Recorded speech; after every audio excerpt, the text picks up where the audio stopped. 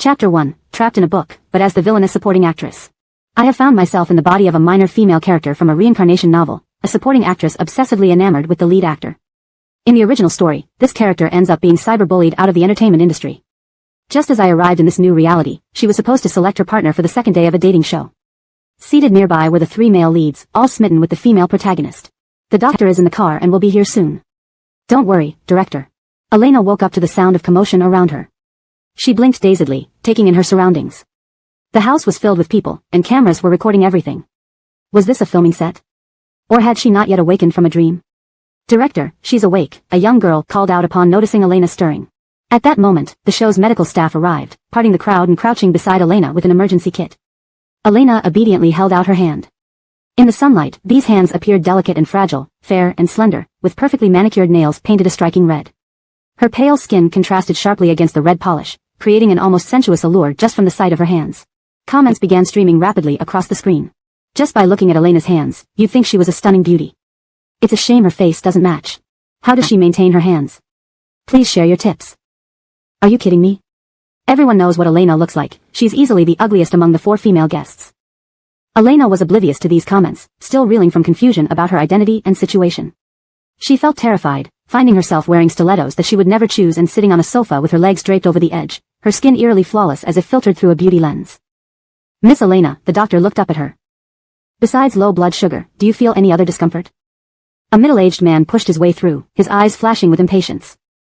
Elena, why didn't you mention having low blood sugar before the show? He had never been satisfied with this financially backed actress, and now she had created such a significant issue on the first live broadcast. But the doctor noticed Elena's bewildered expression, which seemed to deepen at the man's words. Oh no, did she fall into a stupor after giving chocolates to actor Elijah? So many cameras were watching, my brother absolutely didn't push her. She fell on her own. Oh Lord, my brother was nearly a meter away from her. He had nothing to do with it. Elena sure plays deep. Using a staged fall to gain attention. Young Miss Elena, a gentle-faced young man approached. Are you alright? Do you need to go to the hospital? Teacher Daniel, the director, immediately stood up, fawning. This has nothing to do with you, everyone saw what happened. She fell on her own. The name Daniel jogged Elena's memory. This was the exact scene from the poorly concluded reincarnation novel she had read last night. In that story, the heroine, after sacrificing her career for an unworthy man, was abandoned and left penniless at age 38. Desperate to restart her career, she faced insurmountable obstacles until she tragically died in a hit-and-run accident. Upon waking again in her younger self's body, she vowed to rewrite her life. Leveraging past knowledge, she soared to stardom, even participating in a popular dating show, ultimately becoming one of the youngest top actresses and falling in love with none other than Daniel. But Elena wasn't the protagonist. She was the dim-witted, brainless supporting actress who latched onto the lead actor in the novel. In the original narrative, Elena was a minor character once helped by Daniel, though he quickly forgot her kindness. Yet she harbored deep feelings for him. When Daniel announced his participation in the dating show, she used all her savings to secure a spot on the show. Despite her desperate efforts, she ended up ridiculed and eventually ruined. Her attempts to sabotage the heroine led to public backlash and imprisonment, living a miserable existence behind bars. Elena felt a chill run down her spine, realizing her parallel fate and the harsh criticism she had given the original ending. And now, she found herself in this exact scenario. If only it was just a bad review, surely she wouldn't be dragged into this world. Blinking, she spotted a beautifully wrapped box of chocolates tied with a pink ribbon on the coffee table. Daniel explained, Mariah, eating some chocolate can help with low blood sugar. This was the one you were holding earlier. Perfect. This was her first interaction with the lead actor, an encounter she desperately needed to avoid. She would prevent this from unfolding as it did in the book. Chapter 2, Eat when you should eat, drink when you should drink, don't worry about problems.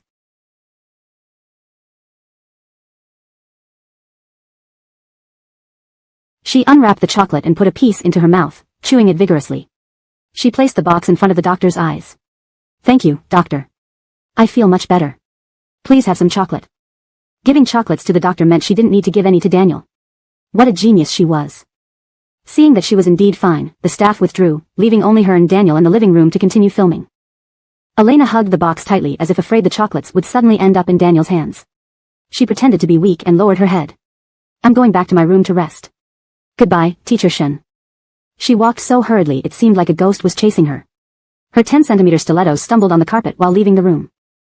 Under the watchful eyes of the camera, Elena simply threw away her high heels, held one shoe in her hand, and with her bare white feet, rushed upstairs at full speed. One couldn't tell from this energetic sprint that she had just been standing in front of Daniel with affected gentility and shyness. The audience watching on screens finally reacted, sending comments furiously. What's going on? Wasn't Elena about to offer Shun the chocolates shyly? Why did she run off holding the box herself after waking up? Is she playing hard to get? Elena is such a schemer, pretending to be weak then pulling away. Coleman, don't get charmed by her. I just wanted you to see my chocolates, not eat them. Dog emoji. Does Elena really have low blood sugar? While the chat window buzzed with conversation, Elena, still shaken, ran straight back upstairs. Finding her room marked with her name, she pushed open the door and carelessly tossed the high heels behind her before slipping into slippers and rushing towards the bathroom. In the mirror, the woman wore a revealing black lace mini dress, her cleavage barely visible beneath her neckline. Her eye shape was beautiful, soft, round almond eyes, but the purple smoky makeup ruined the look. The fully lined eyes only worsened the impression. If this style could pass for mysterious beauty in a nightclub, under the bright sunlight of the living room earlier, it looked as if she had been punched in the face. Even more disastrous were her reddish hair and curls and deep red lips that dominated her smile. No wonder the original story depicted her as old-fashioned and vulgar, providing amusement for viewers of love variety shows. This taste in fashion was hideously ugly. No wonder the male lead Daniel disliked her. She could scare him just by laughing. But even in this horrendous makeup, one could still catch glimpses of the fair skin and distinct facial features of the supporting character. Elena searched for makeup remover while trying to stay calm. As a reader who finished this unfinished book, she understood an important rule: opposing the male and female leads wouldn't work out well. To quietly survive the entire show without drawing attention, she needed to keep her distance from them. Why didn't she quit the show? Chuckling sarcastically, Elena checked her phone, which showed only a pitiful $100 left. All her money went into joining the show. Facing six-figure penalty fees, she figured cooperating earnestly with the show procedures was her best bet. After all, she relied on the appearance fees after finishing the show to live. Removing makeup quickly, Elena gradually saw her true self emerge. Despite a few acne spots due to long-term heavy makeup, the beauty of her face remained unharmed. Interestingly, the pimple on her forehead looked like a carefully placed crimson mole. Her skin was smooth and white, like washed in milk. Her almond eyes sparkled with allure. Her eyebrows arched elegantly, and her red lips appeared moist and plump. When she smiled, her face resembled a blooming flower, charming enough to win over even a girl like Elena. Why draw myself in this awful makeup, she thought. Wearing smoky, three-dimensional makeup during daytime makes me look like a punk kid from the streets. The black lace dress on her also became less appealing. She opened the wardrobe, hoping to find something normal. Instead, she found clothes covered in studs, lace, and leopard prints. She closed her eyes, then opened them despairingly. Was she supposed to wear such outfits throughout the entire show? She aimed to be quiet and inconspicuous, not relying on her figure to attract attention. Fortunately, she found a white t-shirt and simple denim shorts. She changed into these clothes, took her phone, and sat on the bed, browsing Elena's social media platform. She hadn't been in the entertainment industry long, and her manager wasn't too concerned, so she mostly played cliched villainous roles in small productions. Her fan base was minimal. Bored, she scrolled down and saw her name on the trending list. #Tangxian Love Variety Faint. Curious, she clicked on the trend. Given her current fame level, it was unusual for her to appear on trends. However, being linked to the hottest actor Daniel boosted her presence. Most comments were from Daniel's fans, criticizing Elena for capitalizing on his popularity while promoting his new works. Comments attacking Elena spilled over the screen. Some said she was ugly and delusional, not worthy of tying Daniel's shoes. A few curious netizens asked who Elena was and why they hadn't heard of her before. Below these comments, she found her punk photo with large smoky makeup dominating half of the picture. Someone also shared her poor acting clips, drawing strong reactions and disbelief. Thanks, I'm socially dead now, Elena muttered, tossing the phone aside and closing her eyes, planning to sleep.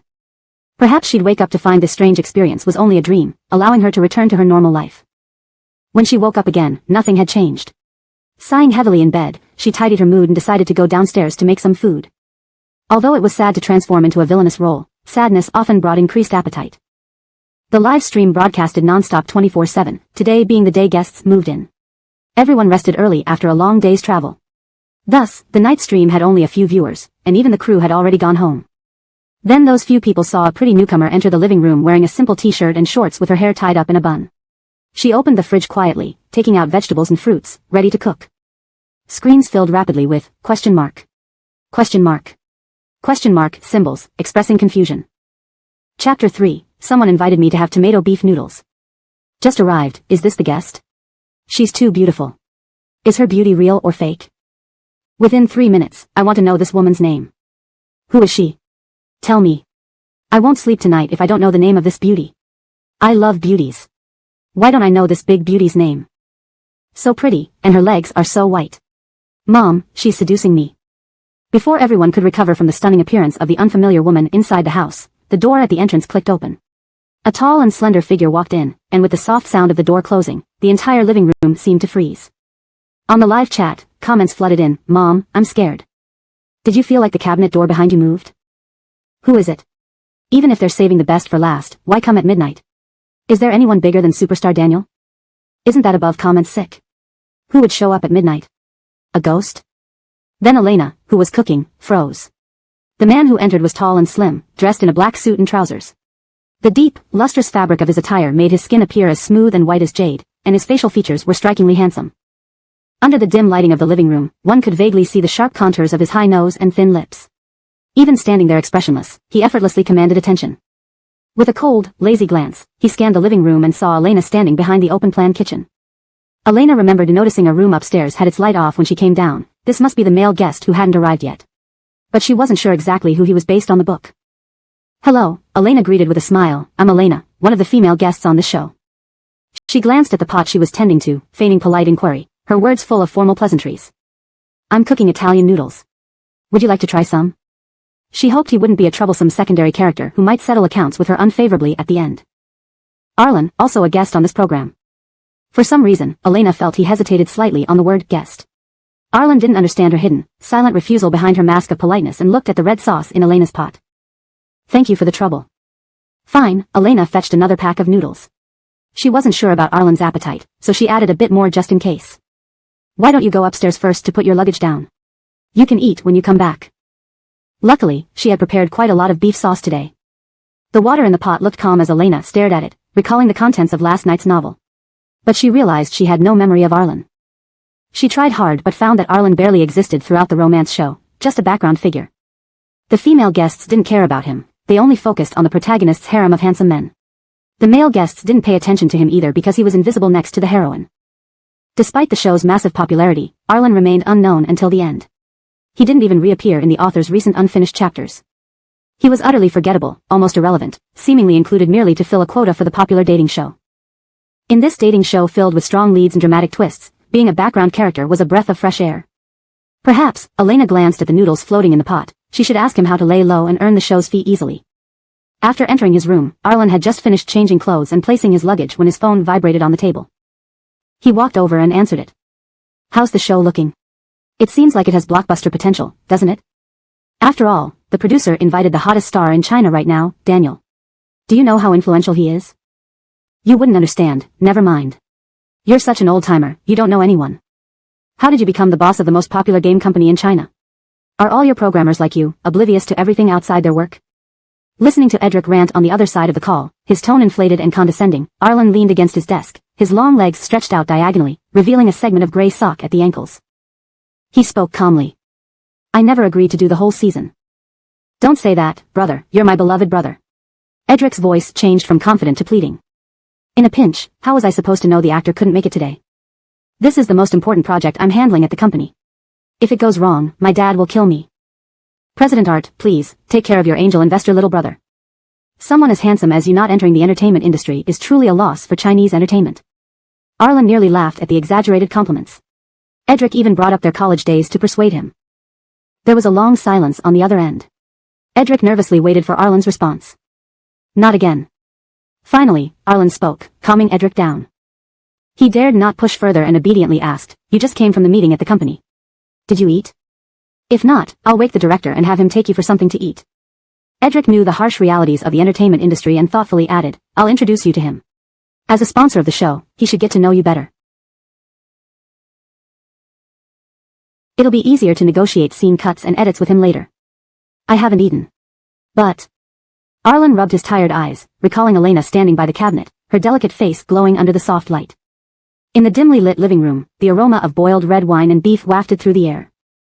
Someone offered me tomato beef noodles. Edric couldn't believe it and exclaimed in shock, wait, you got someone to cook for you on the first day? Who, and why? Arlen hung up immediately, cutting off the noisy chatter.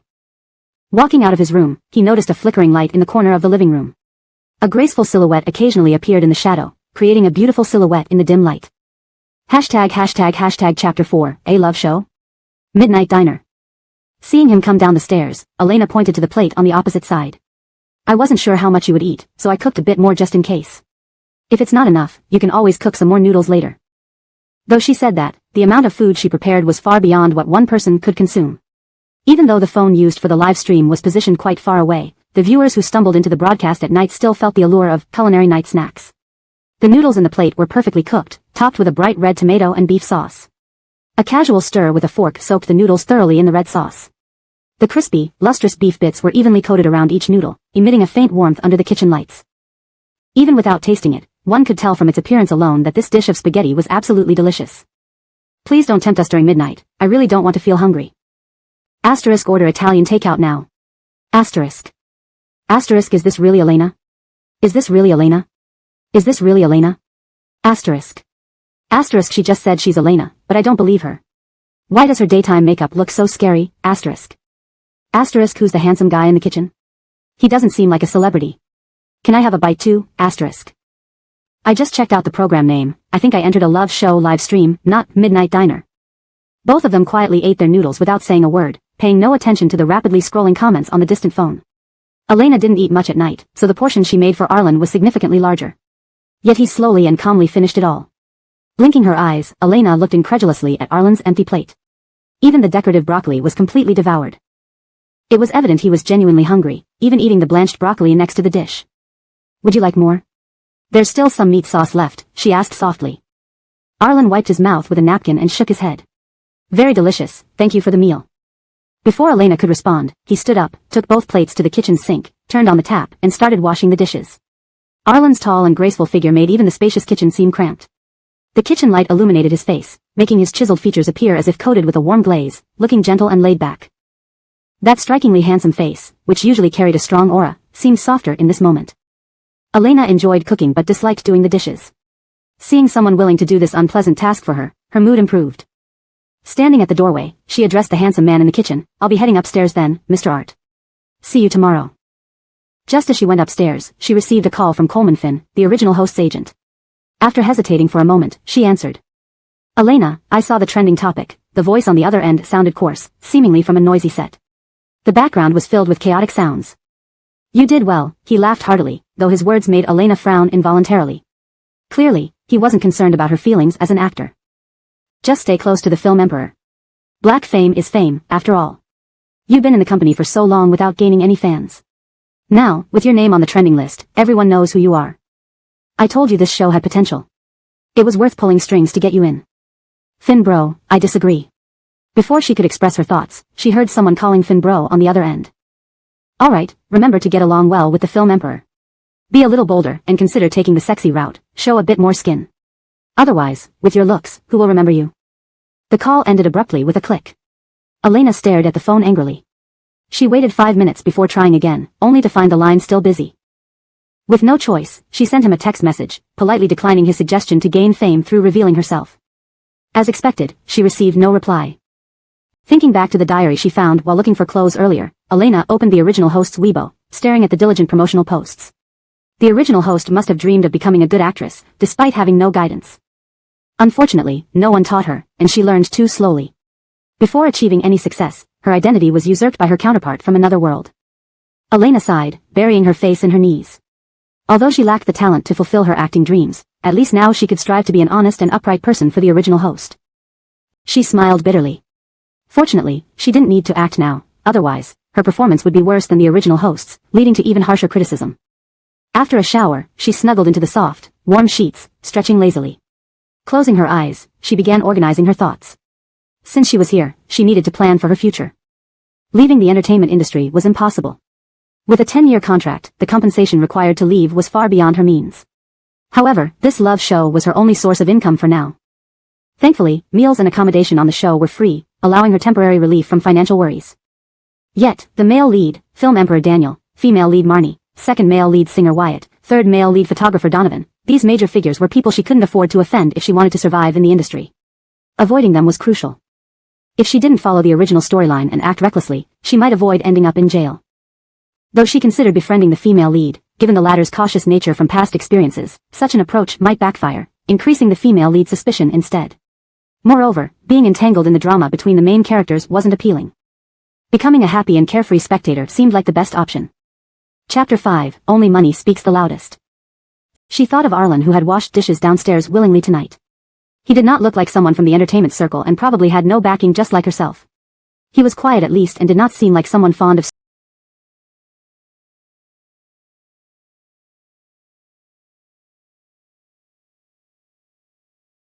stirring up trouble.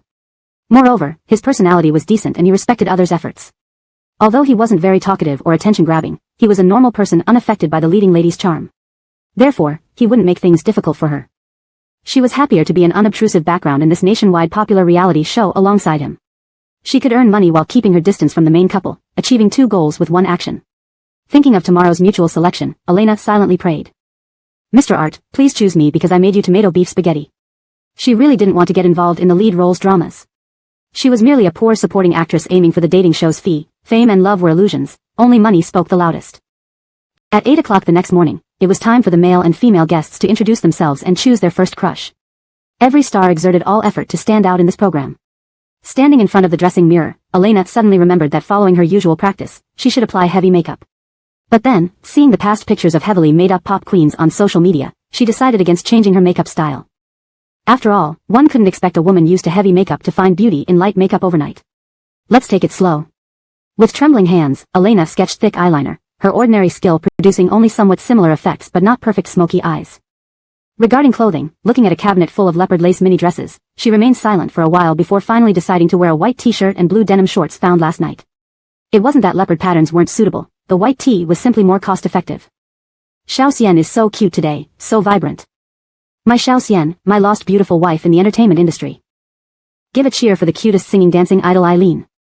Eileen, proficiently making a wink, produced exactly the sweetness expected from a trained idol. Predictably, countless declarations flashed on the screen. As a debut idol, her signature image was sweet and adorable with occasional clumsiness. Good morning everyone, I'm ready, about to go downstairs. Wonder if everyone has gathered, she smiled energetically at the camera, looking troubled. Please pretend you didn't see anything if I embarrass myself. Xiaoxian darling, don't worry, we'll capture it. Xiaoxian is super cute even when clumsy. Baby sister is glowing today. Who's the lady behind you? Another guest? Oh, obviously overshadowed standing next to Xiaoxian. Turning her head, intending to greet the lady behind her, Eileen was startled by the heavy makeup. But she quickly regained her composure and greeted Elena with a sweet smile, secretly proud of easily surpassing her. Hello, let me introduce myself. I'm Eileen, Forrest's son. Just call me Xiaoxian. She extended her hand vigorously like a cute kid. Naturally, everyone praised Xiaoxian's beauty and kindness. Elena shook her hand under honey-like sunlight. Her skin appeared almost 2 shades lighter than Eileen's, though Wu's hands also looked tender. In comparison to Elena, they seemed coarse and yellowish. My name is Elena. Recognizing Eileen as another villainous character from the story, Elena quickly matched her sweet face with the hysterical person in the book. She cautiously withdrew her hand after a simple shake. Please don't drag her, she was scared. Eileen's smile froze momentarily but soon recovered, trying to divert attention back to herself in front of the camera. Does Jijia live on this floor too? Her voice coquettishly rose. Elena nodded, having no intention to intrude into Xiaoxian's dedicated stream. But being blocked by her broadcasting joyfully at the stairway entrance, she was pulled over to introduce herself before she could ask for clearance. Then let's go down together. Without waiting for consent, Eileen dragged Elena warmly downstairs, maintaining an innocent cute appearance. With Elena's panda-like makeup accentuating Xiaoxian's beauty further, fans' messages flooded in with admiration for Xiaoxian.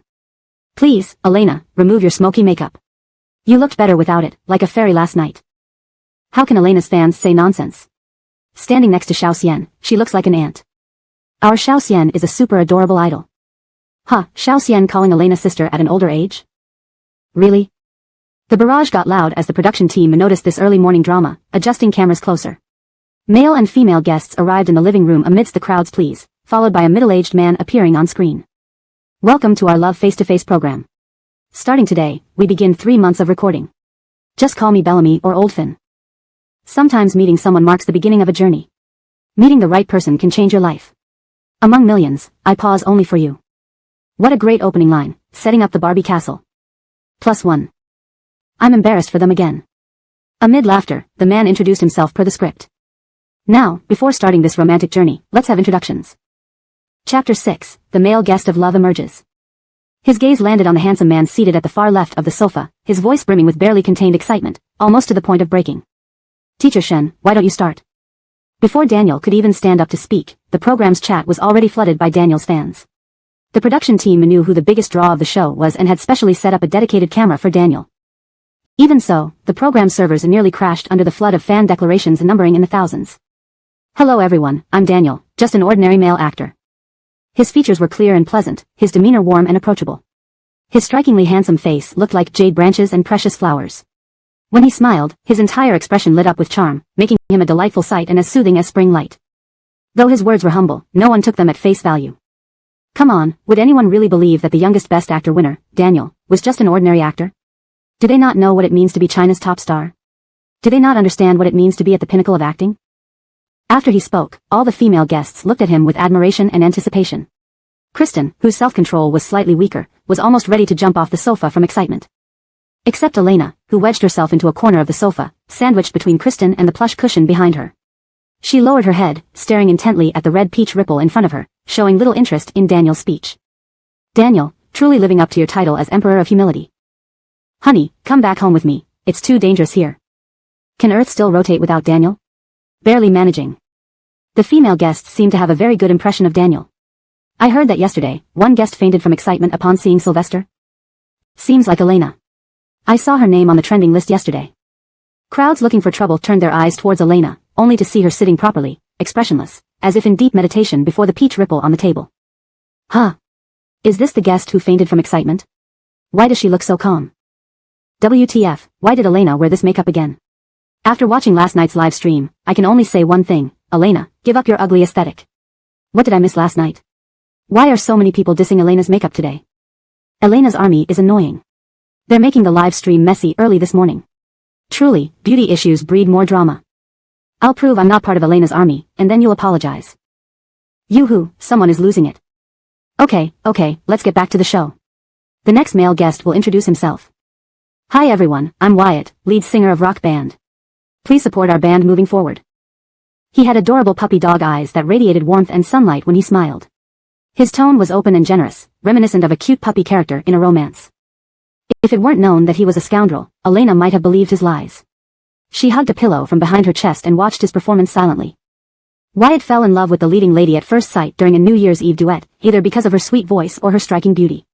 He pursued her onto the show, and later deliberately got close to the original hostess, encouraging her to do stupid and malicious things, accelerating her demise. For the leading lady, this was beneficial, but for the original hostess, it was nothing short of a disaster. Her gaze quickly caught Wyatt's attention. He raised an eyebrow, glancing at the woman in the corner whose face was obscured.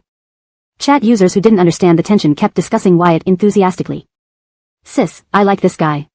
Let's go. A quick lesson, rock band is a rock group, and our Wyatt is an outstanding lead singer. Dude looks like a puppy dog but sings rock. Such a cute contradiction. I'm Donovan, currently working as a photographer. If any guests need photos taken, feel free to come find me. I'd be happy to assist. Donovan wore a white suit and finished his introduction with great grace. His smile was gentle yet romantic, his manner poised and charming, wearing rimmed glasses that made him look like he was subconsciously flirting. Elena picked up an orange, looking thoughtfully at it. This must be the leading lady's personal photographer, though sharp-tongued, kind-hearted, eventually becoming her confidant and best partner. Of course, he didn't hesitate to sabotage and trip up the original hostess, especially criticizing her crudely on social media. Zhao Boss runs his own photography studio now, serving many female celebrities. Quite impressive indeed, a true master.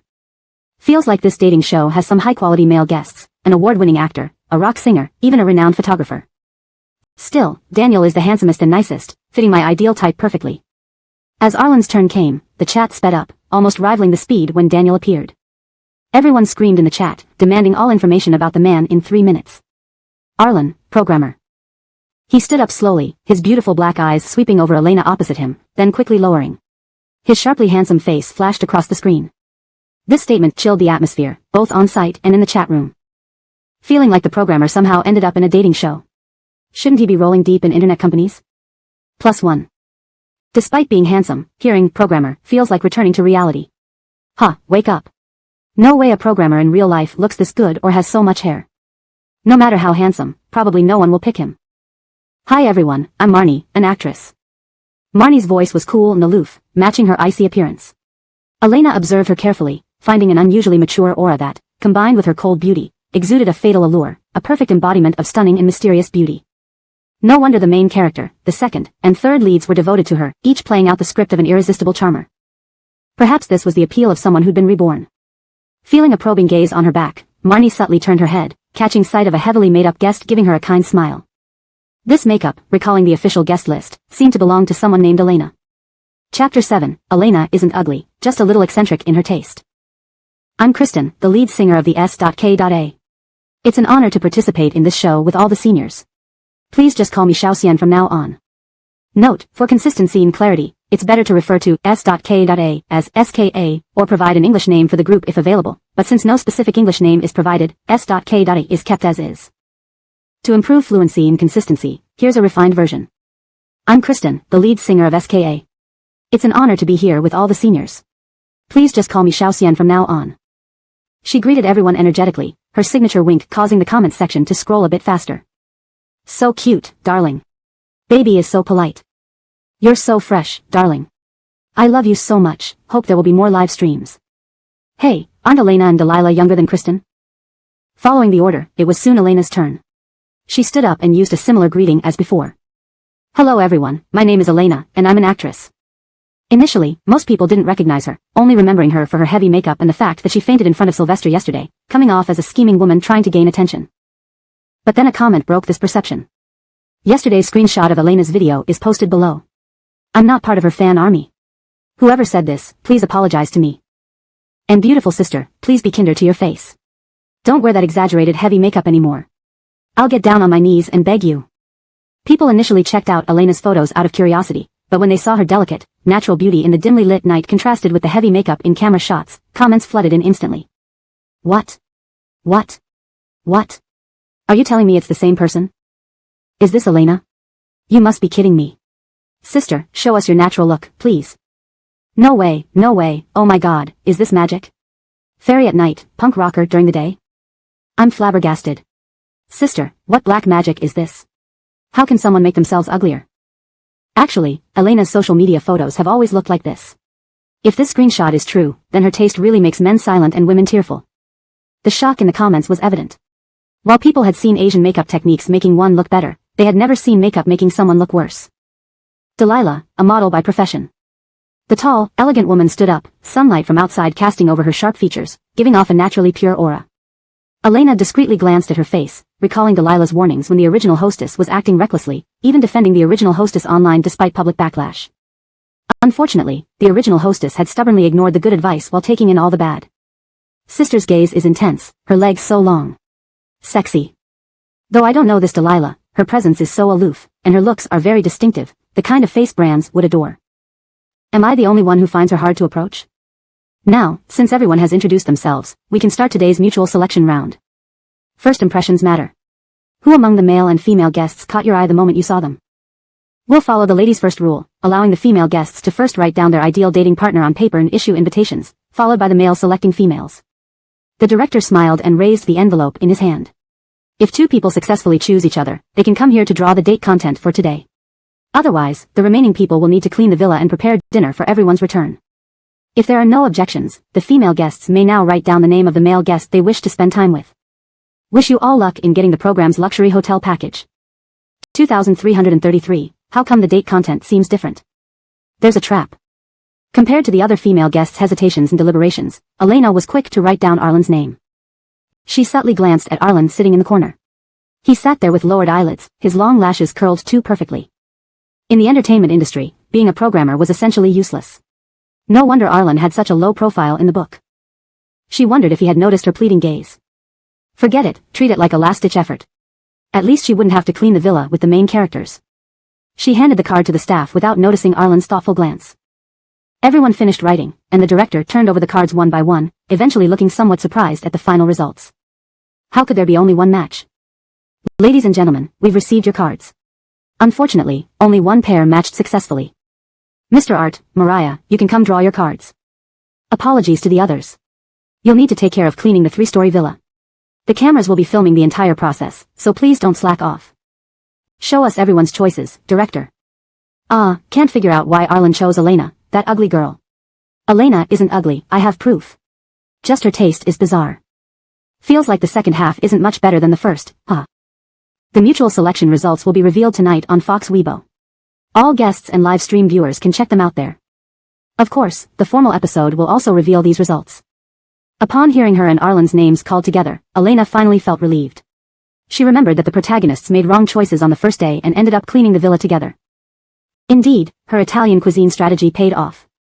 She had taken a small step away from the script, which felt like a big leap in her survival plan in the entertainment industry. However, sitting in the corner had its downsides. As she tried to slip out carefully, someone's foot under the coffee table tripped her. Losing balance, she fell towards Daniel's direction. If Daniel had gentlemanly manners, he might have reached out to catch her, preventing her from falling gracelessly to the ground face first. But what Elena feared most was seeing him right now. Even using her toes, she could guess what headline this fall would make. Yesterday, Elena fainted from excitement after meeting Sylvester. Today, it would be Elena's cunning move to throw herself at Sylvester, collapsing dramatically at his feet. She refused to walk the path set in the book. Driven by this strong belief, at the last moment, she stretched out her hand to support herself on the coffee table, changing the direction of her fall and ultimately landing ungracefully on the carpet. This translation aims to maintain the tone, style, and coherence of the original story while ensuring readability and fluency in English. Chapter 8. How could someone be this unlucky? The group of people sitting there were startled by this small mishap. Before anyone could praise Elena's agility, marveling at how she performed such a difficult move, Elena, still seated, slightly frowned and remained unmoving. "Director, can we call yesterday's doctor over again?" As she spoke, she raised her slightly trembling white right hand, her beautiful peach blossom eyes glistening with tears. "My hand, I think it's fractured." Instantly, everyone stood up. A few female guests gently held Elena's injured right hand and helped her sit on the sofa. "Sit here quickly, the doctor will be here soon." "Are you okay? Are you okay? Why did you suddenly fall?" Even the director, who had been frowning, was speechless at Elena's bad luck and hurriedly asked someone to call the accompanying doctor. Even if you're not a fan of Elena, you'd feel sympathy for her. She fainted due to low blood sugar yesterday, and today her hand is fractured. I thought she was really that skilled, able to change the direction of her fall. Guess I overestimated her. Luckily, she knows her limits. If she hadn't, it would have been disgusting for her to land in the brother's arms. The comments above are too vicious. Is this the quality of Daniel's fans? You didn't see yesterday's live stream. Elena was standing in front of my brother, chest thrusting and acting coy, which was truly disgusting. What I said is nothing compared to her behavior. It was the same doctor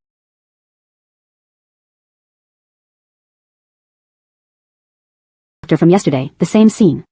Elena sat there, her wrist being massaged, tears welling up in her eyes but not falling. Outside the crowd, Daniel looked at Elena thoughtfully. She was obediently cooperating with the doctor, wincing in pain, eyebrows furrowed, and eyes red-rimmed. She seemed different from the person who stood before him, speaking in a cloyingly sweet voice. If she had fallen as she did just now, she would have landed in his arms. There's no serious issue, it's just a wrist sprain. Limit the use of your right hand for a while, and it should recover quickly. The doctor packed away her medical kit. After applying an ice pack to Elena's wrist and giving some instructions, she left. Elena, can you manage? If you can't, it's fine to rest today. The director walked over and examined her wrist. I'm fine, Elena stretched her uninjured left wrist, firmly insisting she was all right. I feel much better now. Actually, she wasn't. This body was extremely sensitive to pain, and her injured wrist still throbbed. But she didn't want to appear weak and artificial again. Mr. Art, please draw the date arrangement for today. He adopted a respectful demeanor. After all, this young master had been instructed by the company's young boss to take special care of Mr. Art, one of the investors in the show. He didn't dare to be too bold around him. Then he saw Arlen draw a blue envelope from his hands, and his brows involuntarily twitched. His luck seems just as poor as Elena's. Arlen opened the envelope, revealing instructions to spend 80 yuan at the supermarket for a date, buying ingredients for dinner and taking a happy photo of the female guest. Without mentioning anything else, buying dinner for 8 people with 80 yuan was already a challenge. If they didn't buy wisely, they might provoke complaints from those influential fans. For Arlen and Elena, whose combined fame was almost zero, this task would severely test their practical skills. The chat also noticed this and began discussing heatedly. 80 yuan for 8 people, the production team is being too stingy. Making everyone satisfied with that amount is really hard. Being full is already an achievement. Suddenly, cleaning the villa doesn't sound so bad anymore. Regardless of the chat's discussions, Elena and Arlen set off together. The production team, aiming to foster feelings between them, had specially prepared 2 bicycles for couples to use outside. The filming location was a seaside villa in the suburbs, with the beautiful blue sea right outside its gate and coconut trees on either side of the road, bearing round coconuts. Sea breezes fluttered, ruffling the guests' clothes. The inflated jackets, slightly messy bangs, bike sometimes close and sometimes distant, glances forward and backward, this was the perfect setup for a youth romance drama. However, with Elena's injury, the romantic bicycle ride was replaced with a down-to-earth electric scooter, which wasn't even new, but the staff's personal ride. Wearing helmets, they zoomed off on the second-hand scooter, turning a high-class celebrity dating show into something more like a rural talent show. Most viewers seeing only these two moved on to watch other segments of the show. The number of viewers in their live stream plummeted, leaving only a few chatting. Let's admit it, even celebrities riding scooters look no different from ordinary people from afar. After all, these two are just ordinary people, ha, one a nobody, the other a minor star. But Arlen and Elena without makeup are quite good-looking. When will Elena realize that her natural beauty surpasses heavy makeup? We must tell Elena when she sees this. Beauty, be confident. Sitting behind Arlen, Elena kept herself stiff, maintaining enough distance so another person could fit between them, afraid of seeming too close or taking advantage. She wore a helmet, sitting straight and stern, as if heading to an important meeting. Her posture was so rigid that even the cameraman couldn't bear it. Mariah, please relax. You're riding a scooter, not being escorted in a police car. Oh. Elena relaxed a bit. Before she could adjust her position, the scooter braked abruptly. Elena instinctively slid forward but stopped herself just in time by resting her uninjured left hand on Arlen's shoulder as a buffer, quickly pulling back once she steadied herself. What happened? Elena leaned forward to peek around Arlen. Dog. The response was brief. What? A dog. Only then did Elena see a small black dog standing in the middle of the road, facing off with their scooter. Realizing they wanted it to go first, the dog swiftly crossed the road and disappeared into the tall grass. Translation completed with consideration for style, tone, paragraph structure, and logical consistency with previous content. Chapter 9, Straight Men Taking Photos is Terrifying. Hold on tight. As the electric bike's engine sputtered and started again, Arlen, sitting at the front, reminded her calmly. Okay. Elena grabbed the handlebars on either side of the electric bike, naturally relaxing her body. The not-so-intense sunlight cast a gentle glow over their backs as they rode, creating an unexpectedly peaceful and idyllic scene even in this simple moment. Terrible, it feels like a movie shot, the lighting is really professional. To be able to shoot an electric bike ride like a drama, I admire no one but you. Alright, teachers, you two can start your first task. Teacher Art, you need to take a happy photo of Teacher Tang.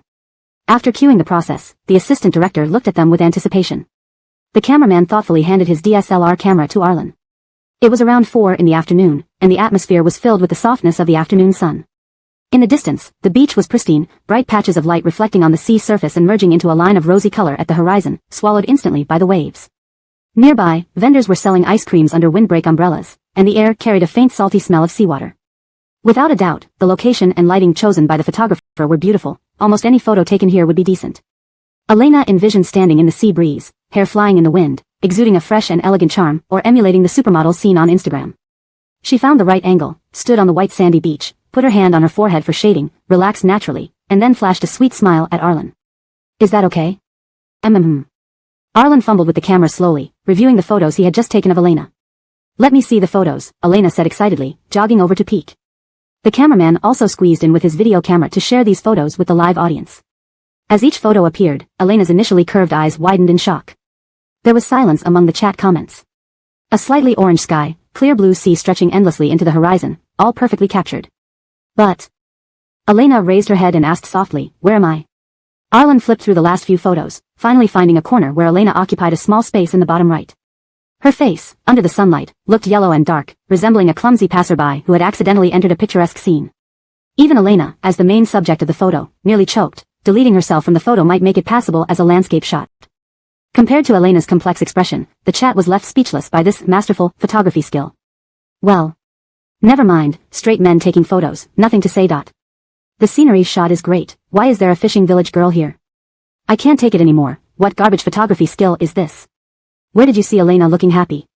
I want to report these ugly photographers. Who supports who opposes? Sensing the awkwardness, Arlen looked at Elena with an indescribable expression and asked earnestly, is it because you're too small in the photo? What do you think? Elena's forced smile vanished, but she dared not express her frustration. Suppressing her anger, she calmly suggested, you can take it more slowly, find the right lighting, or let me know if you want a specific pose. Don't capture her from that horrible angle again. Even though her makeup was thicker than other female guests, making her less pretty, she was still human after all. Amidst stifled laughter and sighs, Elena climbed onto the coastal rock. This monochrome background should reduce the chances of mistakes.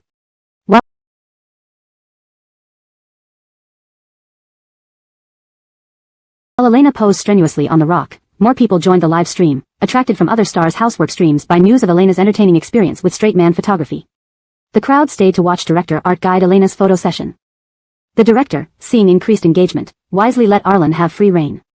Other male guests might be able to take decent photos despite lack of skills, thanks to years in showbiz. But Arlen was different. He was a programmer who knew squat about photography. Everyone watched hilariously as Elena posed like models on posters, graceful and long-limbed, especially her snow-white arms and legs catching everyone's eye against the dark rocks. Even those indifferent to Elena had to admit her figure was stunning and easy to photograph well. Even my screenshots are good, Arlen's shots are almost breaking human limits. Arlen is truly a godsend. If he were my boyfriend, I'd flip out long ago. What the heck is he shooting? On the rock, Elena glanced at the closer Arlen, hoping this time she'd appear in the photos, and continued posing as instructed. After countless poses, feeling her face stiff from smiling, she loudly asked, "Teacher Art, are you done?" His voice, lost in the sound of the waves, drifted faintly. "Done, should be fine now." Relieved, Elena slid down happily. She didn't expect artistic shots, just normal tourist photos would suffice. Before reaching him, seeing the director's phone filled with ha ha ha ha and messages, she had a bad feeling. She quickened her steps, only glancing at the top photo in Arlen's camera before her world went black. It was her squinting under the sun below the rocks. Everything else was crystal clear except her unrecognizable face. Is this a fixed camera shot? Ha ha ha, I can't take it. Kwafu chasing the sun. Using a DSLR to get mosaic quality takes talent. Oh god, ha ha ha ha ha, I'm dying here. Elena suppressed her murderous thoughts, flipping through other photos. She silently prayed, after so many poses, at least one could meet the program standards. Chapter 10, Don't Trust Your Illusions. This time, the photos were indeed taken up close, but the candid angles were oddly unique, portraying Elena in bizarre ways. There were shots of her with wild hair, eyes closed as if sleeping, and others where her expression was completely obscured. Finally, there was one photo that looked usable, a shot of Elena sitting and leaning on her knees watching the sunset. But it still felt off, and a comment in the live chat pointed out what was wrong with this photo. Why does it feel like she's clutching her stomach in pain? Or like she can't hold it anymore and is about to have diarrhea? Ha ha ha ha ha, are you here to defecate? I feel so bad for Elena. Arlen's photography skills are truly worrisome. These angles seem impossible to find on purpose, yet he captures the ugliest moments even in the most beautiful photos. Arlen is undeniably talented. Seeing those ha ha ha ha comments, Elena glanced at Arlen standing there, feeling utterly exasperated. She had no choice but to continue flipping through the photos and came across an even uglier one, this time taken from a low-angle shot. In the photo, Elena appeared stocky and broad-shouldered, stretching her arms while changing poses. The picture showed mostly her limbs and face, blocking out the sun, sea, and rocks behind her. It conveyed a wildly unrestrained aura, not the fresh and natural smile she wanted. Instead, her features were distorted as if during a celestial eclipse. Could someone actually take a photo from such an angle? Elena's face contorted as she looked at Arlen, hoping to find some explanation on his face. If they weren't partners and she didn't need him, she would have left him by the seaside to clear his head. Turning around, she asked the crew who were laughing uncontrollably, "Can I take some photos of Teacher Art?" "Just 2. No. The production team refused her request without hesitation. More people were tuning into the live stream, all drawn by Arlen's photography skills. What fun would it be if it ended now? Elena reluctantly handed back the DSLR camera to Arlen. Even a normal young woman would be driven crazy by this situation. She said listlessly, "You keep it, I'll check later." Her head and eyes ached, and she could already foresee herself having nightmares tonight. The atmosphere turned cold, with Elena standing at the front with a complex expression, clearly conveying the despair of asking, "What have I done to deserve this?" Arlen glanced at Elena with heavy makeup on, though he couldn't understand why she wore such intense, eye-catching makeup today. He always respected things he didn't understand. He approached the gloomy Elena with the DSLR, trying to break the ice with friendly conversation to ease the tension between them. "I took another photo of you." Elena was inwardly regretting whether she had been too harsh on him. Maybe he just wasn't good at taking photos and hadn't intended to make her look terrible. She turned to look at Arlen, half believing, half doubting, and asked, "Is it usable?" "One with my smile?" Arlen raised his hand to show his sincerity. "It's usable." Elena took the DSLR camera and cautiously looked at the photo. Then, she fell silent. How foolish she was. Really, she felt like Xiang Linshao who occasionally blinked in confusion. Why had she harbored any hope in Arlen's abilities? For someone with such amateur skills to take a decent photo was practically unheard of. This photo was taken from a high angle, distorting her image into a little dwarf of 1.2 meters tall with a blurry smile. Apart from her puzzled expression, the camera made her look like a goose ready to take flight, needing only wings to soar into the air. Heartbroken, how could she trust him? Elena plopped down on the steps, losing all her celebrity poise as she calmly watched the distant blue sea, her tone dark and bitter. "Teacher Art, are you my sworn enemy? I've never seen so many ugly photos of myself in one day. Like a monkey, a dog, a little dwarf, anything but human." "That's not right." Elena threw her wrist back, looking both like she was crying and laughing. "I don't even have fans." The sunset had begun to appear, with orange-red twilight covering the horizon. The warm light illuminated everyone's faces by the sea. Arlen, unfamiliar with the entertainment industry and its top stars, let alone someone as obscure as Elena, moved closer to sit next to her, wanting to comfort her. Then he saw Elena spring up like a small bomb, glaring at him fiercely, her large, beautiful eyes immediately filling with bright tears. Did he really make her cry because of the photos? Though he did take quite a while, it wasn't enough to make someone cry, was it? Arlen sat there blinking, looking more confused than the person crying. Ha ha ha ha, this is getting interesting. Elena looks a bit pitiful now, after all the criticism yesterday over just 2 words with Daniel. I thought Elena was a manipulative woman, but she seems kind of cute now. Note, the term is often used to describe a manipulative or scheming woman, particularly one who feigns innocence or vulnerability to achieve her aims. For a more natural English expression, manipulative woman, is used instead. This is too dramatic, such a delicate flower. She seems to have a weak mental capacity. Arlen didn't do much. Before Arlen could think of anything comforting to say, Elena lifted her soft wrist pitifully. You sat on my bruised hand. Her hand hurt originally, and when he accidentally sat on it, the pain was unbearable, as if someone was sawing at her hand. She meant to explain her reaction, but before she could finish speaking, tears uncontrollably streamed down her cheeks. Once the tears started, they wouldn't stop, falling heavily and glistening like crystal beads at the corners of her eyes. Ah, it does look painful. I forgot Elena was doing tasks today with an injury. She's been tough. What a pitiful and unlucky character setting. So sad, yet so funny. Seeing Elena cry uncontrollably, the crew hastily pulled out tissues and handed them to her via Arlen. In the sunset's warm glow, Arlen sat casually, his legs long and elegant like a male model, his striking features softened by the gentle light. His thin lips and graceful jawline framed his serene demeanor. He quietly watched Elena, his dark eyes sparkling faintly like scattered diamonds. Elena felt a bit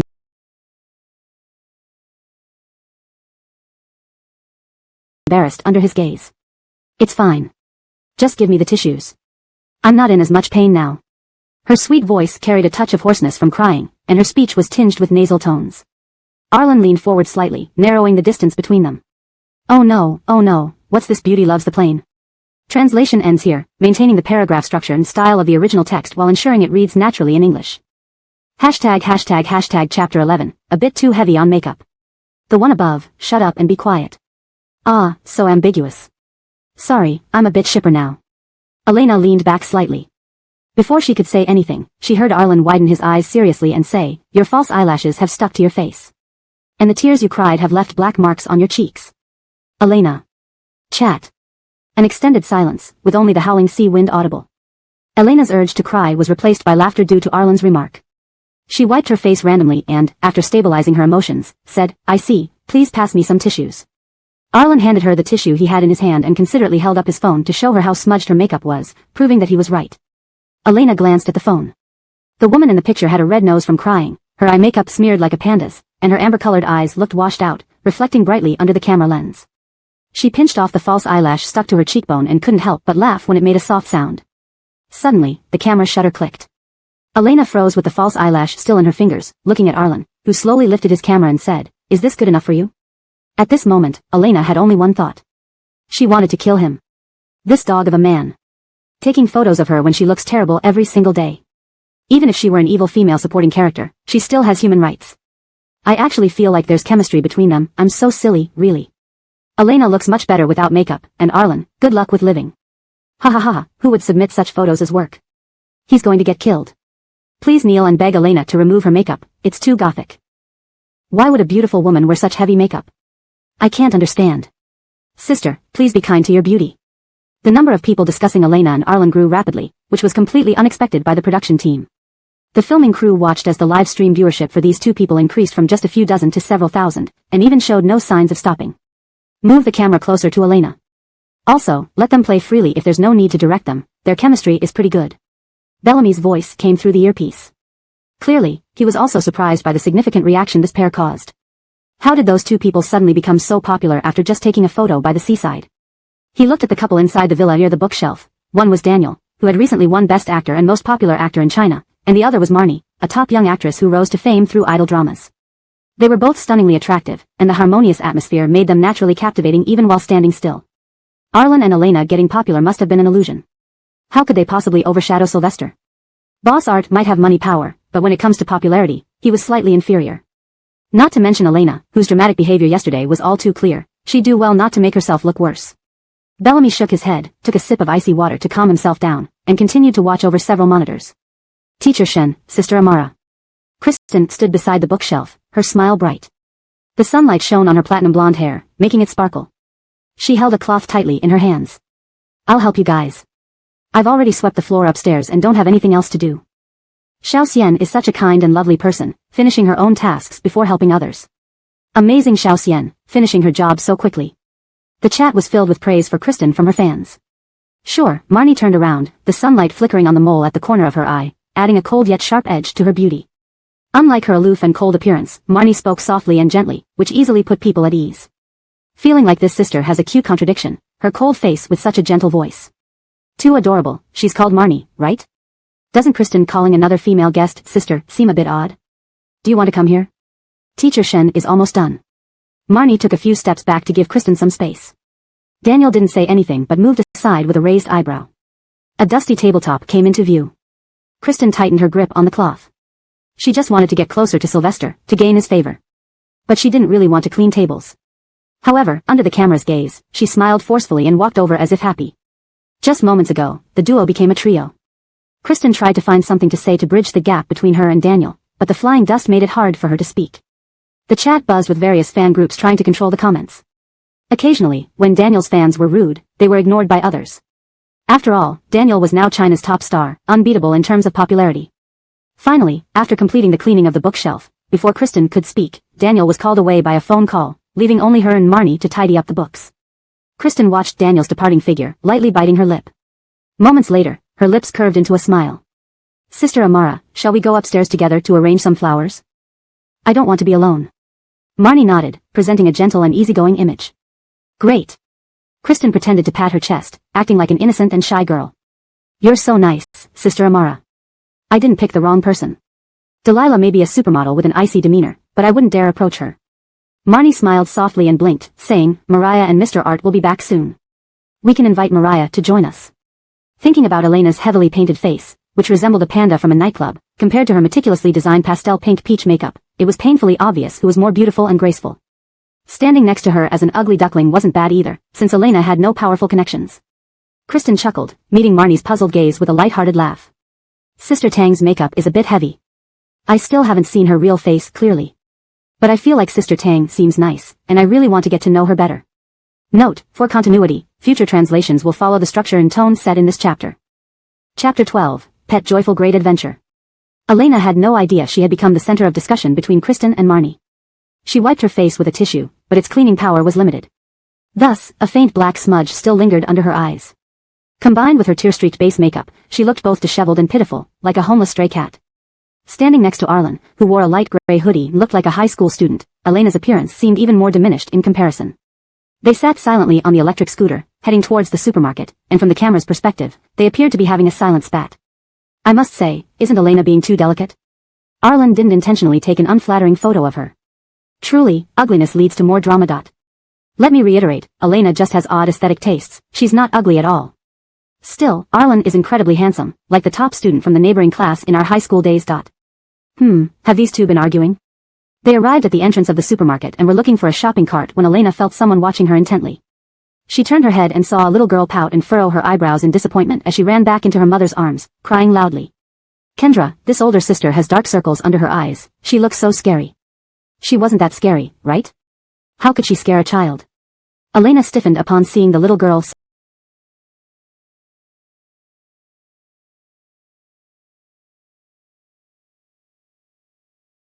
sobbing softly in her mother's arms.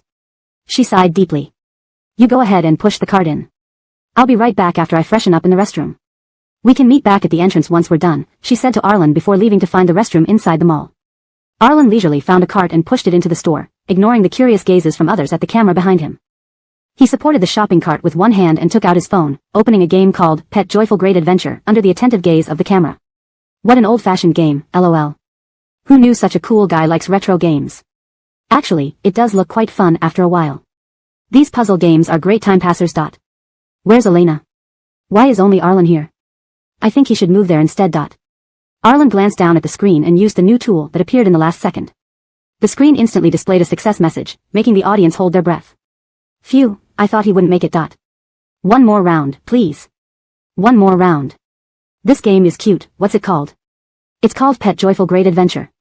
It's an old game from Uphone Company, though fewer people play it now. It used to be very popular. The cameraman, focused on Arlen's gameplay, noticed someone approaching and reaching for the parked cart. Excuse me, this cart we got from the entrance is for us. If you need to use. The cameraman quickly looked up to stop the person but froze when he saw a young girl suddenly appear on the screen. For a moment, the cameraman and the chat comments were stunned. Even dressed simply in a white t-shirt and blue denim shorts, she was breathtakingly beautiful. Her features were exquisite, and her bare skin gleamed like freshly washed, sparkling clear water. Her red lips were naturally crimson, and a tiny freckle between her brows added a touch of liveliness rather than detracting from her beauty. Her bright, glistening almond eyes captured anyone's gaze, radiating an enchanting allure that made even strangers blush. The young cameraman, dazed by her beauty, stumbled over his words. You can get another cart at the entrance, there. Holy crap, who is this stunning lady? How did she suddenly appear here? A passerby? Ah, she's too gorgeous. Tell me her name in 3 seconds. Elena. So this is how beautiful she is without that hideous makeup. Regardless of who it was, everyone shared the same thought. Could this really be Elena, the one who wore heavy smoky makeup and acted so overly dramatic yesterday? Has the world gone mad? Or are we? Despite the barrage of comments, the shock was immense, as if discovering a priceless gemstone hidden within an ordinary stone. With a mix of awe and disbelief, the cameraman whispered, Teacher Tang, is that you? Elena nodded, then tilted her pretty face slightly under the live stream audience's watchful eyes, her profile glowing softly under the lights. Why are you looking at me like that? Of course, it's because you look like you've had plastic surgery. Although they knew nothing could change in such a short time besides washing her face. The cameraman took a deep breath and stammered, Teacher Tang, since you're back, we can enter. Here's 80 yuan provided by the production team for dinner. Elena nodded, accepting the money with her delicate hands. Arlen also put away his phone and waited for her. Even tilting her head is adorable. She looks like a goddess straight out of a manga. Someone slap me, I can't believe this is Elena. She's way too beautiful. I'm Elena's loyal dog. Can we ask her not to wear that terrible hairstyle anymore? That kind of makeup is horrendously ugly. Elena caught this comment and paused for a moment. More comments flooded in, urging her not to wear such heavy makeup again. Her almond eyes blinked uncertainly, and her expression showed hesitation. You mean you like my natural look better than when I'm wearing makeup? The comments streamed even faster, almost blindingly rapid, nearly all suggesting she should stay makeup-free and avoid those unusual makeup styles. Am I really that ugly with it? Note, the chapter ends on a cliffhanger, leaving Elena questioning her appearance and the public's opinion. Chapter 13, perhaps he's just introverted and repressed. Really ugly. If I break the law, I'll be punished by the law, not forced to look at Elena's hideous makeup. Yeah, I bet Elena doesn't think she looks beautiful with that kind of makeup. I guess so, I just checked her social media account, and all the pictures show her with that same makeup. Anyway, Elena, you mustn't wear makeup anymore. The intensity of the netizens' comments exceeded Elena's expectations. Blinking her eyes, she stared at the barrage of messages urging her to change. Never had she thought that a minor celebrity like herself would receive such significant attention. Clearly, before the criticism started, she was just a nameless nobody. It seemed her makeup was truly terrible. Lowering her gaze, she began recalling the morning's application. The side profile in the camera appeared soft and round, almost like a stunning portrait of a contemplative beauty even without movement. So beautiful, I'm getting tired of saying it. Elena, if you don't change your hideous makeup, I'll come to the filming site and protest. Okay, Elena lifted her eyes, her long lashes fluttered as a smile curved her lips. I'll listen to everyone and stop wearing makeup. The live comments paused for a moment before flooding back rapidly. No one expected Elena to heed their advice so readily. After all, celebrities usually have some arrogance. But from the looks of it, she genuinely listened to the netizens. Arlen stood behind her, pushing the cart. He paid little attention to the barrage of comments, his narrow eyes lazily focused on the shopping cart. Upon hearing Elena agree with the comments, he shifted his gaze from the cart. When Elena turned around, she met Arlen's contemplative stare. It wasn't sharp, but it gave her an eerie sense of pressure, causing tingles down her spine. That's strange, isn't Arlen just a programmer? Why does he remind me of being controlled by a boss? Let's go, Elena cleared her throat, trying to steer the conversation back on track. We still need to buy more things. It must be my imagination. Arlen nodded and pushed the cart forward, focusing on affordable yet quality ingredients since 80 yuan had to feed 8 people. Elena compared the ingredient lists of ketchup bottles and reached up for the topmost one. Her porcelain face flushed slightly from the effort, yet she made no move to ask for help. The cameraman following them silently sighed. This is a dating show, how could someone as beautiful as Elena be so oblivious?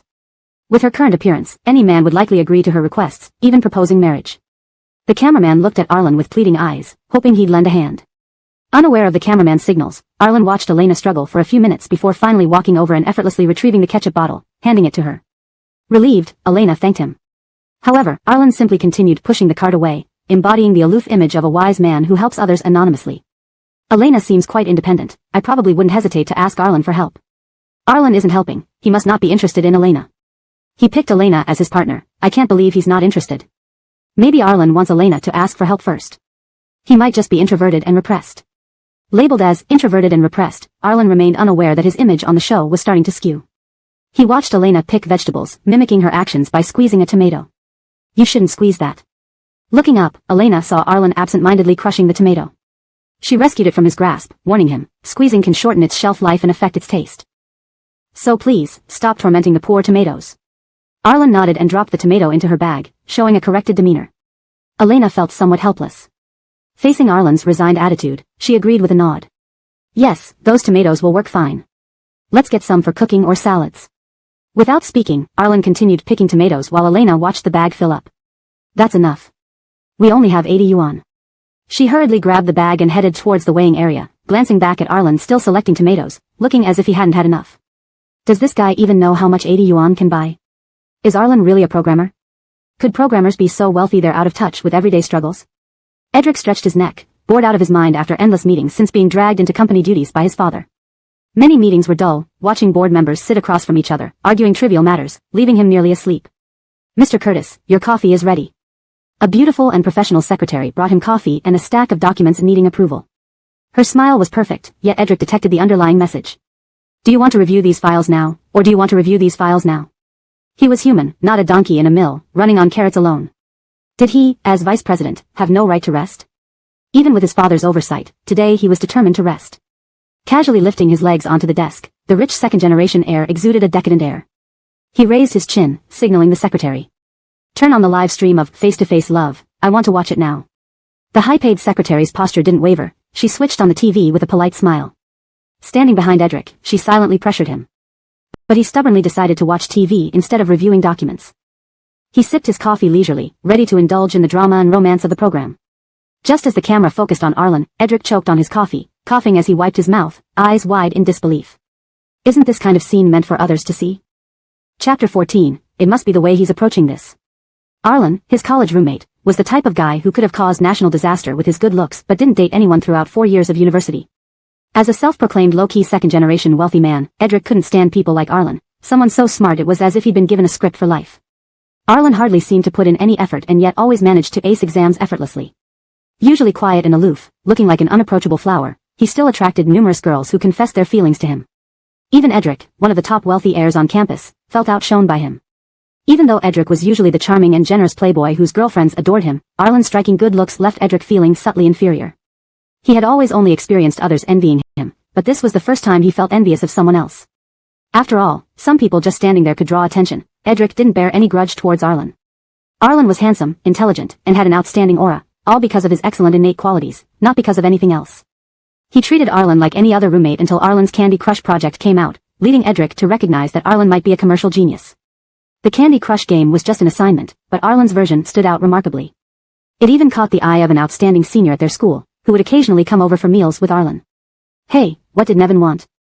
Edric, lounging with his feet up, saw Arlen enter from outside and finally couldn't resist putting down the controller to ask.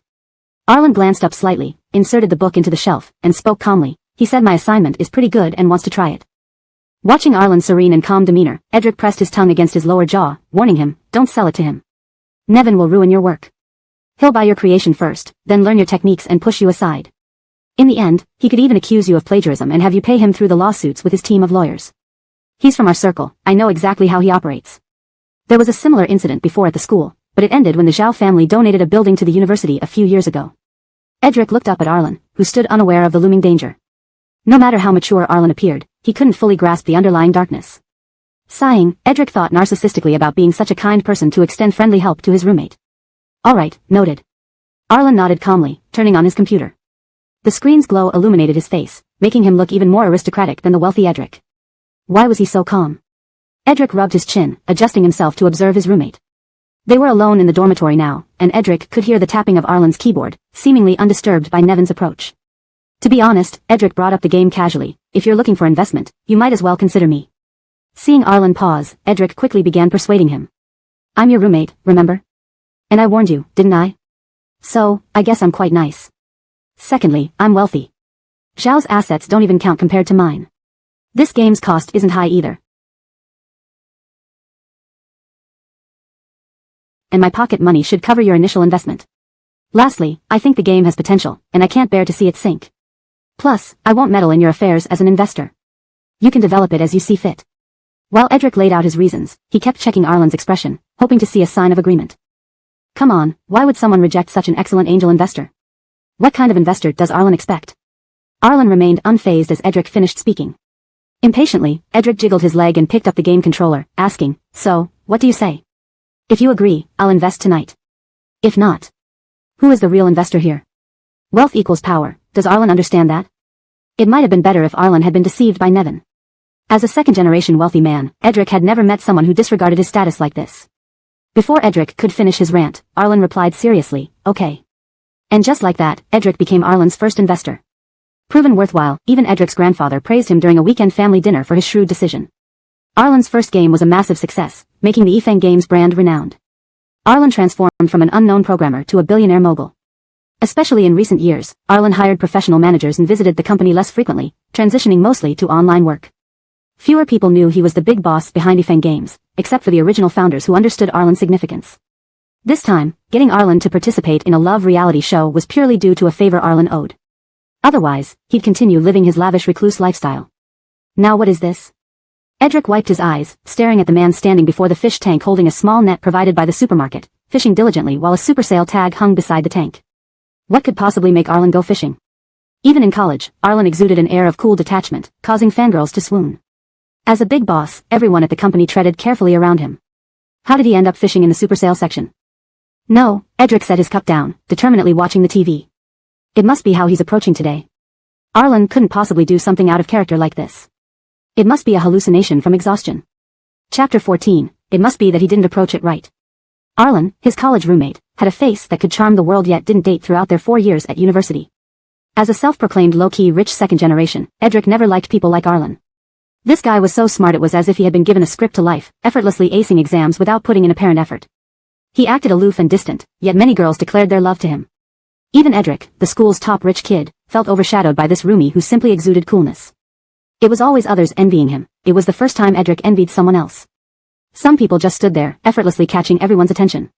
But Edric didn't hate Arlen, he was handsome, intelligent, and charismatic, all thanks to how he was made, not because of anything external. He treated Arlen like any other roommate until the Match 3 game came out, making Edric realize Arlen might be a business genius. The game was just a class project, but only Arlen's version caught attention, even attracting an outstanding senior who would occasionally dine with him. Hey, what did Nevin want? Edric leaned back, watching Arlen enter. Finally, he couldn't hold back, setting down his controller to ask. Arlen barely glanced up, inserting his book into the shelf, unperturbed. Said my project was good. He wants to try it. Seeing Arlen's calm demeanor, Edric cautioned him. Don't sell it to him. Nevin will ruin your work. He'll buy it, steal your techniques, leave you high and dry, and then blame you for copying. His legal team can make you pay up. He's from our circles, I know his tactics well. The school once dealt with such incidents, but the Zhao family donated a building, so it was swept under the rug. Edric looked at the oblivious Arlen, realizing despite Arlen's maturity, he didn't grasp the underlying darkness. Sighing, Edric thought, as a good person, he'd help his roommate. I understand, Arlen nodded, calmly opening his laptop, its glow accentuating his aristocratic features more than Edric's own. How could someone be so composed? Edric wondered, watching Arlen type undisturbed.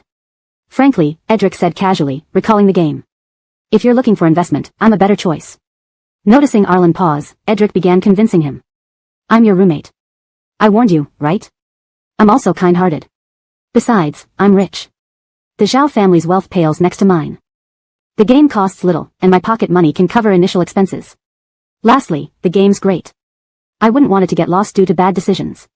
And I won't meddle with your work as an investor. Feel free to do as you please. Edric argued, sneaking glances at Arlen for any signs of agreement. Doesn't Arlen know who has the upper hand here? Who's richer? Before Edric finished, Arlen earnestly replied, all right. So Edric became Arlen's first investor, a decision proving remarkably profitable. Even Edric's grandfather praised his foresight at a weekend dinner. Arlen's first game skyrocketed, turning Euphone Games into an instant hit, elevating Arlen from an unknown programmer to a billionaire mogul. Especially in recent years, Arlen hired professional managers and reduced office visits, conducting most work online. Few knew he was the mastermind behind Euphone Games, save the founders. This time, getting Arlen to appear on a dating show was purely a matter of repaying favors. Otherwise, Arlen would remain home, living luxuriously. What did he just see? Edric rubbed his eyes, watching Arlen stand before an aquarium, obediently using a store-issued net to catch fish, beside a sign advertising a super discount. Why would Arlen do something so mundane? In university, Arlen was untouchably aloof, captivating admirers effortlessly. As a CEO, everyone walked on eggshells around him. What could reduce him to this? Wait, Edric put down his cup, focusing on the screen. It must be that today isn't going right. Arlen wouldn't do anything uncharacteristic. It must be fatigue-induced hallucination. Chapter 15, he cares about the fish. But in fact, Arlen was indeed diligently trying to catch the fish. He hadn't done this before, so his sudden attempts with the fishing net felt a bit clumsy. The one on the left, the fat one under your net, we can't afford that one. Elena stood behind him, pointing out the fish she wanted. Arlen's hand paused as he moved it to the left. Just then, the fish twisted its body and darted away from beneath the net. It even boldly circled around the pond, watching Elena and Arlen through the water. For some reason, Elena saw a subtle hint of mockery on the face of the fish. Maybe we should give up, Elena pointed to the nearby staff. I see they're not as busy now. I'll ask them to catch it for us. No need. Arlen pressed his lips together, keeping a firm eye on the defiant fish in the tank while rolling up his sleeves. His tone was dark and determined. I can get it. They hadn't spent much time together, but Elena thought Arlen was pretty decent aside from his somewhat overbearing personality. Other than that, there wasn't much to criticize. He took the initiative to wash dishes and do housework, helping others without being asked. Although he spoke little and could be annoying at times, he was unusually reliable. Whether it was about her face last night or her makeup today, he accepted everything with calm indifference. Elena glanced at Arlen's cool, indifferent side profile. His long eyelashes cast faint shadows on his cheeks when he lowered his eyes. When Arlen didn't speak, his expression carried a sense of apathy and detachment. Even his thin lips exuded an air of nonchalance. Perhaps he cared little about anything, including himself. Here, Arlen straightened up, presenting the small net in front of Elena. His black eyes flashed under the light. The fish you wanted. Forget what she said. At least now he seemed to care quite a lot about catching this challenging fish, even standing there for so long to try to scoop it up himself. Their 80 yuan budget was tight, and Elena racked her brains to stay within limits. Fortunately, the show provided basic spices and kitchenware, so they only needed to buy ingredients and a few spices. Work inside the villa was nearing completion. Kristen pretended to work a bit more on camera, then put down her tools to start interacting with fans live. She puckered her lips to act cute and displayed new songs and dances she had learned. The entire villa was filled with her vibrant and energetic voice. Wyatt descended from upstairs and saw the lively scene of Kristen alone downstairs. After scanning the room, he finally spotted Daniel in the far corner of the hall. Sitting there quietly reading, he seemed completely unaware of what was happening around him. Wyatt scoffed internally. No wonder Kristen was acting so lively in front of the camera, putting on a naive and innocent maiden act. She was obviously aiming at someone else. Unfortunately, the person she wanted to impress didn't even spare her a glance. So noisy, Donovan came down behind him, glanced at the girl performing on camera, frowned, and softly mocked. If you have so much energy, you might as well sweep the floor more often instead of loitering around all day disturbing people. Donovan showed no mercy with his words, directly embarrassing Kristen. She had been pampered since childhood. Even if someone disliked her, it was rare for anyone to say something so humiliating to her face. Moreover, as a popular member of a girl group, she was used to receiving praises from fans. A slight pout or frown would bring many people online to defend her like loyal protectors. So when Kristen heard the comment, she first felt disbelief, followed by a surge of shame and anger. Her face turned red, becoming a tomato-like shade as tears welled up in her eyes instantly. Mr. Zhao, how can you say such things to me? If you really dislike my interaction with my fans, just tell me directly. Why use such harsh words? And, Kristen lifted her face with feigned strength, this is merely my way of connecting with my fans. I don't know what's wrong with it. Her words were clever, implying that what he found noisy was simply her method of interacting with fans, suggesting he was overly critical. The fans watching the live stream immediately rallied to support her upon hearing the heart-wrenching tremor in her voice. Monroe does this to connect with fans, singing and dancing to bring them closer. Guess Donovan seems too arrogant. What noise? Many pay to listen to Monroe, our main singer of SKA, yet he complains. I swear, Monroe is always kind-hearted, often talking with fans during her streams. Heartbroken for Monroe, she did nothing wrong. Comments supporting Tosha flooded the screen, overwhelming any other opinions. Donovan wouldn't cater to these emotional girls. Having dealt with many celebrities, he recognized her tactics easily. Firstly, your area to clean is the same size as Delilah's, but you finished an hour earlier. When I passed your section, there was still visible dust. Secondly, if you truly want to interact closely with your fans, why do it in the common living room where everyone will pass by, rather than in your room? Lastly, Donovan sneered, I haven't heard your group's songs, but if they are truly as bad as you seem, it's embarrassing to sing in front of everyone. A few rational voices surfaced among the fan comments. You can do whatever you want in your room, why bother everyone in the living room? We can choose not to listen. I wish I could choose not to listen, but ears can't be closed like mouths. It's not just me who thinks their concert is hard to listen to. Note, this translation preserves the original tone and style while ensuring the English is natural and fluent. The paragraph structure and line breaks remain intact. Chapter 16, Ugly Duckling Turns into a Swan. What's going on?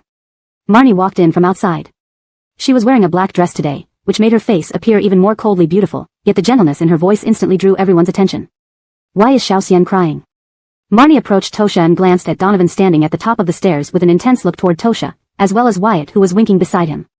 She looked around and saw Daniel sitting in the corner, engrossed in his book, completely undisturbed by what was happening. She handed Tosha a tissue and then turned to glance at the domineering Donovan. Her voice was soft and sweet like a spring breeze. Monroe is still young, Mr. Zhao. If you have any advice, you could speak more tactfully. I believe Monroe didn't mean any harm. Amara Ge, Tosha seemed to have found a trustworthy ally. With tears in her eyes, she looked at Marnie and said gratefully, thank you. Donovan snorted but remained silent, walking down the stairs without another word. Wyatt's eyes lit up when he saw Marnie. After witnessing her effortless handling of the situation, his admiration for her grew even deeper, and he approached her like a loyal puppy. Sister Menya is always so kind and friendly to everyone. Is that so? Marnie smiled warmly at Wyatt. I just want everyone to get along harmoniously since we will be staying in this villa for quite some time. Wyatt had already experienced Marnie's kindness. He didn't say anything, only smiling as he moved closer to her, silently resolving to protect her innocent heart. If only she could notice his feelings for her. Wyatt shyly raised his head to see Marnie's mature and coldly beautiful profile, finding her gaze fixed on Daniel nearby. What's wrong? Have you finished your chores? Do you need help? Marnie turned to look at Wyatt, her sweet smile captivating him. The warmth hidden beneath her mysterious aura made his heart flutter. I've finished. Sister Menya, let me help you. Wow, they're really cute together. The combination of an adorable puppy and a gentle older sister is so shippable. Wyatt clearly has a thing for Marnie. Haven't you seen how he can barely look at her directly? Huh, so ship-worthy. Donovan and Menya have great chemistry too. Whenever Menya speaks, Teacher Zhao becomes quiet. Isn't that a form of yielding? Damn, people here are really good at shipping. A kind and gentle girl like her is truly charming. Coldly beautiful yet so gentle, I would fall for her too if I were a male guest. But Sylvester sure lives up to his title. He can stay calm and read a book even in such a chaotic situation. Marnie subtly glanced at Daniel again upon seeing these comments. He sat there calmly, ignoring the commotion, looking overly composed. Did he even notice her gentle gesture? Biting her lip, she felt somewhat disappointed at his focused reading posture but quickly adjusted her mood. Taking a deep breath, Marnie regained her usual demeanor and offered a modest smile in response to the compliments. In the comments, she noticed Elena's name appearing frequently, to the point where it couldn't be ignored. What about Elena? Marnie asked softly to the screen, unaware of the discussion about Elena due to her long hours working for the show's rewards. Elena looks like a beauty after removing her makeup. It's as if an ugly duckling turned into a swan overnight. My dear Elena was unfairly judged by false makeup. In one moment of tears, her hidden beauty was revealed. Vimy 50 to follow her revenge plan. Seriously, the difference is so huge that it almost seems like she went under the knife. Marnie gathered some key points from the comments and asked the chat skeptically, what happened to Elena? Why do you all say she became more beautiful? Upon noticing someone asking about their recommendation, the viewers eagerly explained Elena's dramatic transformation to Marnie.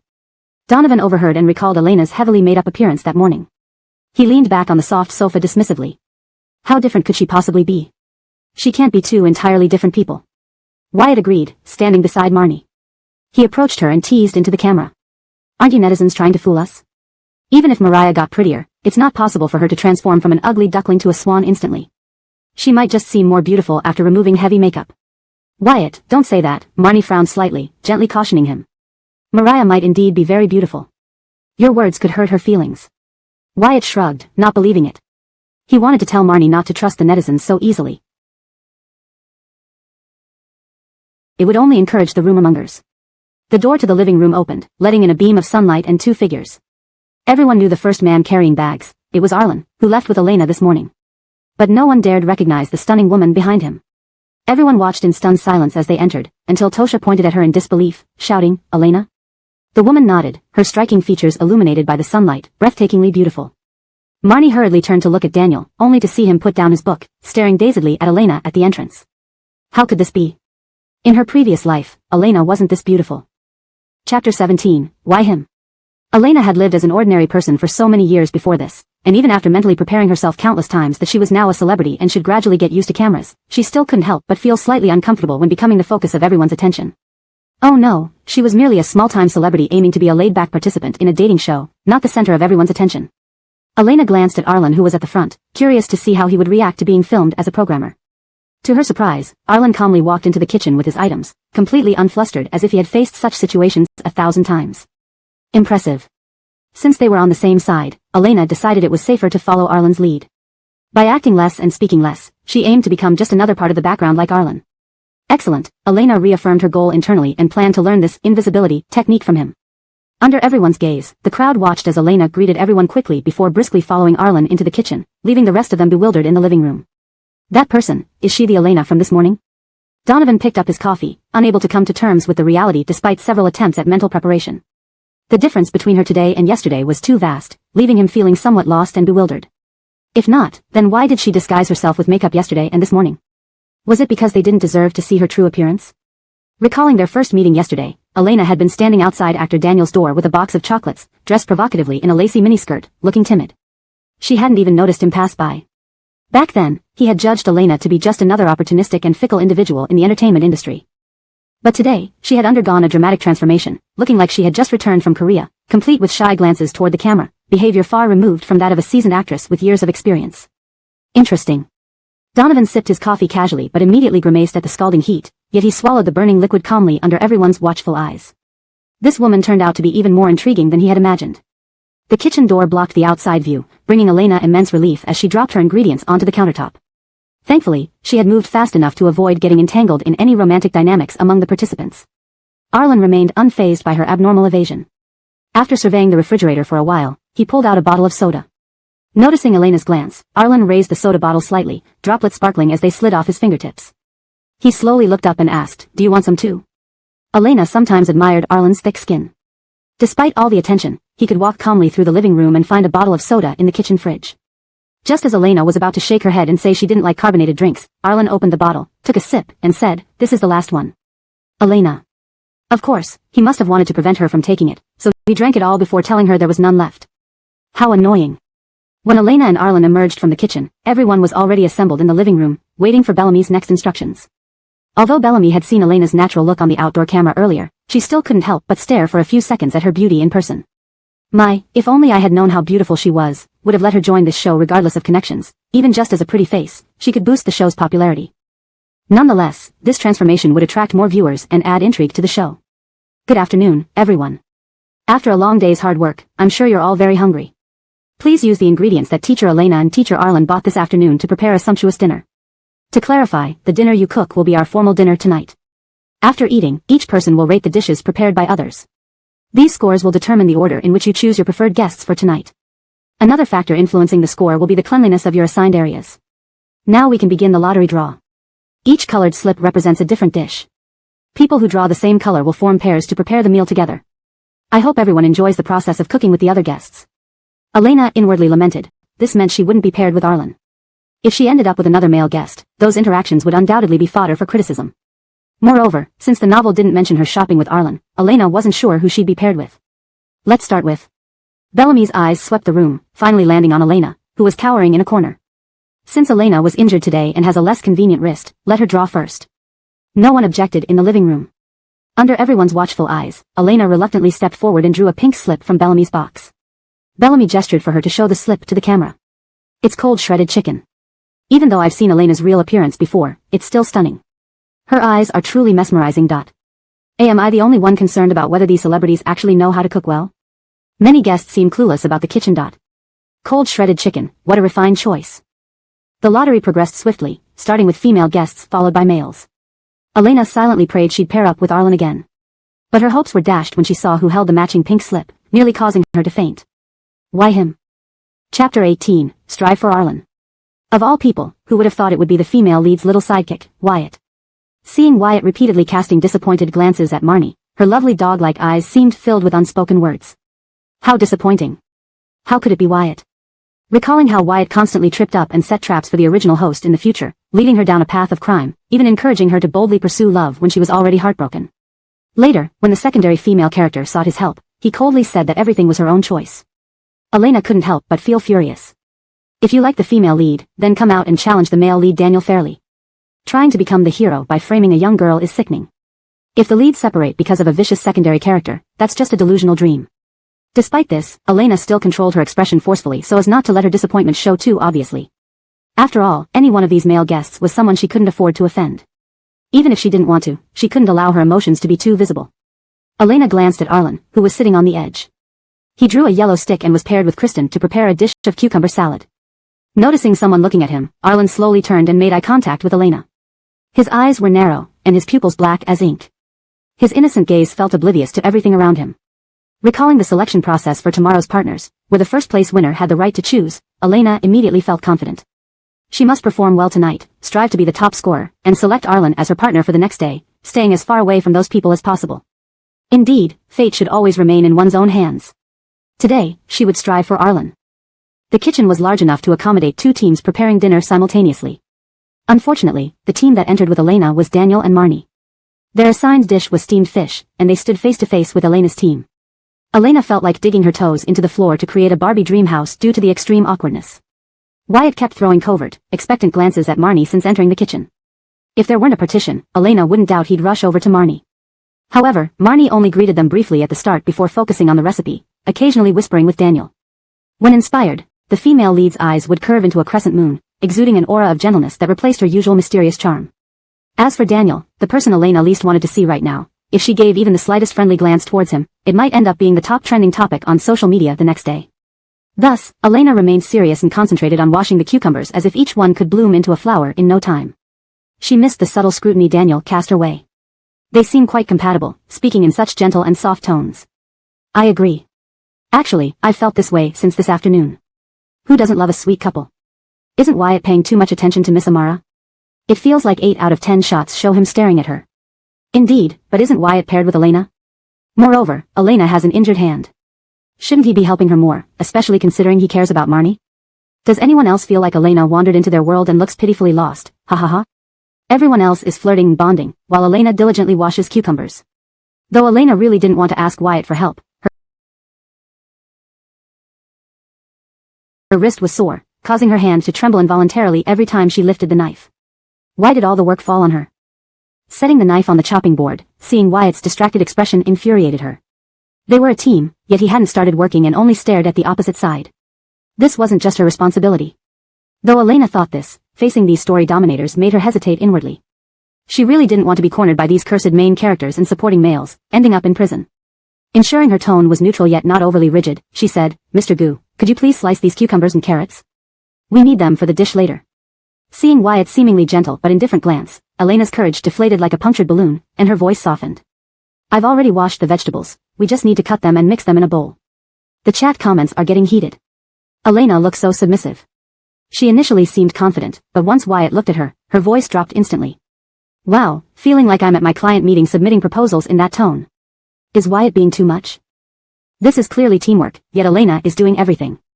Now even slicing vegetables requires her to humbly ask for help. Why can't Elena be firmer? This isn't just her job. Her personality seems too soft. Yesterday, I thought Elena was a schemer from reading the hot search, but maybe I was wrong. She doesn't seem difficult to get along with. Wyatt isn't intentionally bad, he's just too young. The above commenter is making excuses. Elena is younger and shows more responsibility. Stop defending him. Amidst the chaotic chat comments, Elena saw Wyatt finally pick up the knife, asking, what shape do you want? Just cucumber and carrot strips. It was clear Wyatt hadn't cooked before, the vegetables were sliced unevenly, resembling misshapen caterpillars. Even he felt embarrassed. Just as he was about to admit he didn't know how to cook, Elena carefully placed the ugly vegetables in a bowl and arranged them neatly, which only emphasized their ugliness further. Swallowing back his initial comment, Wyatt cleared his throat awkwardly and met Elena's clear gaze. Anything else I can help with? Since I'm idle anyway. Might as well do something. Translation completed, maintaining the paragraph structure and style as requested. Chapter 19, How long had he been watching? No, absolutely not. Elena silently moved the plate a bit further away, discreetly putting distance between herself and Wyatt. She couldn't handle this kind of innocent but dark puppy. If she could, she'd prefer to stay miles away from him and ideally never be grouped with him on the show. Yet, out of courtesy, she looked down, searching for seasonings while replying hesitantly, no, I can manage. So why don't you just go back to your leading lady? Besides that segment earlier, it's better we only communicate via messages like before. Wyatt came from a family of musicians, winning countless piano competitions since childhood. At school, he was often referred to as the piano prince. The combination of his musical talent and charming good looks made him incredibly popular among girls from a young age. Elena's obvious evasion was something new to him. He leaned against the counter, observing her as she worked, raising an eyebrow involuntarily. Let me help you. Isn't your wrist not feeling well? And isn't this supposed to be a joint task between us? Mariah? The last words, Mariah, were spoken softly, filled with deep emotion. Elena raised her head wide-eyed. Coleman, what are you talking about? This is so scary. He chuckled, stepping closer, his figure appearing extremely intimidating from the camera's lens. He practically boxed her into a corner of the kitchen. Between them, a silent tension grew. Despite his usually cute face, his sudden domineering stance sent waves of excitement through the viewers' comments. So handsome. Sorry, Mr. Gu, I take back saying you're the most harmless among the male guests. You look awesome being dominant. Did anyone else hear how low and enticing his voice sounded when he called Elena a Mariah? Wasn't Wyatt still flirting with Marnie just now? How can he switch so fast to charm Elena? Am I the only one who finds this move a bit too slick? My eyes. As Wyatt moved closer with his confident smile, Elena chose to stand up instead of blushing or brushing past him. It was like watching a polar rabbit suddenly standing up. Those normally innocent white creatures hidden in the snow would appear much taller on their hind legs. Elena stood eye to eye with Wyatt, the dynamics shifting instantly from male dominance to equality. Because women generally appear taller compared to men of the same height, the audience began noticing that Elena didn't seem shorter than Wyatt. Isn't Wyatt supposed to be 187 centimeters tall? Why does he seem so short? This scene is so hilarious. Is Wyatt embarrassed? Goodness, Elena seems so tall when standing up. Is she really just 168 centimeters? Gu boss must be feeling green right now. Didn't think Elena was this tall, did he? Elena wasn't sure if Wyatt was truly 187 centimeters, but she certainly wasn't 168 centimeters. Her actual height was 170 centimeters, but because taller actresses make it harder to match scenes, her agency reported her height as lower. The intense atmosphere vanished, replaced by a sense of secret satisfaction. Mr. Gu, Elena said, moving back to create distance, if you don't mind, the seasoning can be handled by you. She moved aside, giving Wyatt space to step forward. True to form, Wyatt quickly adjusted his expression despite the brief moment of gloom. With a gentle smile, he said, I'm not good at cooking. Could you guide me, Mariah? After all, this dish belongs to both of us. Every time Wyatt addressed her as Mariah, goosebumps crawled up Elena's skin. She stood behind him, pretending to instruct, whispering how much of each ingredient to add. Meanwhile, Marnie noticed Daniel's gaze fixed on Elena and Wyatt across the room. Wearing simple loose clothing, Elena effortlessly captured everyone's attention even while simply guiding Wyatt. What's wrong? Marnie asked casually, placing ingredients on a plate. Daniel, realizing his mistake, quickly shifted his gaze and responded calmly, nothing. Just thinking they're progressing faster than us. Marnie nodded gently, don't worry, we'll finish soon. How much chili oil should we use? 1 spoon or half? Use less. Some might not like spicy food. How about sesame? Should we add more for better flavor? Moderation is best. Finally, after adding all the seasonings, Elena let out a sigh of relief thinking the task was almost done. But then Wyatt turned with the mixed chicken threads in hand. Which plate looks better? Elena. Any will do. Do they seem like an old married couple? Like a husband asking his wife how to cook. But Elena seems so skilled at cooking, just commanding there makes that chicken breast taste delicious. Mr. Gu is such a good listener. After acting all proud, now he's even asking which plate to use. Even celebrities can't escape the true fragrance principle. Watching Wyatt happily cooking, Elena sighed inwardly. They needed to disband this pair immediately. She no longer wanted to work with him. She had no idea if this innocent but dark guy would hold a grudge over her words. Taking a breath, she saw the next group member, Arlen, standing outside the kitchen, his dark eyes flickering as if he had been observing her and Wyatt for quite some time. ####Chapter 20. Her smile is so sweet.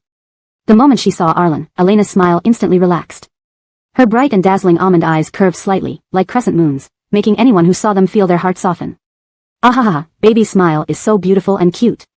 Thanks, my life with my wife Elena is wonderful. Everyone should respect us and not disrupt the feelings between me and Tang Tang. If I'm not mistaken, isn't that Arlen over there? So, does that mean Yisroel King's sweet smile is for Arlen? Yeah, there should be 2 groups there, one including Donovan and Arlen, but I'm not sure if the smile was directed at Arlen. Leave me alone, I just want to ship the pretty fairy and the dog man. Boss Gu and Elena make a good couple too, one is sassy and handsome, the other sweet and adorable. Under the kitchen light, Elena's clear eyes sparkled with a charming warmth, radiating gentle waves of tenderness. Even though her facial details were somewhat diminished by the camera, she still exuded a delicate allure. Arlen glanced at her for a moment longer before calmly shifting his gaze away. Alright, what do you think of this plating? As I said, it doesn't look hard to make this chicken salad, right? Wyatt turned around and saw the lingering smile on Elena's face. Despite already having his heart set on someone else, he felt his heart warm at Elena's smile. He hadn't known that her smile could be so sweet. A flush crept up Wyatt's ears, making him step back slightly in embarrassment as he looked out into the kitchen, asking Elena. What are you looking at? Elena shook her head, trying to divert attention back to the chicken salad. Nothing. Have you found the plates yet? Wyatt regained interest and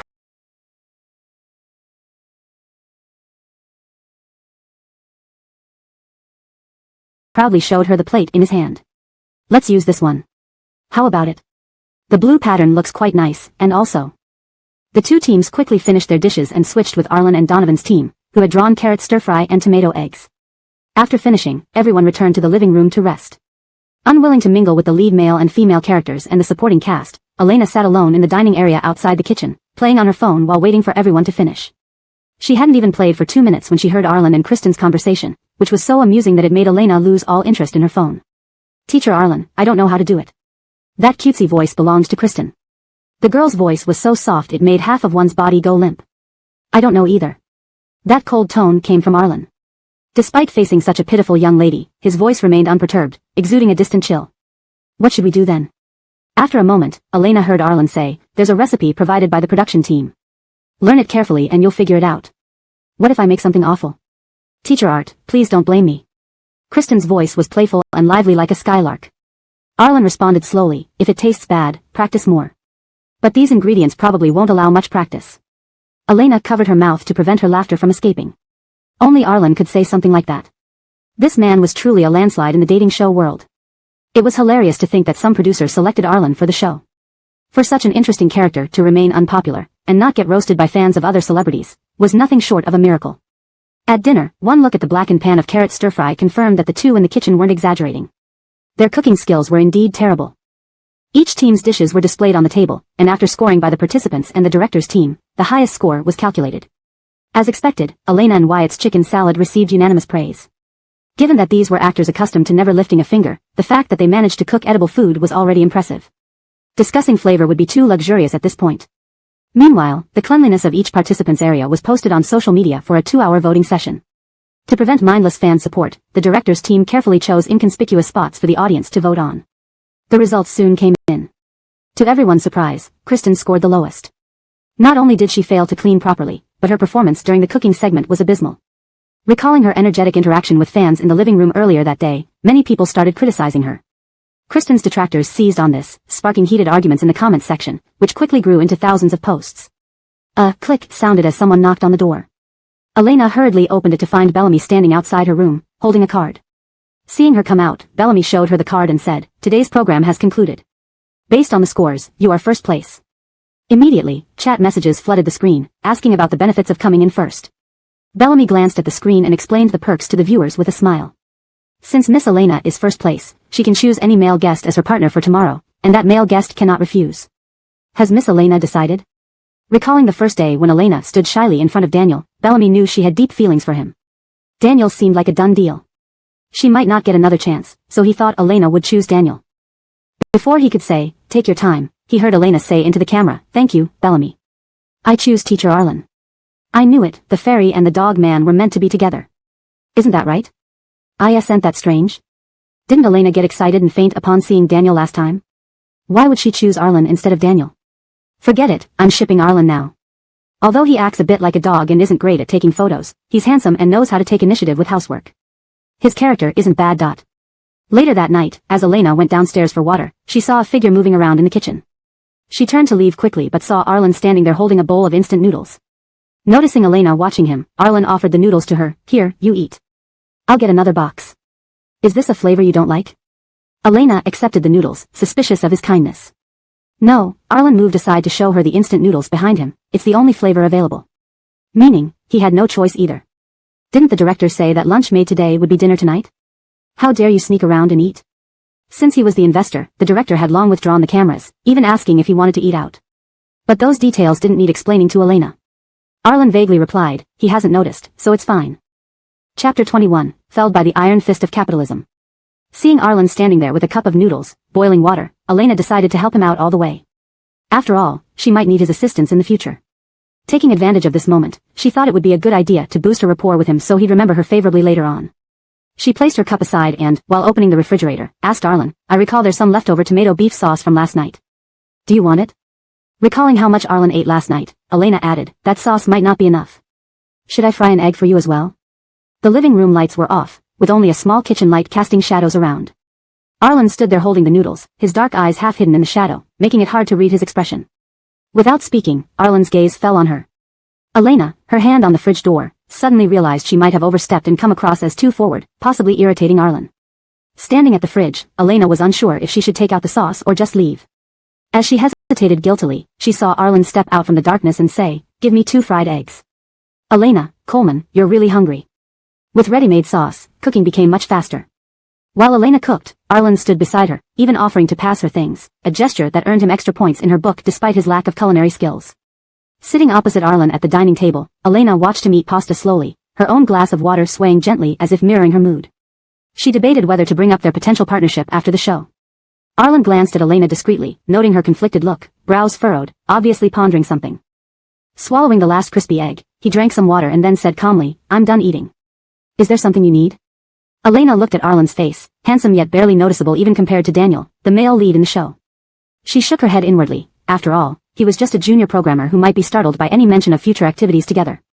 Realizing this, Elena silently shook her head again, facing Arlen's puzzled eyes. I don't have anything. It's late, so I'll go to sleep.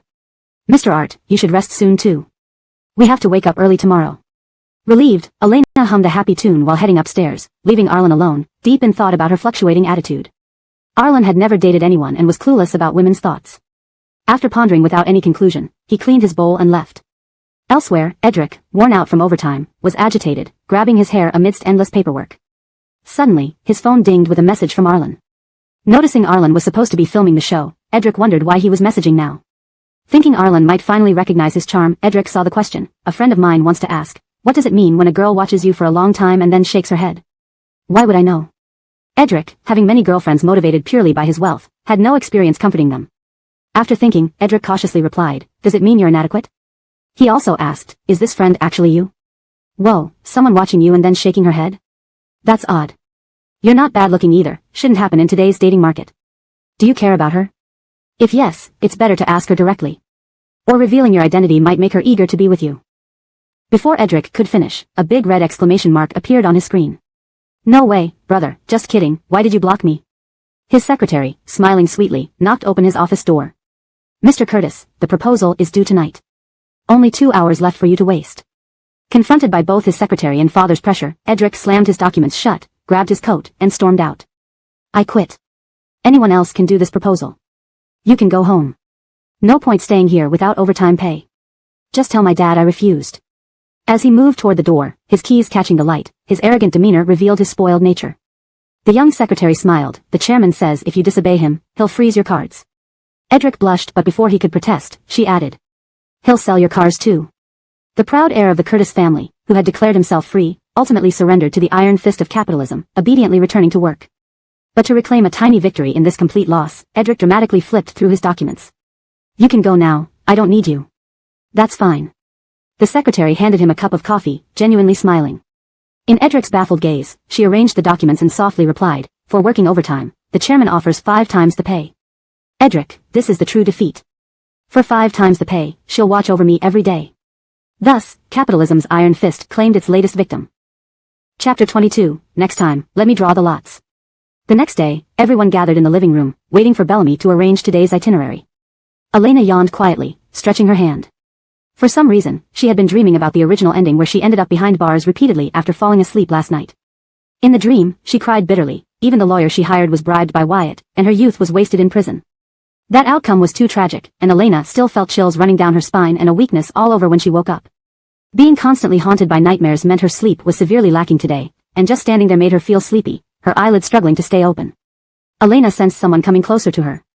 She opened her eyes and saw a cold, exquisite face. Seeing that she had opened her eyes, Delilah pointed at the black coffee on the table, feeling slightly embarrassed as she whispered, if you're sleepy, you can try this black coffee. It will help you stay awake.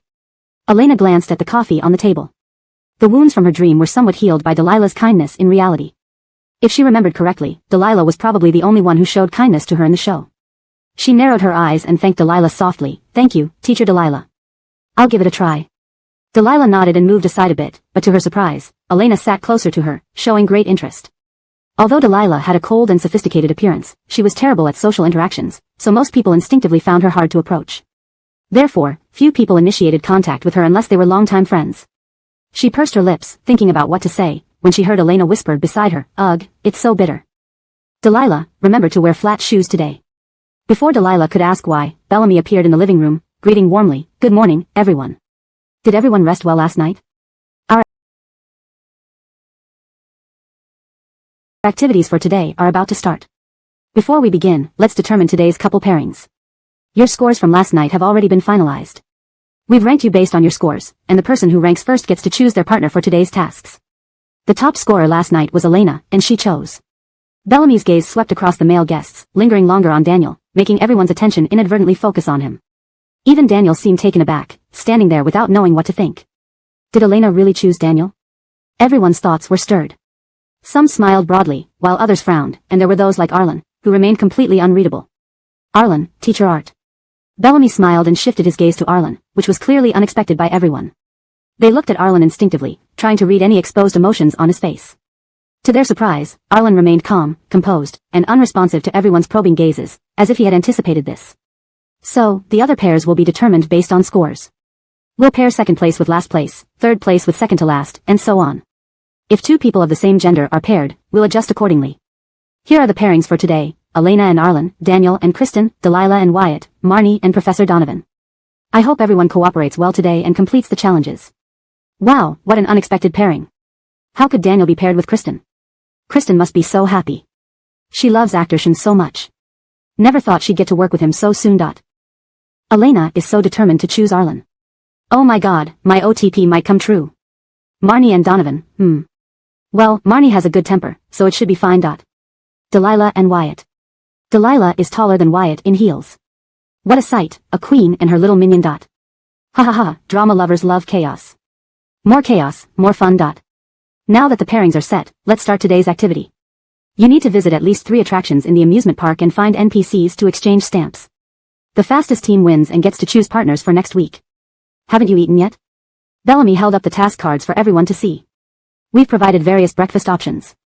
Each pair sends one person to draw lots for breakfast packages and transportation methods. Whoever finishes eating first can start first and reach the amusement park earlier. Bellamy's honest face revealed a sly smile as he reminded everyone. Starting early doesn't guarantee victory, and starting late doesn't mean no chance. Everyone's chances depend on yourselves. Once you've decided, please come forward to draw. You go, Elena suggested to Arlen. I believe in your luck. Arlen had no objections and went up with the others to draw. Watching Arlen leave, Elena sighed inwardly. No matter how bad Arlen's luck was, it couldn't possibly be worse than hers. After all, she ended up in jail in the end. Elena glanced at the note in Arlen's hand. Turns out it could be worse. Seeing the note for chicken soup noodles, Elena suddenly felt overwhelmed with sadness. It wasn't that she disliked chicken soup noodles, but because the production team had ulterior motives. A thick layer of chicken oil covered the surface of the broth, trapping the heat beneath. No matter how long you ate, the noodles remained scalding hot. In the novel, the heroine drew this lot and won popularity among netizens and Donovan due to her good temper, gradually kicking off the bloody arena in the dating show. Do you not like chicken soup noodles? Arlen asked, seeing Elena frown. No worries, Elena adjusted her mood, patting Arlen on the shoulder. Next time, let me draw the lots. Never before had she met anyone as unlucky as herself. Note asterisk: the structure and line breaks have been maintained as per the original text. Chapter 23, Are you trying to go overboard, buddy? Among all the pairs, Marnie and Donovan were the fastest. They had drawn sandwiches and milk for breakfast, which were the quickest to finish. Their mode of transportation was riding bicycles. Riding bikes? It'll probably take half an hour, sounds exhausting. How should I put it, darling Amara, you is both lucky and unlucky, ha ha ha. It's fine, since they left early, they should also arrive at the amusement park quickly, probably. Elena and Arlen moving the slowest was a predictable result for Elena. She watched as one by one, everyone around her finished their breakfasts and left to draw lots, leisurely lifting a chopstick full of noodles into her mouth. Are you not worried? Arlen, sitting opposite, stirred his bowl of noodles in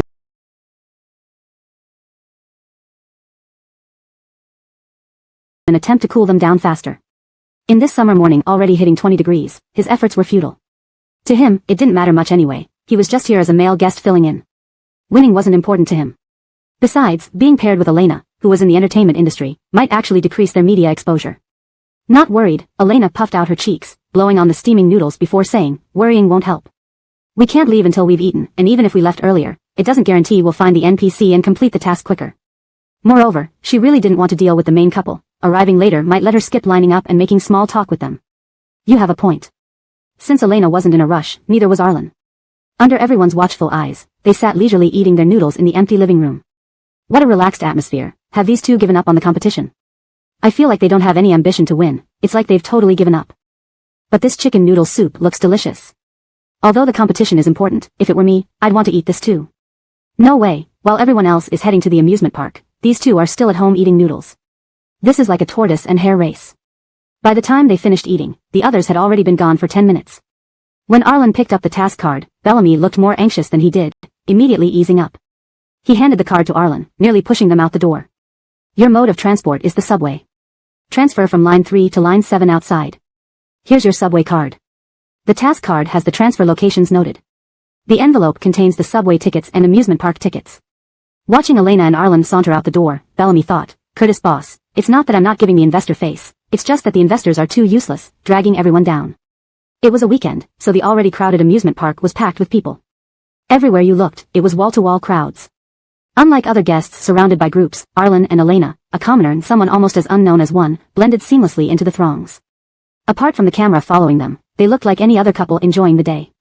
Elena had no idea where to find the NPC for which ride. She waved the all-access ticket in her hand. Where do you think we might find the NPC? Arlen was studying the amusement park map. He had never been to an amusement park before and could only understand the rides through their descriptions. Pointing to the roller coaster at the top of the map, he asked, is it this one? Elena leaned over to see where Arlen was pointing. In the sunlight, the heat made her cheeks flush slightly red, her almond-shaped eyes sparkling like spring water. She edged closer to Arlen, gripping her ticket tightly. The proximity allowed Arlen to smell the faint scent of orange blossom in her hair. He stood stiffly, as if paralyzed. Let's go for the super roller coaster then. Maybe we'll encounter the NPC there. Yeah, run. That roller coaster is terrifying. Last time I rode it, I threw up after getting off and it took me a long time to recover. Looks like these two haven't done any prep work. Ahead lies a brutal hell. Elena looks so delicate. I bet she won't ever want to ride it again after this. Hope the super roller coaster treats beautiful women nicely. With the crowd thick and the camera far behind, Elena didn't see the kind-hearted warnings on the screen. She tugged at her bag and headed toward the corner attraction. Along the way, they passed an ice cream stand. Just as Elena was about to tell Arlen how expensive the ice cream was, she saw him already standing in front of the cart holding 2 cones. What were you going to say? He handed her a strawberry-flavored cone.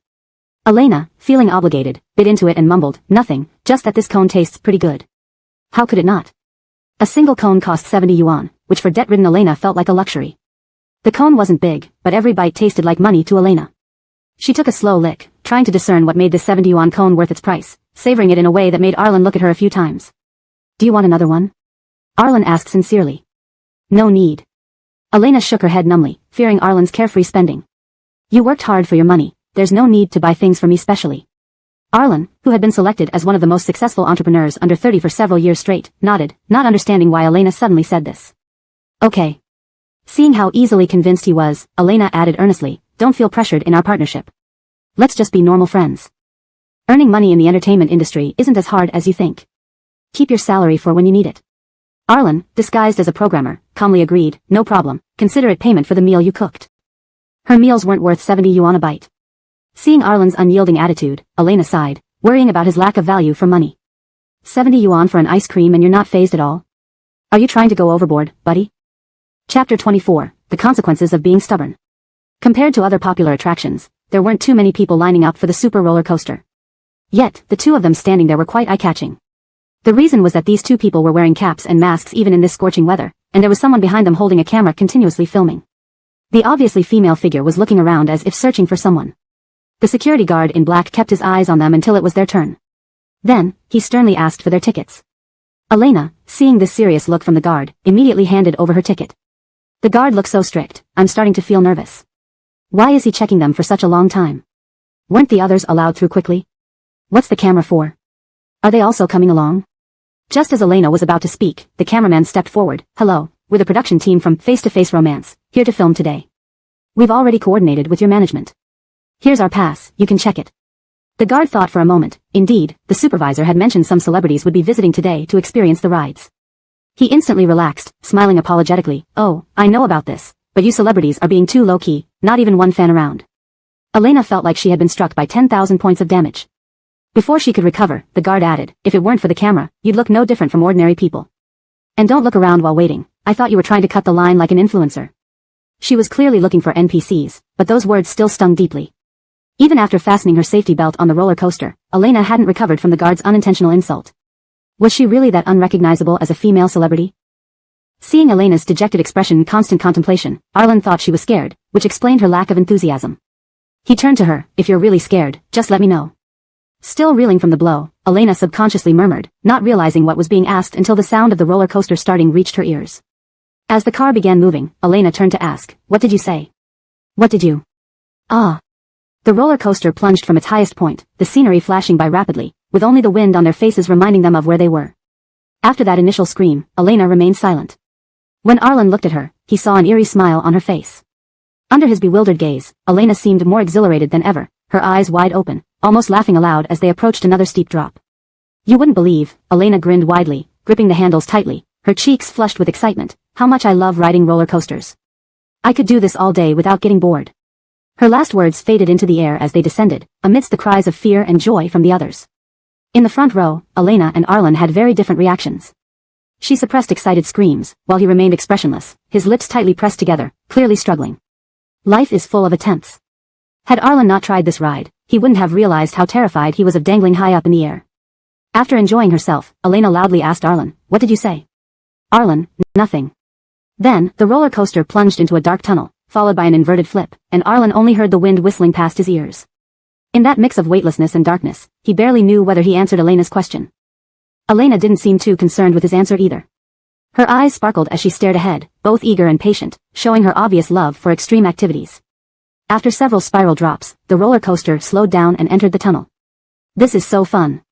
If it weren't for our task today, I'd want to ride this again. Arlen, Elena said, her eyes narrowing with excitement. Adjusting the strands of hair blown out of place and turning to him with a curved smile, she suggested, if we finish quickly today, can we ride again? Sitting silently, Arlen didn't respond. Thinking he didn't hear, Elena leaned closer, repeating her request. As she neared, she sensed Arlen's breathing quicken and finally showed some empathy. Arlen, are you scared? If you're scared, maybe you should rest when we get out. How could Arlen admit to being afraid? He shook his head slowly, trying to keep his composure. No, I'm fine. Let's hurry to the next attraction. Under Elena's watchful eye, he slowly got off the ride, taking cautious steps. Upon touching stable ground, Arlen felt like a reborn man. He'd never felt so safe on solid land. Behind him, someone couldn't hold back their nausea, emitting a distinctly unpleasant odor. Arlen did mental exercises to stay composed. Seeing Arlen disoriented after getting off the ride, Elena worriedly approached him. Your face is so pale, Arlen. If you're feeling unwell, you can wait here while I finish the other tasks alone. Arlen quietly calmed himself down, maintaining his stubborn front, I'm fine. Let's go to the next attraction. Believing Arlen's act, Elena put aside her worries. It proved true that stubbornness has consequences. Taking out the map, Elena pointed out various unvisited attractions. Which do you want to try next? The pirate ship, Brave Canyon, or the tower drop? They're all nearby, just a 10-minute walk. Excitedly, Elena waited eagerly for his reply, but Arlen remained tight-lipped. Were there no ground-level safe rides? How could all the options be extreme adventure attractions? Translation completed. This segment maintains the paragraph structure and line breaks from the original text while ensuring fluent English translation. Chapter 25. Where do you want to go? Faced with the choice of admitting he couldn't handle it or accompanying Elena on a series of exhilarating rides, Arlen decisively chose the latter. Oh my god, I'm dying of laughter. Why does Elena look so thrilled while playing? It feels like this project is more of a reward than a punishment for Elena. I mean, aren't they reading from the wrong script? I feel like Arlen is about to vent his grievances to Elena in the next moment. Not really. You're right. The female a male-o storyline is entertaining. Even the production team hadn't anticipated that Elena would be this excited. After the third thrilling ride, the first to give up weren't Arlen or Elena, but the cameraman who had been running around after them. I can't do this anymore, Mariah. I feel like I'm about to have a heart attack. Let's try again later. The cameraman stood there, legs shaking, sweat dripping down his forehead. If not for the live broadcast, he might have sat down right away.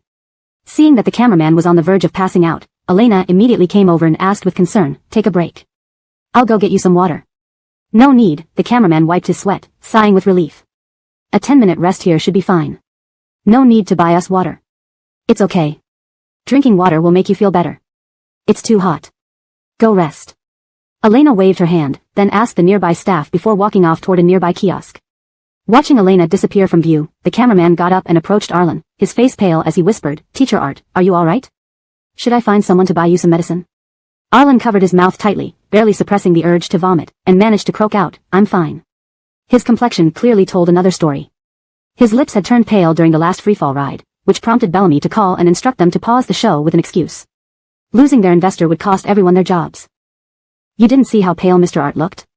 We need an excuse for him to rest. And tell Elena not to take Mr. Art on those rides again. Oh great, could we stop if she insisted?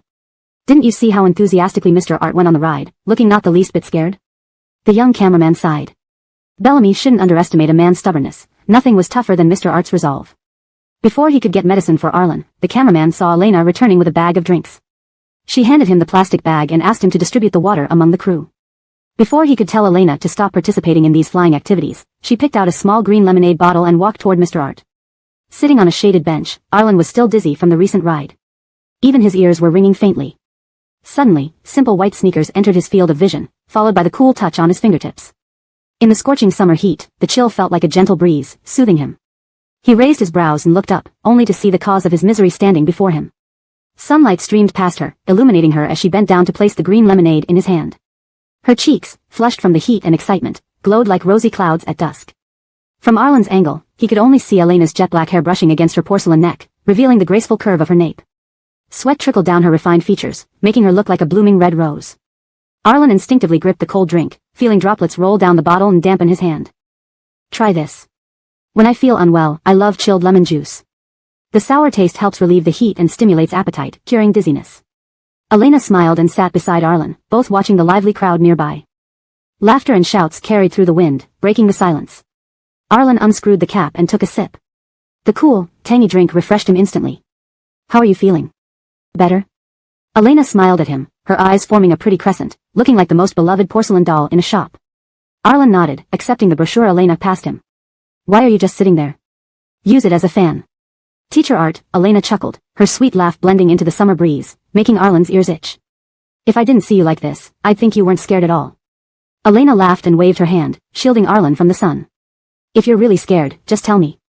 I won't make you go on the rides. Everyone gets scared. It's not embarrassing to say no. Besides, extreme sports aren't for everyone. Arlen sipped the drink again, calming himself before saying, I'm fine. Just a little heat exhaustion. Huh, Elena smirked inwardly, knowing Arlen would never admit it. She blinked and nodded earnestly, holding back her laughter. Yes, I agree. You do seem a bit heat exhausted. The teasing tone was too obvious, leaving Arlen speechless. Seeing they were done talking, the cameraman hurried over. Teacher Tang, let's skip the aerial rides. All right. Just as the cameraman planned to give a reasonable excuse, Elena readily agreed. Teacher Art, Elena turned. Where do you want to go? Her eyes still held lingering amusement, remembering her earlier tease. Arlen opened the map and pointed somewhere. Both the cameraman and Elena leaned in, and the four bold words appeared. Haunted House. Chapter 26, An Uneasy Premonition. When the camera feed returned, everyone in the live stream cheered. Though not many viewers had been watching the duo specifically, the abrupt interruption had still left a lot of people anxiously asking when the broadcast would resume. Alright, finally back. I thought it wasn't going to come back on. Here, my source of joy, quickly bring me my milk tea while I enjoy this CP. Who would understand, but I just love these two unrestrained people improvising. The storylines are so fun that at times I forget this is a dating show, and not some Northeastern duet or crosstalk show. I just came from another live stream, where are they now? Did they find the NPC yet? Elena was busy supervising the cameraman adjusting the equipment, so she saw all the comments as they appeared. Nope, Elena moved back slightly from the camera, revealing Arlen's slender figure standing nearby drinking a beverage. We haven't found the NPC yet, and now we're heading to the haunted house. Stepping back playfully, her beautiful almond eyes shone like stars reflecting an entire galaxy through the lens, her face rosy and warm with laughter, radiating beauty in the amusement park. Wow, why am I getting hit by Elena's beauty the moment I enter? So adorable. Baby, mommy loves you, how can you be so cute? So pretty and full of energy. Is this sister really an actress? Consider being an idol. I'll give you all my support. Sometimes it only takes removing makeup to see Elena in a whole new light. Actually, I'm not very good at makeup. If everyone wants to see me barefaced, then I will follow your wishes. Recalling the dark makeup look made Elena feel a bit guilty. She hurriedly changed the subject. If Elena really wants to wear makeup in the future, she can start with simple lipstick. Sometimes just a touch of lipstick brightens up the complexion. Yes, for summer orange and peach colors are great, but if you want versatility, rose sand color is the best choice. Please stop using that dark red lipstick. Your eyebrows could use a stylist to make them even more attractive. Is that so? Elena blinked her eyes, taking down everyone's suggestions seriously. I'll try them out later, thank you all. But right now, Elena walked to Arlen's side and pointed toward the northeast corner. We're about to head to the haunted house. I just came from Luo's live stream. They were inside the haunted house. Is this haunted house scary? I only went once years ago and only made it halfway. I completely forgot what's inside. Very scary, run quickly. It feels scarier now than when it first opened. By the time they reached the haunted house, the queue was not long. Elena and Arlen stood behind the line waiting to buy tickets. In front of them was a shy couple who kept exchanging glances, then blushing and looking away whenever they caught each other's gaze. Despite their shyness, they held hands tightly. Watching the young couple, Elena felt a wave of pure love before them. If you get scared, just hold my hand, I'll guide you through, the boy reassured his date. Okay, the girl nodded vigorously, filled with trust. Just be careful too, don't get hurt, she added gently. Oh wow, newly in love couples are so sweet, Elena mused. Even sweeter than the staged CPs on shows like theirs. Following Elena's gaze, Arlen saw her maternal expression directed at the couple. He stood there listening to their exchange. Seeing Elena's lingering gaze, he finally said, if you get scared, you can grab my arm. Knowing Arlen wanted to regain confidence, she readily agreed. She even considered pretending to be afraid just to please him. After all, they would continue this pairing for the long haul, so increasing his positive impression of her was beneficial. With the doors opening, they slowly entered the haunted house with different motives. The entrance corridor was pitch black, soundproof to isolate any outside noises, leaving only the sound of their footsteps. A steady dripping sound echoed ahead, the wet floor adding to the eerie ambience. Just as Elena prepared to hurry past, the overhead lights flickered on abruptly. A disheveled woman ghost hung upside down, her head rotating ominously before stopping to stare at them. As they watched, the head detached from the ceiling and fell. That wasn't even the scariest part. Under the dim lighting, Elena and Arlen noticed the puddle beneath the hanging corpse was actually blood. The disembodied head smiled grotesquely amidst the pool of crimson liquid. Oh my god, did that head just wink at me? Aya, no more ghosts, don't scare me. Freedom, equality, justice. I won't watch anymore. Chanting socialist morals, all demons will stay away. Little ghosts, taste the righteous fist of science, there are no ghosts in the world. Whose cabinet door just opened? Wow, these props looked impressive. Much better than the haunted houses she'd visited before. The head's effect under the lighting was quite realistic.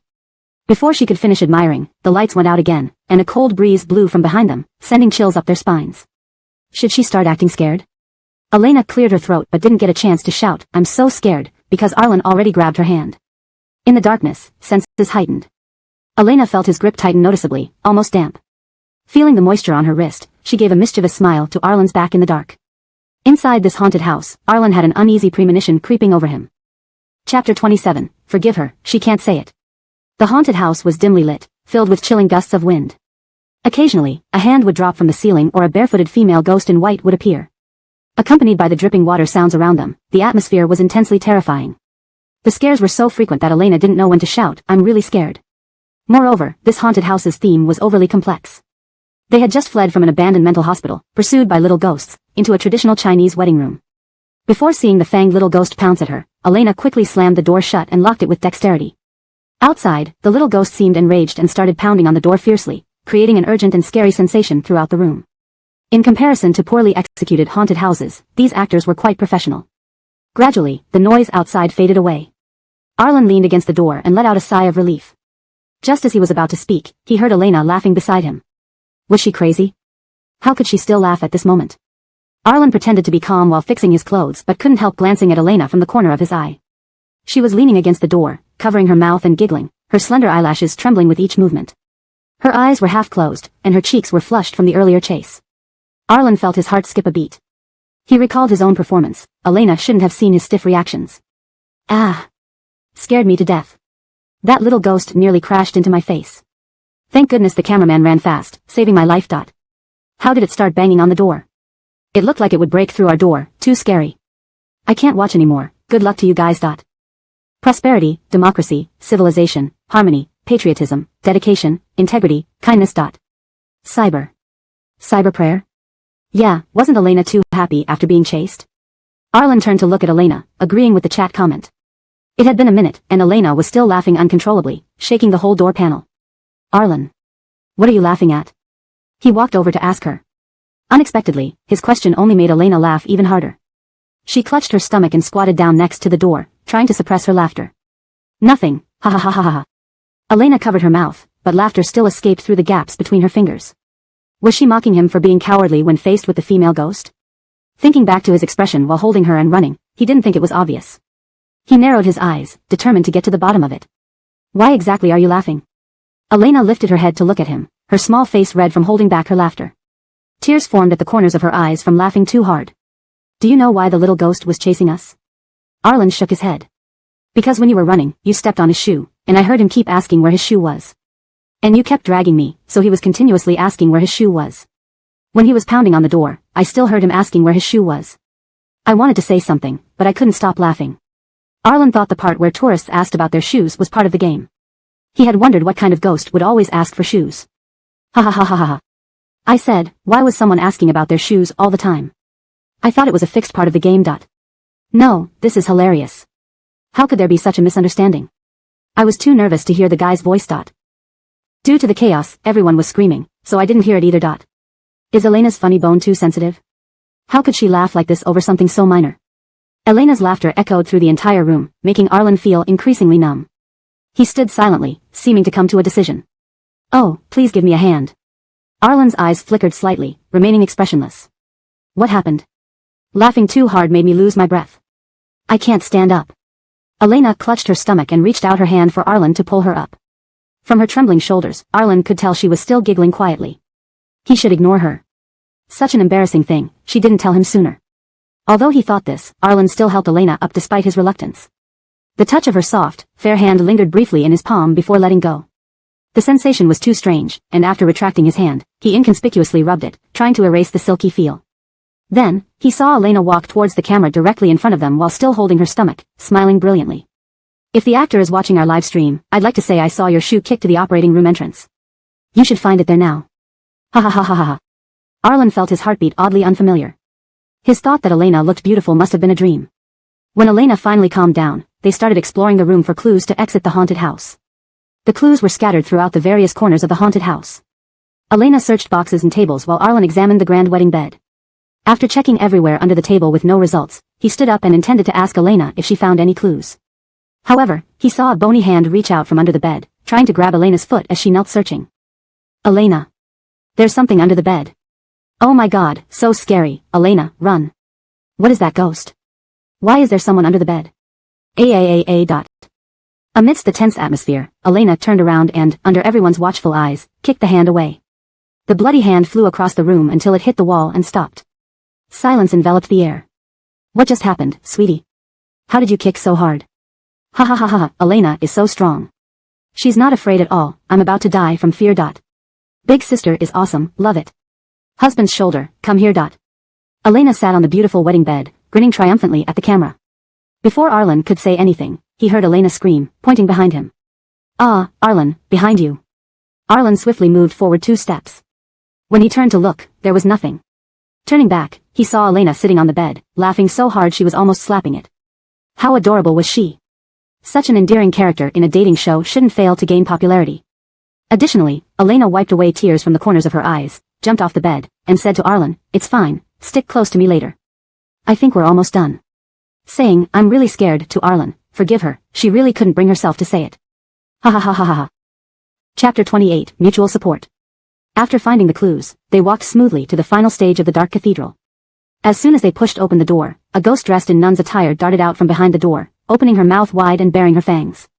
Elena stood calmly at the front, watching the ghost dramatically displaying her ferocity.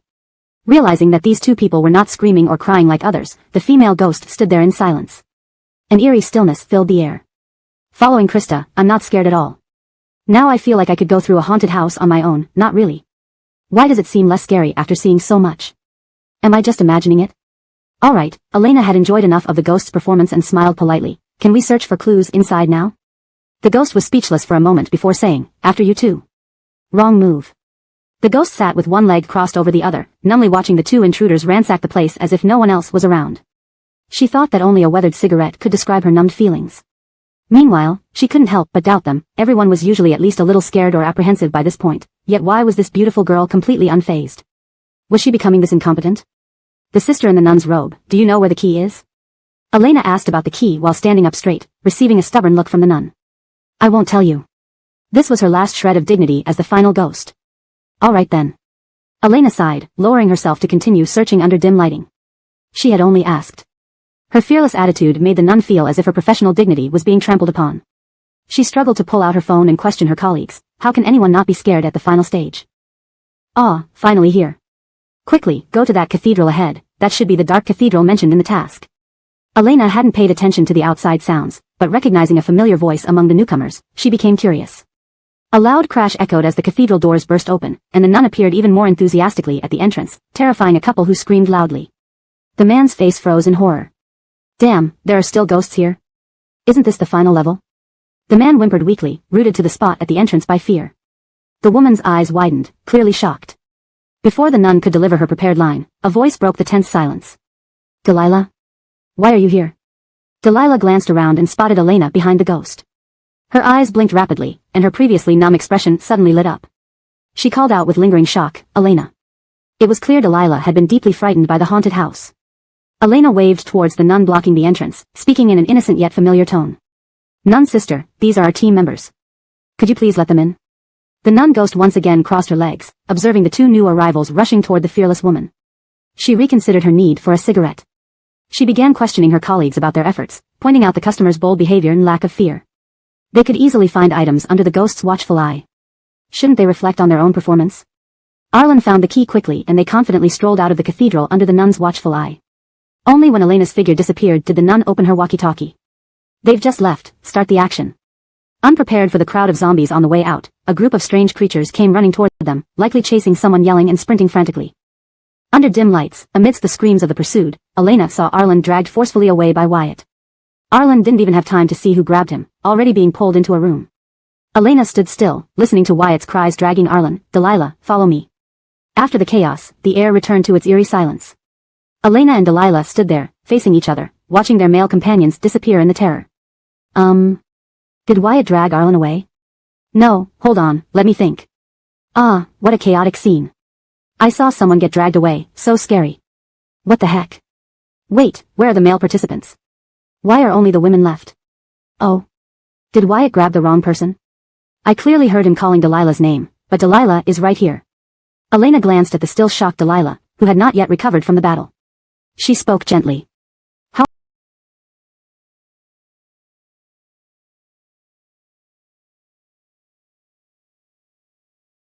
How about we go wait for them at the entrance? We can support each other.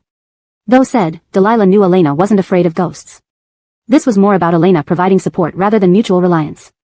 It was just Elena's way of maintaining Delilah's dignity. Delilah nodded fiercely, her usually aloof features softening like those of a child needing support. Elena chuckled and extended her hand to Delilah. Hold my hand, remember to grip tightly so we don't get separated. In response, Delilah grasped her hand firmly, intertwining their fingers as if fearing to let go. Though shorter and softer looking than Delilah, Elena sounded very commanding. Conversely, the usually cold and elegant Delilah held her hand in a gentle and dependent manner. Do we have to stick with hetero pairings? I find Elena and Delilah a great match. I love seeing these beautiful sisters together, so visually pleasing. Sorry, art programmer, I'm shifting ships. These ladies are great. Charming soft girl asterisk elegant older sister, wow, such a perfect combination. When Arlen arrived, he saw Elena and Delilah holding hands, with Delilah looking down at Elena admiringly. Wait, when did they become so close? Chapter 29, The Riddler Truly Deserves to Die. Arlen stood at the front, maintaining his composure. If he hadn't just pulled Elena's hand, she would have found it hard to believe that this person was afraid of ghosts. He reached into his pocket for the key to unlock the door when Wyatt rushed over from behind, his face pale and his actions clearly panicked. Seeing Arlen, Wyatt's expression became somewhat unnatural, shrinking and trembling as he stood behind Delilah and Elena. Elena's eyes darted between Wyatt and Arlen. Why did Wyatt look a bit scared of Arlen? Exiting the haunted house and seeing the long-awaited sunlight, almost everyone felt as if they had survived a disaster. Wyatt especially let out a long sigh of relief, his satisfied expression resembling someone who had narrowly escaped death in the haunted house. Delilah was about to thank Elena when she realized she still held Elena's hand firmly. She loosened her grip awkwardly, her voice soft. Thank you, Mariah. Elena smiled, trying to soothe her. It's alright. If you're feeling unwell, you can rest a bit. Just call me Chien. Noticing the fine sweat on Delilah's forehead due to nervousness, Elena immediately took out a tissue from her pocket and handed it to her. Wipe your sweat, your makeup might smudge. Delilah hesitated, taking the tissue but not wiping her face. Instead, she asked, did you find your group's NPC? Elena shook her head. No, did you? Not yet, but... Delilah glanced at the middle-aged man in a Taoist robe standing by the exit, her voice hesitant. I think I saw him. Before Elena could respond, Delilah approached quickly with the task card. Hello, Heaven King covers hell. Chicken stewed with mushrooms. The stern middle-aged man immediately smiled, shaking the duster in his hand. Miss, take out your task card so I can stamp it for you. Elena watched enviously as Delilah completed the task. How wonderful, finishing the task meant they could return home. She turned to ask Arlen beside her, what's the clue for our two NPCs? A regular person in the amusement park who will strike up a conversation with us. Elena. What are you thinking? Seeing Elena's deep contemplation, Arlen remarked, noting her subtle frustration, what are you thinking? I'm thinking, the Riddler truly deserves to die. After receiving the stamp, Delilah ran back happily to say goodbye to Elena. We found the NPC, we'll see you later at the villa. Wyatt stood not far away watching them, showing no intention of saying goodbye. As Delilah walked away, Elena and Arlen strolled through the amusement park while chatting. Why did Wyatt seem afraid of you when you both came back? It's nothing, Arlen replied nonchalantly. He wouldn't let go earlier, so I just gave him a light slap. No wonder Wyatt looked at him with fear earlier. Talking about where we should go next. As they spoke, they arrived at a row of small stalls featuring common games. A shopkeeper selling claw machines spotted them and eagerly approached. Hey there, handsome and beautiful, want to try our claw machine? Our prizes are top-notch, definitely worth it. No thanks, we're running late, Elena said, pulling Arlen along. They had been out for some time, and everyone might already be back at the villa waiting for them. The shopkeeper hurried after them, glancing back at the cameras occasionally. Are you filming a show? To be honest, I've always wanted to be on TV. Can you play the claw machine here? It would help fulfill my dream. Sure, I can play for free. Looking at the pleading shopkeeper, Elena handed the decision to Arlen. Do you want to try? Arlen didn't mind. He took 10 tokens from the shopkeeper and passed them to Elena. If you want to play, go ahead. It'll be a break. Elena had never played much before and didn't expect herself to be so bad at it. When none of the dolls moved after her last attempt, she smiled awkwardly at the camera. Let's stop, it's too difficult. She knew she'd always be bad at games, even in an alternate world. Yes. From what I can see, the people in the pool haven't moved an inch since the beginning. This is ridiculous, ha ha ha, how could someone not pick up a single doll? Standing aside, Arlen remained silent. He grabbed 5 coins from the shopkeeper's tray, walked to Elena, and asked, which one do you want? I think the little plush dog at the bottom looks interesting. But forget it, Arlen, we still have our mission. They might have already finished their tasks and are waiting for us at the villa. As a side character close to meeting her end, she couldn't afford to leave a poor impression. Arlen didn't respond but quietly went to the front of the machine, inserting the coin. His fingers deftly controlled the machine, confident and assured. In a gray t-shirt, his refined collarbone peeking from the rounded neckline, his chin sharp and elegant as he bent down, looking like any other youthful high school boy in the amusement park. He inserted the coin without visible effort, each doll obediently lifted from the machine, making it seem easier than drinking water. By the time the last coin was used, all the dolls above the little dog were gone. Elena stared, holding a pile of various plush toys, kittens, flowers, foxes, all nearly overflowing from her arms. Damn, I declare Arlen as my dream boyfriend, he's incredibly good at claw machines. Ultimate boyfriend power. Arlen, you're the best. Cheating? Coleman, how did you just pick up dolls like that? Tutorial please. So cool, though I don't want to admit it, but those claw machine skills are awesome. The fluffy little dog still lay at the bottom. Arlen clicked his tongue, dissatisfied with his mistake. He turned to fetch more coins. Elena stopped him, lifting the pile of plushies she struggled to hold. No more, my hands are full. Translation note, the story maintains coherence with previous content and adheres to the style and tone set in the original Chinese text. The paragraph structure and line breaks have been preserved. Chapter 30, Palace Jade Liquor. Would you sell it to me? A man dressed as a janitor approached, his face ordinary and indistinguishable from other cleaners. Under his hopeful gaze, Elena suddenly had an idea. She cautiously asked, Palace Jade Liquor? 180 per cup. Ah, it's you. Elena excitedly pulled Arlen over and whispered to him, this is the person we're looking for, a regular-looking individual who initiates conversation. Hurry, take out the task card for him to stamp. The janitor smiled and took out a stamp, placing the program seal on Elena's task card. Congratulations, Miss Elena and Mr. Arlen, your mission is complete. Please return to the villa's hall immediately, everyone is waiting for you. Are we the last pair then? Yes, so please take the subway back as soon as possible.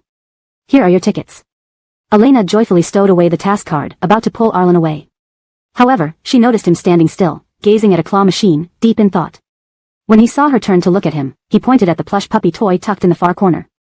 Don't you want that one? It's fine, really, Elena laughed, hugging the doll in her arms. I can barely carry these, and I'm not particularly fond of them. Let's go, everyone is waiting for us. Arlen didn't respond but glanced at the toys inside the machine before turning to Elena. Under her puzzled gaze, he gently took 2 dolls from her arms into his own. His eyes gleamed like obsidian under the fading twilight. You said you couldn't hold them all, let me help you. Thank you, Arlen. Elena smiled and handed the stack of dolls to Arlen, keeping only the lighter ones for herself. Arlen's lips curled slightly as he cradled the dolls she held dear. You're welcome. The setting sun painted half the sky red as Elena and Arlen walked side by side, feeling the warmth rise up their nostrils. The camera loyally captured every moment behind them. How did you know that was our NPC? Well, his skin was too fair. Everyone else who tried talking to us today had dark skin because they work outdoors. But his face and neck were very pale, clearly belonging to someone who works indoors. And, Elena patted the dolls in her arms triumphantly, his hands were incredibly smooth, unlike those who do manual labor. Yet, he was a janitor, suspicious, right? Arlen nodded, acknowledging her logic. After a pause, he leisurely added, what if he's a new janitor? I just made a guess. If he was the one, even better. I see, you were betting. Arlen looked at Elena with narrow eyes filled with surprise. Stung by his skeptical gaze, Elena retorted, at least I figured it out. Otherwise, we'd still be wandering around the park. Besides, weren't you feeling dizzy from the heat? Wouldn't it be better to come back earlier? Otherwise, why would I be so eager? Arlen paused, facing Elena's vibrant self, I'm fine now. He had used that as an excuse to cover his fear. Elena studied Arlen's face intently. Really? You're sure? Yes. Relieved, Elena sighed and adjusted the dolls in her arms. Good, I was worried you might faint in the amusement park today. Arlen, guiltily hiding his true feelings, turned away, yeah, I feel perfectly fine now. Upon arriving at the villa, Elena realized they weren't the last pair.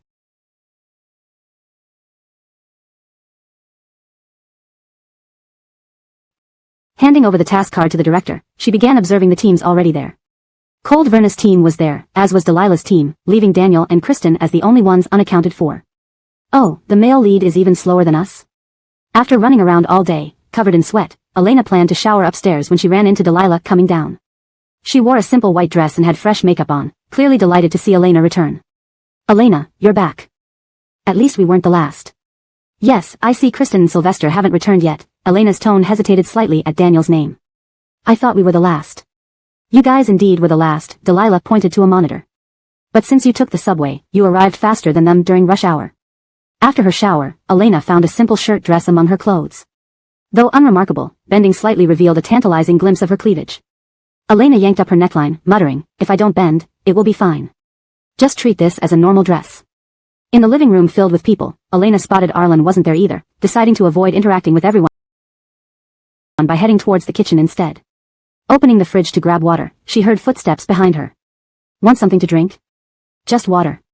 That voice. Elena's eyes widened, turning around to meet Daniel's warm and bright gaze. Unlike Arlen's striking features, Daniel exuded a gentle charm, instantly likable. How could it be him? Though this corner wasn't filmed, Elena didn't wish to interact with him at all. She grabbed a drink from the fridge, mumbling, I don't know where the water is, Teacher Shin, find it yourself. Daniel nodded, seemingly well-mannered. Elena hastily attempted to leave but was stopped by Daniel's voice. Mariah, he awkwardly avoided eye contact, pointing at her neckline. Your dress is a bit loose. It might be better to clip it. Oh, Elena looked down, realizing her dress had slipped while she bent to get water, exposing her chest. She quickly adjusted it, her cheeks flushing red with embarrassment. She nodded awkwardly, pinching her collar as she left the corner. Finally in the blind spot, she covered her burning face. Did Daniel think she was trying to seduce him? Heavens, she had no such intentions. She was busy distancing herself from the lead actor. Sipping cold orange juice from a bottle, she mentally calmed herself down. Maybe he didn't see anything? Probably. Right? Translation notes. The paragraph structure and line breaks have been maintained as per the original text. Names are transliterated using pinyin for accuracy. Effort has been taken to preserve the original tone and style while ensuring natural English phrasing. Chapter 31, Non-Existent Presence. As the last group arrived, today's activity officially concluded. Elena's gaze swept through the crowd downstairs but couldn't find Arlen. He was gone just a moment ago. She walked toward the corner and saw Delilah already sitting there early on. Though not too far away from the lively crowd, she seemed isolated by a vast Milky Way, separated clearly from the noise and bustle. Elena recalled that although Delilah was also in the entertainment industry as a model, she didn't have close ties with those people. In the original storyline, she always remained on the fringes, merely mentioned occasionally. Most of the time, she played an instrumental role in the power struggles between the main characters or as a supporting figure, barely leaving any impression. So beautiful and kind, how could someone like her not be liked? Elena silently stood up for Delilah in her heart. She looked at the empty seat beside Delilah and asked, "Can I sit next to you?" Delilah, who had been playing on her phone but actually daydreaming, was startled by someone speaking to her. It took her a moment to react until she met Elena's beautiful eyes, then quickly moved aside, "Sure." Elena sat down next to Delilah as she wished. One was charming and pure like a blooming rose, the other cool and elegant like a winter plum blossom. Their mere presence together was captivating, like a mesmerizing painting of two beauties. Yes. The pretty sisters are so close, they look stunning together. It's still Elena reaching out to Delilah, though. I feel like it's going to be Tang Chiu pairing. Who agrees? Who disagrees? Doesn't Elena keep trying to pair herself with others for publicity? How disgusting. Can't she just stand on her own? Why would anyone think beautiful ladies sitting together is for publicity? Are you a thermometer? So sensitive. Although sitting there, Elena had no idea what to say. Although she had seen Delilah in the book, she had no clue how to start a conversation with her. Unexpectedly, it was Delilah who broke the ice first. Despite her distant appearance, Delilah was quite shy and introverted. You look very pretty without makeup, even more than when you're wearing it. Her eyes fixed on Elena, but before she finished speaking, she glanced away shyly. Thank you. Elena felt a little embarrassed, but couldn't help smiling, a lively smile that made her eyes sparkle like shimmering stars. This smile clearly bridged the gap between them, and Elena sensed Delilah relaxing. Elena tugged at her collar and asked softly, "Delilah, do you have any clothespins?" "My collar is too big, and I forgot to bring pins." Delilah looked over and immediately understood. She stood up, "I have some upstairs. Let me go get them for you." "I'll go with you." Elena hurriedly stood up with Delilah. The two left the living room, laughing and chatting, right past Bellamy who had just entered. "Where are you two going?" "We're about to announce the schedule for next week." Elena wanted to ask Delilah to wait for Bellamy to finish speaking. After all, as a paying guest on the show, she shouldn't offend the director. Unexpectedly, Delilah spoke first, "We're just going upstairs, we'll be back soon." After Bellamy left, she continued pulling Elena upstairs. "Your dress design has issues, it keeps slipping off with every move. Let's find a clip first." "Delilah is so nice, I never realized she was such a little angel. More Elena and Delilah moments, please. This is so great for us. I love seeing girls together. Makes my heart so soft. The results are in. First place goes to Delilah and Professor Wyatt's team, second to Marnie and Professor Donovan, third to Elena and Professor Arlen. And the last place. The director paused, glancing at Daniel with an awkward smile. It's Kristen and Professor Daniel's team. The camera zoomed in on Daniel, who smiled warmly, clearly expecting this result. Kristen, however, wore an aggrieved expression. Xiaoyan's face is so cute. Don't cry, don't cry. It's okay, let's try harder next week. The evening rush hour traffic is killing me. What a waste of my brother's time. Didn't the rules say the first to get the stamp wins? How can they be last? Maybe I misremembered? This game relies entirely on luck. Seems like the rule was based on the time of return. Since the results are out, the farmhouse rooms for next week are assigned accordingly. The winners, Delilah and Professor Wyatt, get the best room. Second gets the average room, and so on. Last place, Wu Shoyan and Professor Daniel, will have the worst room. Please prepare accordingly. Additionally, everyone can only bring 6 items next week. Count your belongings carefully for a pleasant weekend. So, this week's activities end here. Thank you all, teachers. Cars are waiting outside to send you home safely. Thanks for your cooperation this week. See you next week. Elena noticed Arlen wasn't in the living room when the director finished speaking. They had only known each other for 2 days, and she didn't have his WeChat yet. She sighed, regretting not asking for his WeChat sooner. Otherwise, they could discuss what each should bring. All the sexy outfits in her wardrobe were going into storage. She needed a thorough cleaning and planned to buy new normal clothes during the work week. There were too many dolls Arlen gave her, so she put them all in a bag. However, the bag was so full that one of the stuffed rabbits slipped out while she was descending the stairs. "Oh, what a cute little rabbit!" Wu Shoyan exclaimed loudly, turning everyone's attention. She then feigned sweetness. "Sister Elena, why do you have so many dolls? Can I have one? I want the little fox in your bag." Chapter 32, Lost Opportunity for Overnight Fame. Since you put it that way, how could I not give them to you? Elena did not want to have too much entanglement with Kristen, who was two-faced. However, her status and fame were far below Kristen's, and she was destined to be the villainous supporting female character everyone would despise in the future, so she really couldn't afford to offend Kristen. Moreover, Arlen had given her so many stuffed animals, giving 1 or 2 away wouldn't be a big deal, right? These are the dolls we won at the arcade this afternoon. If you like them, you can have them. She handed the red fox doll that Kristen wanted to her and earned a delighted smile from Kristen, who hugged the small toy as if it were precious. Thank you, big sister Elena, I'll cherish it. Amara Gigia, Kristen's eyes flicked around and lit up instantly upon seeing Daniel and Marnie ahead. She bounced down with the little fox in hand, showing off the doll to Marnie. This is the little fox doll big sister Elena gave me. Isn't it adorable? Marnie smiled faintly and complimented her. It's very cute. This fox's eyes are truly lively. Kristen chuckled and nodded as if she just noticed Daniel standing beside Marnie. Hello, Teacher Daniel. Amara Gigia, what were you talking about with Teacher Shin just now? While speaking to Marnie, Kristen occasionally glanced sideways at Daniel, clearly having ulterior motives. Marnie watched her actions closely, with deeper laughter in her eyes but an even gentler tone of voice. We didn't talk about anything. We were just queuing here waiting for a car. Oh. Kristen played with the doll in her hand, glancing at Daniel from time to time, obviously hoping he would say something to her. But Daniel stood there as if he hadn't seen her trying to catch his attention, only bidding everyone farewell politely when the car arrived. Marnie turned her head and, as expected, saw Kristen's disappointed expression. She chuckled softly and asked, Where's your suitcase? Why haven't you brought it down? It's upstairs. My agent will come to get it later. That suitcase is incredibly heavy. I don't want to carry it myself. As they spoke, a middle-aged man rushed in. The moment Kristen saw him, her tone became cold. My luggage is upstairs. You were supposed to pick me up. Why are you dilly-dallying? Hurry up, I have plans with Rongyan tonight. I'm sorry, Ms. Monroe, the middle-aged man apologized while entering the house. I came from the city center, and the traffic was terrible. Elena watched the man pass by her to fetch Kristen's luggage. Delilah, standing next to her, noticed her confusion and quietly introduced him. That's Kristen's agent. I heard that her assistant recently resigned, so her agent has been temporarily filling in. Elena knew this. Originally, Kristen came from a wealthy background, entering the entertainment industry merely for the enjoyment of being adored by many. Her parents had created a dedicated team for her, and long before others were competing for slots in reality shows, Kristen had already been designated as the lead singer of a group.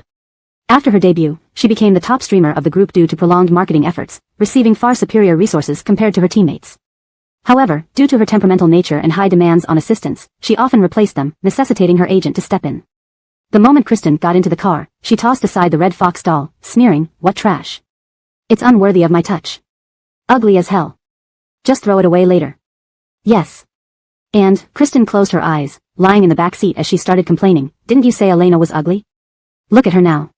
Standing next to her, I almost look bad in comparison. Everyone's paying attention to her, not me. The agent, clearly surprised by Elena's appearance, sighed and explained, Her makeup looks different. I've never seen her without makeup until the netizens discovered it. You're incompetent for letting someone outshine me. What kind of background check did you do?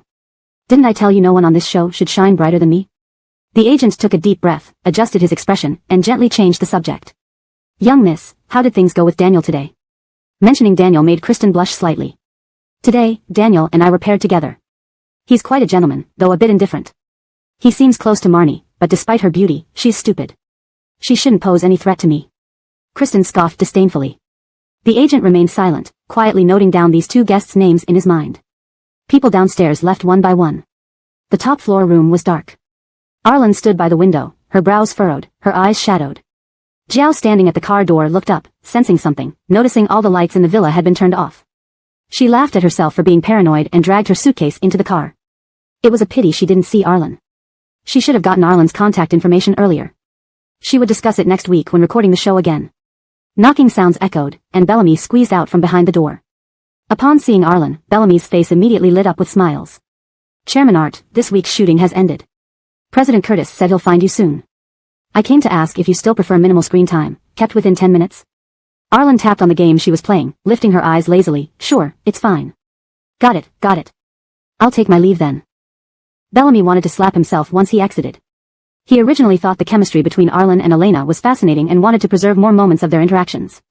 Unexpectedly, he couldn't express his thoughts due to Chairman Art's intimidating presence. What a great topic, such an interesting interaction. Now all of it has to be cut, and Bellamy felt as if his heart was bleeding. In all his years as a director, he had only seen requests for more screen time, never deletions. Chairman Art, do you know you lost a chance for overnight fame? Poor Elena could have gained popularity through this show, but sadly, tied too closely to Chairman Art, her scenes are going to be deleted. Chapter 33, offering it to him, yet he doesn't want it. When Edric arrived at the villa where the Love variety show was filmed, only a few people were left to wrap up the work. Edric entered the villa with swift steps, from time to time, someone would recognize him and respectfully address his position. Hello, Vice President Curtis. Hi, thank you for your hard work. Finish up and go home early. Good evening, Vice President Curtis. Good evening. Upon reaching the penthouse suite, Edric didn't even knock on the door but pushed it open and walked in boldly. His voice preceded his footsteps. Good evening, President Art. Do you want to join me for dinner? I've booked a private kitchen in the southern part of the city. We can definitely avoid traffic if we leave now. Arlen had been playing a game at his desk when he heard Edric's approach. His fingers paused mid-motion, his narrow eyes lifting slightly, wearing an expression as if to say, you've finally lost it. Having interacted with Arlen for many years, Edric knew his temperament well. He could tell that Arlen wasn't angry, just slightly irritable at being interrupted. Edric quickly approached, leaning against Arlen's desk with a carefree attitude, legs sprawled out lazily, and his tone dripping with nonchalance. I saw you rolling up your sleeves and catching fish in the supermarket. Who would have thought that one day our distinguished and outstanding businessman Art would actually catch fish? You cook too, right? Ha ha ha ha. Edric laughed wildly, picturing Arlen cooking made him burst into laughter again. Seriously, can you eat what you cook? You won't accidentally poison the other guests, will you? Be careful, Daniel was brought here through resource and favor exchanges. Edric. Arlen put down his phone and leaned back in his chair, revealing his sharp jawline. He narrowed his eyes slightly, exuding an air of aloofness. Despite wearing casual black t-shirt, he appeared more imposing than Edric in formal attire. You, who can't distinguish leeks from wheat seedlings, actually has the nerve to mock me. I remember you once pointed at a field of wheat and called it leeks. Huh. The brief, huh, carried heavy sarcasm, instantly reddening Edric's face. He stammered for a moment before retorting with a bold assertion. I can recognize them now. Hope you don't call leeks wheat next time. Otherwise, I'll be embarrassed eating with you. In another verbal sparring match with Arlen, Edric gained another victory, getting roasted by Arlen's sharp tongue. Straightening up, Edric decided to move past the topic like a big man. Come on, President Art, grace me with your presence for dinner. Consider it a thank you for coming to my rescue before. Let me treat you this time. If this show's ratings exceed expectations, I'll invite you abroad. How does that sound? Since the villa was in the suburbs, there weren't many cars on the road, making the drive smooth. The red light came on ahead. Edric stopped the car and gestured towards the window. See that? That's the amusement park you filmed today. A few days ago, Bellamy showed me photos of this amusement park while discussing the program. Originally dozing off, Arlen suddenly spoke after hearing this. Pull over near the amusement park. Didn't you play enough today? Why come back now? While muttering, Edric followed closely behind. Arlen slowly turned his head. If you don't want to come, then don't. I can go alone. That wouldn't do. Edric quickened his pace and draped his arm over Arlen's shoulder. My brother wants to play. I'll accompany you no matter what. In response, Arlen stretched out his hand and slapped Edric's away. Relying on memory, Arlen found the spot where they played claw machines earlier. The vendor was still there promoting his machines to passers-by. However, Arlen pursed his lips. Looking into the machine, he noticed the plush puppy from earlier was gone. Oh, it's you. Only now did the owner notice who it was. Looking into the machine, he said apologetically, that plush puppy was grabbed by someone after you two left. Why not just put another one in? Edric realized Arlen wanted that plush puppy. He stood beside Arlen offering advice. There's only one left, the owner sighed, pulling out a plush puppy from a box. This one was at the bottom and is frayed and dusty. I was planning to throw it away after closing. If you really want it, give me $50. Even as a second-generation rich guy, Edric knew $50 for a ragged plush toy was highway robbery. He was about to protest when he heard the ding of a successful payment scan. Seeing Arlen holding the puppy, Edric fell silent. You're so generous. Buying this shabby dog without hesitation, he wouldn't even take it if offered. Back in the car, Arlen examined the toy. It wasn't in good condition, with half-open seams and dirt on its belly. Arlen tried to remove the stains but failed. Remember how skilled your housekeeper is at crafts? Edric smoothly turned the wheel and smiled at Arlen's toy. What? Planning to have her fix this puppy? Yeah. Arlen placed the puppy in a bag on the dashboard of Edric's car. Edric nodded, unconcerned with such small matters, but I should warn you, this puppy is quite damaged. My housekeeper may not repair it perfectly. That evening, as Arlen returned home, he received a call from Edric. My housekeeper asks which thread you prefer for sewing.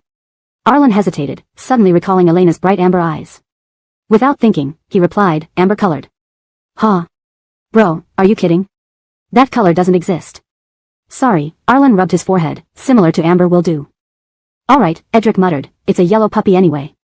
Similar thread should be fine. I'll bring it to you once it dries in a couple of days. Chapter 34, A Happy Windfall. Luckily, the show's driver knew the address of Elena's rented single apartment, so he smoothly took her back there. This solved the peculiar problem of Elena not knowing where she lived. Elena opened the fingerprint lock and dragged the suitcase into the house. The moment she turned on the light, she was stunned. Wow, the walls were plastered with Daniel's posters, all sorts of styles and sizes. His entire acting journey was chronicled here. Elena looked at the sea of posters around her and pinched the bridge of her nose in frustration. Next week, the crew would be filming in her home. She needed to clear out all of Daniel's stuff as soon as possible, otherwise, people might peg her as a stalker for life. After tidying up a bit, just as the delivery arrived, Elena went downstairs to get the food placed in the lobby. Once back inside, she started watching an old TV drama that featured herself. She wanted to see what kind of roles she had played before and prepare herself in case she got cast in something similar. Her contract with the company hadn't expired, and being an actress was still her primary job. Elena thought clearly, as long as she didn't follow the original storyline where she acted against the protagonists, ensuring they stayed together while distancing herself from other supporting characters, she wouldn't end up despised by everyone. Once this program was over, she planned to continue acting according to the company's arrangements but also try to exit the entertainment industry and return to normal life.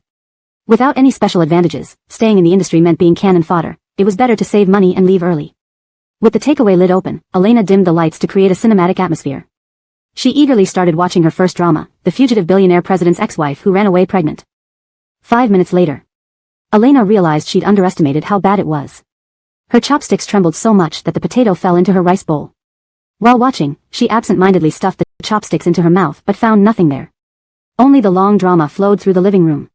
Never mind, she thought, placing the chopsticks aside and moving on to the second drama.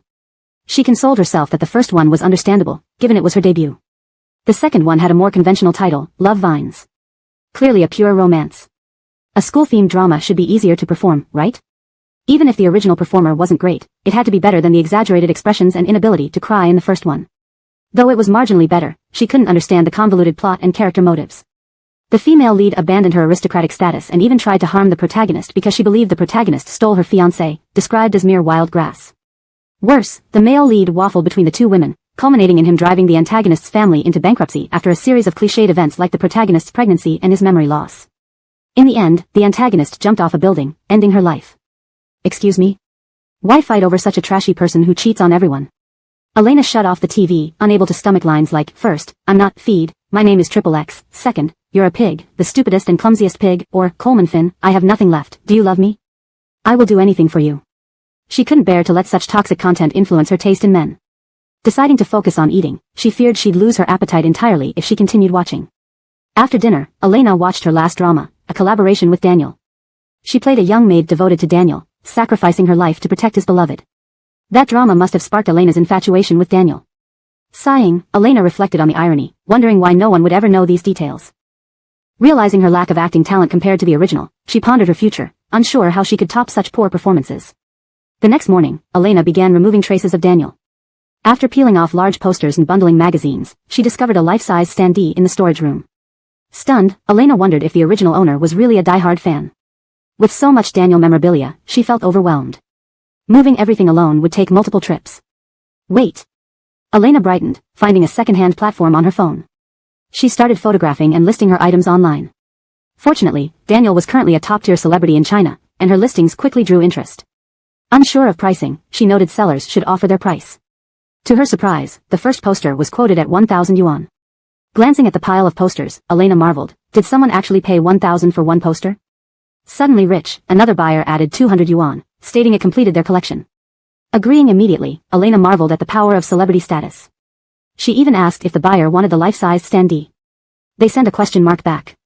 Elena showed pictures of the standee, leading to an enthusiastic offer. It sold for 2,500 yuan.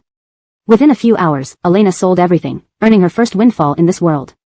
On the verge of tears, she realized this money allowed her to buy decent clothes instead of revealing in vulgar outfits. Thus began her newfound hope for a better future. Chapter 35, Could you discuss this with me? The money in her account was not much, but it was enough for Elena to buy 2 regular outfits. It was a workday, so the mall wasn't very crowded. Consequently, each store's sales assistants aggressively pitched their newly arrived clothes to Elena as she entered. Elena casually glanced at the price tags, grimacing at the high prices. She only needed some normally styled clothes, 2 expensive ones weren't within her consideration. Noticing that Elena kept looking at the discount section and picking less expensive items, the sales assistant's enthusiasm gradually waned. Elena enjoyed being treated like an invisible person. After trying on a few pieces, she chose a few basic styles and paid for them. There was one white printed dress that she particularly liked, and the sales assistant was visibly impressed as well. Miss, you look great in everything with your figure. This white dress has been here for a while, and no one has worn it as sweetly and purely as you. No one dislikes hearing compliments. Elena thanked the assistant with a smile and left the store wearing the white dress. As she passed by the counter downstairs, Elena remembered the lipstick recommended by her audience. Finding a familiar counter, she walked in, and the counter staff immediately approached with a smile. What would you like to see, miss? Elena's gaze landed on the lipstick display at the front, and her tone sounded casual. I'm just browsing. Not far from here, did you see that? Isn't that Elena from Face to Face Romance? A girl nearby nudged her companion, her voice growing more certain despite phrasing it as a question. My goodness, it really looks like her. No, it is her. Her face without makeup is too distinctive, I can tell it's her even here. Who would have thought we'd run into a celebrity? Aren't you a fan of hers? Why don't we ask for a photo together? Forget it, the taller girl teased, glancing at her friend. Isn't she supposed to be your new favorite wife? Keep those male guests away from her. You should try this carrot pumpkin orange color. Your skin is so fair, it really gives off a summery vibe. Elena took the lipstick and dabbed it lightly on her lips in front of the mirror. Before the sales assistant could say anything, she heard someone whisper behind her, that looks good on you, very suitable. Turning around, Elena saw two young girls standing behind her. They lit up upon seeing her turn. You're Elena, right? We've both watched your dating show.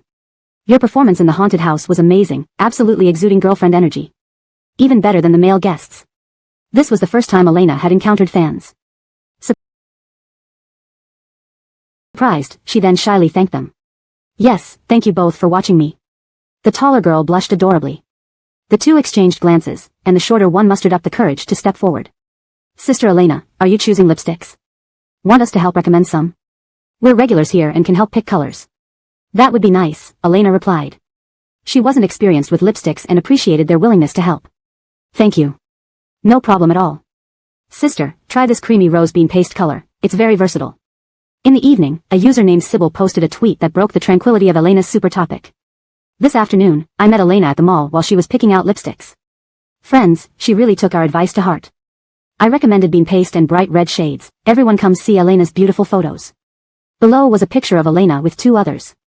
Wearing a simple yet elegant white floral dress, she smiled between the two people, her eyes slightly bent with restraint but undeniably striking.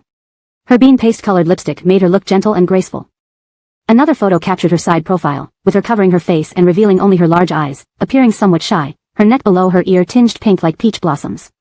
She looked like a cute and playful little deer. The tweet garnered dozens of comments almost instantly. I knew Elena would look perfect in bean paste, it's gorgeous. Please never use that maroon lipstick again. So pretty. What brand of lipstick is that? I need to get the same shade. She's so kind.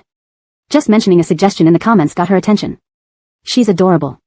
Did anyone tell her not to wear that bizarre makeup anymore? It's eye-piercing. Sybil, who had helped Elena choose lipsticks that afternoon, felt thrilled by the enthusiasm for Elena. She started replying to the comments. I already told her, and she said she won't do that makeup again. But she admitted she's not good at makeup, so it might take some time to see a better look. The lipsticks are HMGS bean paste and orange shades. If you want the same, visit the counter. Yes, Sister Elena is incredibly cute and down-to-earth. Every lipstick I recommended, she tried. I will be a fan forever. Before she finished replying, one comment quickly shot to the top. Blogger, even a random snap by you is better than what Arlen could capture after hours of shooting. Seriously, let Arlen handle the pictures from now on, no more ugly shots. Sybil liked this comment. Wednesday was the premiere day of Face to Face Romance. Having no work, Elena sat in front of her TV early, holding an ice cream as she watched the show. Admittedly, Bellamy was quite skilled. The entire variety show flowed smoothly, entertaining yet sweet. Even Elena noticed hints of chemistry between her and Arlen through a few scenes. Especially when he looked at her during that moment by the beach, the tenderness in his gaze was palpable, as if they were about to step into a melodramatic love scene. Who would have thought Arlen would tell her that her false eyelashes had been washed off by tears? At this point, Elena couldn't help but laugh. Who would have imagined such a tough guy like Arlen would be scared of a haunted house, leading to her unintentionally gaining an upper hand over him? Correction, Arlen chose to enter the haunted house on his own, she didn't force him. The show ended quickly. Elena counted the number of scenes featuring her and Arlen. They weren't many, keeping only the funniest parts while cutting the rest. But she understood. Given that she and Arlen had the lowest profiles and least fame, it made sense to cut their scenes. Elena wasn't overly ambitious for fame, so she didn't mind the unequal treatment. Just as she was about to shut off the TV, her phone vibrated next to her. It was her agent calling. The moment Elena answered, she heard a voice filled with both anger and excitement. Elena, when did you get plastic surgery? And why didn't you tell me? You're trending because of this. Next time, could you please discuss these things with me? Chapter 36, Unfit to have a name on the internet. Her manager had so many points that were hard to respond to that she didn't know where to start. I haven't had any plastic surgery, that's my bare face, Elena sighed, feeling helpless about her manager's lack of understanding of the original owner. But it was better this way. Elena opened her phone and checked the trending topics. At least no one had noticed anything different about her yet. How is that possible? The first time I saw you, you looked like that. After Elena's explanation, her manager finally glanced at her makeup-free photos from the show. Afterward, he started talking non-stop. Oh, then why did you wear such ugly makeup every day? With a beautiful face like yours, what are you aiming for? Do you even want to act? Not that I'm being harsh, but can you please take off that ugly makeup in the future? Don't you realize how many opportunities you're missing with that face? That was because the original owner's sense of aesthetics was peculiar, subconsciously finding such makeup attractive, leading her to almost always wear it. Elena thought there wasn't much to say to a manager who cared little about the original owner. She casually replied and was about to hang up. Don't hang up. Since you've gotten some attention now, I plan to push aside all your current minor roles and find you a better script. You stay home for the next 2 weeks waiting for news. When there's something definite, I'll notify you to join the cast. And send me 2 of your current photos. I need them to create a new portfolio and resume for you. Then the call ended abruptly, leaving no room for Elena to speak. But she couldn't act at all. Would it be okay to join the cast like this? Elena expressed her concerns to her manager, predictably receiving no response. She turned on her phone and saw that the topic hashtag Elena looks better without makeup hashtag had climbed to 5th place on the trending list, even with potential to rise higher. Not only her name but also Daniel, Marnie, and Kristen's names appeared on the hot search, along with the program's own name, Face to Face with Love. There were 5 entries related to the program on the trending list. Were these hot searches orchestrated by the production team to create a false impression of the show's popularity? The more she thought about it, the more likely it seemed. Elena clicked on her entry, seeing a picture of herself sitting by the sea, tears in her eyes as she gazed at Arlen. Her foundation had smeared into a mess, making her look like a depressed old hobo. But despite that, Elena's tear-filled eyes still occupied the center of the screen, fragile and heartrending. Thank you. In the next second, it should have been Arlen reminding her that her fake eyelashes had fallen off. Instead, what appeared was a fresh-faced Elena after washing her face, smiling gently as she introduced herself to the staff. The stark contrast between the 2 appearances struck everyone's eyes, instinctively making them rewind to verify if they were the same person. Even Elena herself couldn't help but admire her makeup-free self in the video. She scanned through the comments under the Weibo post. The top ones were unanimously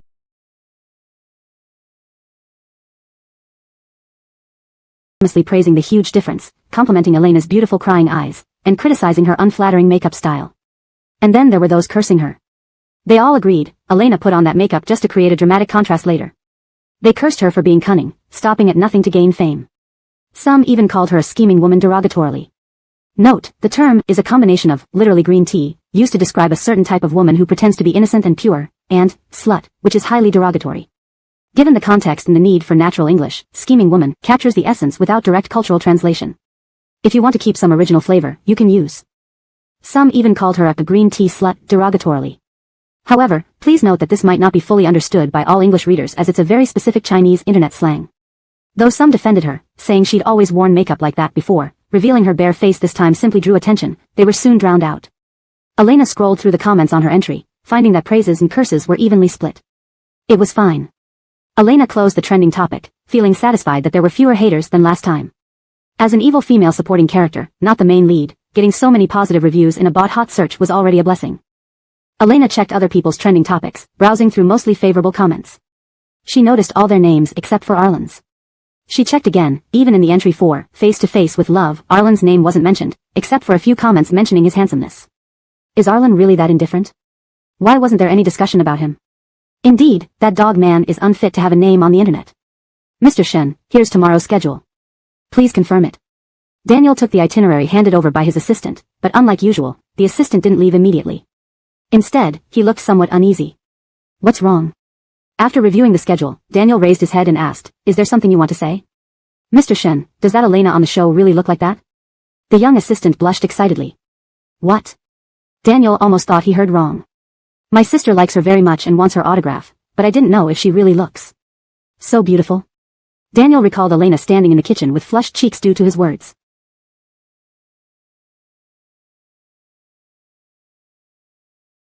Honestly, he didn't see anything.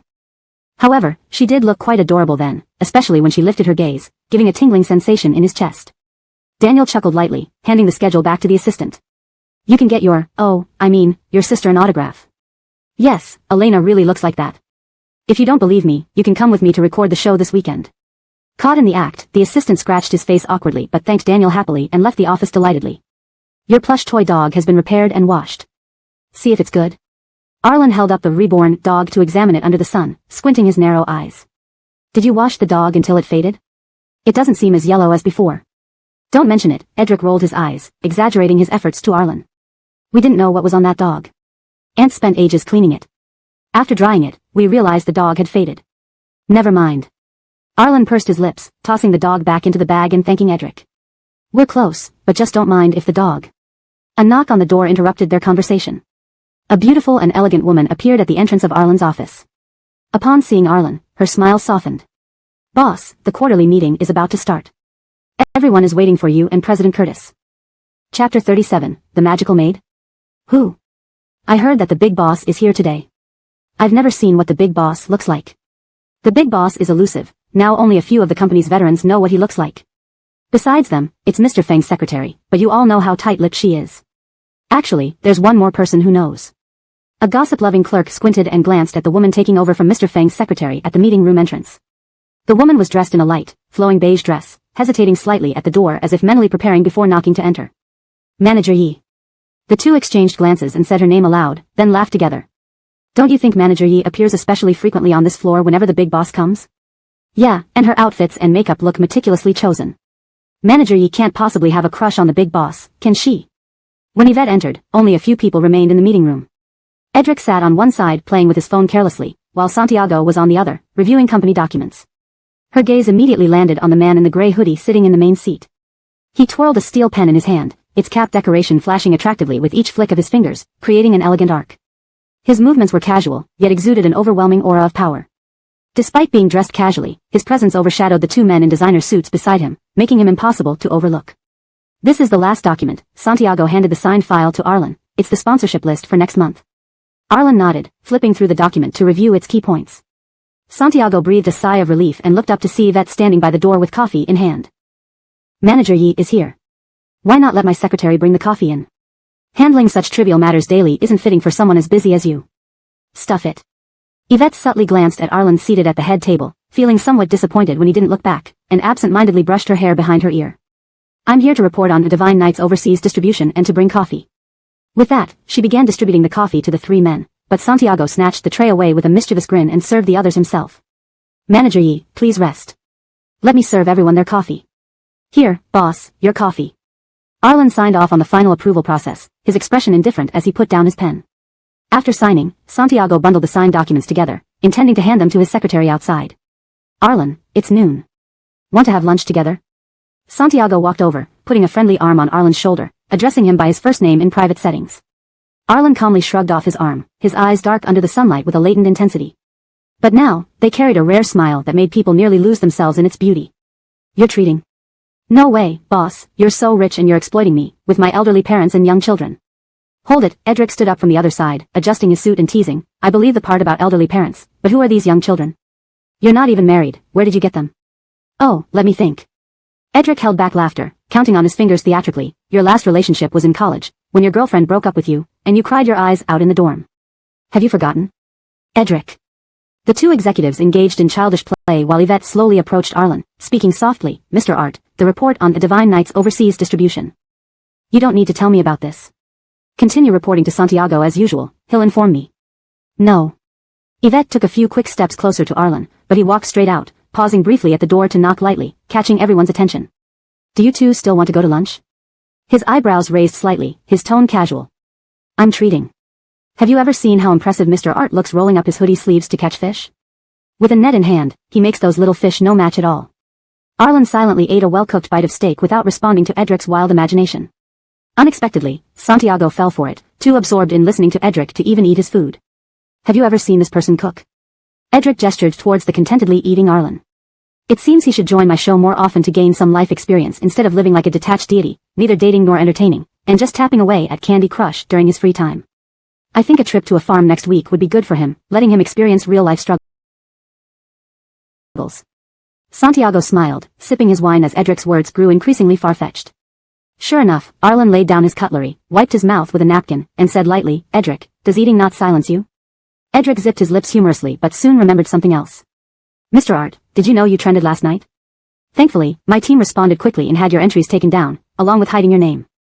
Otherwise, anyone could have seen your name on the internet. Arlen opened his long-dormant Weibo account and saw Elena trending. He clicked on the related entry silently. Elena was happily browsing her personal super topic, enjoying having one of her own. She frequented it after discovering it. Scrolling through, she came across a peculiar post. Candy friends, haven't you noticed the negative comments in Elena's trending topic seem to be decreasing? Maybe her company finally stepped in to clean things up. Not likely.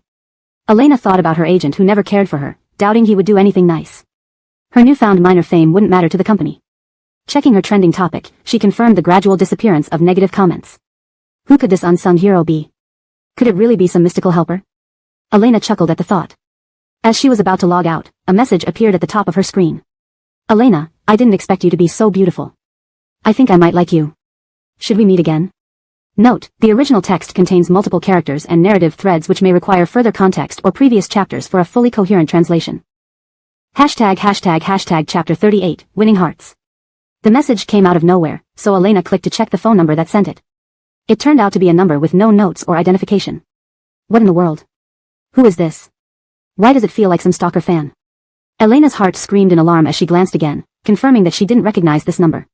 She immediately blocked the number. How could there be such a psychopath? She was still an obscure 18-tier actor and already dealing with obsessive fans? She called her agent first, but his vague response made her realize she had to solve this on her own. The next day, she hurriedly changed her phone number and reviewed the last 2 weeks' surveillance footage from her property management, only slightly relieved when she confirmed no one was stalking her. Fortunately, the mysterious number never messaged her again, presumably unaware she'd changed her number. In those days plagued by stalkers, Elena welcomed another week of filming for face-to-face dating. This incident had been bothering her, and she only managed to fall asleep at 2 in the morning. At 7 the next morning, her doorbell rang loudly, jarring her out of sleep. Compared to the flood of negative comments during her last live stream, this time, Elena's live stream included more compliments and higher viewership. After ringing the bell, the cameraman waited politely at the door. In the comments section, people were chatting idly. After all, 7 in the morning was too early for most. Watching a live stream then was something beyond what 80% of viewers would do. Just as everyone was discussing whether an 8 a.m. class or an overtime shift was worse, the apartment door opened. A girl in loose cartoon pajamas appeared on camera, rubbing her sleepy eyes and blinking adorably. Upon seeing the people outside, she waved lazily into the camera, her voice groggy from sleep. Good morning, everyone. Good morning, sweetie. You're so cute with your pink cheeks, come let mommy give you a kiss. Feeling the anger from university students attending early classes has been cured. Evil sword immortal, I'll contribute my anger next time. Can Earth rotate without Elena? Barely. Can Earth rotate without Elena? Barely. Watching this beautiful sister broadcast in the morning is well deserved if you wake up early. Only those who sleep early and wake up early can see fresh beauty. That's my moral view, early risers sect. The internet truly has every bizarre faction. Embarrassed to see everyone already ready and waiting for her, Elena pointed to her room and said to the cameraman, wait just a moment, I'll be right out. No problem, we arrived too early, the young cameraman replied awkwardly, his ears turning red from the early morning encounter. Sigh, whenever my girlfriend says, just a moment, it usually takes forever because she's putting on makeup. Not everyone takes long. For instance, I can finish brushing my teeth and washing my face in about 7 to 8 minutes. For a celebrity, it would definitely take longer. I think at least 20 minutes. I think 10 minutes is enough for Elena. Then, a lively betting game erupted among the group, until finally, at the 9th minute, viewers saw Elena emerge with her suitcase. She wore a sunflower yellow blouse over a white tank top, paired with light blue jeans and white sneakers. Her long hair was hastily tied into a bun, looking fresh and adorable like a summer ice cream. With one hand pulling her suitcase and the other holding a craft paper bag, she placed a white fisherman's hat on top. Seeing she needed help, the cameraman took the craft paper bag from her. After putting on the hat, Elena closed the door. Did you have breakfast? As she walked out, chatting with the cameraman, he responded with a nod through the camera lens. Elena opened the craft paper bag, revealing several cookies of different shapes and flavors. I baked these yesterday, I brought them as breakfast. Do you want to try some? Close up, the cookies were sprinkled with chocolate chips, nuts, dried fruits, and vanilla pods. Just looking at them evoked the rich scent of buttery biscuits. Someone hesitantly reached out, and Elena happily handed a cookie to everyone. I love the triangular cocoa-flavored cookie, it's my favorite. I'm so hungry. I rushed to class and had no time for breakfast, I also want Elena's cookies. Elena really knows how to win hearts, doesn't she? Aren't they just small cookies? Makes it seem like anyone couldn't do the same. You must be inexperienced to think giving out cookies is a simple way to win others' favor. For you, winning others' favor seems to equal a small cookie. Reaching the building's entrance, they needed to go down the stairs to reach the car. As staff members offered to carry her luggage, Elena insisted on carrying it herself, following the camera crew. Tang Lauscher, let us carry it for you. No need, no need. Under everyone's gaze, Elena carried her suitcase down the stairs effortlessly. She moved swiftly, as if determined, leaving the camera crew momentarily speechless. Seeing Elena waiting for them downstairs, the crew quickly caught up, and their lead member chuckled. Tang Lauscher really stands out. Previously, celebrities they encountered would bring multiple assistants and suitcases, avoiding physical labor and radiating superiority. It's okay, really, Elena smiled, tossing her suitcase into the trunk. I usually handle things myself, plus my suitcase isn't heavy. When picking up Arlen, he stood alone with his suitcase, wearing a black t-shirt and white jacket. His pale, handsome face showed clear signs of fatigue. He looked like someone writing, "I'm exhausted. Please let me sleep," all over him. Then, "Please sit in the back, Art Lauscher and Tang Lauscher." Elena nodded and scooted inside to make room for Arlen. Handing him a cookie, she asked, "The production team is letting us experience rural life this week and bringing 5 items. What did you bring?" Arlen paused mid-reach for the cookie, silently gazing at Elena, filling the air with an eerie silence. ####Chapter 39, Departure, to the countryside. The dawn light was faint, and even with a tired expression, Arlen looked exceptionally good, especially his slender eyes which had an intense and mysterious gaze when focused on someone. Elena coughed awkwardly, handing him all the cookies she held. "These are the last few pieces, you can have them." Arlen reached out and took the brown paper bag containing the cookies without saying a word, continuing to stare at Elena. In this moment of mutual silence, Elena suddenly grasped what Arlen meant. She cautiously asked, "You didn't bring anything, did you?" "I brought some things." "Good, that's good." Elena patted her heart, which was still racing from surprise. Before she could relax fully, Arlen continued. "I brought clothes." Elena. "And money." Elena. While bringing money wasn't wrong, they were heading to a rural area where the production team had isolated them from the rest of the village. So even with money, there wouldn't be anywhere to spend it. Seeming to sense Elena's exasperation, Arlen glanced at her slowly and asked, "If you want to buy something, I can get it for you later." "I brought a lot of money." Emphasizing a lot as if afraid Elena would be upset. Though his actions left her speechless, his readiness to use money to solve problems was admirable, albeit useless in the current situation. Arlen watched Elena's face fluctuate between white and red, like a revolving lantern. He carefully pulled a cookie out of the bag while cautiously observing her expression. Elena almost laughed at his timid eating habit. She pretended to be stern. "What's wrong?" Arlen popped the small cookie into his mouth, swallowing before he spoke. "I was afraid you might take the cookies away. I haven't had breakfast yet." Elena.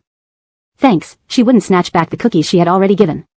She waved her hand dismissively, leaning heavily against the rear seat back, looking like she was about to be driven mad by Arlen. Seeing Elena's frustration, Arlen handed her the brown paper bag with a light voice. "There's one left. Do you want it?" Elena. "Ha ha ha, Elena and Arlen are hilarious." Arlen is a natural comedian. I must say Elena has quite a temper, but even she isn't angry about this. If it were me, I'd be furious. This is like agreeing to go out together only to find out you forgot everything. Help, Arlen is really outrageous but also funny. It's impressive Elena is with you. Money does have its uses. While it can't solve all problems, it can solve most. The car carried them further away from the city. As they traveled, the number of cars decreased, and the road became bumpier. They arrived at their destination an hour later. Bellamy was at the assembly point, holding a megaphone to direct the crew. They arrived relatively early and got off the vehicle to stroll around the village. Compared to the city, the countryside felt more open. Elena stretched her stiff limbs and breathed in the fresh air. Bellamy was adjusting equipment when he saw the program's investor approaching them. He quickly stood up with a smile. "Mr. Art, have you had breakfast? Would you like something here?" "No need," Arlen said straightforwardly. "I heard we're supposed to bring 6 items for this event." "Yes, Mr. Art." Bellamy's smiling expression slowly turned stiff, then fearful. "Sorry, Mr. Art, I forgot to remind you." Bellamy had only announced the rules downstairs while Arlen was on the phone upstairs and didn't hear it. Arlen pressed his lips, not wanting to pursue the matter further. He pulled out his phone to buy supplies. "Forget it, where would I buy anything here? I'll go now." Bellamy was even more desperate, nearly trembling. "Mr. Art, there's nowhere here." "Nowhere what?" "To shoot the show, we arranged for the villagers to stay elsewhere for 2 days. We paid them to rest and closed down the local stores." Arlen. After walking around the village, Elena found Arlen standing alone under a tree, gazing into the distance, lost in thought. Seeing his somber expression, Elena's annoyance dissipated a bit. Arlen hadn't done it on purpose, and he was actually a decent person. She decided to let it slide. "Didn't buy anything?" Arlen looked up to see Elena smiling as she approached and walked into the shade of the tree, appearing completely relaxed. Arlen nodded, and Elena smiled knowingly. "Well, I brought some. You can use mine, but don't expect much more." In ancient China, there was a tradition of men farming and women weaving, with different roles for males and females in rural life. With technological advancements and societal progress, such lives have become distant memories. Today's episode will be set in a village not far from the city. We hope all guests enjoy a pleasant time over the weekend. Now, the production team will take everyone to see their houses. Afterward, I'll announce today's tasks. Though Elena had read the novel, she had forgotten some details about the village. She followed the staff toward her house with Arlen. Despite being prepared, she was still shocked when she saw their house. Their assigned home was a small courtyard with smooth bluestone paths, moss growing short on the stones beneath the eaves. Opening the door revealed a cool, refreshing breeze unique to old houses.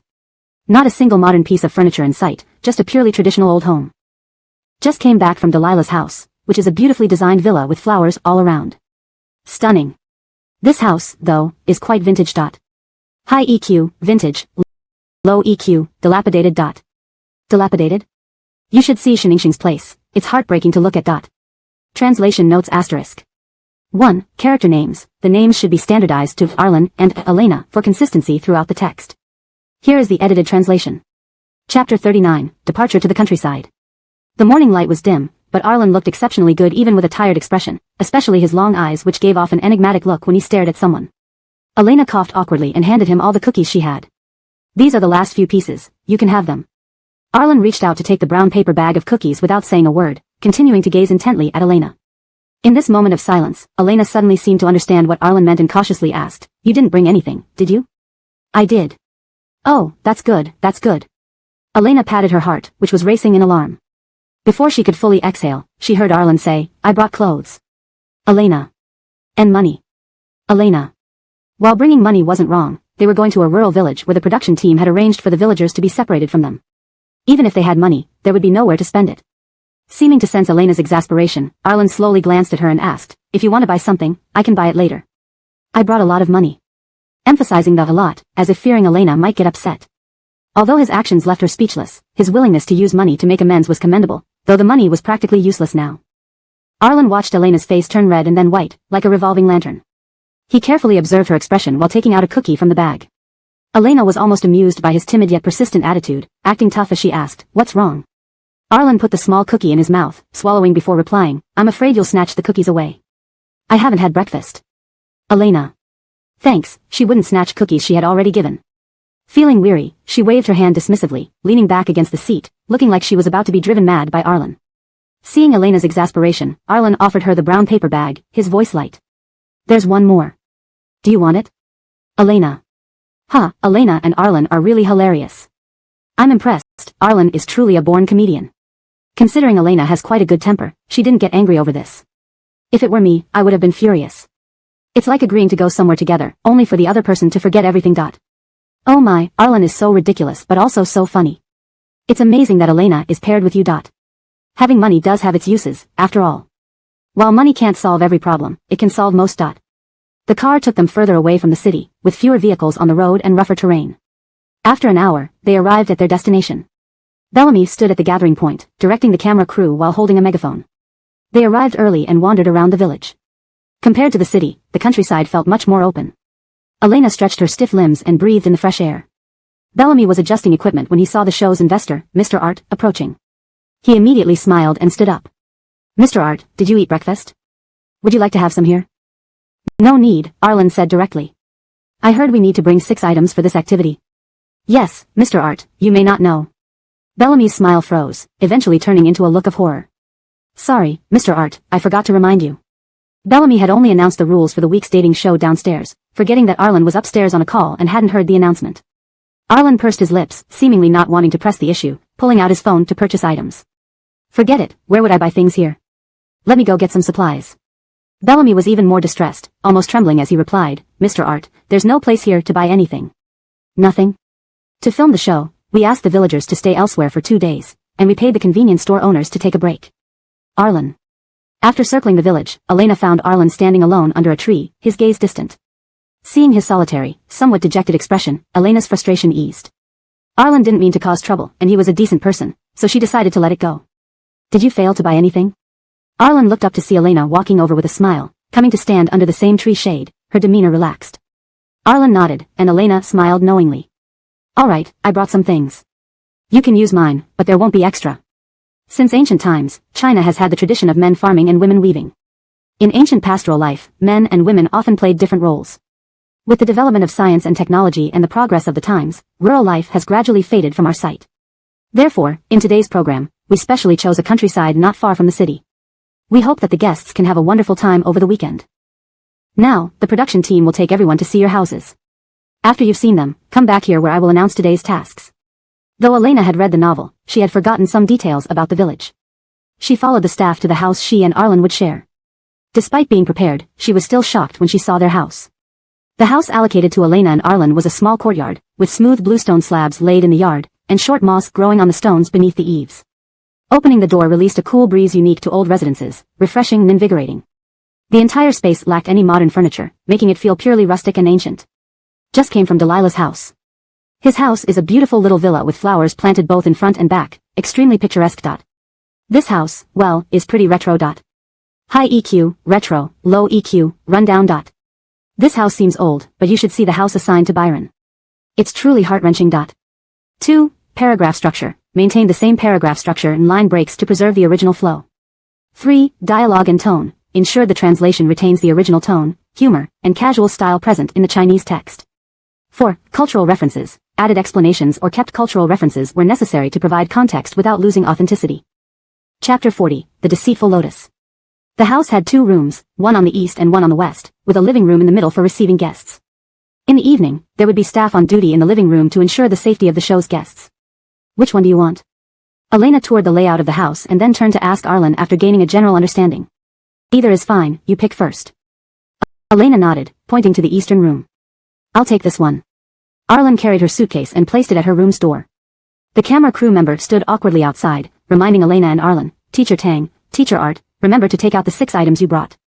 You need to show them during the gathering. As they walked out of the courtyard, they encountered Daniel and Kristen coming from ahead. Kristen was mumbling something softly behind, while Daniel stood alone at the front, creating a cold atmosphere between them that only lessened when Elena and Arlen approached. In this situation, they couldn't avoid greeting each other. Elena was certain that if she didn't greet Daniel, her name would appear online immediately, facing criticism from his fanatical fans.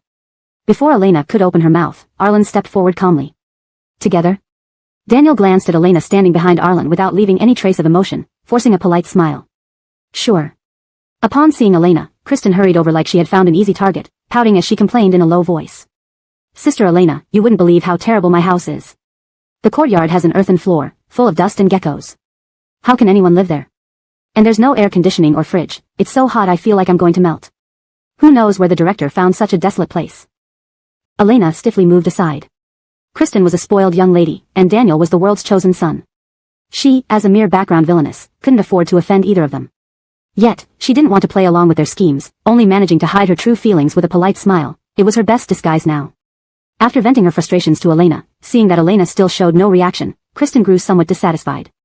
Elena really lacked insight, no wonder she was still an 18th-tier actress.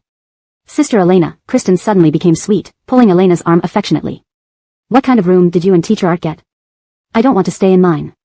Can we swap? I really don't want to stay in that house with geckos. Please help me, Sister Elena. Kristen shook Elena's arm, making Elena feel her skin crawl. Xiao Xian looks so cute when she acts like that. I wish she would act coy with me too. No, why does Kristen have the right to ask Elena to swap rooms?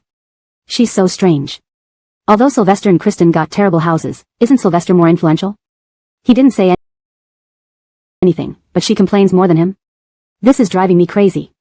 Damn it, nothing irritates me more than these fake goody two-shoes types who try to guilt-trip others. Who are you calling a fake goody two-shoes? It's Elena who should be called that. Don't forget what she did to Sylvester. It hasn't even been a few days, and people already forgot how disgusting she was. Elena and Kristen didn't see the heated chat comments, but faced with Kristen's coyness, Elena just wanted to escape. While trying to think of an excuse to reject Kristen, Elena felt a cool voice interrupt her before she could speak. No. Kristen pouted, turning her head away, ignoring Arlen.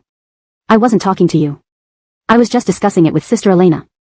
Usually, whenever she made a cute discontented face, men would give her a way out. But Arlen's tone became even firmer, his eyes calm and unmoved by her act. I said no. That's also my room. Kristen's face turned red from Arlen's refusal. She glared at him, stomped her foot hard, and angrily walked away, letting go of Elena's hand. Oh wow, Arlen is so tough. Alright, I agree with you being with Elena. Ha ha ha, you didn't see Kristen's face. She was flushed from embarrassment. Maybe now she'll realize not everyone revolves around her. Arlen is so manly. Although he's not in the industry, you notice how he doesn't seem to fear anyone. Damn, love it. Arlen stood up for Elena, so loving. Seeing Elena struggle to refuse others reminds me of myself. Ugh, I'm so weak. Watching Kristen walk further away, Elena slightly swung her arm. As she looked up, her gaze accidentally met Daniel's fleeting look. Why was he smiling at her? Shouldn't he be chasing after Kristen, his designated guest? Looking at Daniel's seemingly indifferent back, Elena realized that perhaps he wasn't the gentle gentleman depicted in novels. At least now, she thought Daniel should have gone after his guest instead of standing there as if nothing happened. Recalling the protagonist's plight later in the story, Elena felt a chill creep up from her feet to her spine.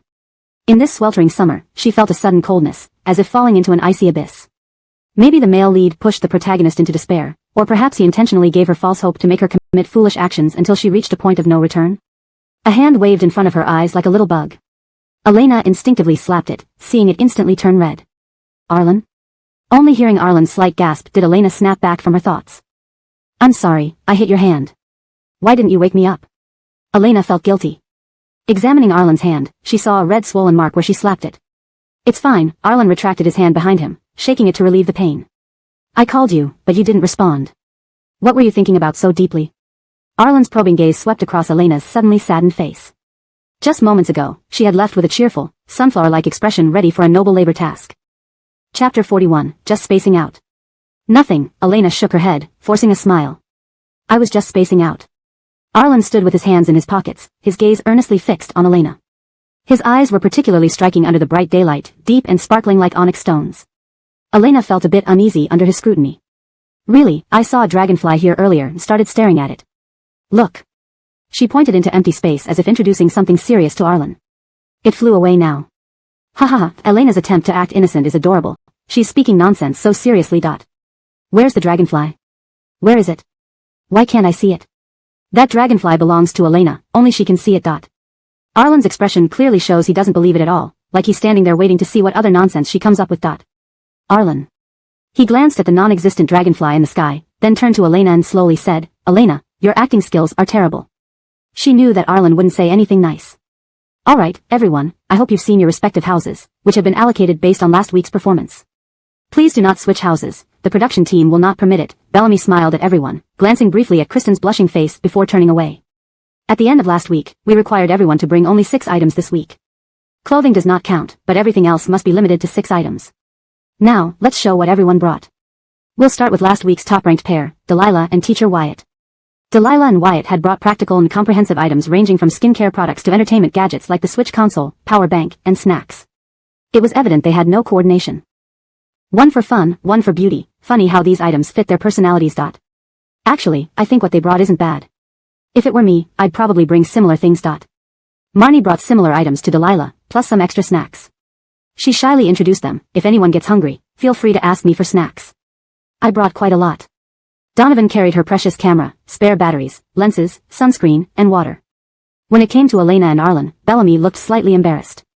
Since Teacher Art didn't bring anything, this part will only feature Teacher Elena. All eyes suddenly turned to Arlen, who remained unfazed. Oh, Arlen even forgot to bring anything this time, unbelievable. Why isn't Arlen ashamed at all? If I were him, I'd want to crawl into a hole. Elena and Arlen as a pair are getting what they deserve, a gold digger and an absent-minded programmer, a perfect match. They should be locked together forever. Note, the term is derogatory and offensive. It's translated here to maintain the original meaning, but please be aware that this is not a respectful or appropriate term to use in any context. Some fans of certain celebrities are so vicious, ready to insult others. People who want to insult others should leave the live stream. Elena placed her items on the table while the camera zoomed in closely. She had basic skincare products, mosquito repellent, a battery-powered fan, a drinking cup, and 2 pairs of gloves. Elena clearly did her homework, very professional. She even remembered to bring insect repellent. Feels like Elena was the only one who understood the task. Everyone else brought things suitable for a picnic. Maybe the challenge won't be this intense this time. Kristen's items were mostly the same as Delilah, typical skincare products for girls. Daniel brought a power bank, a water bottle, a packet of tea leaves, earphones, sunscreen, and a pair of reading glasses. Seems like actor Shen lives quite simply, carrying tea leaves. Boss Shen loves tea. I can vouch for that, he always carries a thermos on set. Not old, bushy, mature, square root. What a stylish and health-conscious guy. Alright, everyone's items have been inspected. These items will be crucial for your survival over the next 2 days. Apart from essential daily necessities, the production team won't provide anything else. Make the best use of what you've brought to enjoy your vacation. Now, let's begin our first task today, pickling vegetables. In this challenge, male and female guests need to split into 2 groups. The men need to find at least 4 suitable vegetables for pickling from the vegetable patch, while the women need to remember the method of pickling within 2 minutes. This will determine which group gets lunch first and what kind of lunch they get. Male guests, please gather here. As soon as he finished speaking, Elena pulled on Arlen's sleeve and whispered, remember to pick cabbage, cucumber, carrot, and green beans, don't get any other vegetables. Here's a pair of gloves for you. Arlen nodded and headed towards the gathering spot. Watching him walk fearlessly towards the vegetable patch, Elena sighed inwardly. If Arlen brought back tomatoes, onions, or loofah, they would be in big trouble. With this concern nagging her, Elena followed the directorial crew to watch the video tutorial on pickling. First, we need to wash the carrots, cucumbers, and cabbages under running water. Second. Then. Finally. What? What is all this? Can't remember it all, the instructor spoke too fast. Insane speed, insane requirements. Impossible to memorize within 2 minutes. Am I watching a romance reality show, or a memory competition? By the time I found a pen, 1 minute had already passed. I only managed to jot down bits and pieces of the second half, sob. Delilah approached Elena and asked quietly, Elena, did you remember? Just part of it. Elena smiled bitterly. The instructions were delivered too quickly, and she couldn't fully remember. But she had checked some recipes beforehand, unsure if those would be helpful now. Chapter 42, He's Kind of Handsome. Arlen watched Elena wash a pile of vegetables in the water basin and slice them into strips before staring at the bowl with deep thoughts. He grabbed an extra cucumber, putting it in his mouth. Despite everyone around him bustling about in a heated and busy atmosphere, he was completely calm, casually munching on the cucumber. These 2 have given up. Everyone else has been working for a while. Does Elena not remember anything at all?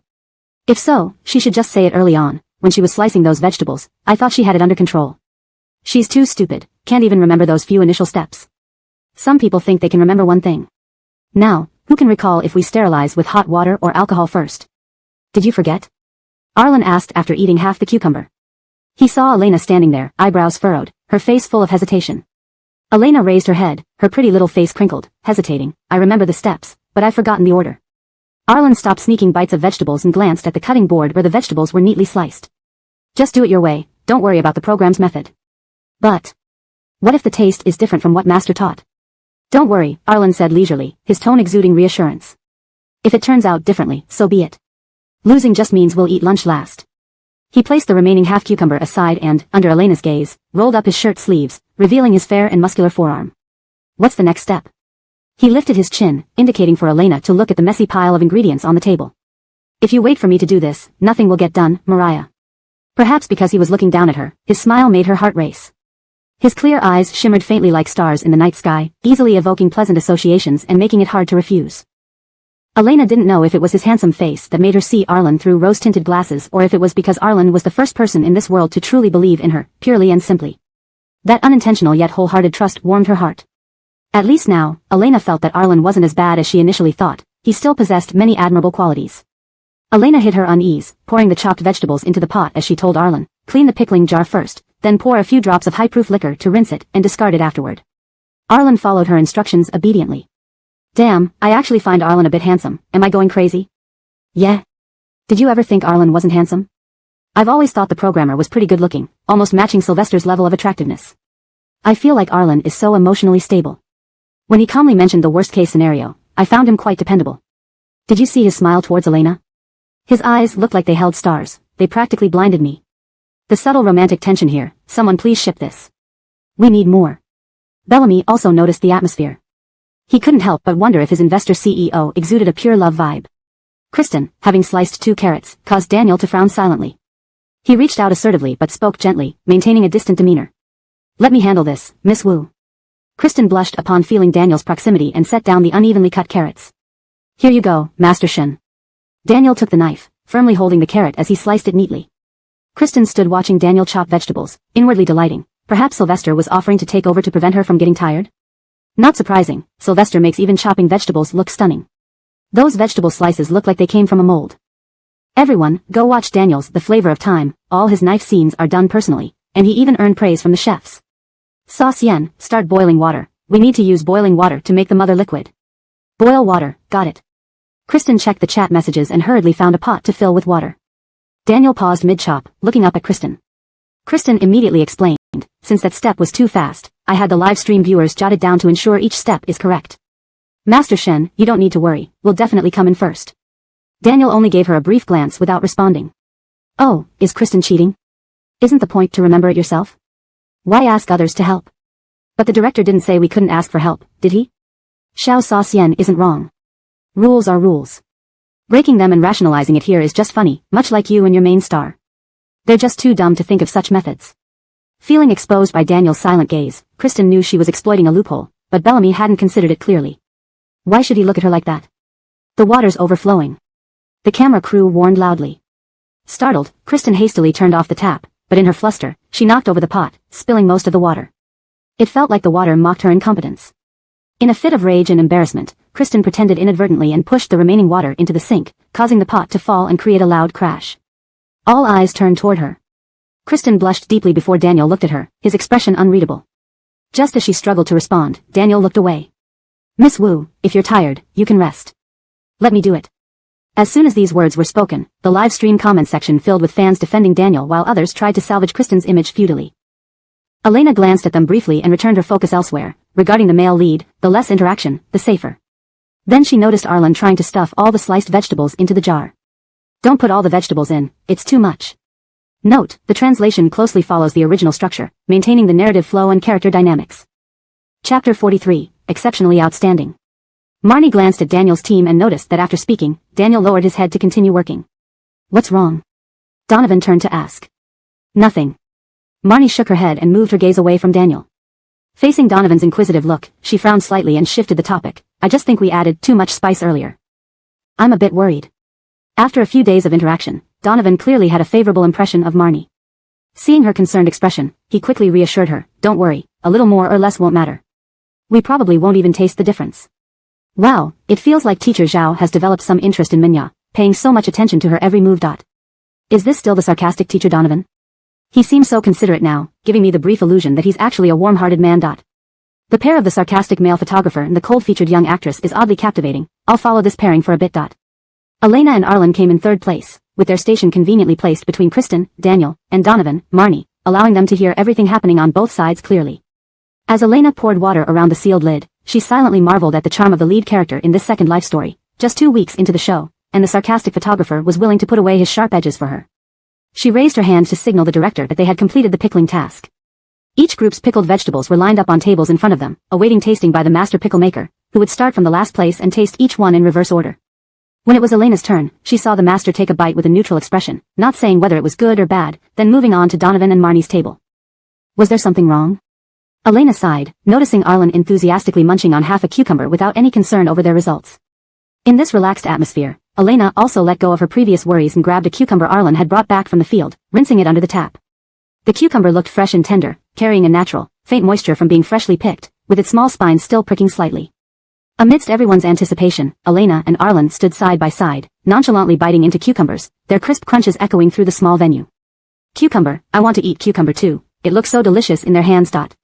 Why does it seem so appetizing when they're eating? It's just a cucumber, right? Why does it look so good? These two are really laid back, everyone's waiting for results, yet only they are munching cucumbers. Honestly, I wish I could have won too.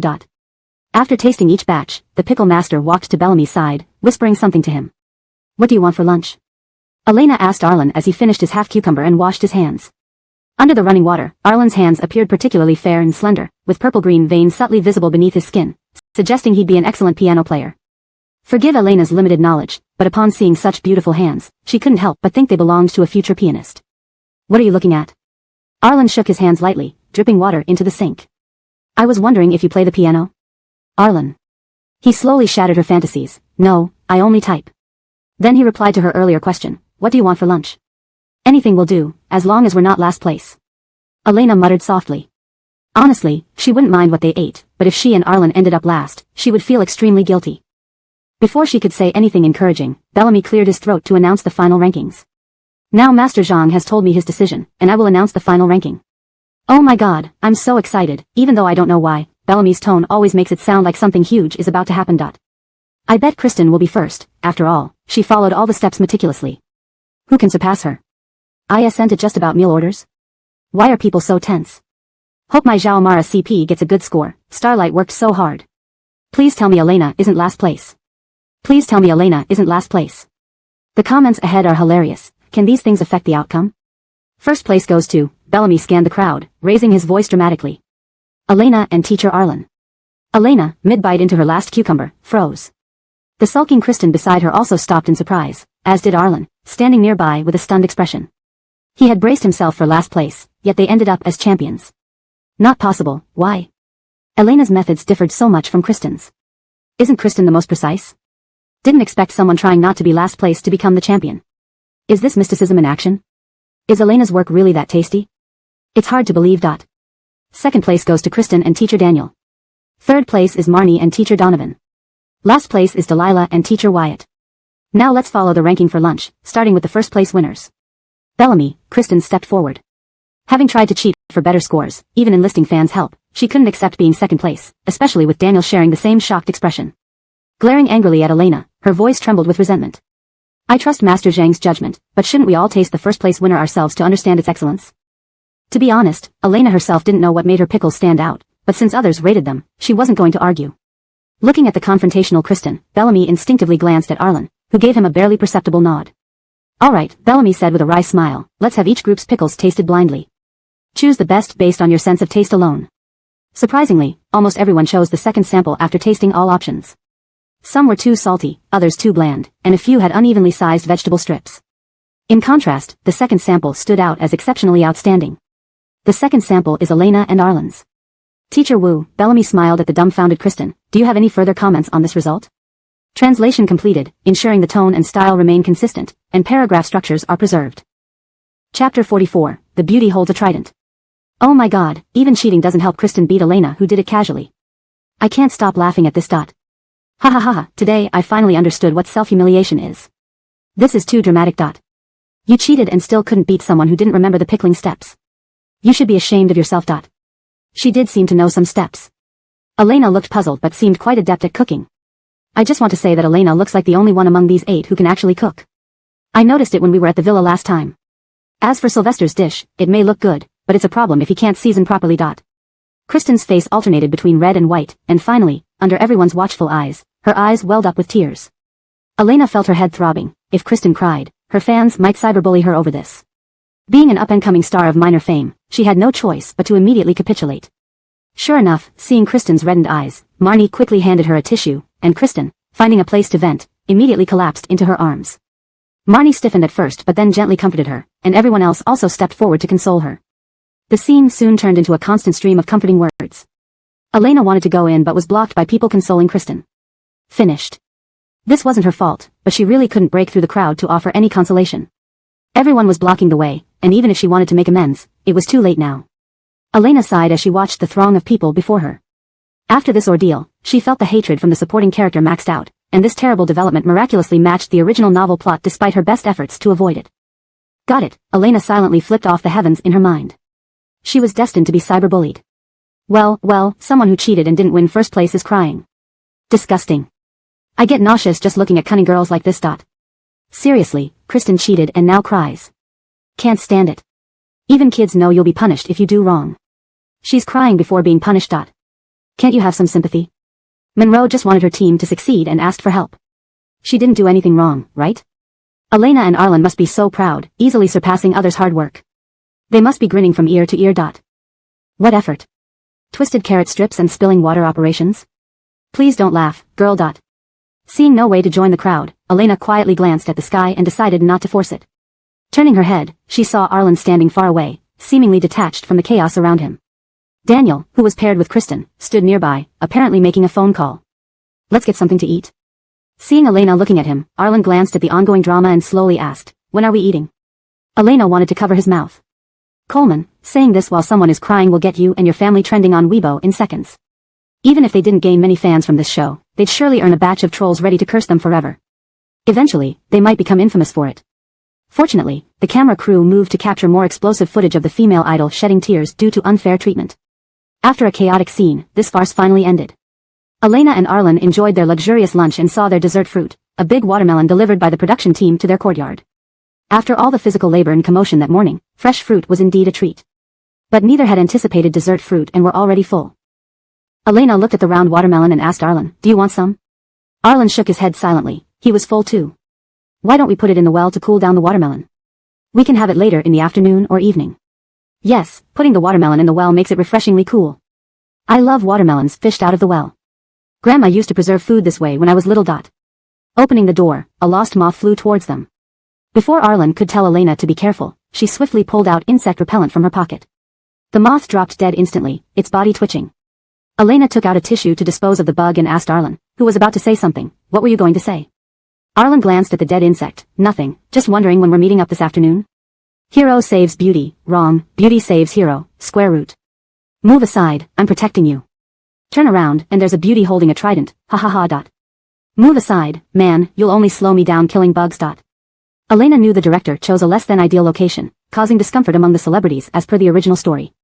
So, Elena prepared early, but she didn't expect how authentically rural it would be here, especially the house where Kristen and lead actor Daniel stayed. It seemed more like a life experience program than a dating show. Thinking about the chaos that morning made Elena feel a headache. She hadn't meant to offend Kristen but ended up doing so anyway. Kristen, as an early supporting actress, was quite formidable. Just as Elena was deep in thought about the day's events, a knock on the door woke her up. She opened the door in slippers and saw Arlen. "Can I borrow your insect repellent? I just saw a gecko." Elena smirked. She had known these items would come in handy. "Just sprinkle this around your bed, and insects won't come near. We're in an old house after all, having some bugs is normal. Sprinkling this should help. Besides, geckos are beneficial, you can keep them to eat mosquitoes." As they spoke, a production crew member barged in and eagerly asked upon seeing Elena, "Mariah, can we borrow your insect repellent? There are small insects at Mr. Shen and Miss Wu's place." Elena nodded, handing it over. Chapter 45, Love and Peace. Elena didn't intend to ingratiate herself with Kristen, but she also didn't want to offend her. If this matter could somehow improve her image in Kristen's eyes, it would be a good thing. Thus, Elena readily agreed to the request. The staff immediately expressed their gratitude. Since returning, Kristen had been in low spirits. Upon seeing her living conditions, she began to lash out at the staff, complaining that the place wasn't fit for habitation because she saw mosquitoes in her room. The houses chosen by the program were all prepared well in advance, with new bed linens and thoroughly cleaned rooms.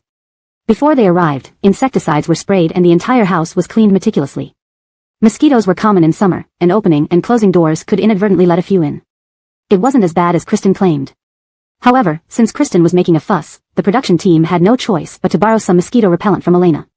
After applying the repellent for Kristen, the staff heaved a sigh of relief. Despite being a lower-profile celebrity compared to superstar Elijah, Kristen was the most difficult to handle. Thinking of Elijah, the staff approached him cautiously. "Teacher Shen, would you like me to sprinkle some repellent for you too? Although we've already sprayed the insecticide, a couple of mosquitoes might still come in." Daniel nodded and moved aside. "Sure, thank you." The staff entered his room and began to sprinkle the repellent. Watching the staff's actions, Daniel seemed to realize something. "Is this mosquito repellent from Miss Elena?" "Yes," the staff smiled while chatting with Daniel. Although he was a film emperor, Daniel had a good temperament and was approachable, so everyone enjoyed chatting with him. "It's borrowed from Mariah. She said just to return it after use."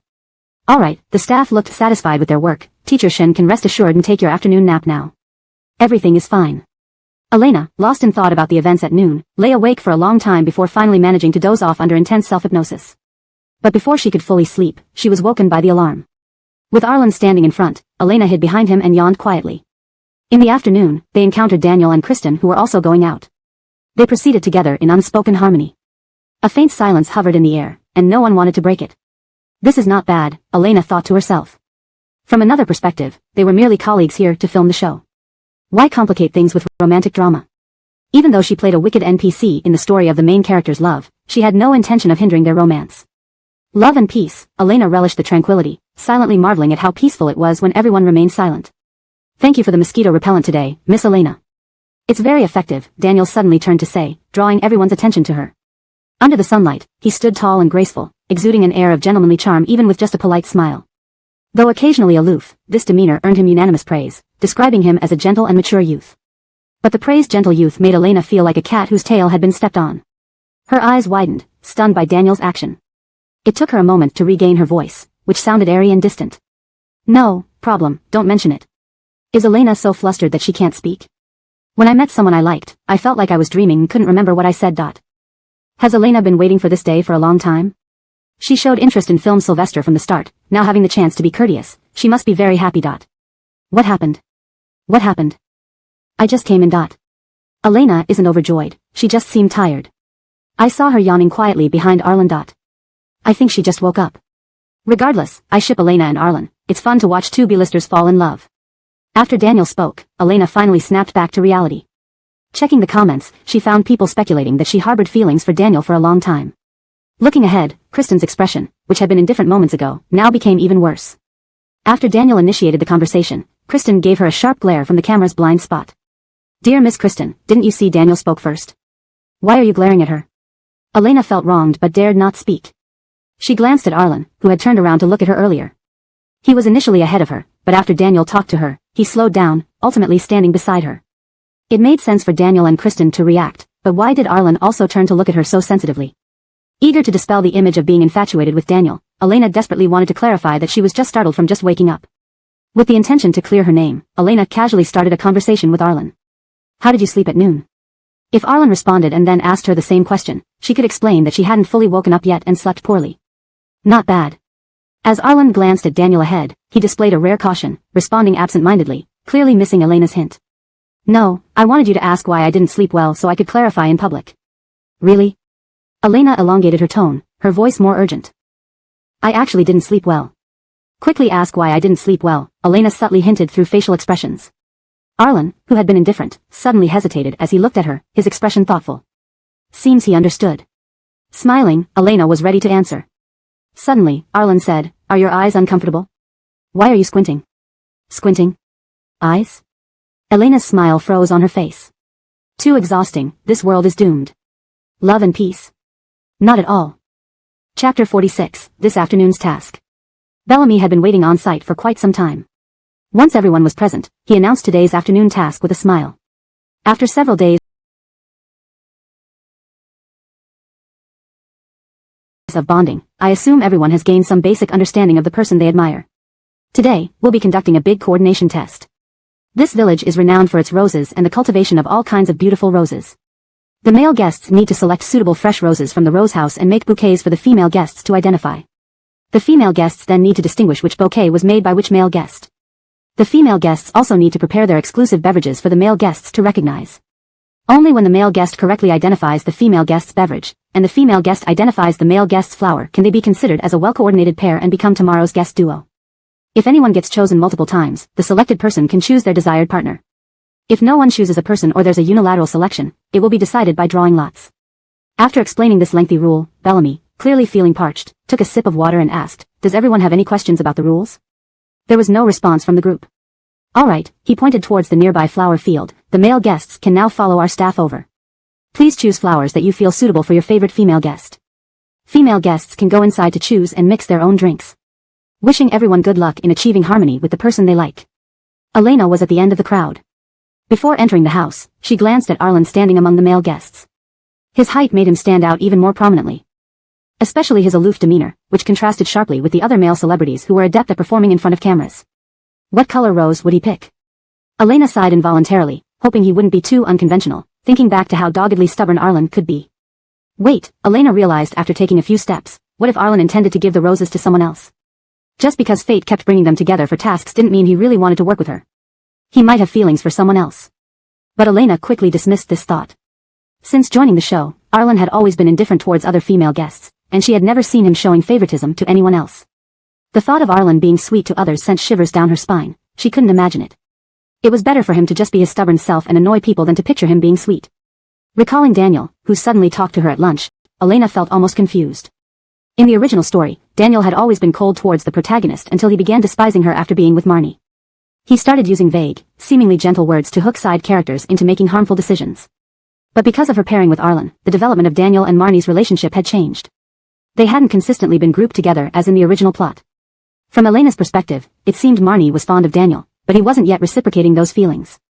Why did Daniel act differently then? Could he be setting up something sinister, waiting for her to do something malicious? Do you know what kind you want to make? Delilah approached her with a slightly embarrassed look. Despite being a mature beauty, her expression only added to her charm. Amused by Delilah's cute expression, Elena leaned closer and teased, Who are you going to give it to? She didn't expect the seemingly aloof Delilah from the book to have someone she liked. Delilah glanced awkwardly at the camera crew trailing behind them, inching even closer to Elena. It's Daniel. I'm his fan. You don't know how amazing his famous movie, The Last Renowned Actor, is. When I was still a small model in France, many French people looked at us Chinese differently because of him. I'm very grateful and admiring of him. I took this reality show invitation just to meet Daniel.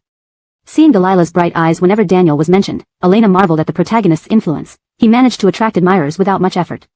As they stood close, the viewers online couldn't help but notice Delilah's shy expression, stirring discussions. What are they talking about? I wish the director could push the camera closer. Luo looks so shy, it feels like she's blushing. She's adorable. It feels like they've swapped roles. Tall and aloof Delilah seems delicate next to Elena. Meanwhile, Elena looks like the older sister. Beautiful chemistry. I'm rooting for the sugar and pear CP. Who agrees? I support Elena as one. Every time Delilah is around Elena, her aura becomes softer, perfect for an older sister role.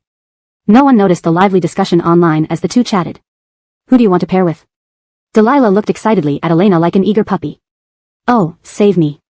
No one can resist such a gaze. Elena blushed slightly under Delilah's stare. It's Arlen. To stop Delilah's imagination, Elena said quickly, Arlen and I are more familiar.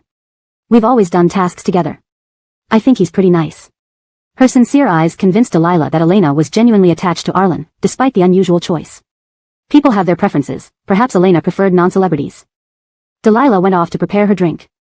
Elena wasn't particularly interested in making a fancy drink. Glancing at the table full of various alcohols, juices, sauces, and fruits, she decided to simply make orange juice. Reaching out for an orange, her fingers brushed against another person's hand. Chapter 47, This Xiaoyi truly adores her. It was Marnie. Elena had not interacted with Marnie since joining the show. Their only interaction was a brief exchange of glances during introductions. You take it first. No, you go first. Both spoke in unison, surprised that each would defer to the other. In the footage, two equally beautiful women stood face to face, stunning even without any filters. Sometimes I can't help but marvel at the impeccable selection skills of face-to-face dating's producers. How are they all so gorgeous and handsome? The vibe between these two beauties is just perfect. Are there any scripts for dual female leads where we can see these pretty sisters together? I love watching beautiful people side by side. Marnie, our little star, is currently one of the hottest A-list actresses, not someone from an unknown 18-tier drama who tries to gain attention randomly. Some fans should respect her more. Elena's acting is laughable. She's fine playing a silent beauty, but as soon as she has lines, she drags down the entire quality of the show. I don't know about others, but Marnie has been praised by Garrett for having Oscar-winning potential. Meanwhile, some are still stuck in small online dramas. No matter how impressive your sister might be, she's still on this dating show alongside Elena as a female guest. What are some fans boasting about? Go ahead. Elena stepped back, offering the orange before her. Thank you. Marnie carefully picked an orange from the tray, selecting one to her satisfaction. When Elena thought Marnie would leave after choosing, she remained rooted, occasionally glancing over. Why did the leading lady suddenly take an interest in her?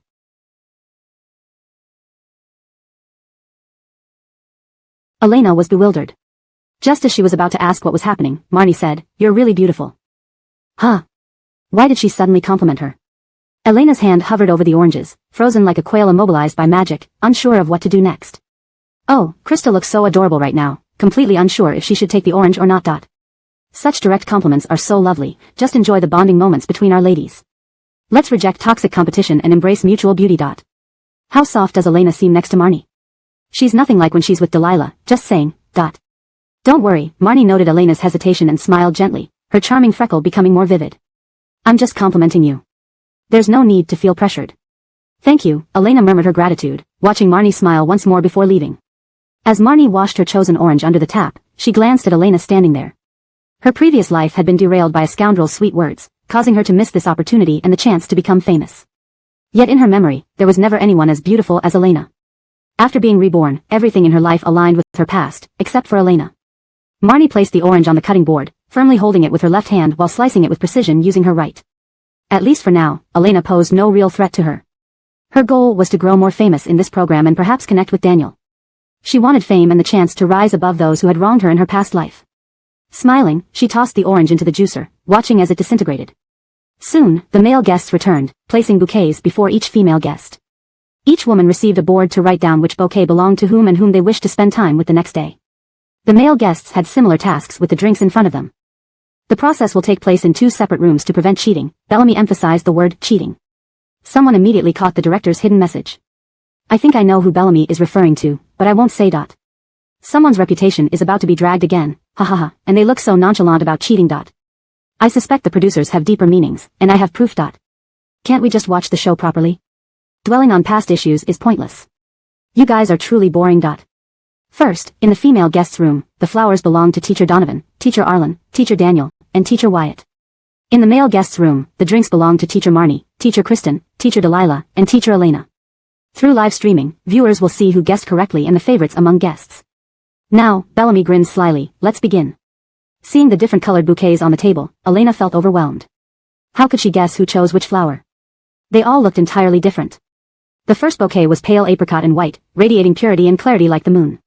The second was a striking yellow rose, vibrant enough to stand out even among red flowers. Elena felt oddly familiar with this yellow. The third was a bright pink-blue hue, dreamy and eye-catching. The fourth was a deep red, passionate and bold. Looking closely, the yellow grew more familiar. After contemplating, she wrote Arlen's name next to the second bouquet. For the others, she assigned names based on instinct. Delilah glanced at Elena, who had finished quickly, appearing relaxed.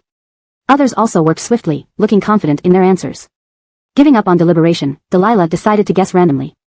Elena only got 2 correct, Arlen and Daniel, and her choice for tomorrow is Arlen. The Nigel Tang CP is real. Report, Arlen also guessed Elena's drink correctly, but the rest were wrong. I couldn't catch his favorite's name, he wrote too fast. It's Elena's baby. I saw it, Arlen wrote Elena's name without thinking. He adores her so much. They're just 2 struggling stars finding comfort in each other. In this industry, obscurity is a sin. Both Marnie and Delilah wrote Sylvester's name, but why did Kristen write Arlen's? Wait, it seems Sylvester only got Elena's drink correct? Seriously? That's too absurd, right? I want to know who Sylvester's ideal partner is. I must see. Chapter 48, Entertainment Industry Under the Table Rules. Daniel examined the drink in front of him once more. For some reason, he felt that the simple glass of orange juice belonged to Elena. This feeling was peculiar but gave him a firm sense that she would like the warmth of that color. With this thought, Daniel confidently wrote Elena's name as the female companion he most wanted to be with tomorrow and handed the board to the crew. What did I just see? How could it be Elena? Am I seeing things? Yeah. It's Elena. How is that possible? Why her? She's such a manipulative tease. Don't you remember how pretentiously she acted in front of you back then? I can't accept this. What has Elena done to deserve Daniel's favor? She doesn't know anything, even her makeup looks ugly. What's wrong with Elena? She's cute and friendly. And, let me clarify again, Elena isn't ugly, she just has an unconventional sense of beauty. Sorry, please don't bring up this joke anymore. Who understands my laughter every time I see this meme? Wah, I hate Elena so much. How could Daniel choose her? I'm going crazy. When Bellamy received the male guest's board, he was still confirming the next day's schedule with the assistant director. He didn't realize it at first and joked about feeling like they had seen the selected female guest choice before, never expecting 2 people would actually choose Elena. Then, noticing the suddenly serious expression on the assistant director's face who was looking at the handwriting on the board, the assistant director mumbled almost in disbelief. This board belongs to Sylvester. Bellamy's hand holding the board froze, his mind swirling as he stared at the board before finally accepting the fact. His weathered face showed a mixture of doubt and bewilderment. Why would he choose her? After collecting the boards, the male and female guests were led into a room. Arlen entered, lazily surveying the surroundings until his eyes lit up upon spotting Elena in the corner. Feeling someone sit beside her, Elena opened her slightly closed eyes and yawned while greeting Arlen. Is the event over? Arlen sipped his orange juice, turned to see Elena yawning like a kitten, then shook his head. Not yet. Oh, that's the orange juice I made. Elena's eyes widened suddenly. Arlen glanced at the orange juice and then took another calm sip under Elena's gaze. Is this drinkable?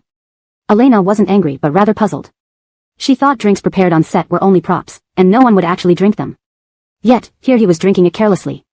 In the entertainment industry, the first lesson is never to drink water or beverages given by others, clearly indicating he was a novice. Arlen nodded, showing her the empty bottom of the cup innocently. Delicious. Forget it, Elena sighed, rubbing her forehead. Arlen wasn't entering the entertainment world, so these industry unwritten rules didn't matter to him. Don't drink water offered by others. Why not? Because there are ill-intentioned people in the entertainment industry who put things in the drinks. Didn't you make this? Arlen's tone was slow, seemingly unable to grasp these unspoken rules. He paused for 2 seconds before asking, would you put something in it? Coleman, why do you sound so excited? No, I'm just warning you. Elena explained patiently like teaching a child, then got a casual nod from Arlen. Understood. Was this kid really understanding or just humoring her? Elena sometimes couldn't help but want to punch him. Do you recognize which flower bouquet I tied? Thinking of hitting him, Elena calmed down, hesitantly replying, was it the yellow one? Probably the yellow one. Only the yellow one seemed to fit your style. Arlen seemed interested now, asking, what is my style? Elena hesitated after glancing at him. Pure, straightforward, brave, kind-hearted, a very nice person overall. In the corner, Arlen's eyes sparkled brightly like obsidian, contrasting sharply with his pale skin. He nodded, leaving Elena uncertain of his emotions, and then looked away. In that case, those are my flowers. What? I said those flowers are mine. Good, Elena relaxed, reassured that she chose correctly. I picked the right one. Do you care a lot about this? Arlen seemed unusually happy, and even Elena could feel his inexplicable good mood. Though unsure why, Elena honestly replied, yes, I don't want to pair up with other male guests. Whether protagonist or supporting role, either would make life difficult for her. Alright, Arlen nodded, leaning back with a slight smile tugging at his lips. Elena turned forward, unaware of Arlen quietly watching her with warm eyes. Why did you choose only yellow roses? Elena wondered, amidst all the flowers, why Arlen chose only the yellow roses. Because, there were the most yellow roses available. Elena. She knew it, Arlen had no romantic thoughts whatsoever. Luckily, she already suspected only a heartless guy like Arlen would create such a rudimentary bouquet. Bellamy hadn't arrived yet. Yawning and tired from lack of sleep at noon, Elena leaned back into the chair. Did you not sleep well at noon? Arlen's voice echoed nearby. Feeling her eyes heavy, Elena muttered half asleep, you're only asking this now. I'll rest for a bit, her voice faded gradually until she stopped speaking. Wake me when Bellamy arrives. Sure. Hearing this, Elena fell asleep easily. Arlen was about to check Dale's email when he felt a warm weight on his shoulder. Elena slept deeply, her rosy cheeks pressed against his shoulder, lashes fluttering gently like butterfly wings. Arlen stiffened, momentarily stunned by her closeness. Chapter 49, is this Arlen really a programmer? The email that he had intended to read now seemed like unordered gibberish. Arlen glanced at it twice but couldn't take in anything, and he pressed the power button to turn off his phone, extinguishing the only electronic light source between them. He held his breath as Elena's breathing became clearer, matching the rhythm of his restless heartbeat, making him inexplicably nervous. Feeling a bit itchy from the strands of hair near her ear, Elena involuntarily leaned against Arlen's shoulder and gently rubbed it. Arlen whispered her name softly. Elena, Elena. The girl slept deeply, oblivious to the sounds around her. Arlen slowly and awkwardly reached out to tuck Elena's hair behind her ear, which visibly eased her furrowed brow. Just how exhausted was she to fall asleep unconsciously like this? Other people entered the room, and the noise reached the back row, causing Elena to wrinkle her brow irritably. She stretched out her hand slightly, wanting to wave away the sound. But Arlen covered her ears just in time. Elena's hand calmed down and rested in between them. Her fingers were pale and elegant, radiating a lustrous glow when placed there, mesmerizing him. Arlen's gaze shifted from the front to the delicate hand, and for some reason, his Adam's apple bobbed up and down. When Daniel entered from outside, he brought most of the cameras with him. He had recently taken on a new drama role, and the call he had made was to finalize the contract. His gaze casually swept through the room but froze at the last row. His smile, which had been due to securing a good script, turned stiff. Oh my god, what am I seeing? Elena is sleeping on Arlen's shoulder. OMG, my OTP is real. Everyone come see, Art Tang CP is real. Elena looked so natural resting on Arlen. Screaming, stomping feet, crawling towards the sun, joyful wiggling, eyes sparkling with stars, happy wriggling, rolling around, healthy and free scream, my OTP is real. The dog man and fairy girl are real. Didn't Daniel also choose Elena earlier? Isn't this turning into a love triangle already? Excited tone.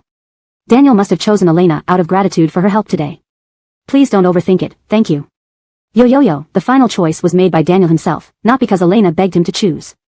Even before Daniel could say anything, your fans have already spoken. Fans know more than idols do. I get it. As if sensing Daniel's gaze, Arlen looked up and locked eyes with Daniel across the distance. One sitting, one standing, one cold and distant, the other polite and refined. They exchanged brief glances before simultaneously looking away. Finally, Bellamy rushed in holding the results, immediately blinded by the intimate scene at the back. Ordinarily, such displays of affection would delight him, it was a dating show after all. Intimacy, ambiguity, and heart-pounding moments were essential for viewers to ship the couples. But now, he felt pained in knowing this moment provided by Arlen would be heavily edited out. Recalling Daniel's board with Elena's name on it, Bellamy found himself overwhelmed. How did Elena, who paid extra money to enter, suddenly become so favored by these two major players? With so many beautiful female guests, why did they both focus on Elena? Still, Bellamy maintained a composed smile, cleared his throat, and signaled for everyone's attention. Ladies and gentlemen, we've tallied the results based on compatibility and mutual choices. Here are the outcomes. Only one couple guessed and chose each other correctly, Arlen and teacher Elena. Bellamy's gaze swept the room. Even the usually stoic actor Daniel showed a gentle, bright smile despite being rejected. Teacher Wyatt and Teacher Donovan both correctly identified the drink prepared by Teacher Marnie, and their ideal partner was Teacher Marnie. Teacher Marnie correctly identified the bouquets from Teacher Daniel and Teacher Wyatt but chose Teacher Daniel. According to the rules, Teachers Wyatt, Donovan, and Marnie will proceed to a draw to determine tomorrow's partners.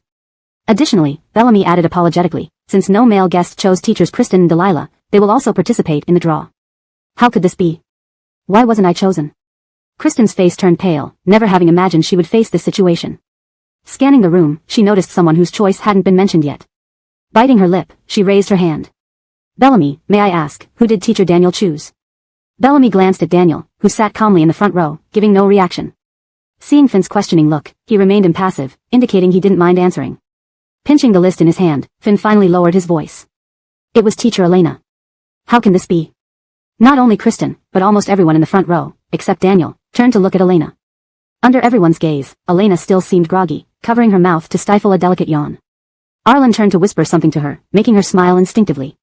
In the dim corner, only a sliver of sunlight illuminated Arlen's high nose and glossy lips. His eyes, revealing his emotions, were hidden in the shadow. Realizing everyone's attention was on them, Arlen straightened up. Without speaking, he emitted an overwhelming presence that silenced everyone. Sitting there, the carefree demeanor he had shown while talking to Elena vanished, and he now appeared like a razor-sharp blade, sharp and intimidating. A chill crept up Kristen's spine, instantly sobering her up and subduing her resentment towards Elena. Is this Arlen really a programmer? Glancing at Elena lying on Arlen's shoulder, a wave of jealousy surged within her. Why did that plain-looking Elena get chosen by not just one but two men, including a renowned actor like Daniel? What exactly makes her so special? Her dark resentment deepened, wondering why Elena, of all people, received such favor. Chapter 50, A Smile is her last gesture of politeness.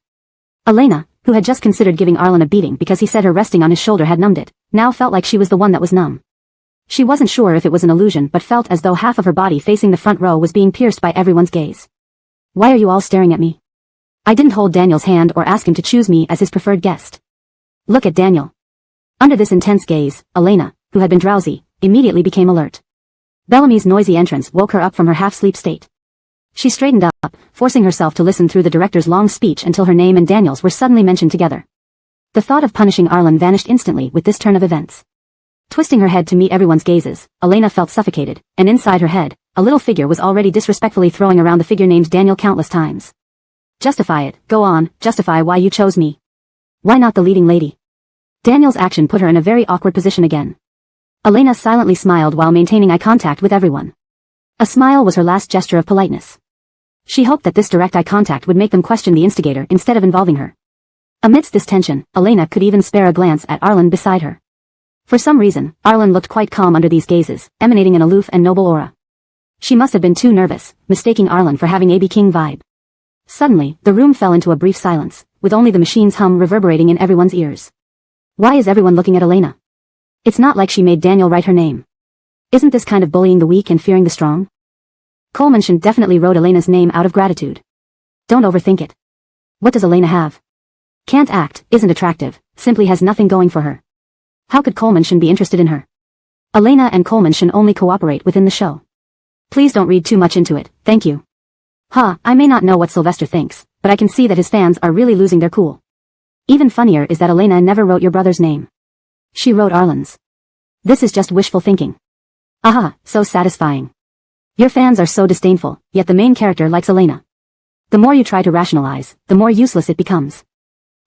It's hilarious. Bellamy coughed lightly, drawing everyone's attention back to himself. He glanced at CEO Art at the back, meeting his unfazed gaze. That eerie look scared him into quickly proceeding. If there's nothing anyone wants to ask, let's begin the draw. Starting with the male guests. Teacher Daniel, you first. Seeing everyone focus on the front, Elena finally exhaled, her tense body relaxing. Then she heard Arlen's muffled laughter. This dog of a man. As a programmer, he doesn't understand how tough it is for her as a low-level celebrity among this crowd of elites. She felt like anyone could crush her at will. Others, when they time travel, end up as rich heiresses or have golden fingers. She just wanted to earn her romance show fees and slip out unnoticed from these elites. Elena cast a deep glance at the oblivious to human suffering Arlen and muttered softly, you, who aren't in the entertainment industry, will never understand. What's the status of a minor star like me? I can't afford to offend any of those people up front. Especially given her role as a malicious secondary character, one wrong move might send her down the same path as in the original story. Unexpectedly, after listening, Arlen glanced at Elena, seeming to recall something. He gazed at her side profile, his expression thoughtful. Elena only wanted to vent a little and wasn't intending to share her worries deeply with Arlen. Seeing his expression, Elena smiled, her beautiful almond eyes curving into a crescent moon shape. But you, since you're not entering the entertainment industry, don't have to worry about such things. With those people in front. Elena reached out cautiously beneath the chair, pointing to the rows in front of her in almost a whisper, just maintain basic social ties. Recording should finish without anyone bothering you. Would anyone bully you? Elena lifted her head, noticing Arlen's features hidden in the shadows from her angle, making it hard to discern his expression or attitude. Though unable to see his face, Elena still sensed the seriousness in his tone. Thinking about her current situation, despite being in danger, she had now separated herself from the love plot between the lead characters and wouldn't get involved further. So far, no one had sought trouble with her, not even Kristen who, although displeased, hadn't strongly opposed her actions. No, Elena shook her head, no one bullies me. I haven't taken anything from anyone. Besides, with my level of fame, no one cares enough to bother me. Arlen remained silent, gently tapping his fingers on the armrest. Alright, here are the final results. Let me announce tomorrow's pairing. Teachers Daniel and Marnie, Kristen and Wyatt, Delilah and Donovan. Plus teachers Arlen and Elena, these are our final pairs. Please proceed accordingly tomorrow morning. So, today's activity ends here. Everyone, thank you for your efforts. You can choose to eat or rest, and if you need anything, please contact our staff. Thank you for your full cooperation today. See you tomorrow. Indeed, the bond between the leads couldn't be avoided. Even random draws kept them paired. Despite her earlier interference with Daniel and Marnie, their fates still seemed intertwined, proving the protagonist dynamic was irreversible. Elena couldn't help but glance at Daniel, sitting alone in the front row surrounded by empty chairs, as befitting an emperor actor. Even the impulsive Kristen sat demurely in the second row. After hearing the closing words, Daniel stood up first, bade goodbye to the staff, and walked out, followed closely by several crew members. Turning her head, Elena saw Delilah leaving second. Delilah met her gaze briefly before swiftly turning away. Is she mad at me? Originally intending to ask Elena whether she wanted to eat or rest first, Arlen paused when Elena suddenly exclaimed, "Go ahead and eat. I have something else to do." He watched Elena sprint ahead to catch up with a tall figure at the front. After a few words, she affectionately hooked her arm with the person's and left. So, glancing at the distant blazing sunset, under this picturesque scenery, Arlen felt a bit lost. Had he just been abandoned by Elena? Chapter 51, Are you nervous? Delilah had just stepped out the door when she heard someone calling her name from behind. She stopped, and Elena ran up to her. Today, Elena had tied her hair into a neat, adorable bun that accentuated her clear neck, creating an elegant curve behind her ears when she looked down. Seeing Delilah waiting for her, Elena beamed. The twilight was golden and fading, casting a warm glow over Elena, making her beautiful features shine in this dull setting. The film crew behind Delilah immediately captured the stunning scene through their camera lenses, where Elena's smile stood out amidst the soft light, dimming everything else around her. Delilah, wait for me. Elena was slightly out of breath from running, her cheeks flushed with a light rosy hue. Her eyes sparkled as she looked at Delilah, filled with anticipation. So pretty, Mom, I'm in love. Elena is just too cute. What a lovely fairy, dog Arlen, come out and fight. I think Elena can be mine too. Sis looks perfect for a teen idol drama, she's so vibrant and cute, just like those school beauties all the male leads secretly admire. Any directors looking at our Elena? Such beautiful shots would be perfect for a TV series, she's the classic bright and lively girl next door. Although I think Elena is very pretty and made me feel something just now, her acting, well, let's leave her in the dating show. I'm telling you, has Elena ever shown such a cute expression to Arlen? This proves that Tongli CP is real. Elena only shows this face to Delilah. Within half an hour, Elena's name along with this clip trended on social media, especially following Daniel's public rejection, increasing her visibility among the online audience. What's wrong? Running so hard you're sweating? Seeing Elena like this, Delilah's previously gloomy mood softened. She pulled out a pack of wet wipes from her pocket and handed them to Elena. Taking the wipe, Elena dabbed away the glistening sweat from her cheeks. Under the temperature and ambience, her half-wiped face looked as if it could drip with sweetness like a tender white peach. I didn't want you to leave without me, Elena said, glancing at Delilah before lowering her voice. Delilah, I didn't ask Daniel to write my name. Delilah glanced at the camera focused on them, tugging Elena closer and signaling for silence. She told the cameraman, we need to talk privately, you can wait here.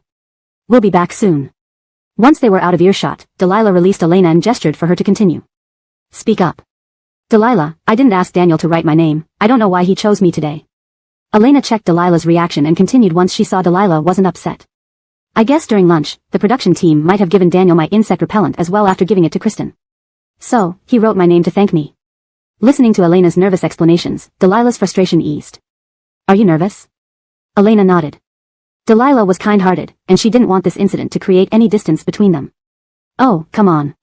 Delilah laughed, a warmth spreading from her. Looking at Elena, then at the birds in the distance, she awkwardly admitted, I'm not angry about it. Elena nodded vigorously, and upon noticing this, even Delilah's last bit of awkwardness dissipated.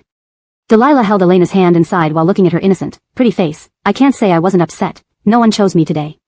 As a supermodel, I felt utterly unappealing in this show. No, Elena replied, grasping Delilah's hand tightly. You're very beautiful. It's just those male guests don't have good taste. One day, you'll find someone who only sees you. Really? Delilah's eyes lit up.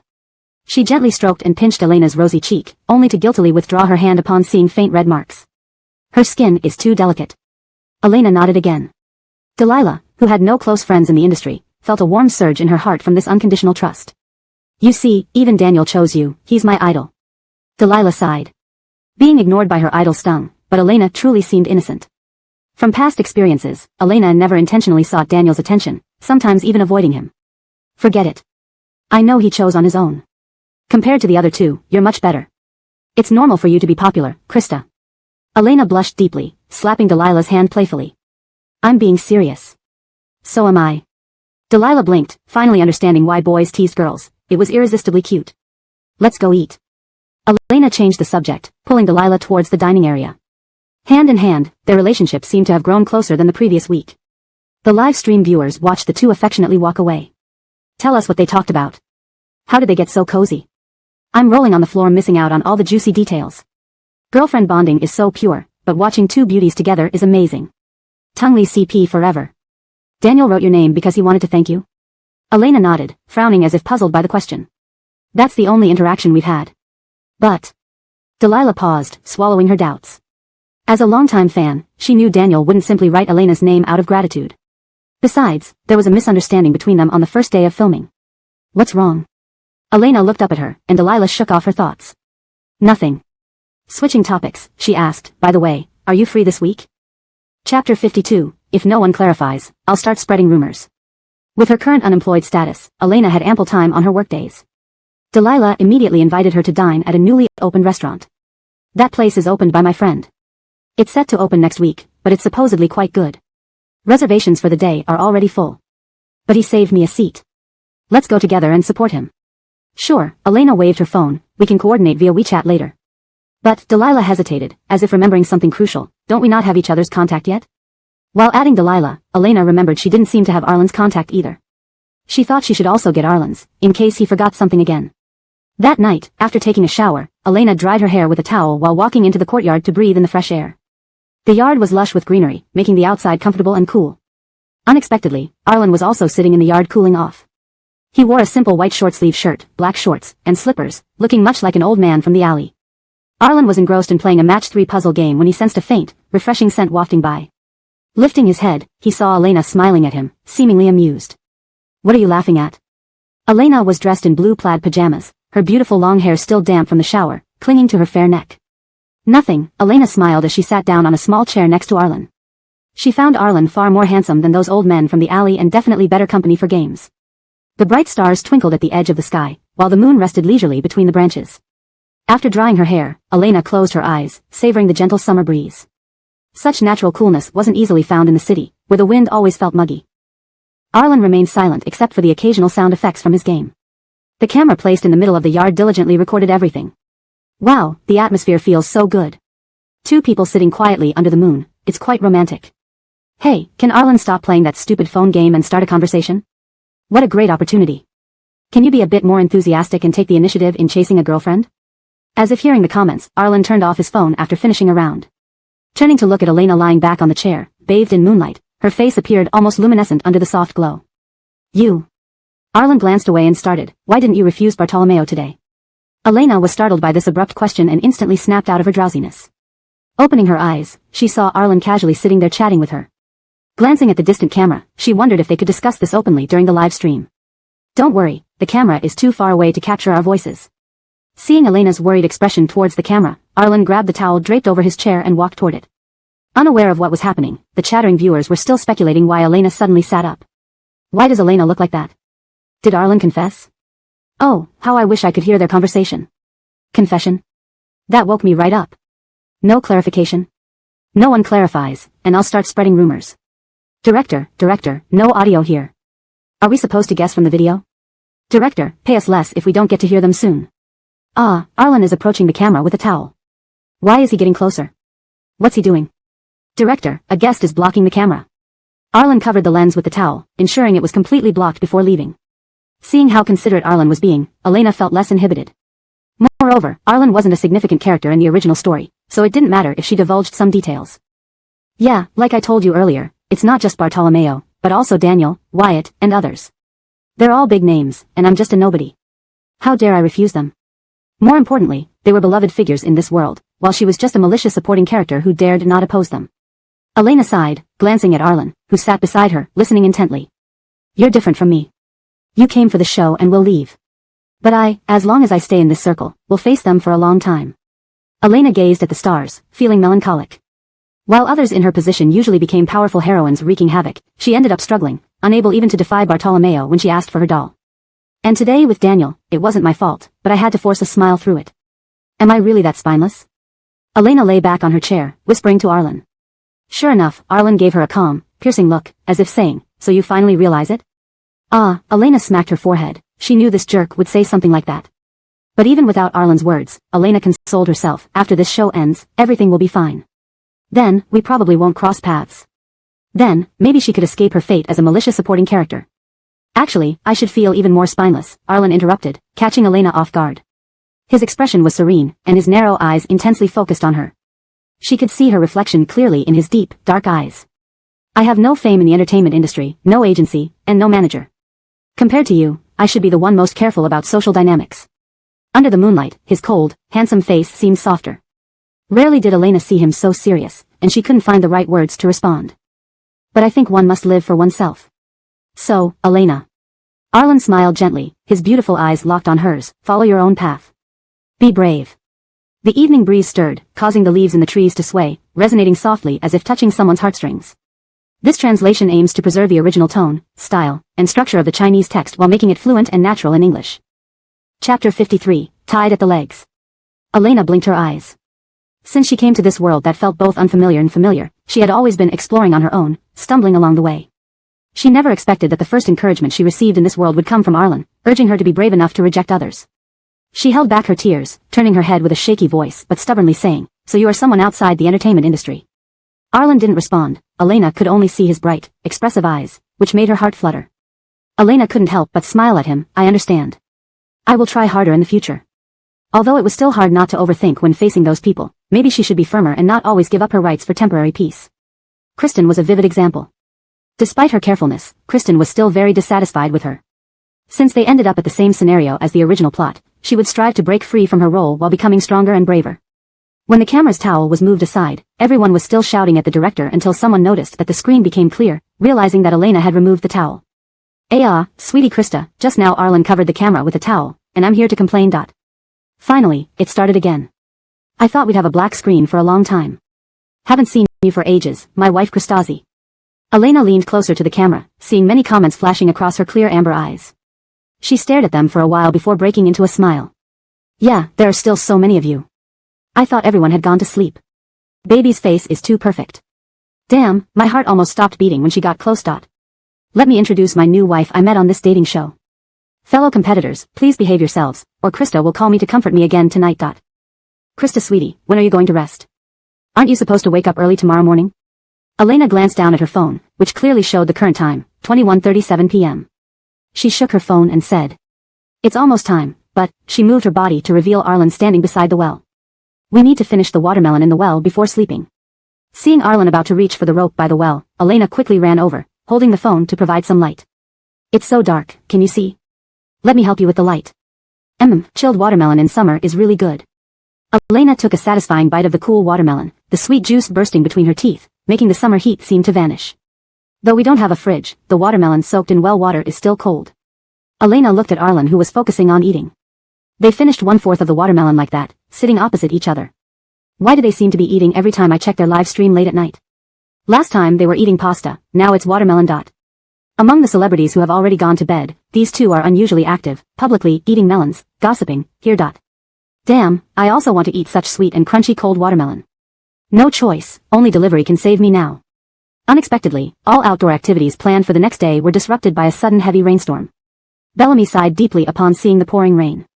Today was supposed to be a dual adventure activity to improve feelings and coordination between pairs. Unfortunately, all plans turned into bubbles. Having no choice, he initiated an emergency plan.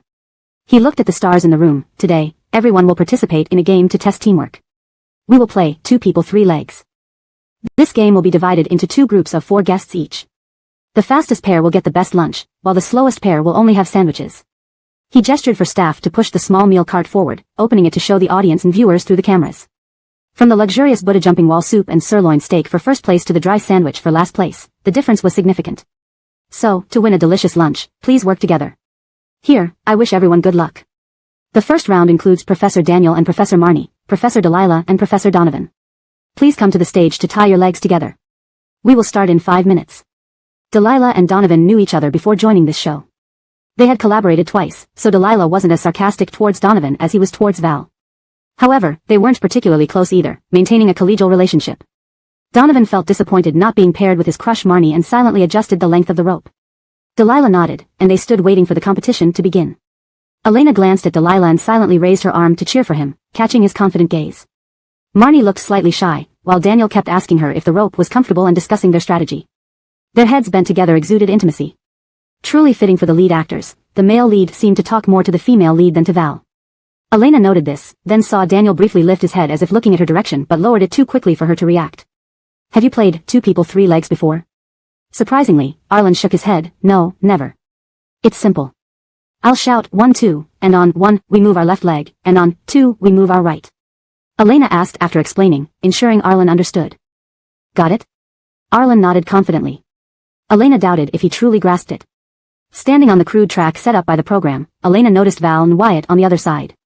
Ever since Daniel chose her, Val's expression towards her hadn't been friendly.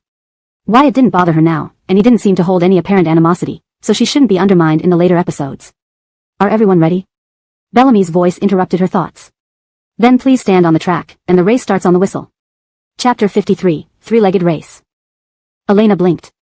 Since arriving in this strange yet familiar world, she had always been feeling her way alone, stumbling along the path. She never imagined that her first encouragement in this world would come from Arlen, telling her to be brave enough to reject others.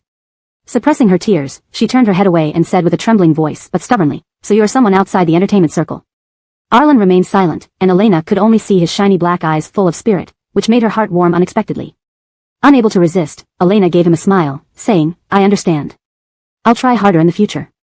Although it's still hard not to overthink when facing those people, perhaps she should be firmer and not sacrifice her own interests just for short-term peace. Isn't Kristen a clear example? She has been very cautious, but Kristen is still dissatisfied with her. Since they have ended up at the original storyline anyway, she will strive to get out of her own storyline while making herself stronger and braver. When the towel was removed from the camera, everyone was shouting at the director until someone pointed out the screen was clear again because Elena had moved the towel. Darling Krista, Arlen just covered the camera with a towel. I need to file a complaint. Finally, I thought it would be a blackout for long. Haven't seen you for so long, my dear Krista. Elena leaned close to the camera, and many comments flashed across her bright amber eyes. After staring at them for a moment, a smile bloomed on her lips. Yeah, there are still so many people around. I thought everyone had gone to rest. Baby's face is just too amazing, damn, when she got close, I felt like my heart was about to stop. Let me introduce you all to my new wife I met on this dating show. Other suitors please behave, or else Krista would call me every night to soothe me. When will you rest, dear Krista? Didn't you say you have to wake up early tomorrow morning? Elena glanced at her phone. The time was clearly displayed as 21:37. Shaking her phone, she said. Pretty soon. But, she shifted her body to reveal Arlen standing by the well. We are going to finish eating the watermelon in the well before we sleep. Seeing Arlen reach for the rope beside the well, Elena hurriedly ran over with her phone to provide light. It's so dark, can you see? Let me shine a light for you. Summer chilled watermelon tastes great. Elena took a satisfied bite of the refreshing watermelon. The sweet juice burst between her teeth, dissipating the summer heat. Even without a fridge, the well water-soaked watermelon is pretty cold. Elena looked at Arlen who was focused on eating his watermelon. The two sat opposite each other, finishing a quarter of the watermelon. Why does it feel like every time I open their live stream at midnight, they are eating something? Last time they were eating pasta, now it's watermelon. Among the already sleeping celebrities, these two are abnormally active, brazenly eating watermelon, here. I also want this sweet, crunchy, cold watermelon. What can I do, now I have to order takeout? Unexpectedly, the next day's outdoor activities, which the program team had been looking forward to all day, were disrupted by a sudden downpour. Bellamy sighed deeply upon seeing the heavy rain. Today was supposed to feature a dual adventure activity to enhance both parties' relationships and improve coordination, but now everything was ruined. With no choice, he activated the contingency plan. He looked at the celebrities inside the room. Today we will play a game that tests coordination. It will be a three-legged race. This game will be divided into 2 teams of 4 guests each. The fastest team will win the best lunch, while the last place gets only sandwiches. He indicated the staff to push in a small trolley, opening it for the guests and viewers to see. There was quite a difference between the best meal, Buddha jumps over the wall and sirloin steak, and the last-ditch option of dry sandwiches. To get a delicious lunch, please work together. Here's wishing everyone good luck.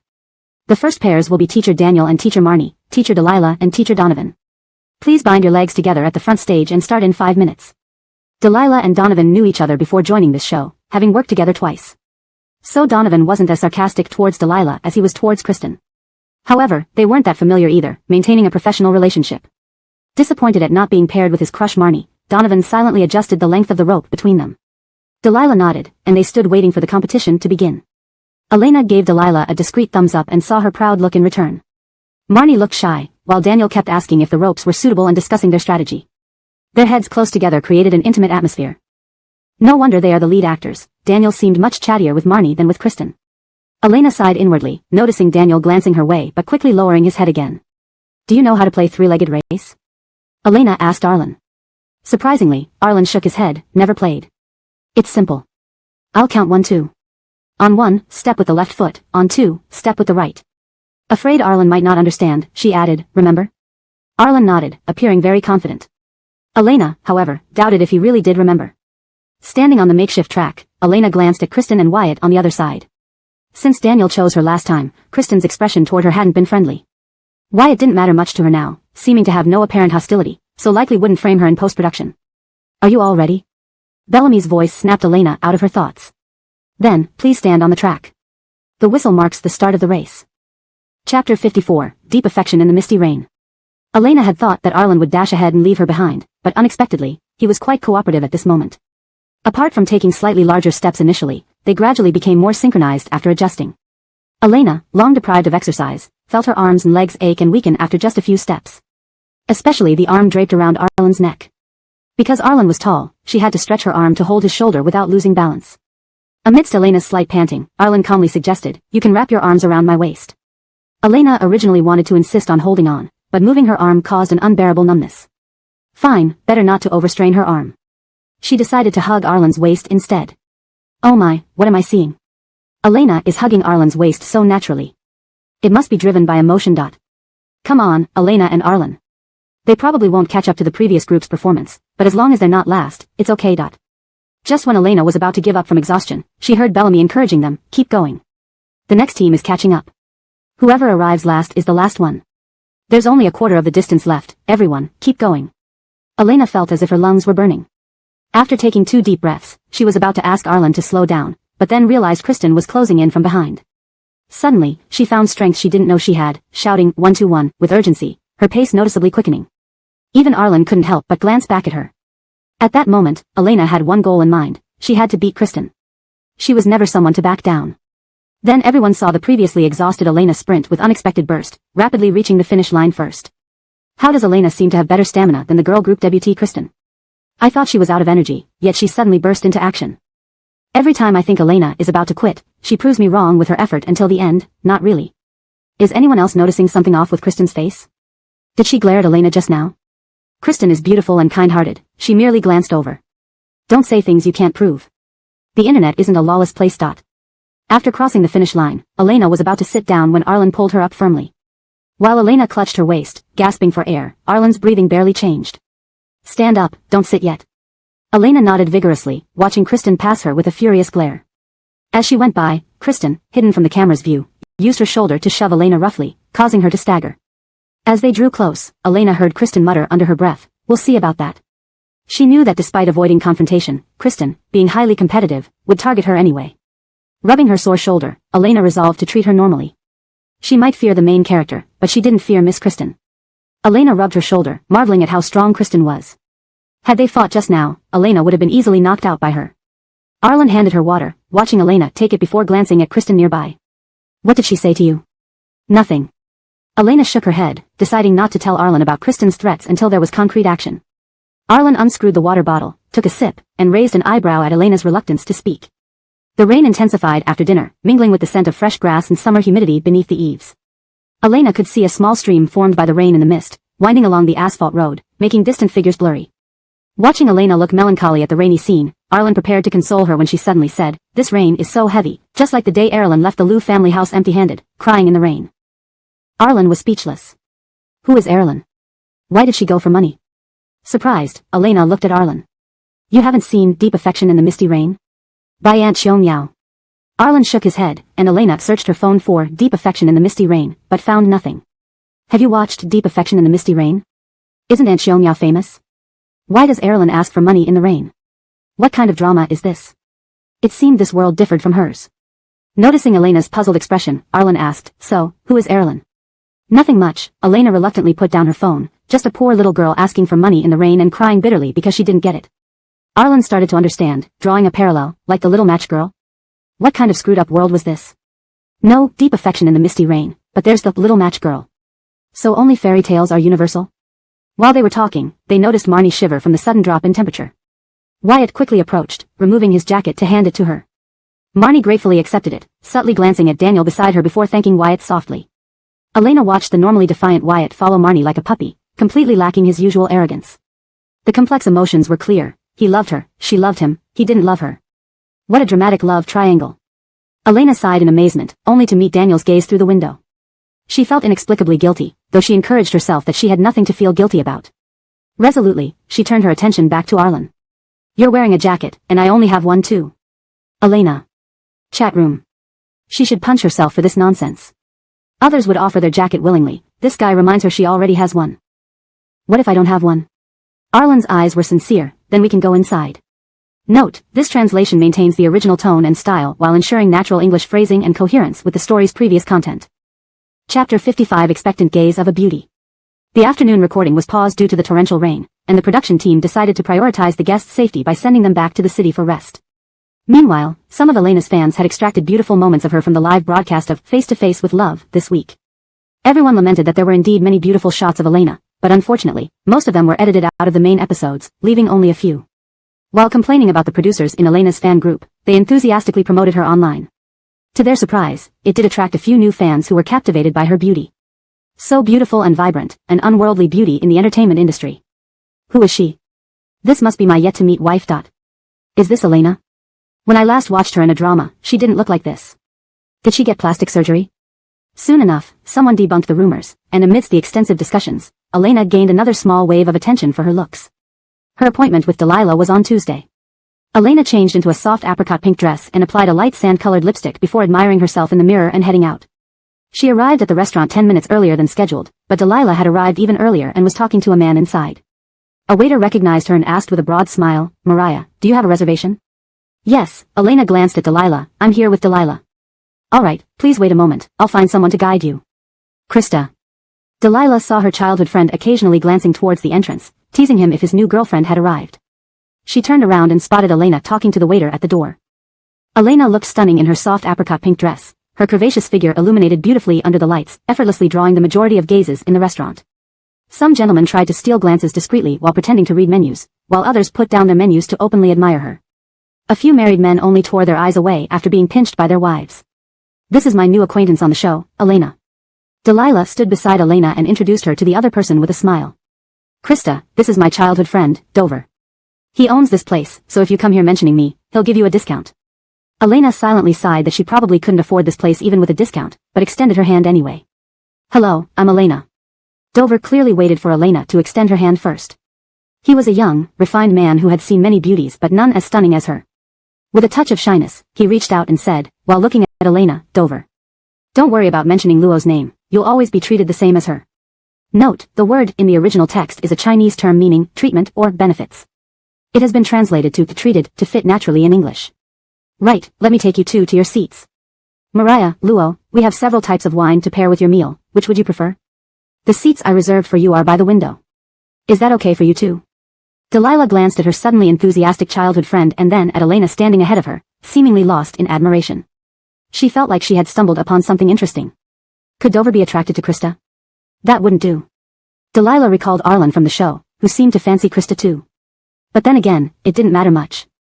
Elena was single, and getting to know more people could be beneficial for her. Why stick solely to Arlen? Though her childhood friend wasn't as handsome as Arlen, he was wealthy and considerate, not really inferior in any way. Deciding on this, Delilah held Elena's hand and chatted with her while observing her foolish childhood friend fawning over her.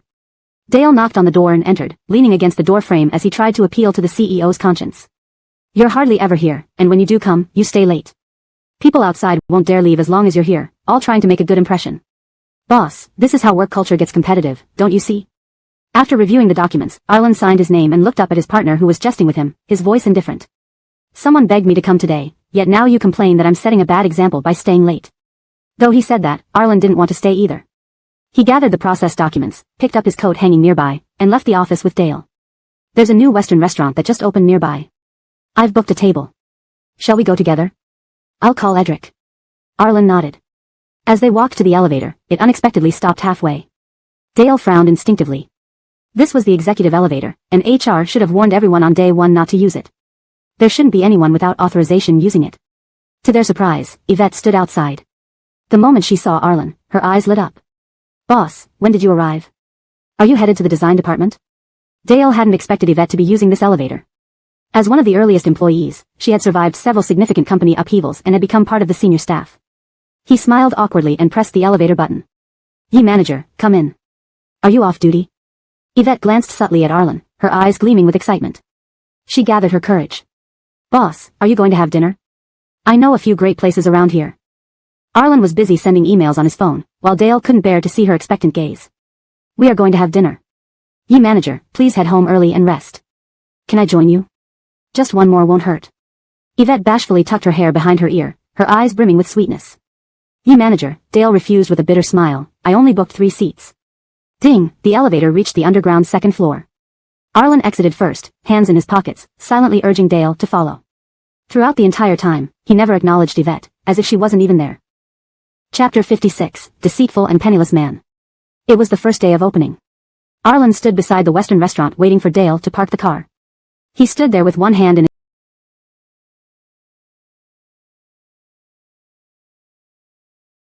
his pocket, looking leisurely yet upright. Even just standing in a corner outside the store, he irresistibly attracted people's attention. A girl who had been eyeing him for quite some time finally gathered her courage to ask for the High Mountain Flower's contact details. Before she could get closer, however, she heard that High Mountain Flower casually tell his friend walking up to him, this place looks decent. You treat us later. Oh, this guy doesn't even want to buy his friend a meal, what a deceitful and penniless man. Then Dale watched as the girl, who had looked all starry-eyed a moment ago, walked right past them without giving either of them another glance, as if afraid she might get dirty by staying close. Wasn't she about to ask you for your contact information? Why did she walk away like that? Dale had seen too many girls come up to this man asking for his contacts before. So, he was inwardly sighing over yet another innocent girl who only saw Arlen's superficial good looks and not his true nature. Just when he thought he would see another instance of Arlen rejecting someone, he saw the girl pass by with an unwavering look on her face. Something wasn't right. Dale glanced at Arlen's still youthful-looking face, thinking it hadn't changed much from university days, except for being slightly older and still managing to look almost as handsome as himself. I don't know, Arlen said indifferently as he turned towards the restaurant, but in that moment, he saw a very familiar figure. Maybe she came to ask for directions. Ask for directions? With everyone using their smartphones for navigation nowadays, who asks others for directions anymore? As Dale was about to scoff at Arlen's lame excuse, he noticed Arlen stop in his tracks. What's wrong? Did someone really ask for your contact info? Dale took a few steps back and followed Arlen's gaze, seeing a young, pretty girl sitting inside the glass walls of the restaurant. Her apricot pink dress couldn't hide her elegant curves.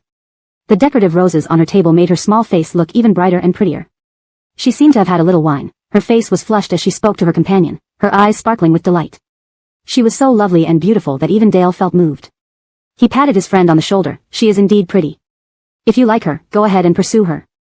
It's rare to see you actually interested in someone, so I won't compete with you. Arlen straightened up, seeing Elena still unaware of his presence inside the restaurant. He reached out and forcefully brushed off Dale's playful hand. You talk too much. Oh, what's there to be shy about liking someone? Old Art, I didn't expect you to actually like women. Honestly, I thought you were aiming for asexuality. Dale, where do you want to work overtime this week? How about Africa? We're still short a market leader there. Arlen turned his head, his eyes lowering to meet Dale's with a faint smile. Dale immediately shifted the topic. Let's go in. I heard their steak is excellent and a signature dish here. You and Edric should try more. Their seats weren't far from Elena's, and from Arlen's angle, he could see her profile perfectly. Just now, he had walked past her without her noticing his presence. Arlen's fingers impatiently tapped the table. Forget it, he should stand up and approach her. She was too engrossed in watching Eliana. Wait, are you seriously going to ask for her contact? Dale lifted his head from the menu, surprised that he meant it. Before Arlen could answer, they saw a young man in a suit have a chair pulled out for him by a waiter and sit between Eliana and Elena. They chatted and laughed together, seeming incredibly harmonious. Who was this man? Arlen frowned instinctively. Arlen, Dale hurriedly stood up, trying to soothe his boss who looked like he had caught his girlfriend cheating. Maybe he's the real boyfriend of that girl. You going up there to ask for contact info might get you beaten up. No, you beating him won't work either. He pulled Arlen back to his seat, earnestly advising, let's watch for a while. Maybe he's just a friend. We'll talk if he isn't. When Edric arrived, he saw the two men occasionally glancing toward the window-side table near them without speaking even when he got there. Why is parking here so hard? If the food's bad, I'll trash this place. Edric complained while looking at the menu, feeling a bit irritable. But he didn't really mean it. After all, what were these two looking at? Following their gazes, he saw two girls and one boy not far away. Among them were Eliana and Elena, whom he recognized. After Elena's makeup-free search engine hit, he had specifically checked her out, never expecting that Elena, who got in through connections, would turn out to be such a major star, boosting the show's popularity so much. Aren't those Elena and Eliana? From the same episode as, Edric gestured with his chin toward Dale, giving Arlen a look with a hint of mischief. From the same episode with our boss, especially that Elena in pink, the one Art boss fished with last time. Arlen raised his narrow eyes, casting a cool gaze at Edric. Edric, this isn't the time for you to beg me. Edric chuckled, looking at the only man among the beauties, feeling a bit irritated. Who's that guy? Why is he still sitting there? Don't know. Dale also raised an eyebrow. Is he maybe Elena's boyfriend? Then they both saw Arlen's eyes grow even more impatient, and the two of them stared wide-eyed, ready for a drama unfold. Seriously, big brother, you're really going to stand up and clarify things? They held their spoons, eagerly awaiting news from Arlen. Lastly, we have the Valrhona chocolate soufflé. Ladies, I'm sure you'll love it. Dover pushed the soufflé plate closer to Elena, looking at her with a subtle hope in his eyes. Eliana scooped a piece of the soufflé, glancing at her flattering childhood friend, inwardly sighing at the ugliness men displayed in the face of beauty. Facing Dover's hopeful gaze, Elena picked up the spoon, preparing to compliment it even if it tasted terrible, when she heard a familiar voice. Elena, what a coincidence, you're eating here too. Lifting her head, she met Arlen's advantageous jawline and his slightly upturned eyes gazing down at her, his tone carrying a faint smile. Do you mind if we join you? Chapter 57, The real intent is not in the wine. Edric and Dale were dumbfounded when they sat at this table. They never imagined that they would end up here too. Hello, Mr. Curtis, I'm Dover, the owner of this restaurant. Long admired, it's a privilege to celebrate your opening today. Dover gathered his spirits and humbly raised a glass of red wine to toast with Edric. He was initially reluctant to seat them together but was pulled by Delilah, who informed him that the young master sitting on the leftmost side of the other table was from Face to Face Dating Show, one of the country's top media conglomerates. Though Dover was a wealthy second generation himself, he only had some renown within the city. People like Edric were merely names to him, so upon hearing this, he immediately saw an opportunity for connections. Despite the crowded restaurant, he specially added extra seats for them, nervously opened a bottle of premium red wine, and instructed the staff to serve this table carefully. As soon as everyone sat down, the seating became uncomfortably cramped. Edric found himself inexplicably transferred to this table and unexpectedly toasted with wine. He glanced at the instigator of this farce. This person calmly sat beside Elena, savoring the appetizers. This person usually detested Western cuisine. Edric was about to tease his two-faced friend when Arlen wiped his mouth with a napkin, his gaze shifting from Elena to an oblivious Dover. Ah well, Edric took a sip of wine, enjoying its aroma while watching Arlen. After observing for a while, he seemed to understand something. Among the people at the table, Edric looked at Elena seated between Dover and Arlen, offering a peculiar smile. Ah well, so Arlen had his real intent right here. No wonder he was willing to fetch fish for her, plotting all along. Elena was delicately tasting her chocolate souffle. It was slightly warmed before serving, soft and fluffy, its aroma almost intoxicating. Dover relaxed a little when Edric readily accepted his wine, placing the glass down to steady his heartbeat. He turned and saw Elena intently eating her souffle, her eyes crinkled with satisfaction. Dover even noticed tiny flowers of joy blooming around Elena. He couldn't help but smile softly, gently saying to Elena, if you like it, I can pack some for you to take home. Just heat it up in the oven tomorrow and it will be ready. No need, Elena swallowed her souffle and shook her head. I'm controlling my sugar intake lately, can't eat too many sweets. One shouldn't owe favors to strangers. She had no ties with Dover and couldn't accept such unwarranted kindness. It's no problem, we have excess ingredients today, I can prepare some to go. No need. Just as Elena was declining, Arlen interrupted, this steak isn't tender enough at medium rare, and the plate isn't heated properly. Dover immediately shifted from admiring the girl to worrying if this guy was ruining his evening, yet maintained a pleasant facade due to their friendship with Mr. Curtis. If you're unsatisfied, I'll replace it immediately. Apologies for our shortcomings on the first day of opening. How about this, let's waive everyone's bill today as an apology. After saying that, Dover was about to call someone to change Arlen's meal but was stopped. Just forget it, let's get by with what we have. Sometimes one can't be too picky. Arlen calmly forked a piece of steak, his movements elegant, yet his tone hinted at a calm indifference that could drive anyone crazy. This restaurant had always advertised itself as top tier. Now being told it was barely passable by Arlen, Dover felt quite embarrassed. Edric and Dale watched the scene unfold with amusement, exchanging glances and sharing silent laughter. Actually, Arlen wasn't particularly picky. He usually ate just about anything as long as it wasn't too bad. In fact, he had ordered dozens of lamb skewers at street stalls without any fuss. Yet now he acted like a gourmet critic, nitpicking every detail, a clear sign even to an observant bystander. Dover's smile stiffened. After enduring for a while, he excused himself hurriedly. Delilah keenly observed everything. She realized it was simply a petty jealousy game between men. Her childhood friend was unfortunately knocked out within 2 rounds. She glanced at Elena in the middle of this chaos, who was still engrossed in her dessert, oblivious to the turmoil around her. Then she looked at Arlen, who appeared relaxed yet distant. Despite his casual posture, there was a certain aloofness about him. For some reason, she felt Arlen's background was rather mysterious. If he was just a simple programmer, how could he dine with Edric? Moreover, they seemed quite familiar. Considering the limited circle of elite second-generation tycoons, it seemed unlikely that a mere programmer would catch Edric's eye. She pondered, lost in thought, until Arlen's gaze snapped her back to reality. His emotionless eyes exuded a domineering presence, causing her to quickly avert her gaze. While drinking to hide her thoughts, she resolved to warn Elena tonight not to underestimate Arlen's true identity. Finishing her dessert, Elena put down her spoon contentedly. So your friend's restaurant isn't so impressive? I thought it would be something grand. For some reason, Elena felt Arlen's tone sounded rather sarcastic. She was puzzled. Why should he sound sarcastic over food he didn't like? Nonetheless, she replied honestly, this isn't my friend's restaurant, but Luo's. It's his first day, so we came to support him. Arlen paused in cutting his steak and asked coolly, you don't know him? Elena nodded, it's my first time meeting him. Why is he sitting next to you? He came over to ask for our feedback on the dishes, wanting to hear girls' opinions. Arlen. Having witnessed it all, Edric chuckled aloud. He hadn't realized Elena was such a formidable figure. Look how stumped Arlen was. Chapter 58, Wearing the Green Hat. Edric's laughter drew the attention of the others at the table. Dale distanced himself a bit, disapproving. Facing everyone's gaze, especially Arlen's deep and shadowed eyes, Edric coughed a couple of times to find an excuse. I suddenly thought of something funny, it's nothing, please continue. However, Arlen lost all interest in continuing. He put down his knife and fork and turned to Elena, saying, are you done? I'll take you home. He couldn't stay another second in this place.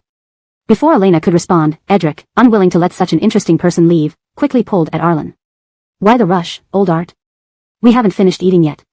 A mischievous smile curled on his lips as he winked at Elena, a sleazy gesture that exuded an oddly carefree charm. You're Elena, right? I'm Edric. I've heard much about you, and you truly live up to your reputation. As beautiful as in the internet pictures. With that, Edric extended his hand for a handshake. Originally, he planned to give her a chivalrous finger kiss in front of Arlen, but Arlen's intense gaze made it a regular handshake instead. Only when he felt that piercing stare vanish did Edric allow his smile to fade. Did he really need to be so serious? It felt like shaking Elena's hand was tantamount to betraying him. Sure, he had a bit of a playboy reputation, but he wasn't going to flirt with his friend's date.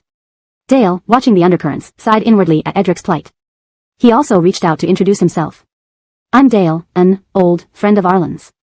He wisely omitted that they were also business partners. After introducing herself to these unexpectedly warm-hearted handsome men, Elena introduced Delilah. I'm Elena, and this is my good friend Delilah. Impatient, Arlen tapped his fingers on the table as he watched them introduce themselves like kids playing house. He couldn't stand being there any longer. Once introductions were done, Arlen asked Elena while shielding her from Edric's eager gaze, speaking calmly, let's go.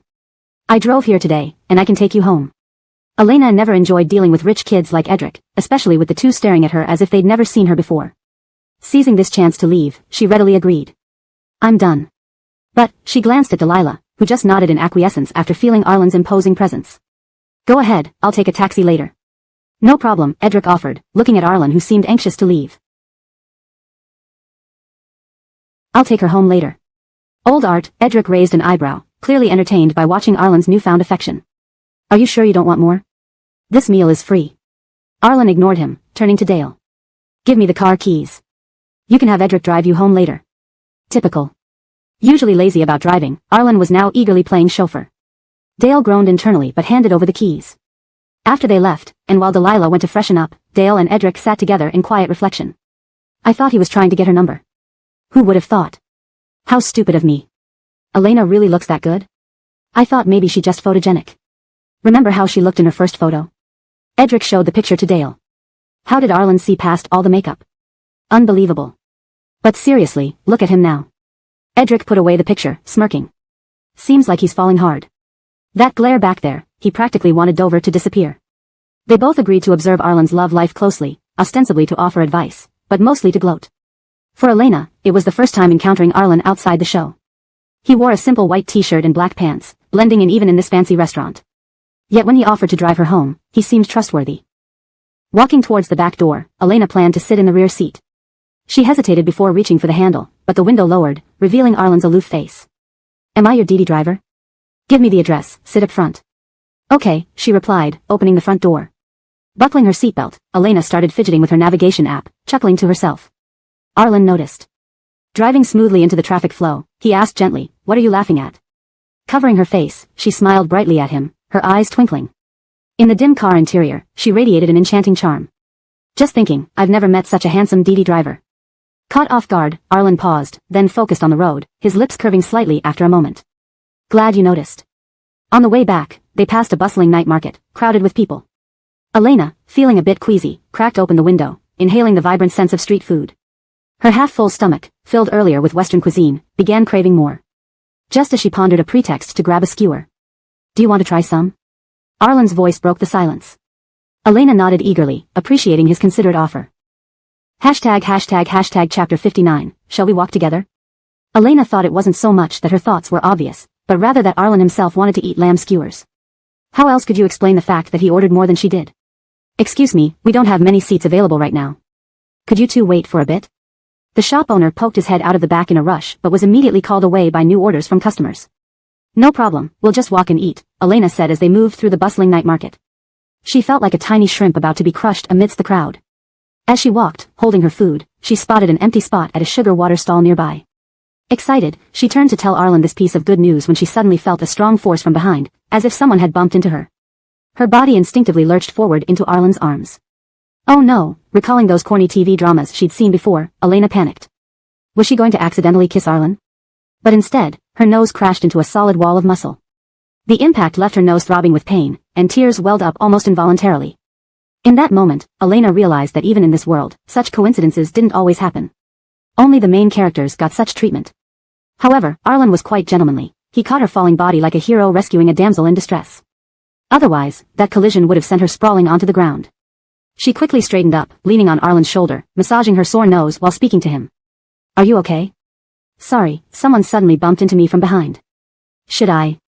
Elena had intended to say, should I rub your shoulder, but upon seeing where she hit, she swallowed the rest of her sentence and shyly suggested, would you like to rub it yourself?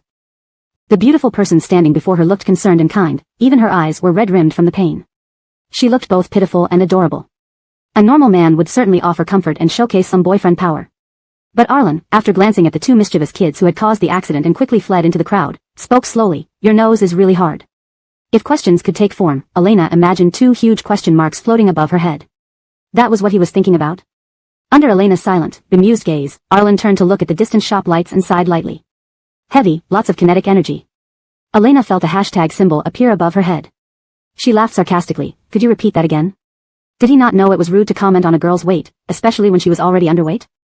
Seeing the threatening tone in Elena's voice, Arlen wisely held back his words. I just mean that person hit you pretty hard. At a corner of the sugar water stall, Elena, transforming her frustration into appetite, ordered a bowl of coconut milk yum round dessert and had 2 scoops of ice cream beside her. Next to her, Arlen seemed to remember something after eating 2 lamb skewers. He paused mid-skewer, looking puzzled. Weren't you supposed to be controlling your sugar intake lately? Elena. After a while, she stifled the urge to bash Arlen and smiled sweetly. Just eat your skewers. Here, take mine too. Why did he bring up that point again, which was obviously an excuse to get out of things? Just then, 2 high school students approached, their voices hesitant. Are you Elena and Arlen? Before Elena could nod, she heard them whisper excitedly, we're CP fans. I support you two forever. CP fans? Elena glanced at Arlen, who also looked over, confused. Seriously? Who would ship them together? Arlen was the type of guy who'd struggle to find a girlfriend even in 10 years. Thinking of Arlen's annoying behavior today, Elena felt like sighing deeply. It seemed these people were fooled by Arlen's good looks. Nonetheless, she maintained a professional smile. Thank you for your support. Upon hearing this acknowledgement, the two girls' excitement soared. They took a step forward, their eyes sparkling as they whispered to Elena, Sister Elena, are you here on a date with Coleman Arlen? Absolutely not, it was merely coincidental that they ended up eating in the same night market. She feared she might soon leave Arlen there and go home alone by taxi. The other students chimed in, looking at Elena and Arlen. Sister Elena, don't worry. I'll convince my entire class to support you too. Was that necessary? Elena had no significant works to merit such support. Surprised by her popularity among high school students, Elena smiled politely. Thank you, make sure to study hard too. After signing autographs, Elena faced their request for a group photo, which Arlen immediately declined. Arlen, who clearly disliked being photographed, had somehow agreed to participate in the show Love Face to Face. This thought flashed through Elena's mind but was soon interrupted by the growing crowd around them. The two high school students, satisfied with their autographs and photos, left contentedly. Meanwhile, a few others confirmed their identities and swarmed over, asking for autographs and photos too. The crowd grew larger, attracting curious onlookers who asked if Elena could sign their names. Elena distinctly heard a middle-aged man with a distinct regional accent talking into his phone, Hey, old buddies, there's apparently a big star here. Let's see what this big star looks like. Surely they weren't referring to her? Faced with this overwhelming crowd and phones pointed at her, Elena was stunned. Suddenly, her left hand was grabbed by a large one.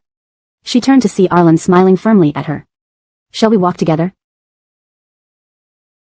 Chapter 60, I'll take you out to eat. Seems like no one's following us anymore. Elena, panting as she ran alongside Arlen, glanced back. Seeing the crowd gradually dissipate, she finally dared to pull her hand away from Arlen's. Arlen looked back and confirmed that no one was indeed following them. Arlen silently let go of her hand, the warmth of their palms slowly fading. Unseen by Elena, Arlen subtly withdrew his hand, trying to shake off the lingering sensation. Oh my God, Elena, exhausted, plopped down on a nearby stone bench, attempting to calm her racing heart. How could so many people know who I am? She had always considered herself a minor celebrity at best, and she never dreamed of such fanatical attention. Arlen recalled Edric mentioning over the phone a few days ago that the show Face to Face with Love was incredibly popular, being the hottest variety show of the summer. At the time, he thought Edric was just exaggerating in hopes of securing investment. Reflecting on the chaotic scene earlier, Arlen now felt that Edric might have been right. At least, quite a number of people seemed to recognize both of them. He sat down beside Elena, calming his own heartbeat, then spoke. It does seem to be pretty popular. But, Arlen glanced at Elena sitting under the dim streetlight, her soft features bathed in a gentle evening mist. You've always been a celebrity, haven't you? Shouldn't you be used to this kind of situation? How could she look so bewildered? At this point, Elena realized that Arlen didn't pay much attention to the entertainment industry, or he wouldn't have said something so naive. Elena sighed. I'm not exactly a big star. I just scrape by in the entertainment circle, playing minor roles in various productions. So, Elena looked at Arlen, compared to you, I only have a little more fame. Thinking about the earlier scene, Elena sighed again. She wasn't ready for internet stardom in China yet. Forget it. Elena sat up straight, remembering the coconut milk dessert and lamb skewers left behind in the shop. She felt a twinge of regret. Ah, that coconut milk dessert was so delicious, but we couldn't finish it. What a pity. And that ice cream, I picked my favorite flavors, matcha and strawberry, and didn't even get to taste it. This loss was a further blow to Elena's already precarious financial state. She frowned painfully toward the direction of the night market. From afar, the shadows cast by large trees under the streetlights swayed gently in the cool summer breeze, while the bustling night market lay not far off. As it turns out, when I left, I grabbed a box from the table. Hearing Arlen's voice carried by the night wind, Elena curiously turned her head. To her surprise, Arlen produced the very box of ice cream she hadn't touched. Check if it's still edible, it started melting due to the heat. Having anything at all would do, especially an almost lost and found ice cream. With stars in her eyes, Elena took the box from Arlen. The two large scoops of ice cream were starting to melt around the edges, but the main body remained intact. Just as she was about to take out a spoon, Elena noticed Arlen sitting there. In gratitude, she asked him, would you like a bite? There are 2 spoons in the box. Arlen hesitated, glancing at Elena before finally taking a small scoop from the edge. After tasting it, Arlen returned to his original spot. Don't you want to eat more? There's still plenty here. Seeing that the ice cream wasn't too badly melted, Elena encouraged Arlen to eat more, but he declined with a wave of his hand. Fine, Elena squinted her eyes in delight, savoring her treat. This matcha flavor is so good, it really pays to spend more. Arlen, however, caught onto the word expensive. According to logic, even as a minor celebrity, Elena should earn enough to support herself in the entertainment industry. Noticing Arlen's puzzled gaze, Elena explained after tasting another bite, because recently, most of my money went to emergencies. It was actually spent on bribes for romantic pursuits, but Elena couldn't bring herself to say such embarrassing things. So, I'm facing some financial difficulties temporarily. Elena tossed the empty ice cream box into a penguin-shaped trash can as she joked with Arlen, so until I receive the fee from Face to Face with Love, I'll have to tighten my belt. Arlen nodded, seemingly having no other thoughts. Satisfied that he didn't have any intentions of offering help, Elena felt relieved. She just wanted someone to share her daily life with, not someone to pity her. If Arlen had offered help, she wouldn't have known how awkward that would have been. Great, great. Elena happily sat in the passenger seat of Arlen's car, enjoying his discretion and principled demeanor. It made her feel much better about this unlucky world she found herself in. As they got out of the car, Elena, suddenly remembering something, rummaged through her bag. Arlen patiently watched her search. Elena held up her phone playfully, her tone mischievous in the night air. Hey handsome driver, can I add your WeChat contact? Arlen chuckled, handing over his phone, and saw his new contact appear with a black cat icon. Alright, Elena put her phone back in her bag, unbuckling her seatbelt while talking to her exclusive confidant. Thanks for driving me back. I'll take you out to eat once I land a new role. Arlen nodded, watching Elena walk into the apartment building. Soon, the hallway lights on the 5th floor lit up. Back home, Elena found that her name and Arlen's were trending on Weibo. Clicking into the post, she saw footage of them running through the night market earlier. Both of them looked happy, especially her final glance back, which made her look lively and beautiful under the lights. Well, how many hot searches did Face to Face with Love buy for them? This could be trending. Still, whoever filmed them had some skill, making it look like a romantic drama. Elena mentally griped before heading to the shower. Modern celebrity couples are so savvy, even dates make the trending list. Someone commented online, if this weren't scripted, this girl would fit Xandra's role pretty well. What? An older man, troubled by casting decisions, heard his assistant say this. Let me see. The video was short, but the older man watched it many times. After the final viewing, he clearly became excited, his tone rising with enthusiasm. Xiao Sun, send an invitation to this girl's agency for her to audition for our production. I think she has a high chance of getting the role of Xandra. Chapter 61, Minor Esports Tournament. Dale had just returned home when he received a call from the big boss. Given Arlen's personality, he never contacted you unless you reached out to him first. Getting a call from him was as rare as seeing it rain red in the sky. Arlen heard rustling sounds immediately upon answering. He remained silent for a while before asking, what are you doing? I'm pulling back my curtains to see if it's raining outside. Just kidding, what did you call me up this late for, boss? Dale grinned and pulled his curtains shut. Our company's Divine Knight, hasn't its promotional video not been filmed yet? Arlen got straight to the point. Divine Knight was their latest game, enjoying great reception both domestically and internationally.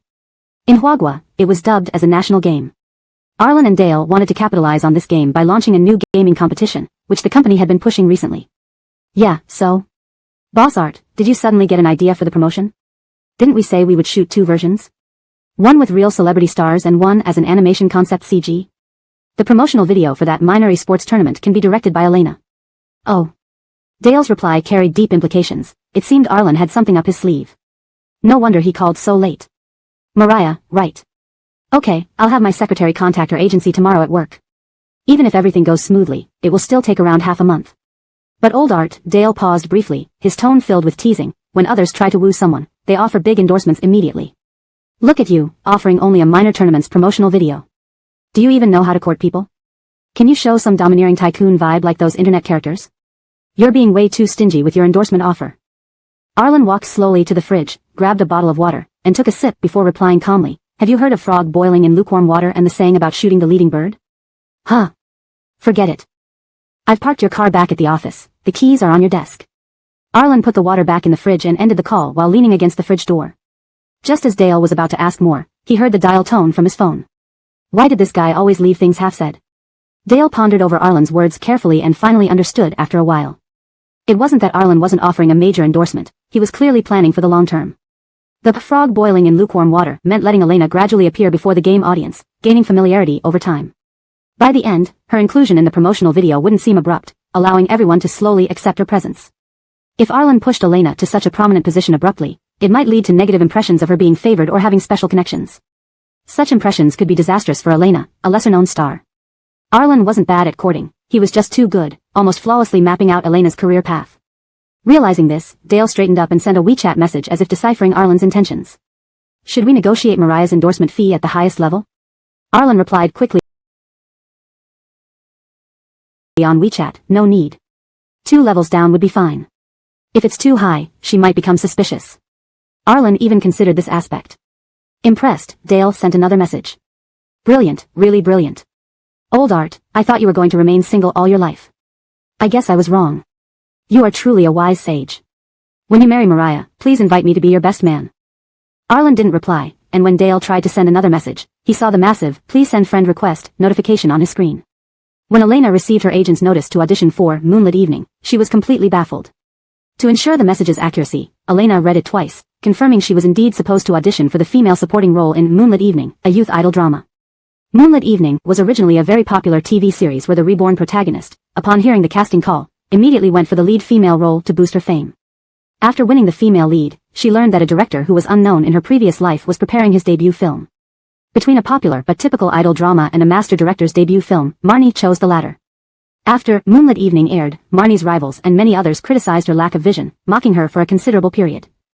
However, as the director rose to prominence, Marnie, who starred in his debut film, became a focal point. Everyone praised her foresight and kindness for acting in a low-budget movie when the director was unknown. The director also became Marnie's close friend due to her zero-pay performance in his debut film.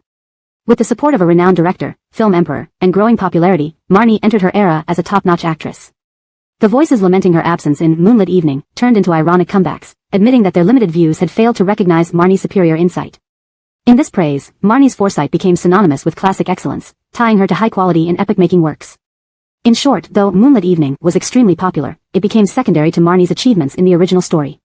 Everyone mentioning this event would add that although Moonlit Evening was good, Marnie's foresight was better, making the female supporting role in the director's film surpass the lead in Moonlit Evening. Even as a secondary drama to Moonlit Evening, it was far beyond what Elena could perform. The high-quality costumes and makeup, experienced idol drama directors, platform support, and pre-launch hype made it unattainable for someone who regularly played side roles in web series.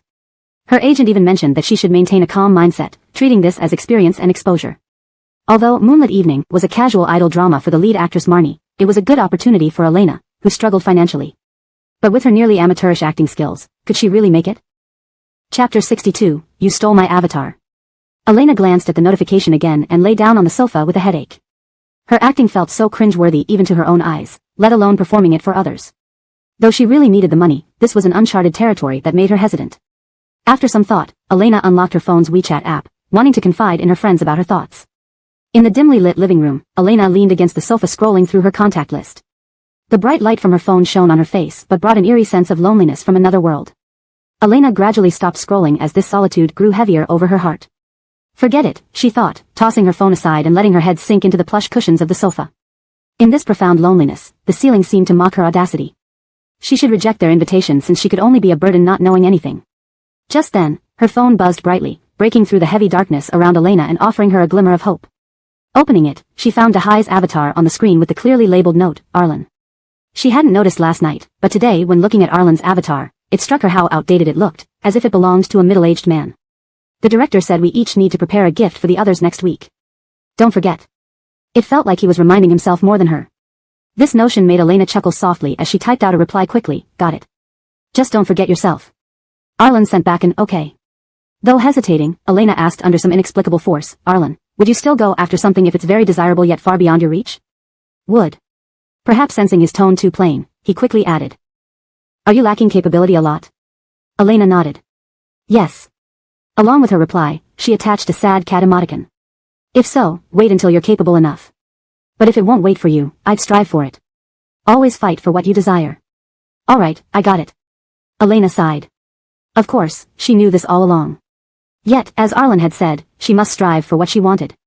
With that thought, Elena turned off her phone, realizing she had to take her first step into this world. Given her financial state, she had to kickstart her life here. What happened? Is everything okay? Despite not seeing Arlen's face, Elena could imagine him frowning behind the phone. Visualizing Arlen's perplexed expression, Elena couldn't help but find it amusing. Having come to terms with her decision, she replied lightheartedly, nothing. But wish me luck. Thinking it was regarding his game endorsement proposal, Arlen knew it was a surefire thing.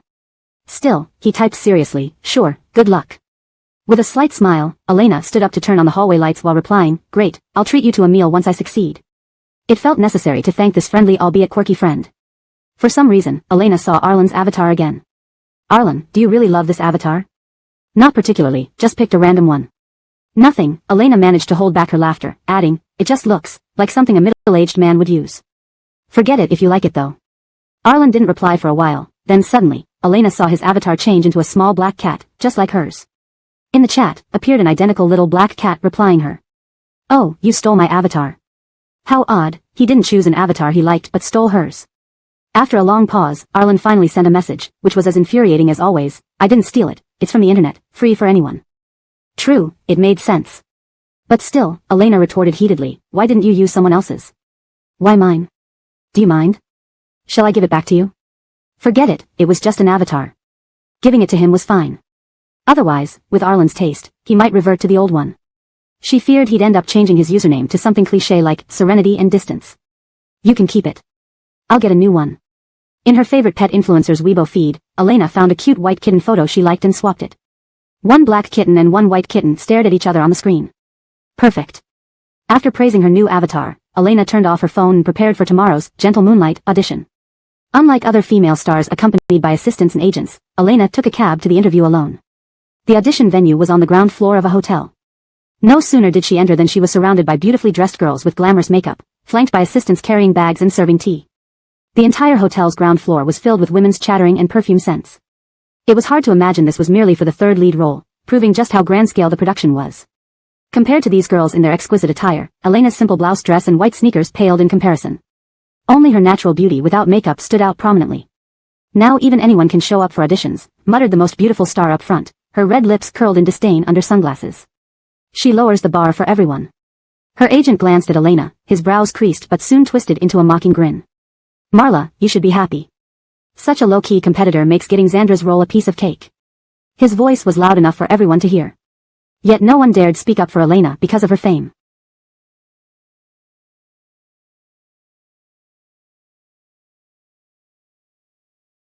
After all, no comparison, no harm, right? Faced with this situation, Elena remained silent, standing quietly in the queue with a calm expression. Seeing Elena's lack of response felt like punching air for the star. She angrily whispered to her agent, "Some people have no self-awareness at all. Their thick-skinned faces are beyond belief." Chapter 63 Together Homebound. "What are you all arguing about? Can't you be quiet for a moment? Haven't you heard of Andonisa's rules for auditions? If you don't want to audition, you can leave now." The people inside seemed finally unable to tolerate it any longer and pushed the door open to maintain order. Just moments ago, Savannah and her agent were making quite a scene. They instantly quieted down, with the agent quickly flashing an ingratiating smile and stepping forward. "Hey there, young man, calm down. We have water and cigarettes here, there's no need for you to worry over this." But the person waved his hand away and said sternly, "I don't smoke and I won't drink your water. All I ask is that you and..." His eyes swept over the imperious-looking Savannah standing there and spoke with mocking tone. "Your artist remain quiet. Yes, yes, yes.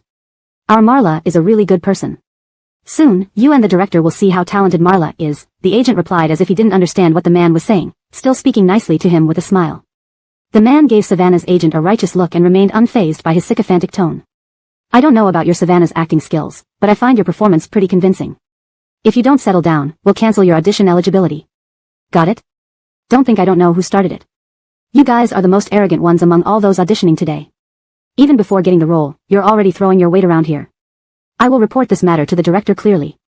With that, the man turned and returned to the audition room, leaving Savannah and her agent with faces turning red and pale alternatively, their expressions shifting rapidly like slides in a carousel. In the end, Savannah only left behind a cold snort and reluctantly continued waiting in line. The audition queue resumed its tranquility, though nobody dared to speak rudely again. Elena stood at the back of the line, silently giving a thumbs up to the staff member who had maintained discipline. Auditions progressed swiftly, proceeding almost at a rate of one every 10 minutes, while results would be announced after all candidates finished their auditions. After actors finished auditioning, they could either wait here for the results or leave and await notification from the director team. However, because of the large-scale and high-cost production of Moonlight Soothing, many were eager to learn if they got the role, so virtually everyone chose to stay and wait for the final verdict after auditioning. Elena was the second-to-last candidate for audition. Facing such a nearly unfamiliar process, she felt her heart almost leaping out of her chest. She nervously opened the door to the audition room, where the staff member who had previously upheld justice handed her 5 slips of paper according to procedure, each representing a different script segment. Each actor received 5 minutes to prepare after drawing a slip, with the scripts being short, only containing a few lines. Xandra in Moonlight Soothing is the male lead's first love interest during his younger days. She comes from a noble background, possesses exceptional talent, and grew up alongside the male protagonist. Nearly everyone can tell that the male lead has always been in love with her. However, just before the male lead declares his feelings, Xandra chooses to study abroad, pursuing her own career. During this period of sadness, the male lead encounters a girl as bright as the sun, the female lead, and they become a delightful bickering couple before eventually ending up together. Later, upon completing her studies, Xandra returns to the country. The male lead, not without some reluctance, meets his childhood sweetheart once more. After interacting, he realizes that his heart is already full of the female lead, and even the image of his former first love has become blurred over time. Recognizing his feelings for another, Xandra encourages him to pursue the female lead. In the end, amidst everyone's blessings, the leads become a couple, while Xandra remains merely a fleeting guest in the male lead's life. Elena drew the script segment where Xandra meets the male lead waiting for her at the school gate and they head home together. Elena hurriedly read through the script, unaware that the judges behind the glass were scrutinizing her with discerning eyes. That's the girl from the video, very spirited looking. If she plays Xandra, I think she could do it well, one judge remarked. Pure and beautiful, she looks like someone who would be a popular goddess figure at school, convincing enough. The assistant director chuckled while flipping through the scripts in his hands and discussing with the producer. The producer, the same person who had seen Elena in the car, compared her to the video and sighed with relief when he found her even prettier in real life. Fortunately, it wasn't just a filtered and retouched photo. Hearing the assistant director's praise, he couldn't help but compliment himself proudly. Indeed, don't you trust my taste? When I saw her, I immediately thought she was the perfect Xandra. Beautiful and lively, especially that smile in the video, so reminiscent of the male lead's first love. The assistant director nodded and turned to the director beside him. Adonis, what do you think? Bear nodded seriously and said, her appearance fits the character well, but we need to see her acting. Everyone sat quietly awaiting Elena's readiness. The door creaked open. Elena's in-person impact was even greater than in the video, catching the producer off guard with her breathtaking beauty. Royce, the girl entering exclaimed, her eyes widening slightly with a hint of amusement. Why haven't you gone home yet? All the judges fell silent, understanding that Elena's performance had begun. Oh, Elena stepped forward 2 steps and smiled familiarly into the empty space. Are you waiting for me? No worries, I can go home by myself. As if seeing the boy's stubborn and proud face and his insincere boasts, Elena blinked her eyes, gazing intently at the boy. Her eyes then shifted elsewhere, with a somewhat disappointed tone. So, you stayed here because you were made to recite vocabulary? The boy nodded. Quickly, Elena broke into a smile, teasing him as a friend would. Really can't understand why someone as smart as you dislikes learning English. As for me? Elena raised her gaze to the slanted sunset, her eyes distant as she watched the nearby scenery. I just feel that English will be useful someday. But, Elena stood there, gently brushing her loose strands of hair behind her ear, graceful and beautiful even without makeup. Simple actions rendered her charming. She grinned mischievously, speaking playfully to the imagined boy beside her. Since we met, let's go home together. Please ensure continuity and consistency in tone and style across chapters for better readability and coherence. Chapter 64, Easy to Develop Breast Cancer. After Elena finished her performance, she immediately withdrew her movements and stood in place, waiting for the next instructions from the director's team. Yet, no one spoke for a long time, making the atmosphere even more silent. Elena looked down at the ground as if trying to see a flower on the pristine white tiles. Her acting was mediocre but carried an air of vitality. Especially when she flicked her hair at the end, it suddenly seemed clear why the male lead might have been moved. If I were younger, I'd also be charmed by such lively and expressive smiles. The producer glanced at the assistant director who remained quiet, and he subtly gestured towards Adonis sitting beside him. The assistant director blinked, indicating that he wouldn't speak unless Adonis did. In the past, when Adonis wasn't interested in an actor, he would lean back and ask them to leave. But when he was intrigued, he would start asking questions himself. However, this was the first time he saw Adonis neither speaking nor letting others speak. Do you think Xandra likes Royce? Adonis leaned back casually and asked Elena, who stood there clearly feeling somewhat uneasy. Upon hearing someone finally speak, Elena's nervousness eased. She recalled the script she had seen and tentatively responded, I believe she does. Adonis said nothing, just looking at her with a calm gaze, not indicating whether her understanding was right or wrong. But this kind of liking can't compare to her pursuit of her career. She knows very well what she wants, which is why she chose to go abroad. Her ambitions aren't confined to a fleeting affection. She has feelings for Royce, but her future plans are clear. She is a rational, smart, and determined person. So, in the end, she would encourage the male lead to pursue love. Adonis didn't respond, only glancing down at Elena's resume again. It listed minor roles in obscure web series, where she wore heavy makeup that obscured her eyes. But the Elena in front of him had clear, resolute eyes. Adonis put down the resume and shook his head at Elena, your interpretation makes some sense, but your acting is terrible. Your acting is too stiff. Or perhaps you haven't received systematic training. Your acting is the worst among all the formal actors I've interviewed. I think you have a long way to go. Upon hearing Adonis's words, Elena felt relieved knowing the result. She had already prepared herself for rejection. Now, the worst scenario had become reality. She breathed a sigh of relief and bowed toward the judges. Thank you, everyone. Just as Elena was about to leave, she saw the middle-aged man sitting in the assistant director's position stand up and smile. Congratulations, Miss Elena. The role of Xandra is yours. Someone will contact you regarding the specific date to join the cast, and the script will be sent to you shortly. Xiao Ma, please inform the candidates outside.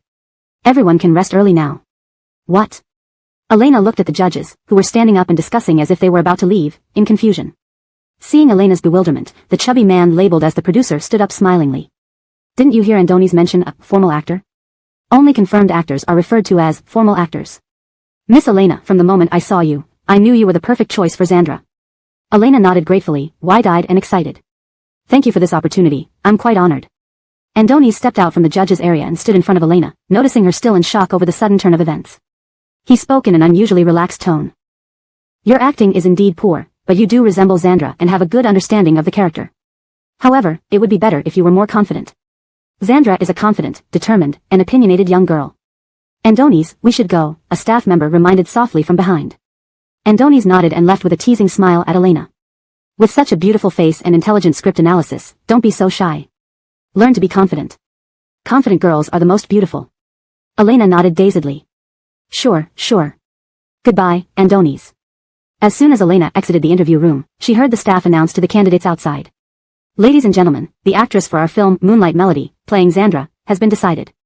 Thank you for coming, and we hope to collaborate with you in the future. Thank you all for participating in the audition. Please be careful on your journey home. Most of the actresses left upon hearing the announcement, as they had many other auditions lined up. Even if they missed this role, another casting might offer something suitable. Elena was still dazed from securing the role when she saw Savannah and her agent standing at the door. Elena quickly turned to leave. Was the final choice you? Savannah approached menacingly. You went in last, yet the audition ended abruptly. It must be you, right? Savannah towered over Elena in high heels, her tone condescending as if Elena had stolen her role. Her agent observed silently. Initially reluctant to engage, Elena remembered Andoni's encouragement. She had earned this role through her own efforts.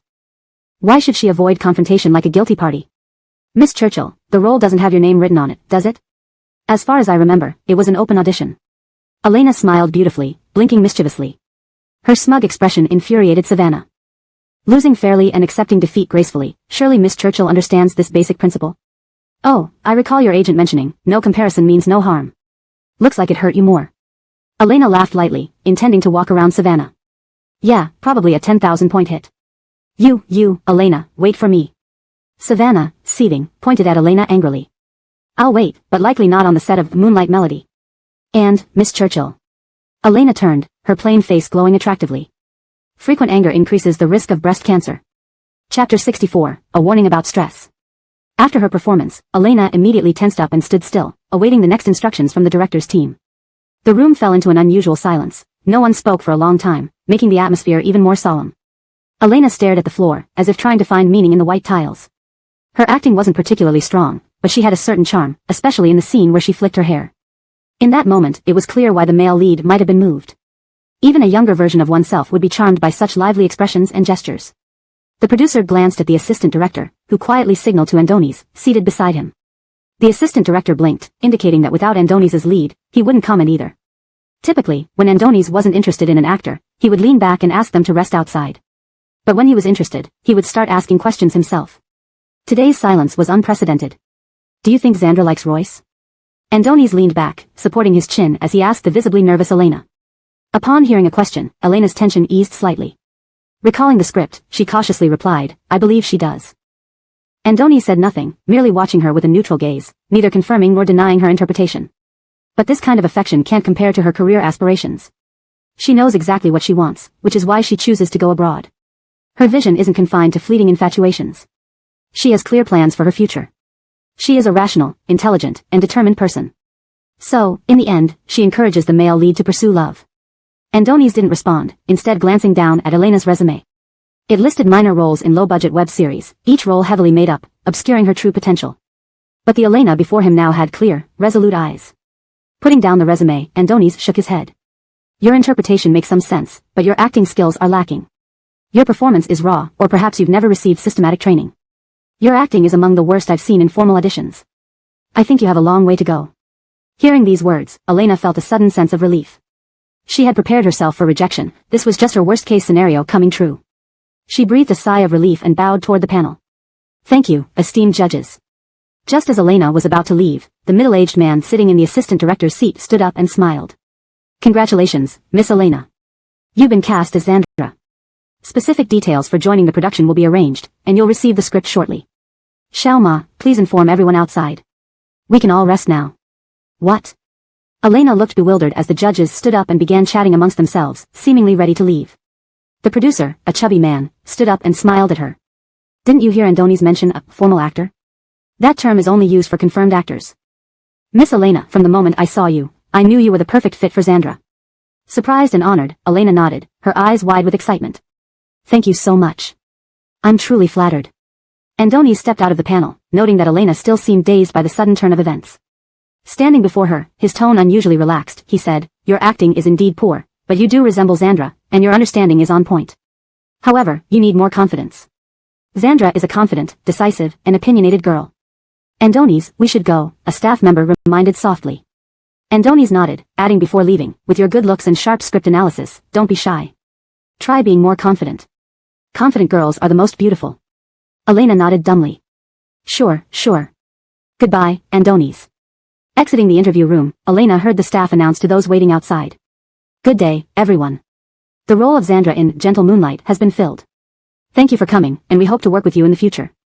Thank you for attending the audition. Please take care on your way home. Most actresses left upon hearing the news, knowing there were plenty of other productions to audition for. Still dazed by securing the role, Elena noticed Savannah and her agent at the door. She quickly turned to leave. Were you the one they chose? Savannah glared fiercely, rushing forward.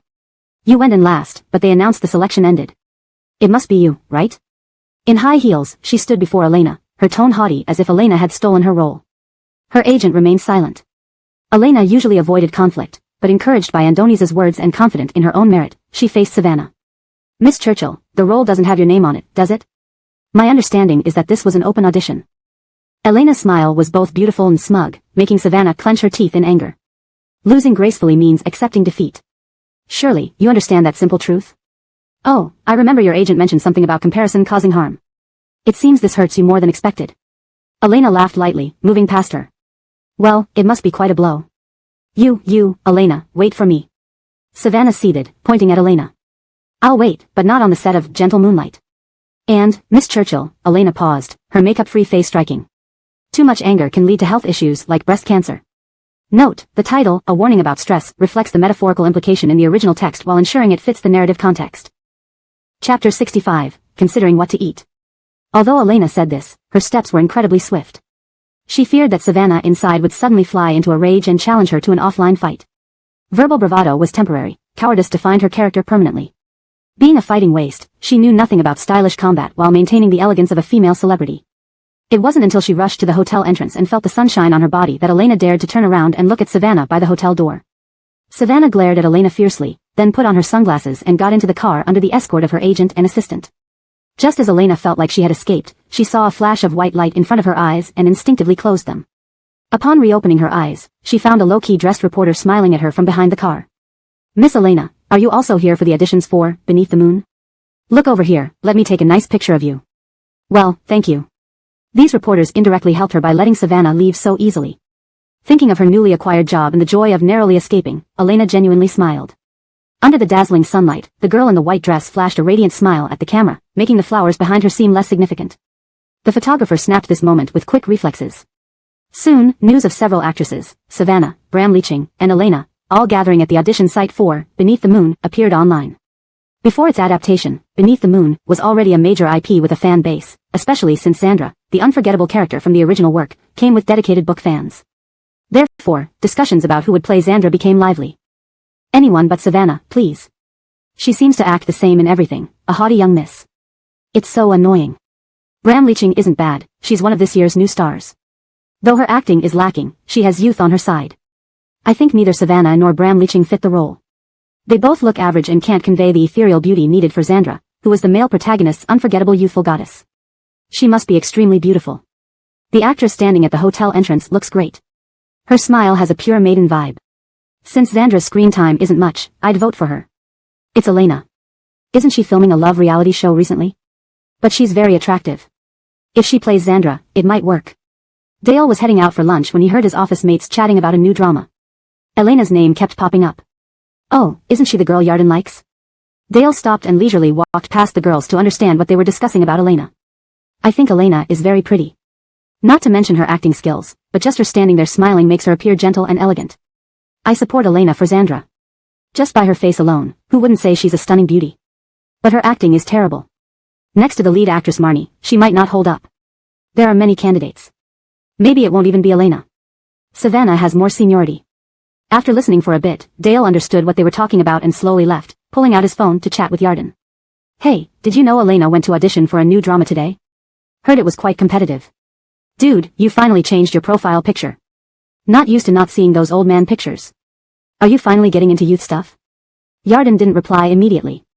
Dale stuffed his phone into his pocket habitually and only received Yarden's response during lunch. Elena finished her audition while you were still in bed. Dale put down his utensils and sent a Zhu Beiji sticker saying, Master, you're awake. He teased Yarden. But I heard Elena's acting is really poor. You need to prepare yourself to comfort her if she doesn't get selected. Do you know how important it is to be supportive when a girl is feeling down? Yarden took a few gulps of cold cola from the fridge, which woke him up instantly. Looking at the dating guide from his friend, he stood there deep in thought, realizing he had never watched any of Elena's performances. Is she really that bad? Yarden decided to check her performances in his audiovisual room. Half an hour later, Yarden emerged from the room with a pensive expression and checked his phone. How should he comfort Elena without making her feel too disappointed about possibly not getting the role? After some deliberation, Yarden decided to take things slowly and opened the chat window with Elena. You went to audition for a new role today? Elena replied quickly, her excitement evident through her words. Yes, did you see the news? You'll soon get to eat the meal I'll treat you. Thanks for encouraging me yesterday. How should he tactfully address her poor acting skills and slim chances? No worries, I'm not in a rush. So don't feel disheartened by the results. He could wait patiently. Actually, I'm very eager because we're almost out of food at home. But shooting will start soon, so the contract process should be quick. Yarden silently deleted the encouragement about perseverance and finding a patron. He sent, contract process? Yes. Elena happily informed Yarden that she passed the audition. They confirmed I got the role. Now you can decide what to eat. She added a circling cat emoji. Yarden deleted his thoughts on the director's unique choice and, after much contemplation, reluctantly sent an encouraging message. Great job, keep trying in acting. Efforts will pay off eventually. The tone conveyed a heartwarming sentiment after drinking lots of chicken soup. This person definitely watched her previous works, otherwise, he wouldn't use such a tone. Elena happily replied, thanks for your encouragement. That night, the long-silent official Weibo account of Beneath the Moon posted an update announcing the cast list.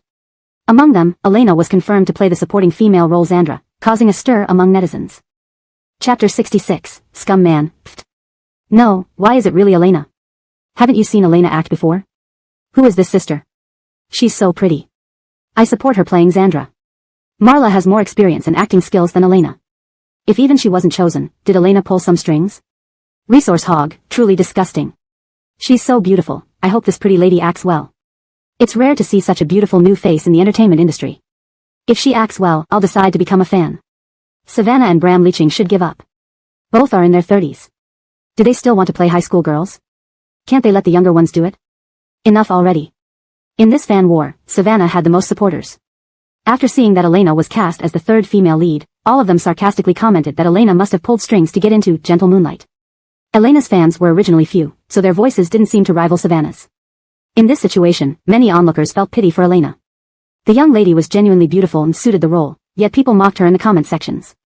Savannah is in her 30s with no improvement in acting, yet she puts on airs. Her fans think too highly of themselves, believing whatever they idol wants should be theirs. Seeing normal onlookers defending Elena, her fans immediately got excited and quietly promoted Elena's beauty in the comments. Amidst this insult war, the insulted Elena surprisingly gained unexpected goodwill, something she never anticipated. Delilah saw online that Elena had landed the role in Gentle Moonlight and sincerely rejoiced for her. She hurriedly sent a WeChat message to congratulate Elena on securing the role. Congratulations, Miss Elena, hope filming goes smoothly. Elena was at home studying the original novel of Gentle Moonlight. Upon seeing Delilah's congratulations, she smiled and eagerly replied. Thanks, Lualu, I'll treat you to dinner after filming. Delilah instantly responded with an okay emoji.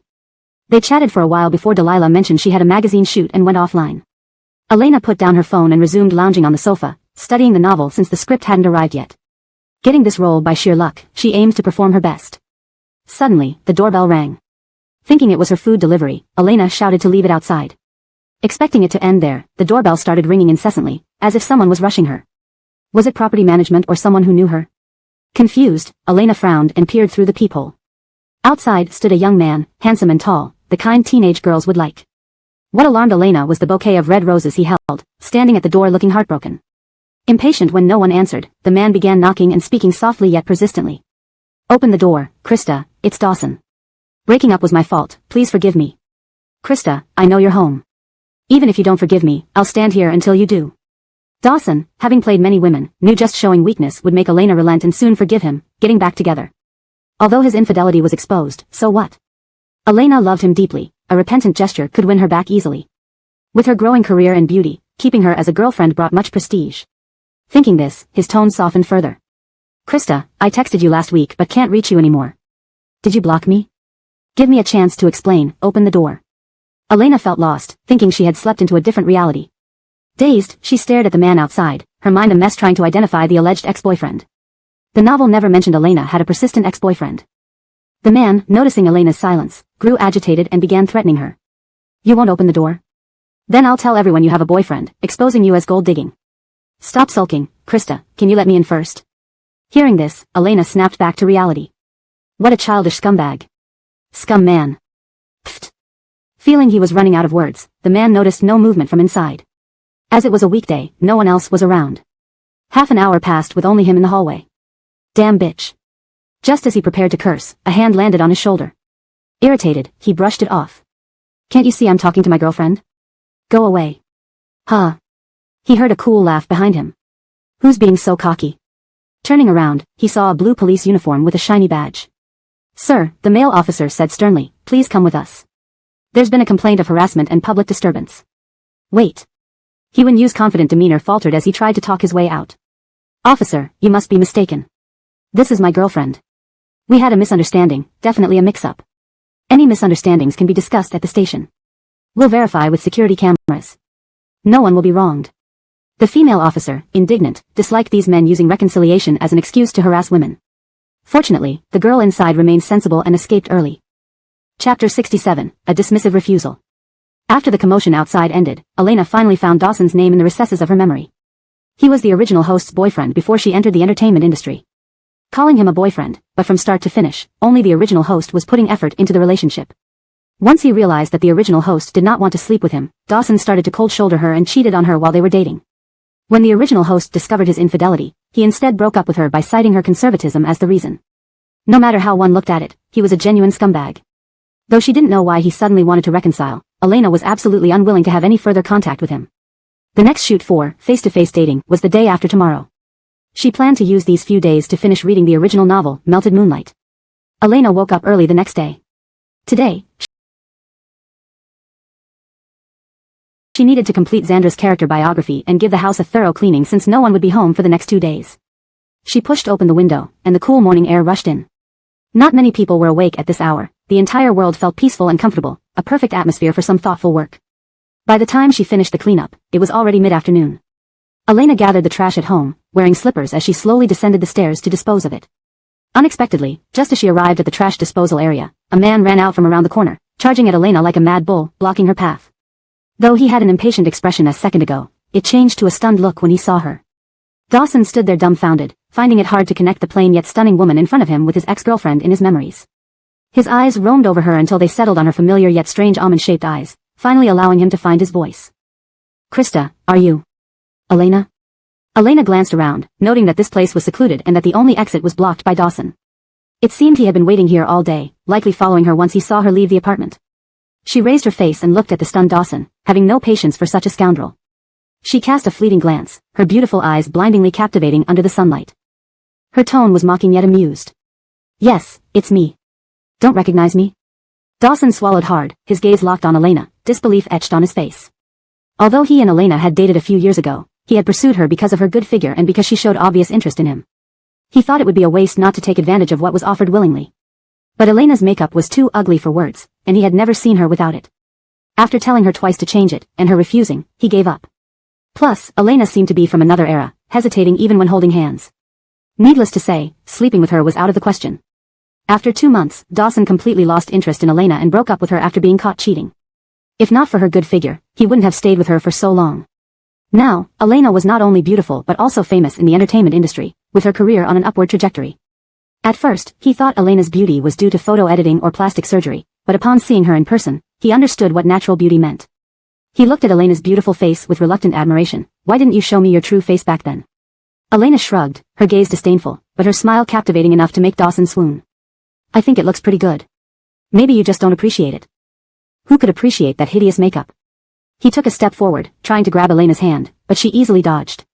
Despite being dismissed rudely, Dawson wasn't angry.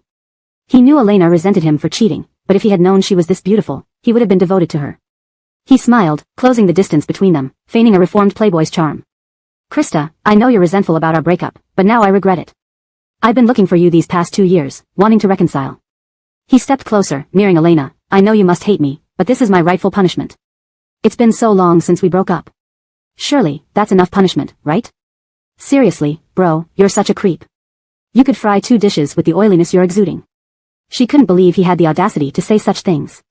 Elena almost wanted to throw the trash at his head to wake him up. But no, she couldn't risk him getting angry and doing something harmful. This scumbag wasn't worth it. She took a deep breath, stepping back, looking at Dawson coldly. I don't want to discuss this here. Let's go to the cafe at the entrance of our neighborhood. Seeing that Elena was willing to talk, Dawson felt hopeful. Recalling her shocked and heartbroken face during their breakup and the fact that she never had another boyfriend since, he thought maybe she still had feelings for him. Okay, he agreed, smiling patiently. Krista, let me take your trash, I'll dispose of it for you. Without a word, Elena bypassed him, tossing the trash behind her. The loud bang made Dawson raise an eyebrow, but he quickly smiled indulgently. Krista, really? Can you please shut up? You're giving me a headache. One more sentence from him, and she'd vomit her lunch. Alright, whatever you say. Arriving at the cafe, Elena scanned the room and noticed 4 or 5 people sitting in the hall, easing her anxiety slightly. In a public place like this, even if there was any conflict, Dawson would be restrained by the presence of others who could help her call the police. As coffee was served, Elena sat opposite Dawson, curious to hear what he had to say. Sure enough, Dawson began recounting the pain and longing he endured these past 2 years since their breakup. Hearing the same old clichés, Elena deliberately raised her voice so people outside could hear her. You were the one who cheated and proposed the breakup, correct? What gives you the nerve to ask for my forgiveness? Note, the translation follows the structure and style of the original text while ensuring coherence and fluency in English. Chapter 68, An Unconventional Way to Gain Followers. Elena's beauty was captivating, her charming smile enchanting. Even when her eyes carried a hint of frostiness, it only made one's heart race. And this reminiscing over past grievances only made Dawson feel that she must still have feelings for him, otherwise, she wouldn't have remembered this incident all these years. Inside, he was secretly delighted, but his face showed a sorrowful expression as he tried to look repentant. In a humbled tone, he begged Elena, I know it's all my fault. You can hit me, curse me, hate me, but please don't ignore me. Seeing Elena remain unmoved, Dawson grew anxious and reached out to grab her hand on the table. Don't you still care for me at least a little bit? Otherwise, why would you remember this? Ah! Dawson screamed as his handsome face contorted in pain. What the hell are you doing? Elena picked up her iced coffee cup and stood opposite Dawson, watching as the coffee poured all over him. Her voice was light, almost playful, but her smile was viciously innocent. Didn't I tell you to shut up? Listening to you is making me irritable. Their commotion was quite loud, and Dawson heard people outside peeking. Realizing he was in the wrong, his voice immediately lowered, becoming even more humble, like a man who didn't retaliate against abuse. If this can make you feel better, I'm willing to let you. Before he could finish, Elena snatched the coffee cup from in front of Dawson and poured it over his head. Her voice was cold and indifferent. I'm not willing. Even clay figures have their limits, let alone Dawson, who had always been pampered by women. No woman had ever dared treat him this way. Enraged and humiliated, he stood up and began cursing Elena. What act are you putting on? You wouldn't even let me hold your hand while we dated, acting like some high and mighty saint. Ugh, looking at you makes me sick. So what if I cheated? Isn't it natural for me to cheat when you wouldn't even sleep with me? Slap, slap, before he could finish, Elena slapped him twice across the face. You bastard, you deserved it for breaking up with me back then. Blind with anger, Dawson rushed towards Elena, his eyes red.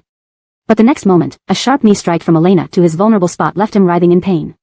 Since you don't know how to respect women, I'll teach you today. I've already called the police. You can stay inside for a few days to reflect on your behavior. The disturbance had already drawn attention from other customers. Seeing Dawson about to retaliate, a male waiter quickly stepped forward to hold him back. Other customers also stood up, ready to intervene if needed.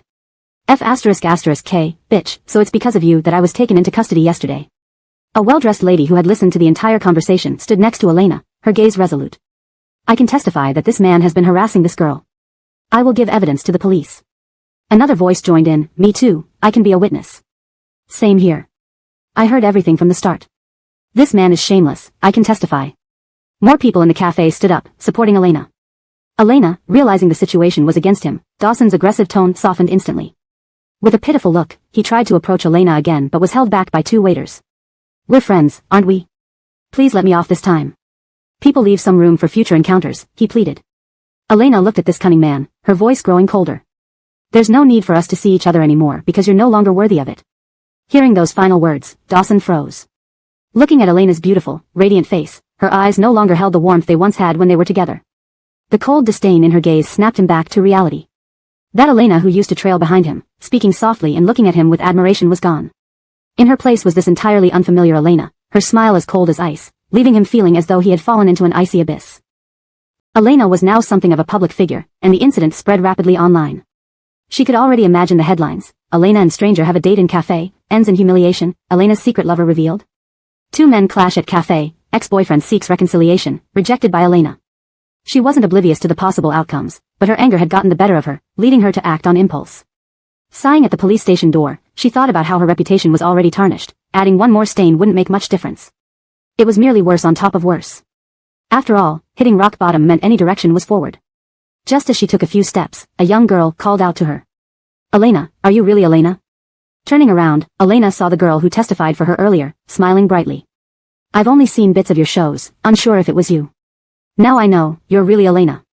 Yes, the very Elena whose online scandals had become widespread. You were so cool today. I love you. Especially when you slapped him, it was amazing. Elena watched as the girl excitedly recounted the events, feeling puzzled. Hadn't beating someone earned her negative publicity? Shouldn't she be condemned for having an ex-boyfriend while participating in a dating show? Opening her social media, she scrolled through her videos and saw the comments below. So satisfying. Who hasn't encountered a couple of scumbags in their youth? These shameless men deserve to be called out. Wow, Elena is so cool. Especially when she demanded respect for women. Mom, I love her. Is this the Elena who's playing Xandra? She looks so cool and beautiful. She's definitely Xandra. Looking at the increasing number of followers, Elena fell silent.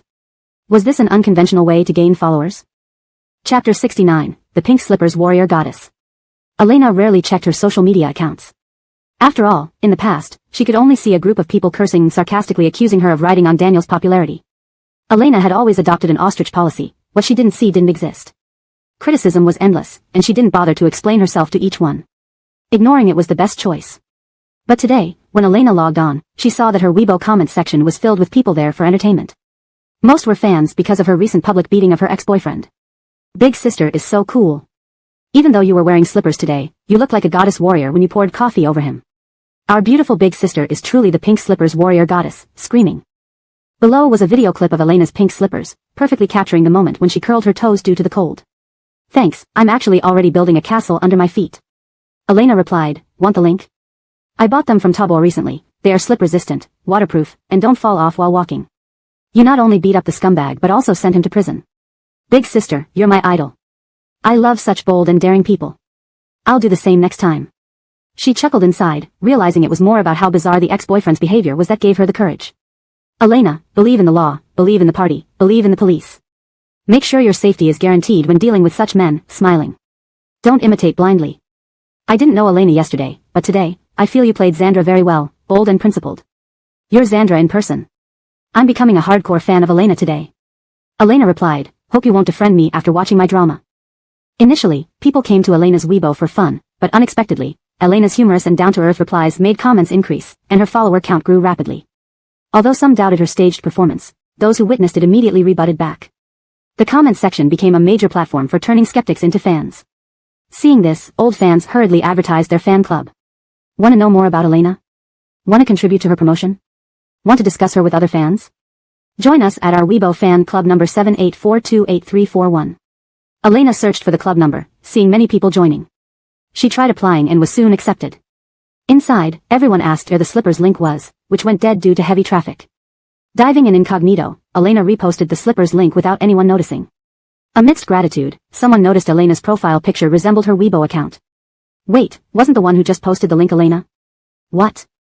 Are you joking? Look closer, it's the same cartoon white cat. It does look like Elena. Her profile picture and remarks match her Weibo account. And this ID is unique. Before Elena could respond, the quick-acting admin kicked her out, leaving her staring at, "You've been removed." Soon, the admin privately contacted her hesitantly. "Baby, are you really Elena? Should she be pulled back in?" Elena quickly responded. "Yes, pull me back in. Sorry, baby. We're expanding the club urgently due to space constraints. If there's room, we'll pull you in shortly. Sorry." Elena? Wasn't this her fan club? Why did she have to wait? After 10 minutes with no response, Elena registered a new account, applied to join the fan club, and was instantly accepted. Upon entering, she saw everyone praising the admin's decision to keep her distance. What wild talk. Elena submerged deeper into the group, discovering their uncensored discussions. "Sisters, I watched Elena scold the scumbag again. Proudly declaring, 'I am Elena's dog.' Elena? I fell for Elena at first sight. She's my lifelong wife, my beloved husband, broad-shouldered protector. Isn't Elena cold-faced especially handsome? Perfect for roles like the icy husband. Sister, can you come to my bed?" Reading further would surely disturb her sleep. These fans seemed more wild than her actual actions. Just as Elena shut down her phone, it buzzed. It was her manager calling. Elena's heart raced. She knew it was coming. The call connected, and an angry male voice blared. "Elena. I haven't even praised you for landing the third female role in Moonlight Bathed, and now you've caused such trouble. Who's your ex-boyfriend? How did that video spread online so widely? Don't forget the company forbids artists from dating. Log off immediately. Remember, all social media posts need manager approval." No wonder Elena's social media felt monotonous. Seeing the manager's anger, she sighed inwardly. The book mentioned her male manager barely paid attention to Elena, infrequently checking in, yet enforcing strict rules, offering no growth opportunities. But Elena dared not speak up, unable to afford the high breach of contract fee. "Elena, still sighing? Don't you realize your image just improved slightly before you ruined it again?" Chapter 70, Rather Go Home and Farm. Elena wanted to curse, but she didn't dare. She was a wise yet pitiful female celebrity. She dared not engage in flame wars with her haters nor argue with her agent. Elena felt that even going home to farm would be better than enduring this cursed life as a star. At least the vegetables in the field wouldn't run out of the ground to lecture her after she scolded a scumbag. After cautiously explaining the situation to her agent, Finjia, his voice gradually calmed down, no longer resembling someone whose eyebrows were on fire. "Remember that you are now an internet-famous actress. Don't act impulsively, always consider the company's reputation and your own image. Our company doesn't have time to deal with your messes every day. Also, are you really done with that ex-boyfriend?" "Really done." Elena sighed. She now felt that having her name linked with that scumbag's was a defilement. Okay. Finjia grunted in satisfaction, seemingly remembering something as he mumbled. "Come to the company next Monday. A gaming company has designated you to shoot a promotional video for their esports event. The pay is 20,000 yuan. They seem to be in a rush. As soon as you sign the contract, they'll transfer the money to your account." The mention of money instantly lifted Elena's spirits, which had been low just moments before. God knows how much this money means to her now. The money from selling Daniel's merchandise is almost gone, and she is now counting on Solitary Moonlight to start filming and earn money soon. "Okay, Coleman Finn, I'll come back to the company next week." Coleman Finn, what about this dress?" Someone nearby kept calling her agent's name, causing Finjia to hurriedly hang up the phone. Before hanging up, he reminded Elena to interact more with Daniel and take advantage of the top actor's popularity. It seems that Finjia didn't read a single word of what Elena said last time. "Menya, Solitary Moonlight will start filming the week after next. Prepare yourself to join the cast then. Next week, we can start taking promotional photos. Besides, the production team said they would accommodate your and Elena's schedules, trying to schedule both of your scenes on weekdays so it won't interfere with your work on Facing Love head-on." Marnie was sitting there with closed eyes while getting her makeup done. Upon hearing Elena's name, she suddenly opened her eyes, confusion evident on her cold and beautiful face. "Who did you say?" "Elena?" "Yeah." Ginger glanced at the notice in her hand and smiled as she chatted with Marnie. "Looks like you don't know. Elena is recommended by the producer and confirmed by Andonis as Xandra." The bright lights in the dressing room made Marnie blink, adjusting to the brightness. Recalling her past life, she couldn't remember Elena being cast in Solitary Moonlight. Moreover, in her past life, Elena wasn't as beautiful or popular, and Marnie could confirm that Solitary Moonlight was beyond Elena's reach. "What's wrong?" Ginger noticed Marnie's contemplative expression and asked if everything was all right. Somewhere along the line, Marnie seemed like a different person, her proud personality now more tempered and mature in dealing with others. Originally, Ginger managed other artists too, but Marnie's exceptional performance overshadowed them all. Almost all the shows she chose recently became hit series, catapulting Marnie into the domestic A-list. Thus, she focused on grooming Marnie exclusively. "It's nothing." Marnie shook her head, laughing at herself for being overly cautious. Since she could reincarnate, it was not surprising that the world was slightly different from her past life. Anyway, what happened to Elena was none of her business. Recalling Elena being bullied by Kristen, such an 18th tier nobody wouldn't threaten her position. She would become China's top actress, unimpeded by anyone. With that thought, a confident smile curled Marnie's lips as she looked at her spirited reflection in the mirror, her tone becoming increasingly cheerful. I heard that a young director is shooting an art film and needs a female supporting role. Isn't his name Curtis Jingsheng? Seeing Marnie's expression return to normal, Ginger relaxed. After thinking hard, she recalled the name. Yes, I heard he's starting filming the week after next and still needs a female supporting role. He's been looking for actresses recently, but the pay is too low, not even covering hotel expenses, so no one wants the role. Your makeup is done, Sister Amara.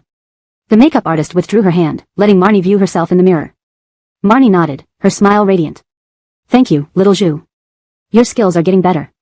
Not really, if it weren't for Sister Amara discovering me and making me your exclusive makeup artist, I wouldn't have entered the entertainment industry. Marnie applied some lipstick, adjusting its color in the mirror, exuding a cold yet enchanting aura. Yes, you should know better. Always be my exclusive makeup artist, or I'll be heartbroken. Little Zhu, grateful for her mentorship, nodded silently, full of gratitude. Let's go, Sister Zhang. Marnie stood up, her gaze briefly falling on little Zhu who was tidying up. A subtle smile played on her lips. Fortunately, she was reborn early enough to recruit Presley, who was still unknown, as her exclusive makeup artist. In her past life, Presley was one of the top makeup artists in the entertainment industry, winning numerous awards. This lifetime, Presley should feel grateful for her patronage. As they left the dressing room, in the dim hallway, Ginger, reviewing the itinerary, almost dropped her jaw when Marnie spoke softly. But the content almost made Ginger break into a cold sweat. Even though Ginger was experienced in the entertainment industry, Marnie's bold decision nearly made her lose control of her voice. Are you crazy? Solitary Moonlight has already sent over the contract and started promoting your name.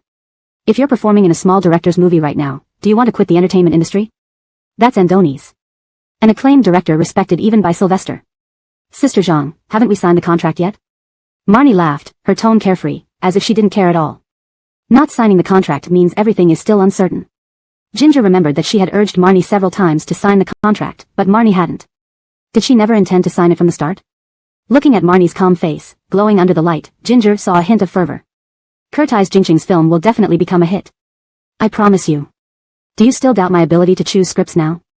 Note, I've corrected and smoothed the translation to make it more natural and fluent in English while maintaining the original meaning and context. At least the vegetables in the field wouldn't chase out of the soil to admonish her after she scolded some trashy men. After explaining herself cautiously to her agent named Coleman Finn, his voice gradually calmed down, no longer sounding like it had just been set ablaze. Remember, you are now a famous actress on the internet. Don't act rashly. Always consider the company's reputation and your image. The company doesn't have time to clean up your messes daily. Also, are you really done with that ex-boyfriend? Really over. Elena sighed. She felt it was an insult for her name to be mentioned alongside that scoundrel's. Alright, Coleman Finn grunted contentedly from his nostrils. Then he seemed to recall something, muttering vaguely. Come to the company next Monday. It seems a game company wants you to shoot a promotional video for their esports event. The fee is 20,000 yuan. They're eager to get it done. Once you sign the contract, they'll transfer the money. Mentioning money immediately revived Elena's slightly dampened spirits. Who knew how much she needed this sum? The money from selling Daniel's merchandise was almost gone, and she relied on Moonlit Serenity, starting soon to earn more. Sure, Coleman Finn, I'll return to the company next week. Coleman Finn, what about this dress? Someone was calling Coleman Finn not far away, and he hastily ended the call but not without reminding Elena to interact more with Daniel and capitalize on the best actor's popularity. Clearly, he hadn't paid attention to her previous message. Marnie, Moonlit Serenity starts filming the week after next. Prepare to join the cast then. We can take character photos next week. Also, the crew has adjusted to accommodate you and Elena's schedules, placing most of your scenes on weekdays so as not to interfere with your face-to-face love shooting. Marnie was getting made up with her eyes closed when she heard Elena's name. Her cold, beautiful face showed evident confusion. Who did you say? Elena? Yes, Ginger checked the notice in her hand and continued chatting, didn't you know? Elena was recommended by the producer and approved by Andoni's as Xandra. The bright lights of the makeup room were a bit blinding for Marnie. Recalling past life events, she realized she had no recollection of Elena playing Moonlit Serenity. In her past life, Elena wasn't this stunning or successful, so it was unlikely she could land such a role. What? Ginger noticed Marnie's contemplative demeanor and questioned the unusual behavior of her young actress. For some time, Marnie seemed like a completely different person, her once prideful nature having matured into grace. Even her social skills improved dramatically. While Ginger managed other artists too, Marnie was exceptionally outstanding. The dramas she had chosen earlier became popular hits, catapulting her into the position of a leading young actress in China. Therefore, she focused on grooming Marnie alone. It's nothing, Marnie shook her head and laughed at her own excessive vigilance. Since she could reincarnate, why fuss over a slightly different world? What did Elena's rise matter to her? Remembering how Kristen bullied Elena, an 18-line actress couldn't threaten her position. She was destined to be China's top actress, unimpeded. Thinking of this, Marnie's lips curled into a confident smile, her mood lightening. I heard a young director wants to make an art film and needs a second lead actress. Is his name Curtis Jingcheng? Relieved by Marnie's restored expression, Ginger pondered and remembered the name. Yes, he's supposed to start filming the week after next, still needing a second lead. He was looking for actresses recently, but the pay was low, barely covering hotel expenses, so few people were interested. Alright, Miss Amara, your makeup is done. The makeup artist stepped back, allowing Marnie to inspect herself in the mirror. Nodding, her smile grew brighter. Thank you, little Zhu. Your skills are improving. Not at all. If not for Miss Amara discovering me and letting me be your dedicated makeup artist, I wouldn't have entered this industry. Marnie dabbed on some lipstick and gave a captivating smile, a blend of cold beauty and allure. Indeed, remember that always. Be my exclusive makeup artist, or I'd be heartbroken. Grateful, Zhu nodded vigorously, unable to refuse such an opportunity. Let's go, Sister Zhang. Standing up, Marnie glanced at Zhu packing up and smiled faintly. Thank heavens she was reborn early, securing Presley before fame. In her past life, Presley was one of the top makeup artists in the industry with many awards. But now, she should be grateful for Marnie's support. Leaving the makeup room, in the dim corridor, Ginger nearly broke out in cold sweat hearing Marnie's next words. Are you crazy? Moonlit Serenity has already sent the contract and promoted you. Choosing an obscure 18-line director's film right now might ruin your career. That's Andoni's. Even the best actor respects him. Sister Zhang, haven't we not signed yet? Smiling casually, Marnie replied airily. Not signing means everything can change. Recalling how Marnie had never signed that contract despite several prompts, Ginger feared her decision. Was Marnie never planning to sign it from the start? Looking at Marnie's calm face, illuminated with fervor, Ginger shuddered. Curtis Jingcheng's movie will definitely be a hit. I promise. Don't you trust my judgment in selecting roles, Sister Zhang? This translation aims to maintain the original tone, style, and structure of the Chinese text while ensuring natural, fluent English with accurate character names and coherent storyline. ####Chapter 71. Are you avoiding me? Elena's home was relatively close to the villa where the show was filmed. Plus, since this area was rather remote, other guests often encountered traffic jams when coming from the city. Thus, on this cool and comfortable morning, Elena was the only one wandering around the entire villa. Teacher Tang, the cameraman explained apologetically, I'm not sure why, but today's roads in the main urban area are quite congested. It will probably take the other guests another half hour to arrive. Why don't you rest in your room for a while, and we'll start filming once everyone else arrives. No problem, Elena had already put her suitcase away in her room. She stood by the door, taking a deep breath of fresh air and offering a faint smile to the camera. I haven't really explored this villa yet. I'd like to visit the small garden behind the villa. Is that okay? Of course, turn left from here. Do you need someone to accompany you? I can manage on my own. Elena didn't let any staff follow her. She opened the door to the flower house and quietly admired the beautiful flowers. The flower beds were meticulously maintained, giving the entire greenhouse a vibrant feel. After some time, Elena heard the door to the flower house open. Thinking it was the staff calling her for filming, she walked out from the depths of the greenhouse while trying to reassure them. I'm coming out. Please wait a moment. Have all the guests arrived? Then she bumped into Daniel standing at the door. He was wearing a casual white shirt, holding the door handle with one hand, looking surprised at meeting Elena there. Teacher Shen, I'm sorry, I thought it was the staff. Upon seeing Daniel, Elena felt extremely uneasy, as if covered in fleas.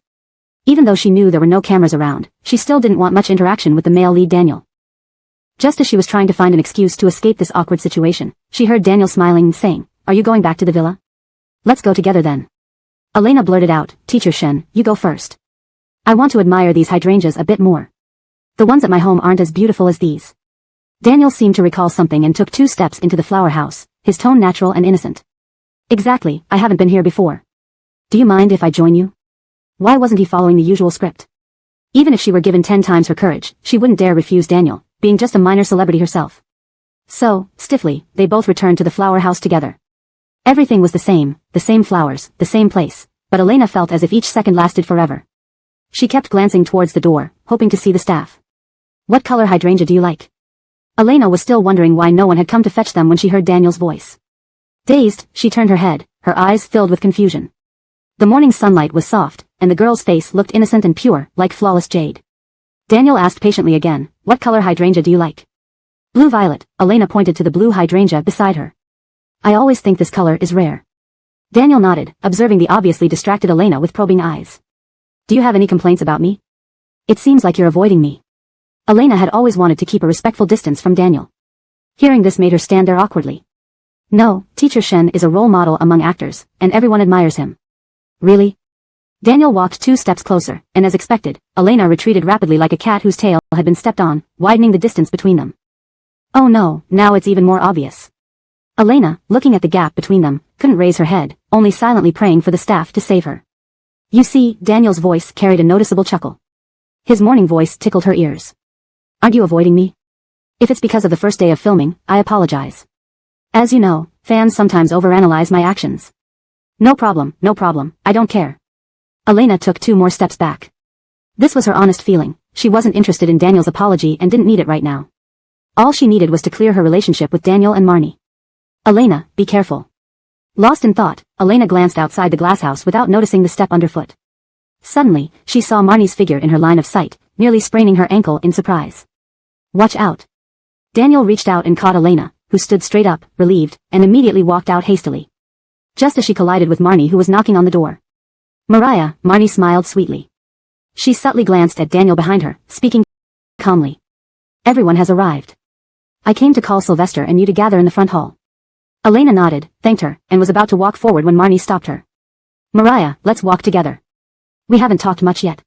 Why did both the male lead and female lead want to talk to her? Didn't they have anything to say to each other? Why did they both seem eager to make her a third wheel? Elena rolled her eyes inwardly but still managed a professional smile. Destroy this damned broken world.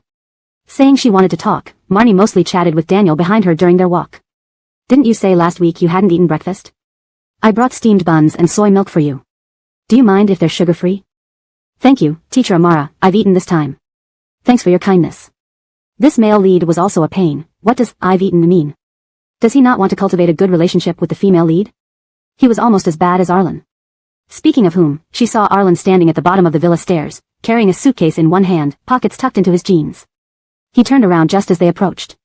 Elena immediately exhaled in relief, walking quickly to Arlen's side. Arlen glanced at Daniel and Marnie, then focused on Elena, who looked somewhat panicked. He leisurely took out a bag of steamed buns, his tone slow and steady. Want some steamed buns? Seeing Arlen, Elena gradually calmed down.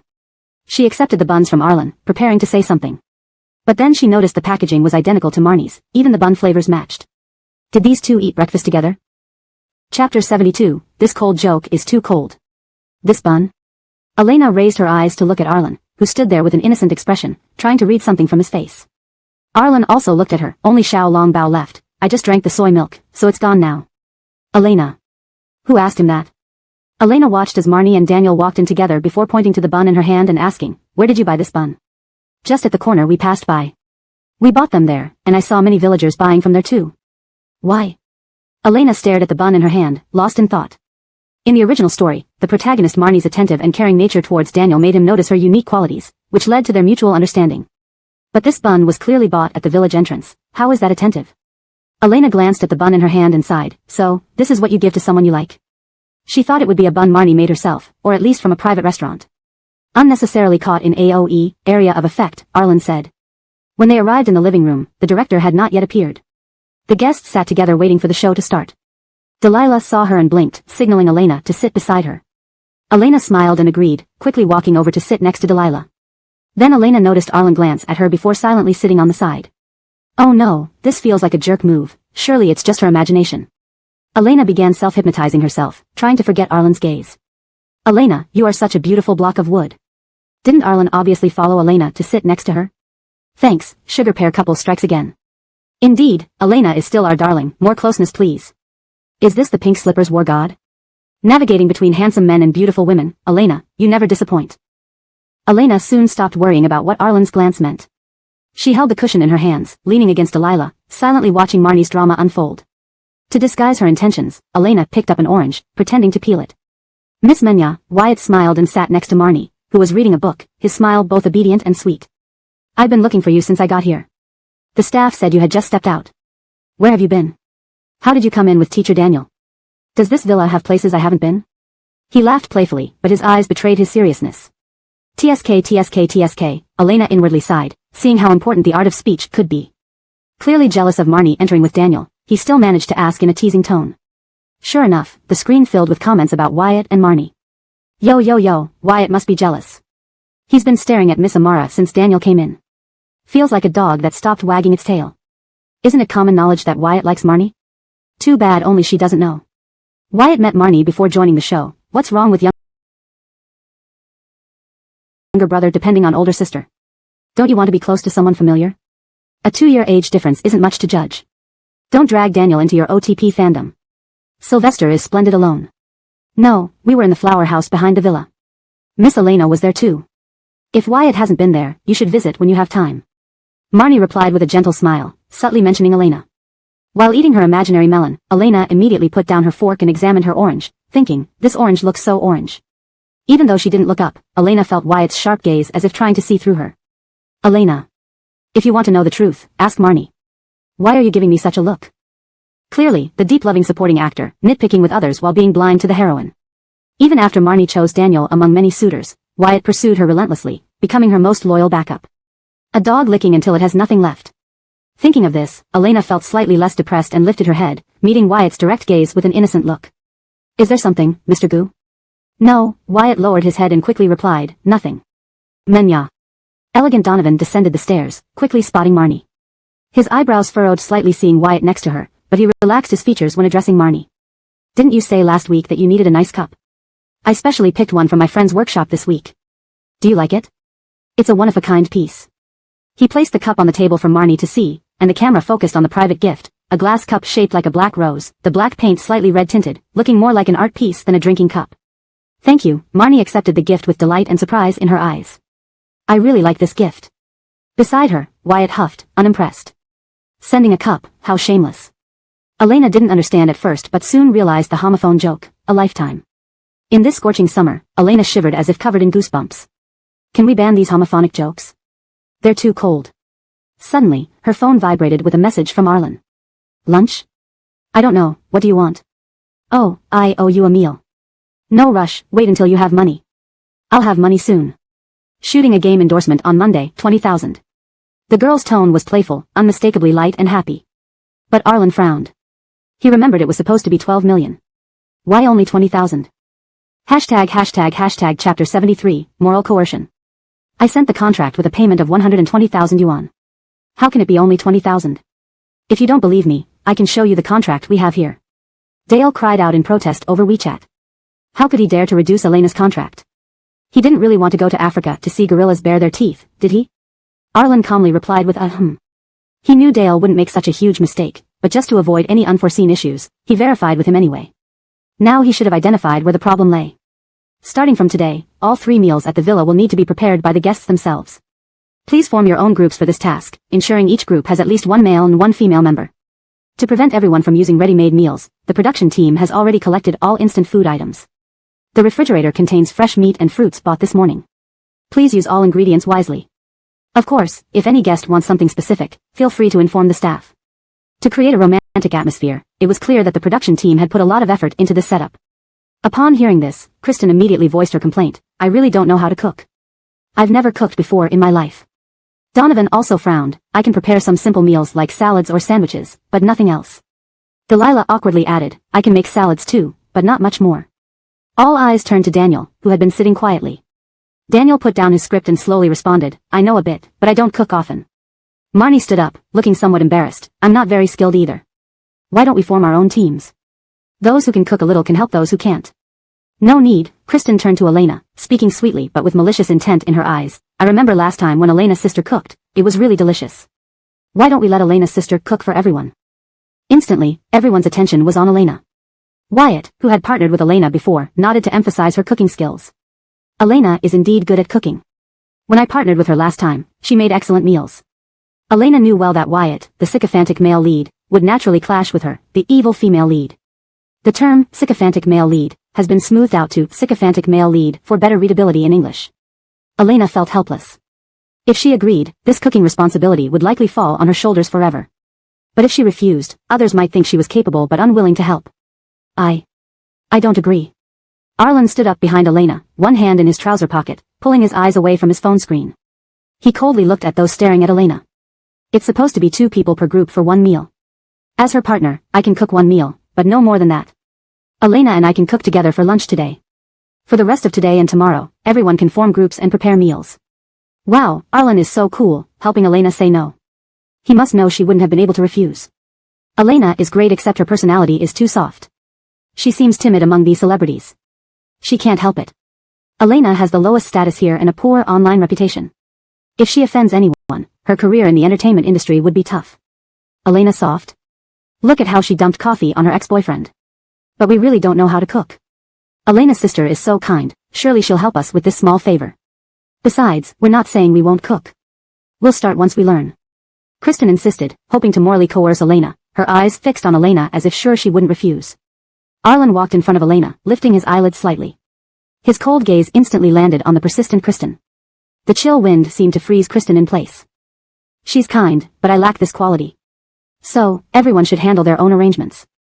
Arlen raised an eyebrow, speaking in the slowest tone but the most irritating words. Elena silently gave Arlen a thumbs up behind her back. Being unprincipled had its perks, free from moral coercion. Laughs, trying to use moral coercion but failed. Why does Kristen insist on letting Elena cook?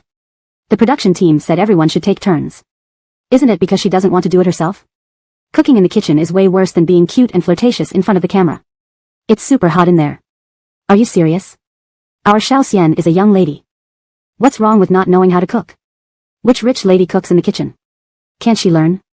Is Kristen an idiot? Can't she follow online video tutorials? After this exchange, everyone dispersed to their respective tasks. Especially Kristen, who shot a nasty glare at Elena before storming upstairs angrily. A glare is just a glare, after all. It's not like it would take a chunk out of her flesh. Elena turned to thank Arlen for coming to her aid. Just as she was about to express her gratitude, he asked slowly, "You weren't actually going to agree with Kristen, were you?" Elena sheepishly replied, "Of course not. I was just thinking of a tactful excuse."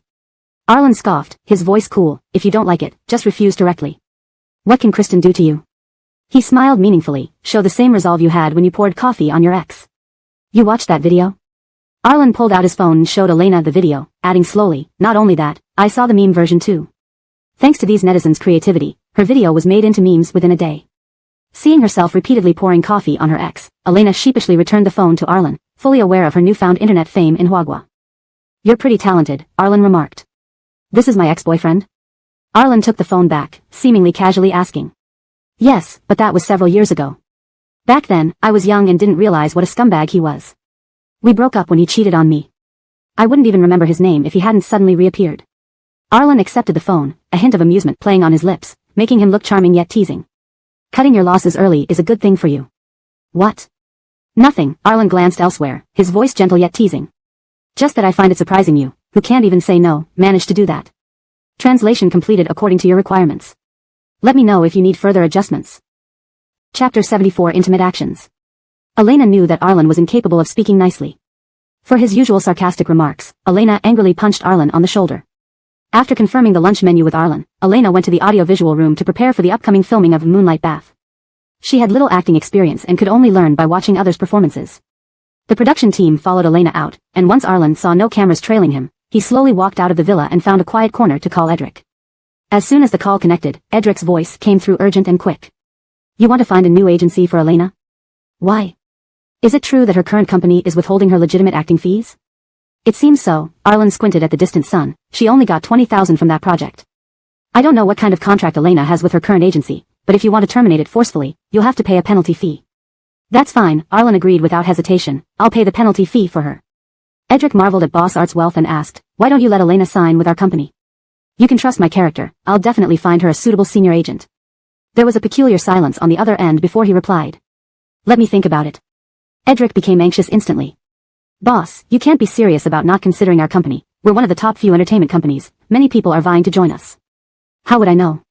Arlen answered straightforwardly, which almost made Edric explode in frustration.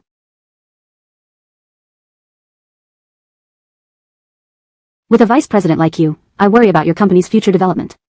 Big brother, please let your sister-in-law join our company. I promise I'll take good care of her. She can do whatever she wants. I can even get her audition opportunities with big-name directors." Edric was calculating internally. If Elena really joined their company, then he would be Elena's boss, indirectly Arlen's boss too. The temptation of being Arlen's boss was too great. He needed to seize this opportunity. Persuaded by Edric, Arlen reluctantly agreed to ask Elena's opinion and promised to send over her contract for review. Edric said that their legal department would check it, possibly finding loopholes, which might exempt Arlen from paying any penalty fee through a lawsuit. Small companies were often at a disadvantage and it came to legal battles with big ones. In Moonlight Bath, Xandra's role wasn't extensive. Most of her scenes were set during high school, interacting the most with the male lead. Elena dug up a classic campus romance movie and began learning the leading actress's performance style. The actress was skilled, effortlessly portraying a high school student, conveying unrequited love convincingly. Elena gradually immersed herself in the film, especially the final scene where the heroine stood in the rain watching the hero's retreating figure. The quietly heart-wrenching emotion spread. So moving, I haven't seen this movie, but it's making me feel terrible. This movie is 10 years old, it's normal not to have seen it, watching it with Elena is pretty nice. Is Elena crying? Elena silently wiped away tears from the corner of her eye when she heard someone push the door open behind her. Thinking it was Arlen, Elena quickly composed herself and turned around, saying, "Come and see, this movie is so good." Then she saw Daniel standing behind her with an iPad, smiling and greeting her gracefully. Even in dim lighting, his refined demeanor was unmistakable.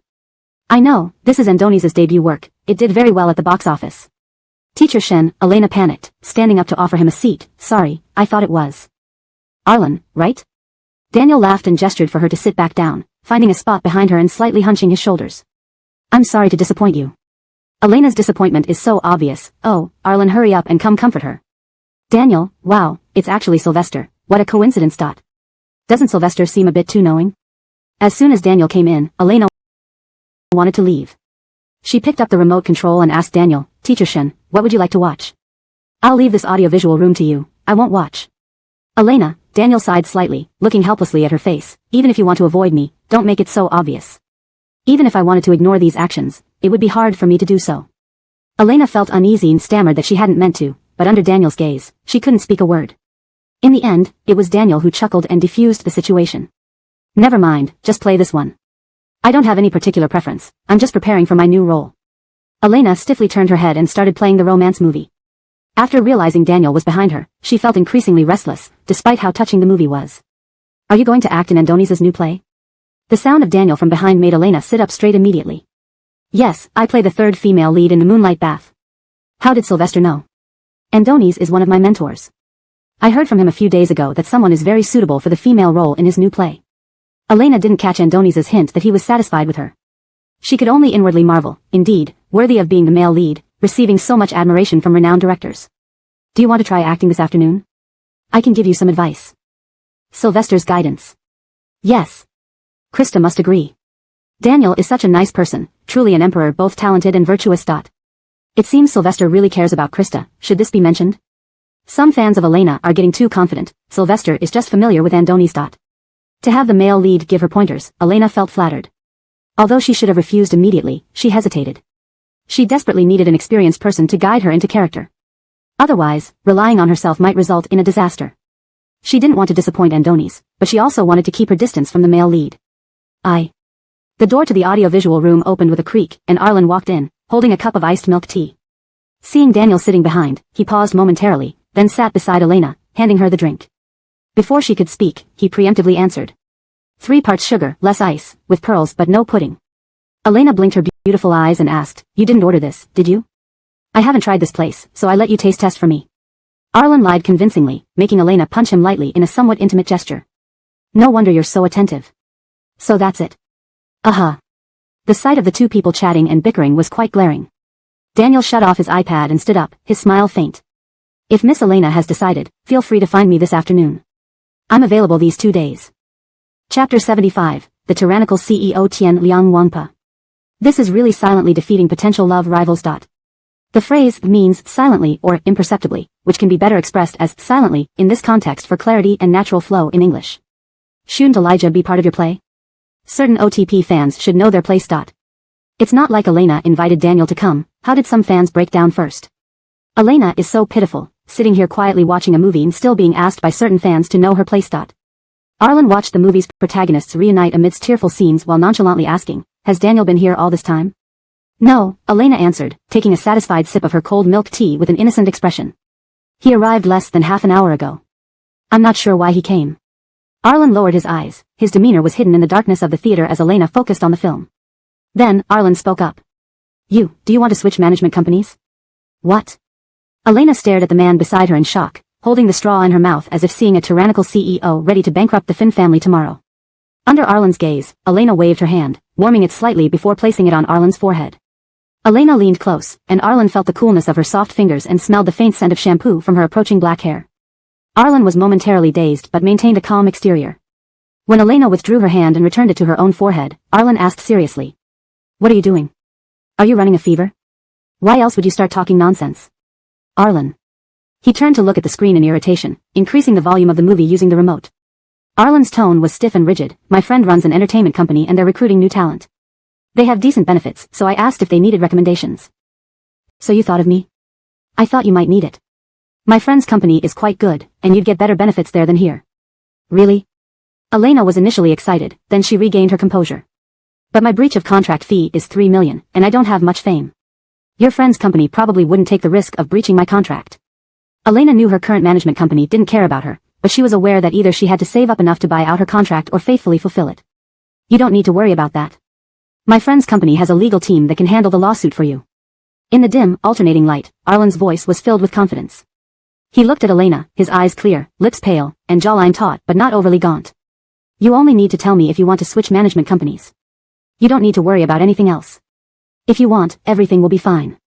The movie ended, unnoticed by the crowd, with the protagonists happily kissing. This movie is too good, very touching. Sob sob sob, the protagonists will eventually reunite after their separation. They're re-saying something, but the movie's volume is too high, we can't hear their conversation. Their actions are so ambiguous, let us listen. What can our esteemed OTP fans not hear? So tired, can't hear anything, need someone who knows lip reading to save me. Is Arlen confessing, frustration? Elena leaned on the refrigerator door, staring at the tomatoes inside, her thoughts drifting back to the scene just now. Arlen had looked at her so seriously, as if he would clear all obstacles with just one nod from her. His gaze was so compelling that by the time Elena reacted, she had already nodded vigorously. Maybe Arlen was indeed reliable. She rinsed the tomatoes into the sink one by one. Although she hadn't known Arlen for long, he wasn't the type to trap her. Out of the corner of her eye, she noticed one tomato missing from the countertop. Elena looked up silently to see Arlen biting into the unwashed tomato with a lazy expression. Elena. Pretending nothing was amiss, this was just a regular person enjoying food. She must have been addled earlier to think Arlen was reliable. Elena reached out and snatched the bitten tomato from Arlen's mouth, pushing it into his palm softly. The tomato hasn't been washed yet, wash it before eating. And, did you wash your hands? No. Wash them first. This brat. Arlen obediently went to wash his hands. Elena sighed but still asked, what do you want for lunch? I can't treat you to meals these next few days, but I'll try to cook whatever you want today. How about beef tomato pasta, like the one you made last time? Just that? Elena thought Arlen would choose something more challenging, but it turned out to be tomato beef pasta. Just that. Arlen watched Elena busy at the kitchen counter in her black and white striped dress, accentuating her slim waist. Her long hair flowed down her back in beautiful curls, shimmering in the sunlight. She bowed her head to chop vegetables, her silky hair hanging over her ears, occasionally blocking her view. Elena planned to finish chopping and wash her hands, but felt her hair gently lifted.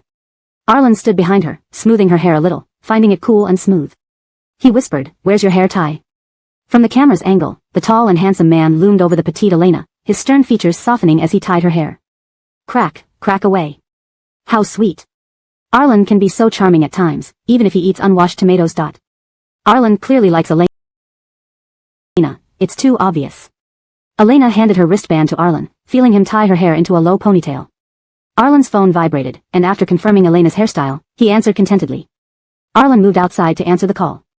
Elena, feeling uncomfortable, turned her head to confirm her hair remained firmly in place before continuing to chop vegetables. Her fallen hair covered her eyes and her already reddened ears. I've sent the contract you forwarded to the legal department. I'll send Elena's contract to you and Yofun's legal department later. If you find any issues, let me know early. Arlen hummed in agreement, glancing at Elena from a blind spot in the camera's view. You've done so much for Elena, how will she thank you? Edric exhaled deeply, everything proceeding smoothly. He now had time to tease Arlen. Tomato beef pasta. Edric? What? His response was the beep as Arlen hung up. Edric. Wait until he becomes Elena's boss and sees if Arlen dares to ignore him so easily. Translation notes. 1. I maintained the Chinese names in pinyin form, ensuring accuracy. 2. I kept the original tone and style, including informal expressions and internet slang. 3. I preserved the paragraph structure and line breaks as requested. Chapter 76. It looks so delicious. Wyatt was the first to arrive for lunch.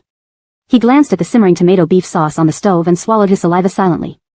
Although he had eaten breakfast, he was always mindful of his weight and kept his food intake in check. Therefore, he would feel hungry very quickly by mealtime. He glanced again at the boiling noodles in the pot and casually asked, "What are we having for lunch today?" Elena lifted her eyes and replied indifferently, "Tomato beef spaghetti." "Oh, okay." It's obvious Wyatt really wants to dig in immediately. Just by looking at the color of that meat sauce, it's absolutely super delicious. Elena's cooking looks so tempting, others' dishes, let's just say they are edible. Wyatt wished he could act as if he didn't care, but the rich smell of tomato beef filled the living room, arousing his appetite. Even if he wanted to ignore it, it was quite difficult. He stood there, occasionally casting a glance at Elena who was busy cooking the noodles. Strands of hair were fluttering around her ears, making him want to tuck them back behind her ears. But she seemed completely oblivious, her gaze bright and focused, watching over the pot of noodles with utmost seriousness. On camera, she looked both adorable and professional, all centered on this pot of noodles. Many people said Elena looked like she had had plastic surgery, yet up close, he felt each of her expressions was natural, lacking the stiffness commonly associated with surgical faces. Could this be Elena without makeup? She truly looked stunningly beautiful. As Wyatt was admiring her, Arlen walked into the kitchen countertop area, glanced at Wyatt and then turned away indifferently. "Is there anything I need to do?" Elena, who was just concentrating on boiling the noodles, immediately looked up and instructed Arlen, who had just finished making a call, "Quickly come help me cook the noodles. I'll stir the tomato beef sauce." Arlen went over and watched the boiling noodles in the pot attentively. Regardless of the situation, letting him watch boiling noodles made him just stand there and watch. Arlen is quite obedient, doing whatever Elena asks. "You've noticed only now?" Sometimes, though Arlen may speak out of turn, his actions are reliable. His personality is somewhat cat-like, endearing yet annoying, but his actions are dog-like, revolving around Elena. "You're right. As an online viewer, I envy your insight. Lower your head." Elena held a pink floral apron in front of Arlen, who obediently bent down, allowing Elena to help him tie the apron strings around his waist. Once done, Elena couldn't help but laugh at how cute Arlen looked. Seeing Arlen's puzzled expression, Elena stifled her laughter. "This pink floral apron suits you perfectly. Have you ever tried wearing pink?" Arlen, "No. Trust me, you would look great in pink." To strengthen her point, Elena nodded vigorously. Why does it feel like Elena is deceiving him, even though I also think Arlen really suits pink? I agree with you. I have both feelings. Wyatt seems to be listening dumbfounded. I can almost imagine him wanting to interject with a fair comment. Wyatt looks like he has something to say, but Lover's Play should not heed his opinion. Arlen nodded and continued watching the pot of noodles. No one spoke, yet a light-hearted atmosphere prevailed in the small kitchen. Wyatt glanced at Elena, who still did not give him any attention. It seemed in this place, the only things worthy of her attention were the pot of noodles and Arlen. Feeling neglected, Wyatt became irritable. He was a male guest here too, why did he feel like a third wheel? Remembering Elena's and Arlen's intimate interactions, Wyatt wished Verna would also help him tie an apron one day. Verna was so nice, surely she would be willing to cook together with him. The meal was soon ready. The spaghetti was served individually, allowing everyone to take their desired portion. The red meat sauce atop the yellow pasta looked incredibly appetizing. "It looks delicious," Daniel commented sincerely while taking a plate. Blushing under the compliment, Elena thanked him, "Thank you. It's just simple spaghetti." "No, it really is fantastic." "Oh please, this pointless conversation needs to stop," Elena sighed inwardly. Arlen stood beside her and rescued her from further awkwardness. "Which plate do you want to use?" Relieved, Elena turned around and pointed at the left plate after careful comparison. "This one looks good." Arlen handed the chosen plate to her and looked at Daniel, who had been watching Elena. Their gazes met, one sharp and fierce, the other gentle and warm, equally intense, neither willing to yield. Whoa, these two guys' eye contact is intense. A healthy relationship is fine, but this twisted romance is far more exciting. How thrilling, is this the drama I imagined? Both of you should talk. Staring at each other makes me feel my castle of boredom is about to be completed. This pasta looks so appetizing. Elena, I must ask you to teach me. I love spaghetti too. Cold Verna appeared between them with a smile, effectively breaking their intense eye contact. Elena, sure, I'll write down the recipe for you, making it easier to follow. Thank you, Elena. After Elena turned away, Arlen averted his gaze first, looking away before she noticed, maintaining his usual composed demeanor. Teacher Daniel, what shall we do tonight? After speaking with Elena, Cold Verna turned to Daniel with a sweet smile. Though she called him respectfully, her tone was friendlier than the others. Daniel checked the fridge and responded, I'm not sure yet. Let's see what's left in the fridge later. Cold Verna nodded understandingly, teasingly adding, I'm not good at cooking, please guide me, Teacher Daniel. My cooking skills aren't great either, let's improve together. A harmonious atmosphere seemed to fill the air. Elena mused that the mutual attraction between the main characters still existed. Perhaps Daniel genuinely just wanted to know why she avoided him. Elena's tomato beef spaghetti received unanimous praise, including a rare compliment from Donovan, who usually wasn't very familiar with her. Amidst the compliments, Kristen's words stuck out like a sore thumb. She first criticized there being only one dish and then said it paled in comparison to her meals at Michelin-starred restaurants. Her words instantly chilled the previously lively dining table. Kristen, winding her fork around her noodles, remained oblivious to the changed atmosphere. Chapter 77, A Genuine Little Princess. Donovan, you can choose not to eat. The kitchen is over there, you can choose to cook yourself. From the start, Donovan disliked Kristen's princess-like temperament. He abhorred celebrities who bullied others just because they had fans. He pointed towards the kitchen, signaling that Kristen could go there now if she wanted. Why should I? It's not my job to cook. What's wrong with saying the food doesn't taste good? Not really, even if it tastes bad, shouldn't she have been more tactful? Is the food really that bad? Maybe others are just being polite. Kristen comes from a corporate family and was raised in an aristocratic school. She was like this when she debuted too. After all these years, is she still so foolish? Our Xiaoxian is a genuine little princess. Some people are just jealous. Both the fans and the main character deserve a 6. Kristen tossed her fork aside, crossing her arms as she looked at everyone with a pitiful expression. Just one dish and it's so terrible. How can some people be so hypocritical, forcing themselves to compliment bad food? Elena sat quietly, twirling a forkful of spaghetti into her mouth. It was clear why Kristen would later face backlash from the male supporting characters. With such low emotional intelligence, how could she have any shame in this entertainment industry? Especially considering Daniel was among the hypocritical people. How did her agent dare let her participate in a dating show alone? Sure enough, the comments erupted instantly. Does Kristen have something against her? Just because others don't agree with her view, she labels them as hypocrites while believing herself to be rational. Impressive. Not only does she lack emotional intelligence but also fails to read the room. How did she become part of a girl group? As a fan of Kristen's team, we know her C position is solely because her dad has money. Initially, I thought she had some EQ. Now it's obvious she has none. Can you expect something that simply doesn't exist? In this situation, Delilah and Marnie, who initially wanted to mediate, decided to stay silent. Whatever they said would only be seen by Kristen as insincere praise. Elena didn't mind. She wasn't money, not everyone could like her. Even if the food tasted good, Kristen would stick to her guns about it tasting bad. Kristen put down her fork, dramatically lifting her cup of tea for a sip, smirking.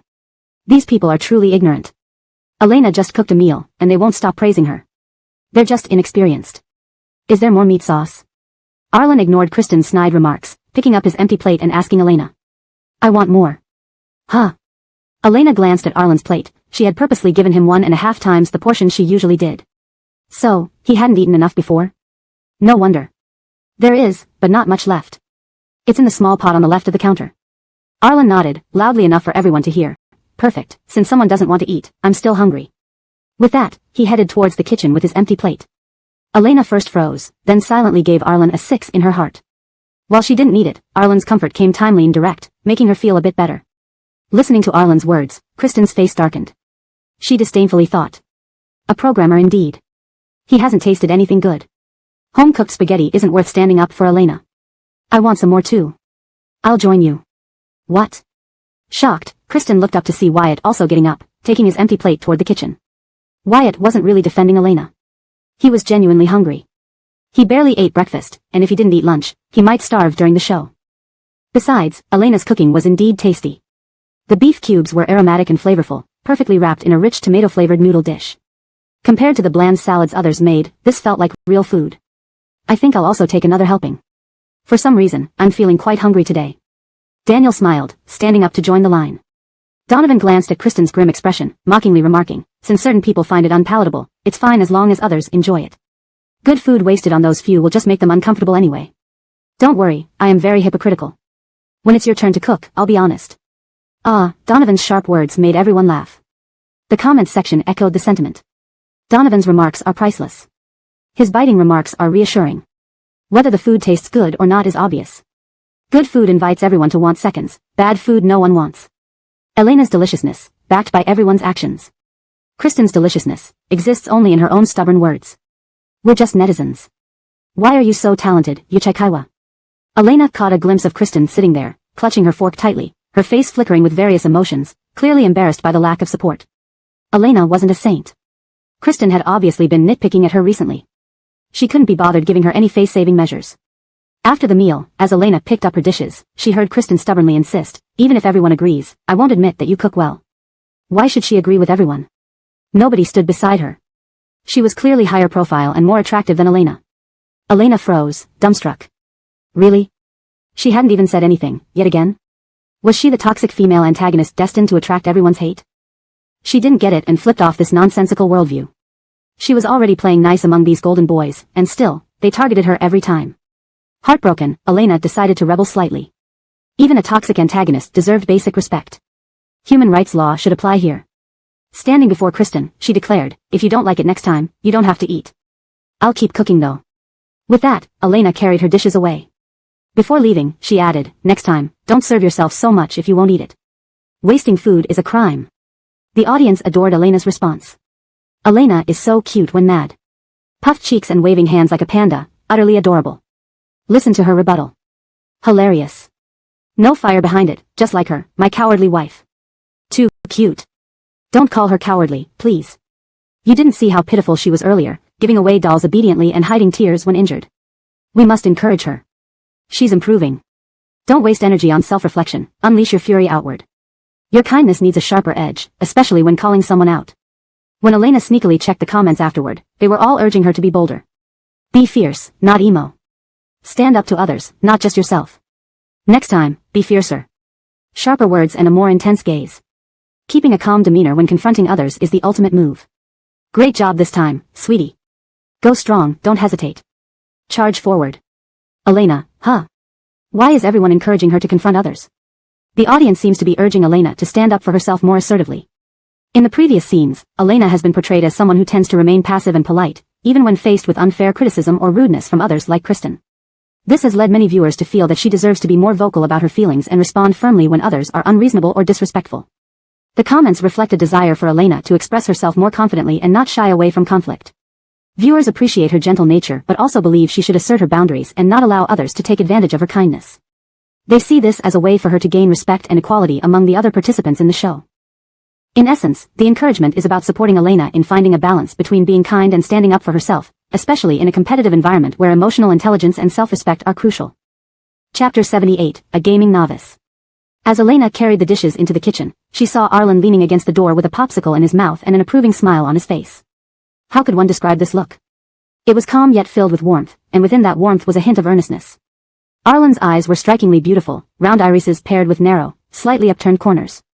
When he smiled, the icy aloofness melted away, revealing a carefree charm, much like a mist lifting to reveal dazzling brilliance. Elena sidestepped him to wash the dishes. Amidst the sound of running water, Arlen placed an unopened popsicle next to her hand. Reward. Arlen's voice was leisurely. He pointed to the popsicle that the director had bought for him. Today was the first time I saw you stand up to Kristen. That was great, keep it up. Elena chuckled softly, placing the dishes back in the sterilizer. She wiped her hands and picked up the popsicle Arlen had given her. Why are you suddenly like my fans? They're also encouraging me to be bolder from the comments.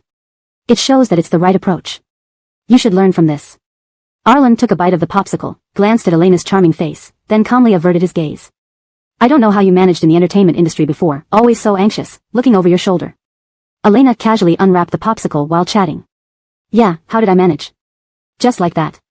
Living cautiously, after all, this is the dreaded world of novels. Arlen treats Elena so well, like friends or even lovers. Though he wants her to grow, he doesn't rush her. Arlen, aren't you too affectionate? Even such a comeback gets rewarded. You're really skilled. Wow, suddenly realized Arlen's charm. Encouraging growth, though he's a straight man, he's unexpectedly nurturing. Arlen looks at Elena as if saying, well done, my wife has improved. Daniel watched the show but got attracted by a random programmer. Arlen's charm is so captivating, but it's true. The cool sweetness of the popsicle was refreshing, and Elena closed her eyes in comfort. Eating a popsicle in the heat was sheer bliss. Turning off the kitchen light, she saw Arlen standing by the door playing with his phone. She quickly walked over to him, and they headed upstairs together. What game are you playing? Candy Crush. Alright, I was going to ask if you play any other games. Elena nodded and opened her phone, logging into the game Shinyi. The familiar music started playing, and Arlen glanced at her screen with a casual expression. What's up? Why did she suddenly start playing their company's game? Elena shook her phone, smiling smugly, her voice crisp and sweet. Didn't I tell you I got an endorsement deal for a gaming tournament? As the spokesperson, I need to learn this game properly. How else can I do a good job? I'm super responsible. Arlen was taken aback. Initially, he just wanted to help Elena through this tough period, but he didn't expect her to take the job so seriously. Many endorsers don't need to understand their products, they only need to recite prepared lines for money. This was the first time he encountered someone like Elena. What's that look for? Elena lifted her head and saw Arlen's gentle, amused gaze. She responded defensively, though I'm not good at it, I try hard. What game is it? Arlen asked knowingly. Shenyi. They say it's very popular here. Do you want to join? Elena instantly perked up. Heaven knows how challenging these competitive games were to her novice gamer self. After 2 days, she still couldn't distinguish basic classes. Following the principle that beauty equates to combat power, Elena chose the harp girl holding a guqin. She looked at Arlen, who was downloading the game and studying online guides. Don't worry, I've read them. But once you enter the game, I'll have your back. Elena nodded confidently. We can enjoy the scenery and take pictures together, I'm quite good at it. I'll handle the beginner tutorials. Just finished downloading, we can play together tonight. Wow, hot girl bringing newbies along, not exactly. In some ways, Arlen rivals Elena in looks, making him a newbie himself. Thanks, rumors are starting.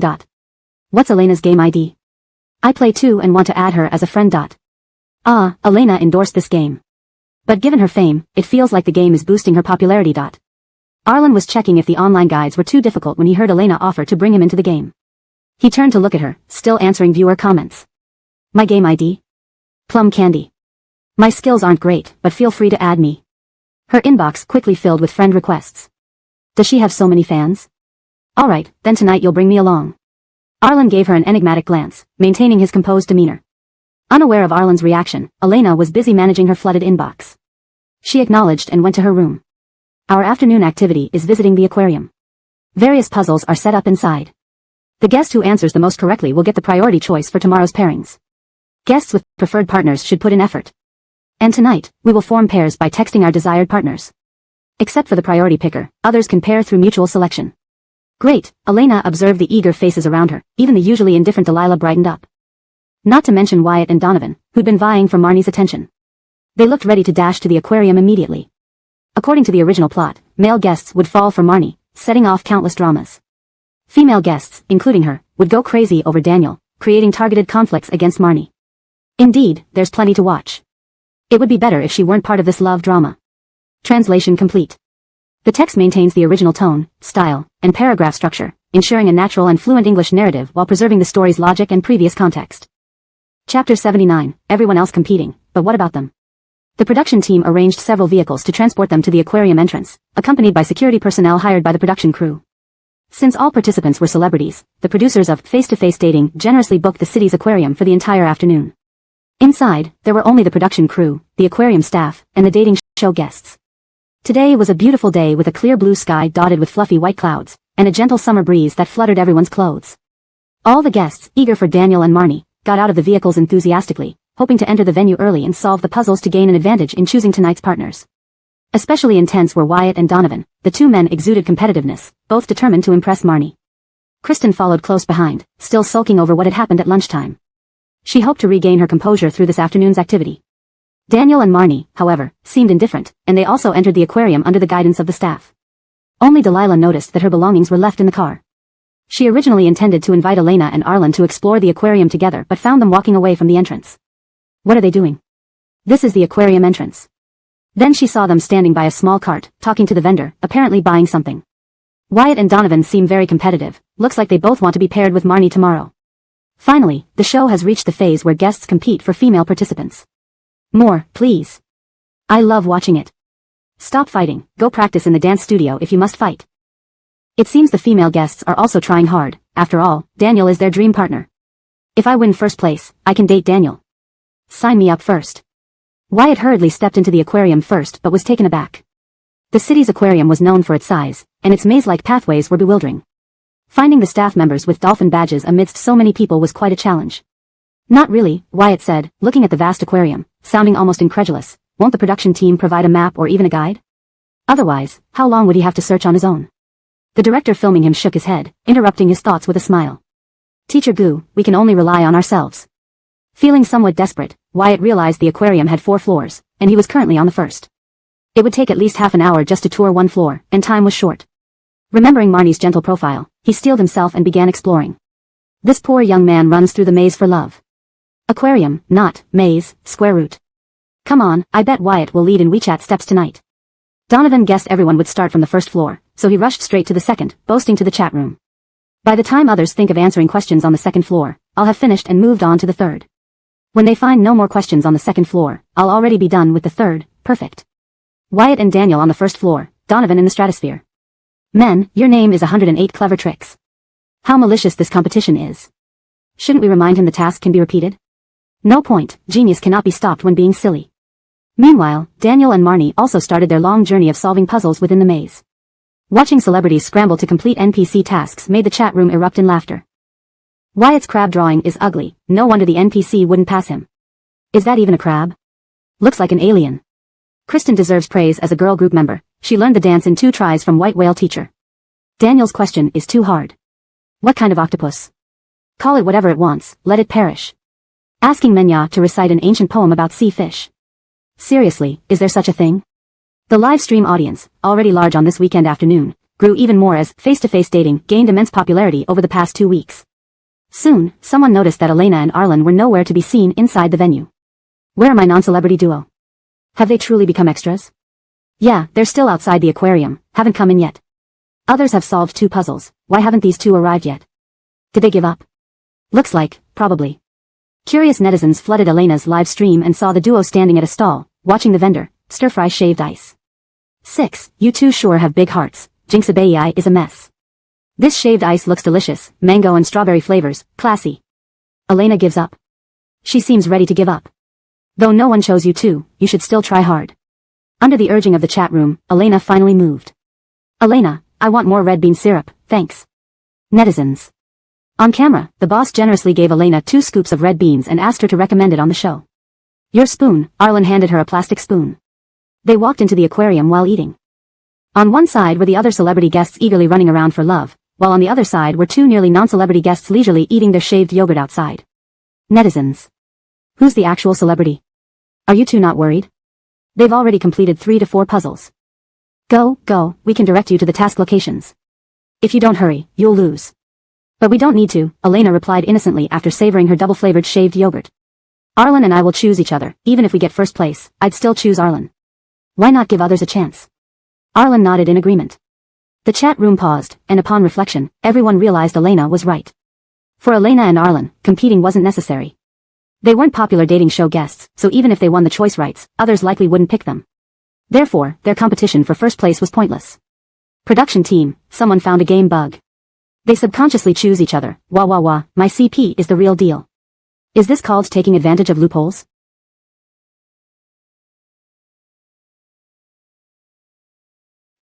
Ridiculous. Insane, but now agreeing, I'm crazier. Chapter 80, 2 Living Fathers.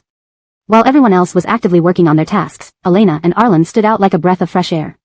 Each holding a bowl of shaved ice, they attentively watched the various marine animals swimming above and around them in the empty exhibition hall. The deep blue seawater filtered through the glass walls, breaking the light into countless fragments that cast onto the floor inside the venue, adding a light blue hue to people's skin. A giant shark swam overhead, momentarily darkening the area.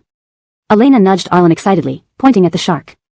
In the deep blue ambience, the shattered reflections made Arlen's features even more striking than usual. His usually distant demeanor softened, adding a touch of melancholy. The audience watching from the cameras were mesmerized. So handsome, how can there be such a perfect man who fits my taste exactly? Can Arlen stay in the entertainment industry after Face to Face with Love ends? This face is meant for showbiz. Damn, every time I see his face, I temporarily forget that he's a dog. Arlen and Elena really match well. They're both gorgeous. Every time they stand together, I don't know where to look. As Elena admired this natural wonder, Arlen asked thoughtfully, are shark fins what we call fish wings? Elena replied, for your bold thoughts, our country has a rigorous criminal law. And, Elena, recalling a public service advertisement she saw earlier, warned seriously, no buying, no harming. A caption conveniently appeared beside the screen, consuming wild shark fins is illegal. Please do not test the boundaries of the law, if you try, you will end up crippled. So strict, it's getting stricter. Laugh out loud, Arlen just asked a question and got an impromptu lecture from Elena. Elena is so principled, today I discovered yet another of her strengths. My destined wife, though meek, is very principled. Inside the aquarium was a souvenir and afternoon tea shop. Deciding to enjoy their visit thoroughly, Elena and Arlen decided to check it out as well. Adjacent to the shop, one could view leisurely swimming fish, making the restaurant feel like being in the real underwater world. Seeing the staff member with a small dolphin badge, they chose to ignore him and focused on the attractive merchandise and menu. The staff member, assuming they hadn't seen him, deliberately approached them with the menu, hoping to hear them ask for assistance to complete a task. However, whether it was the male or female guest, they acted as if equipped with a blocking device, only looking at the afternoon tea menu. Despondent, the staff member gave them a sorrowful look and quietly returned to the counter. Ha ha ha, the staff should stop staring. These two are indeed here to sightsee. Staff is emo ng, never seen such clueless guests. You are the worst batch of guests I've ever guided. Elena, saw you but pretended not to. We're not doing any tasks anyway. Let's get 1 starfish-shaped sea salt cheesecake and 2 banana boats. What else would you like? Grape lemonade, less ice, less sugar, please. Despite the staff member approaching again, the duo remained oblivious to his frequent hints. They pretend to be busy but have no idea what they're busy with. Staff, not only do they refuse to do the tasks, but they brazenly eat here. Truly 2 living fathers. Compare others' enthusiasm for answering questions with Elena's approach. You realize it's better to enjoy the outing like her. Other guests, struggling for the ones they love, are Tang combo, enjoying eating, drinking, playing, and having fun. The sea salt cheesecake was the aquarium's signature dish, which Elena had researched before coming. Whoa, delicious. The cream has a hint of saltiness, and the sponge cake is very soft. With a forkful of cake, she addressed the camera contentedly. If you come here, you must try this cake. It's truly delicious and suitable for those who don't like overly sweet desserts. The pineapple chunks are also great, refreshing. Ah, want a bite too. So jealous, someone gets to have afternoon tea in such a wonderful environment while working. Just as Elena enjoyed her cake, a group of people entered. They looked even more surprised to see her. Marnie, eyes wide open, exclaimed, Elena, what are you doing here? Did you finish your task here? Nope, never did, just live streaming food instead. The scholar is shocked to find the slacker giving up and eating cake. No, if you want to do the task, find the person behind the counter. He has a dolphin pin on his chest and is a staff member. The staff member raised his head in surprise, not expecting Elena to acknowledge his existence. Thanks. Marnie glanced at the cake in front of Elena. Is the task difficult? If it takes too long, I'll skip it. I still have many tasks left. Elena waved her hand. I don't know. I didn't do it. As they spoke, another group of people entered the shop. Seeing them, the newcomer sounded astonished. Manya? Her gaze then shifted to Elena, eyebrows furrowed. Elena and Arlen, you two are here too. Oh wow, such coincidence, all the main characters are gathered. Wait, there's still her, this plot twister from the original story. Indeed, the connection between protagonists and villains is always so close. The task in the restaurant wasn't too heavy, just wear the aquarium's dolphin cap and take 6 consecutive photos within a minute. Although taking photos wasn't hard for these celebrities, the caps were embarrassingly cute, making even Daniel look oddly amusing despite his divine looks. Elena, while savoring her cake, enjoyed watching the protagonists pose with their awkward dolphin caps. Though dolphins were the mascot of the aquarium, the hats were hideously cute. Just looking was enough, it took courage to wear them and snap photos. Marnie struggled to maintain a composed expression to hide her reluctance. After finally finishing, she glanced at Elena and Arlen, who were enjoying their meal and drinks. She chuckled and said to Elena, want to try it? It's not that hard. Note asterisk the phrase, 2 living fathers, is a Chinese internet slang that expresses admiration or frustration towards someone who is particularly privileged or behaves in an arrogant manner. Here, it humorously describes Elena and Arlen's relaxed and carefree attitude amidst a competitive setting. Chapter 81, While others struggle, I sleep. No thanks, you guys go ahead. I'll choose a different task. Elena immediately refused 3 times in a row. She wasn't going to do the task and wasn't choosing anyone else either, she just wanted the others to compete. Alright, if you leave here and turn left, there are staff members at the Starfish Pavilion where you can complete the educational task later. Elena glanced away vaguely, nodding twice to acknowledge her understanding. She did tasks but only for fun. Allison, don't believe this, she didn't do any tasks. I really envy Elena, having the aquarium all to herself on weekends is unimaginably wonderful. It was now Daniel's turn to do the photography task. As expected of an acting master, he managed to maintain his composure even with that ugly hat, even shooting it with a touch of sophistication. Marnie stood at the entrance talking to a staff member, inquiring about the next task. However, her gaze kept wandering back to Daniel who was taking photos. Oh, Arlen, that's my strawberry. Elena saw a flash of red streak by her eyes and realized her precious strawberry from the banana boat had been forked away by Arlen. I noticed you were watching outside and thought you weren't interested, he said lazily after swallowing the strawberry, noticing her distressed expression. That's because the strawberries on top are sweetest, so I intentionally left them for last. Elena jabbed her fork into the unfortunate banana boat with determination, seeking justice for her lost strawberry. Unaware of when Daniel and Marnie had left. Poor banana boat, what an annoying Arlen. If someone else ate what I saved for last, I'd go crazy. Was Arlen trying to get Elena's attention by eating her strawberry? I agree. As Elena tidied up her belongings, Arlen, who had just paid the bill, approached with a lavish strawberry sundae. He handed the sundae to Elena and took her purse. Elena's dissatisfaction dissipated instantly at the sight of the red strawberries, though she feigned indifference. What's this? For you, Arlen responded calmly, gesturing toward the neighboring venue. Let's go to the Beluga Whale Pavilion. I asked just now, they allow visitors to feed the whales. Really? Let's go quickly. Elena was elated as she took the sundae and walked out happily with Arlen. Oh my god, Elena is so cute, her eyes lit up at the mention of belugas. Nice one. Just a sundae and she forgave him, such a sweet temperament. Ah, I'm jealous of Arlen having such a great wife. Arlen remembered Elena saying she wanted to visit the beluga whale pavilion. Come on, start dating already. Thanks for making us watch your romance, it's better than dog food. Elena held a small fish, squatting anxiously as she waited for the beluga whale to come closer. She didn't wear makeup, having lost the only lipstick during the afternoon tea. Her naturally pale face was tense, her enchanting, tender eyes gazing earnestly at the water, reflecting like a shimmering galaxy, lips slightly pursed. Arlen watched her from a distance, holding her bag, feeling a strange tingling sensation in his heart. Aha, it's coming. A massive white creature broke the water surface, swiftly snatching the fish from Elena's hand, splashing water onto her shoes. Elena's eyes sparkled with excitement, amber pupils twinkling like countless stars. It's so smooth and cool, Arlen, try it too. Encouraged by this, Arlen accepted the fish from the keeper and squatted down to feed the white spirit. Meanwhile, the competition behind them heated up. Donovan and Wyatt completed their tasks almost simultaneously. To finish this task, you need to do 10 push-ups. Gentlemen, please do your best. Please bring the ice blocks from the warehouse within 30 seconds. Between grueling tasks, the two rivals never missed an opportunity to eye each other competitively, even provoking verbally. Daniel and Marnie also slowed down as they climbed, from initially enthusiastic to coldly numb.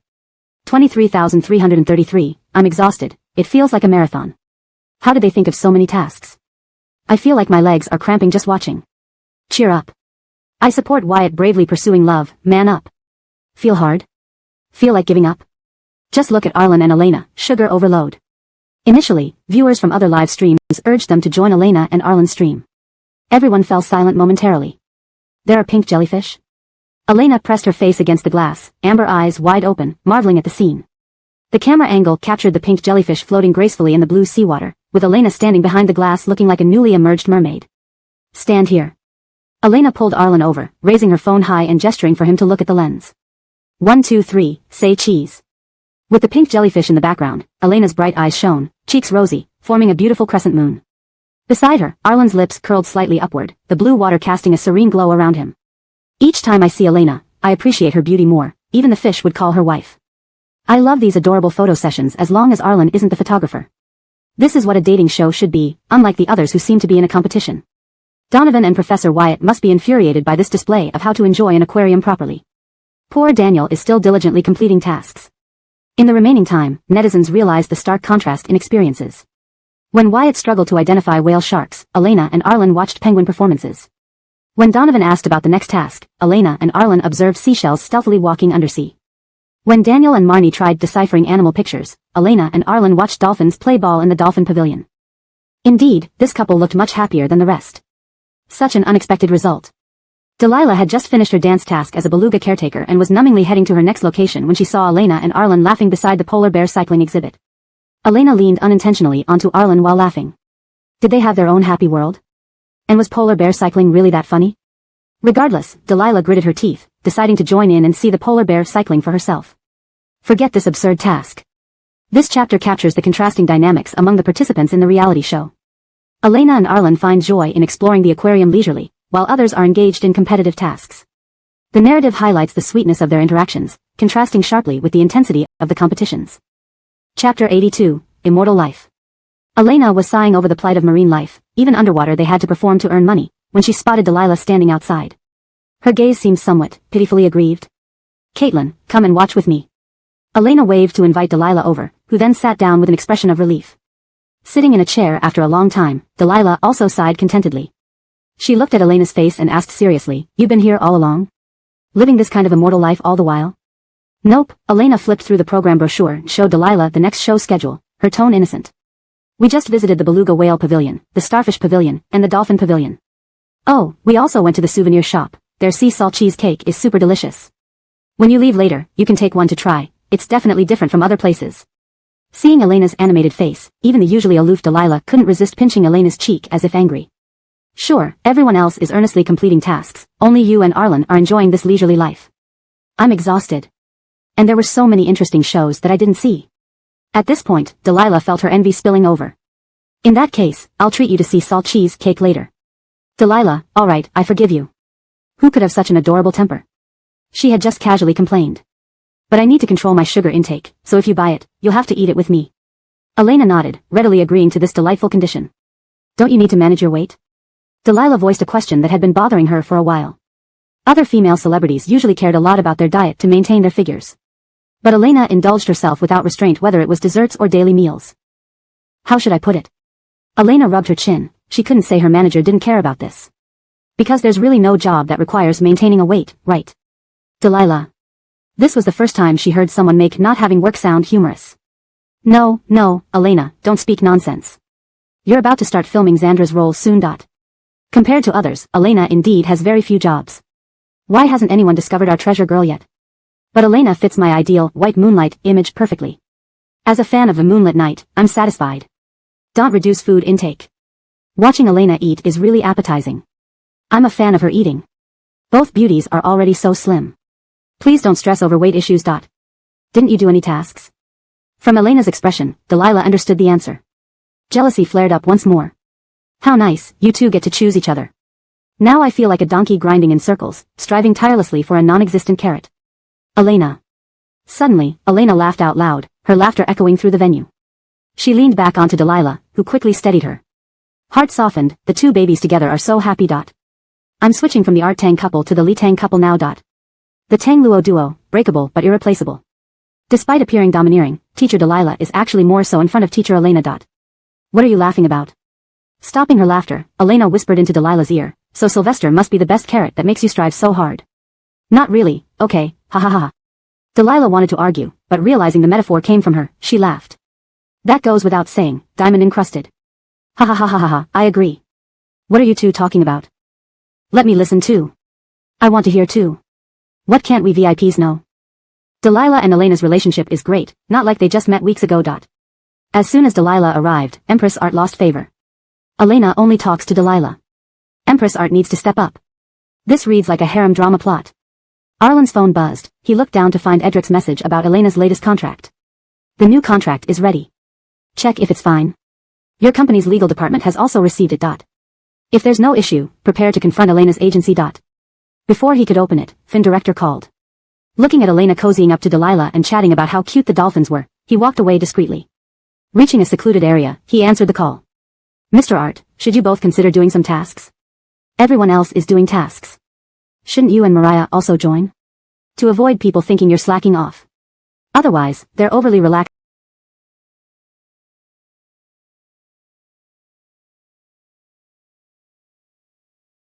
state might upset fans who would criticize the production. He noticed some fans were already unhappy with their leisurely journey, so it might be better for them to pretend to work a bit. It doesn't matter. Arlen glanced back at Elena, who was happily waiting for the next performance. We haven't violated any show rules. They can't find fault even if they tried. Plus, neither Elena nor I have high public profiles or enough discussion momentum. If there's any negative public opinion, our company has a regulatory department to handle it. Minimizing any negative impact on him and Elena. Seems you've already planned ahead, Mr. Art. That's good. I'll hang up now, goodbye, Mr. Art. Wyatt ultimately won as predicted.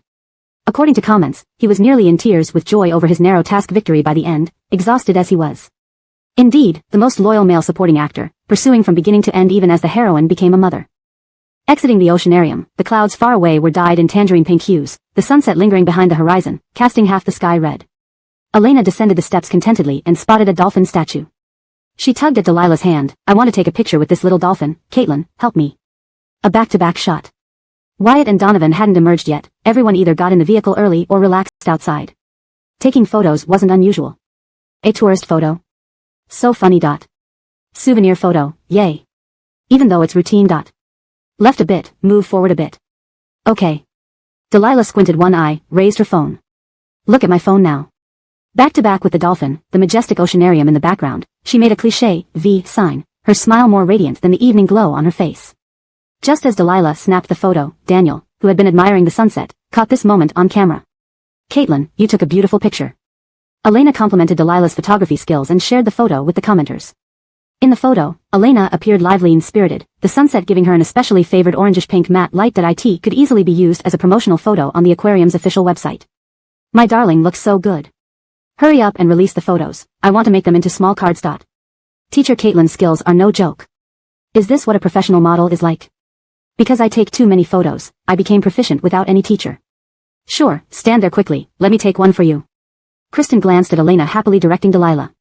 Behind them stood Arlen, who had paused his ongoing game of Candy Crush to look at the girl acting as the photographer with a gentle gaze. Also, Kristen noticed Daniel not far away, examining the photo of Elena he had just taken on his phone, a faint smile on his lips. Elena, with all these people paying attention to her, was really quite annoying. Elena appeared lively and spirited in the photo, the sunset casting an especially favored orangish-pink matte light on her face. Chapter 83, Is She Acting Diva? Isa and Daniel cooked dinner together that night. Both being soft-spoken, they were considerate in every aspect while standing harmoniously beside each other. Elena could still hear their conversation as she walked past the kitchen to go downstairs for dinner. This fish can be taken out in 10 minutes. Okay, my salad will be ready soon. Teacher Daniel, can you chop some coriander for garnish? Sure, do you need a plate? They sounded just like a newlywed couple cooking together. It appeared the story was progressing even without her, the evil supporting character. Krista, let's go get some new tableware from the storage room upstairs. It seems we don't have enough for tonight's meal. Delilah came out from the dining room and pulled Elena towards the upstairs storage room. Okay. Teacher Shen. Isa glanced at Daniel who seemed distracted and followed his gaze to Delilah and Elena walking upstairs. Sorry, Daniel instantly smiled apologetically and turned to Isa who stood next to him. What is it? It's nothing. Isa withdrew her gaze, sounding tenderly oblivious. I just wanted to ask if there's more lettuce. I need a bit more here. During dinner, an unusual silence filled the table. Aside from the initial praise for Isa and Daniel's culinary skills, only the sound of cutlery hitting plates remained. Kristen, who had been unusually quiet during lunch, sat silently, seemingly exhausted. This quietness made Elena feel uneasy. She looked up curiously and found Kristen looking back at her. When their eyes met, Kristen didn't flinch but instead gave Elena a rare smile, a signature move of her idol persona. But this smile made Elena feel goosebumps all over. At least if Kristen showed some disdain or hostility, it would be easier to handle. I can't imagine how delicious Sylvester's cooking can be, so hurry up and let me taste it, don't make me beg you. Wow, these two managed to make 6 dishes within an hour and a half, although they're pretty simple. I really think Menya and Sylvester match well, they look just like a couple when in the kitchen. Haha, funny indeed, I've never seen such distant lovers. From a certain fan community. Your little star isn't even qualified to carry Sylvester's shoes, not to mention he was merely polite to her. Some fans are really obsessed. After dinner, everyone went back to their own business. Delilah returned to her room to practice yoga, while Arlen mentioned she had some company matters to deal with. Others also left the living room, leaving Daniel alone practicing lines. Daniel's new drama wouldn't start filming immediately, so he was just reviewing the overall plot. Elena returned to her room and took out her script. After reading a few lines, she recalled the events of that morning. Thinking about Daniel offering to guide her acting today, Elena felt her heart flutter uncontrollably. She desperately needed an acting teacher, but why did it have to be Daniel? Apart from being blessed by fate, Daniel was truly an outstanding actor with deep insights into acting. Should she ask him? Elena lay on her bed, resting the script on her face, feeling deflated. Let's decide by flipping a coin. Okay, go ahead. Upon seeing this result, Elena felt unexpectedly excited. If Daniel guided her, she believed she could perform Xandra's role well and inch closer to the protagonist's dream. Just as Elena stood in the corridor hesitating how to approach Daniel downstairs, her phone vibrated. It was a call from the producer of Moonlit Night. Elena, if you don't want to play Xandra, you should tell me. I've already sent the contract, and now you're backing out. I even rescheduled your scenes to weekdays, and yet you change your mind at the last minute.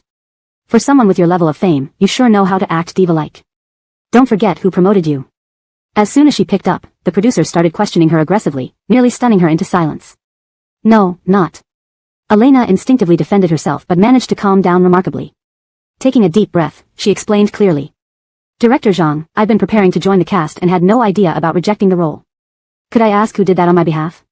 She wasn't going to give up on the role of Xandra, not just for her livelihood but also for her resolve to survive in the entertainment industry. Seeming to sense her determination, the producer's tone softened slightly though still laced with impatience. Your agent called and refused the offer.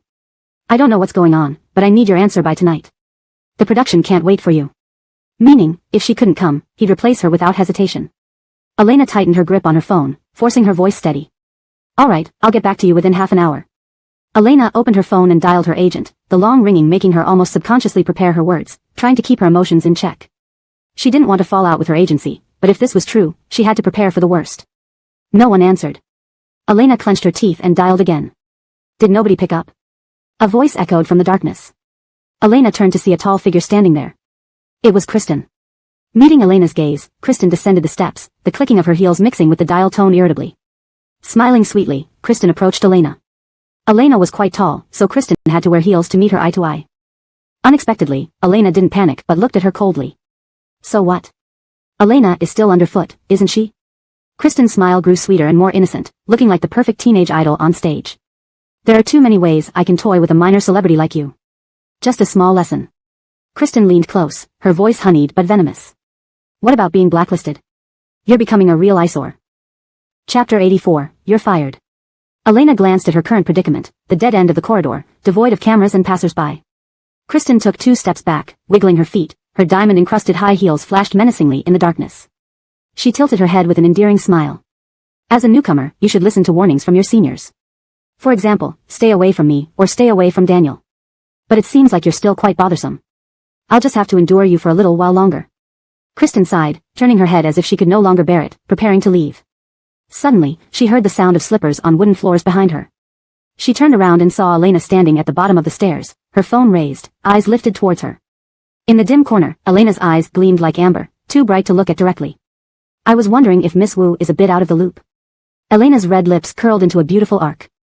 Even though she stood lower than Kristen, her presence radiated an undeniable pressure. You might not know, but my current agency. Dial tone. Elena's agent answered irritably, What are you doing, Elena? Didn't I tell you not to bother me unless it's something important? Am I that big of a star that you have to handle everything for me?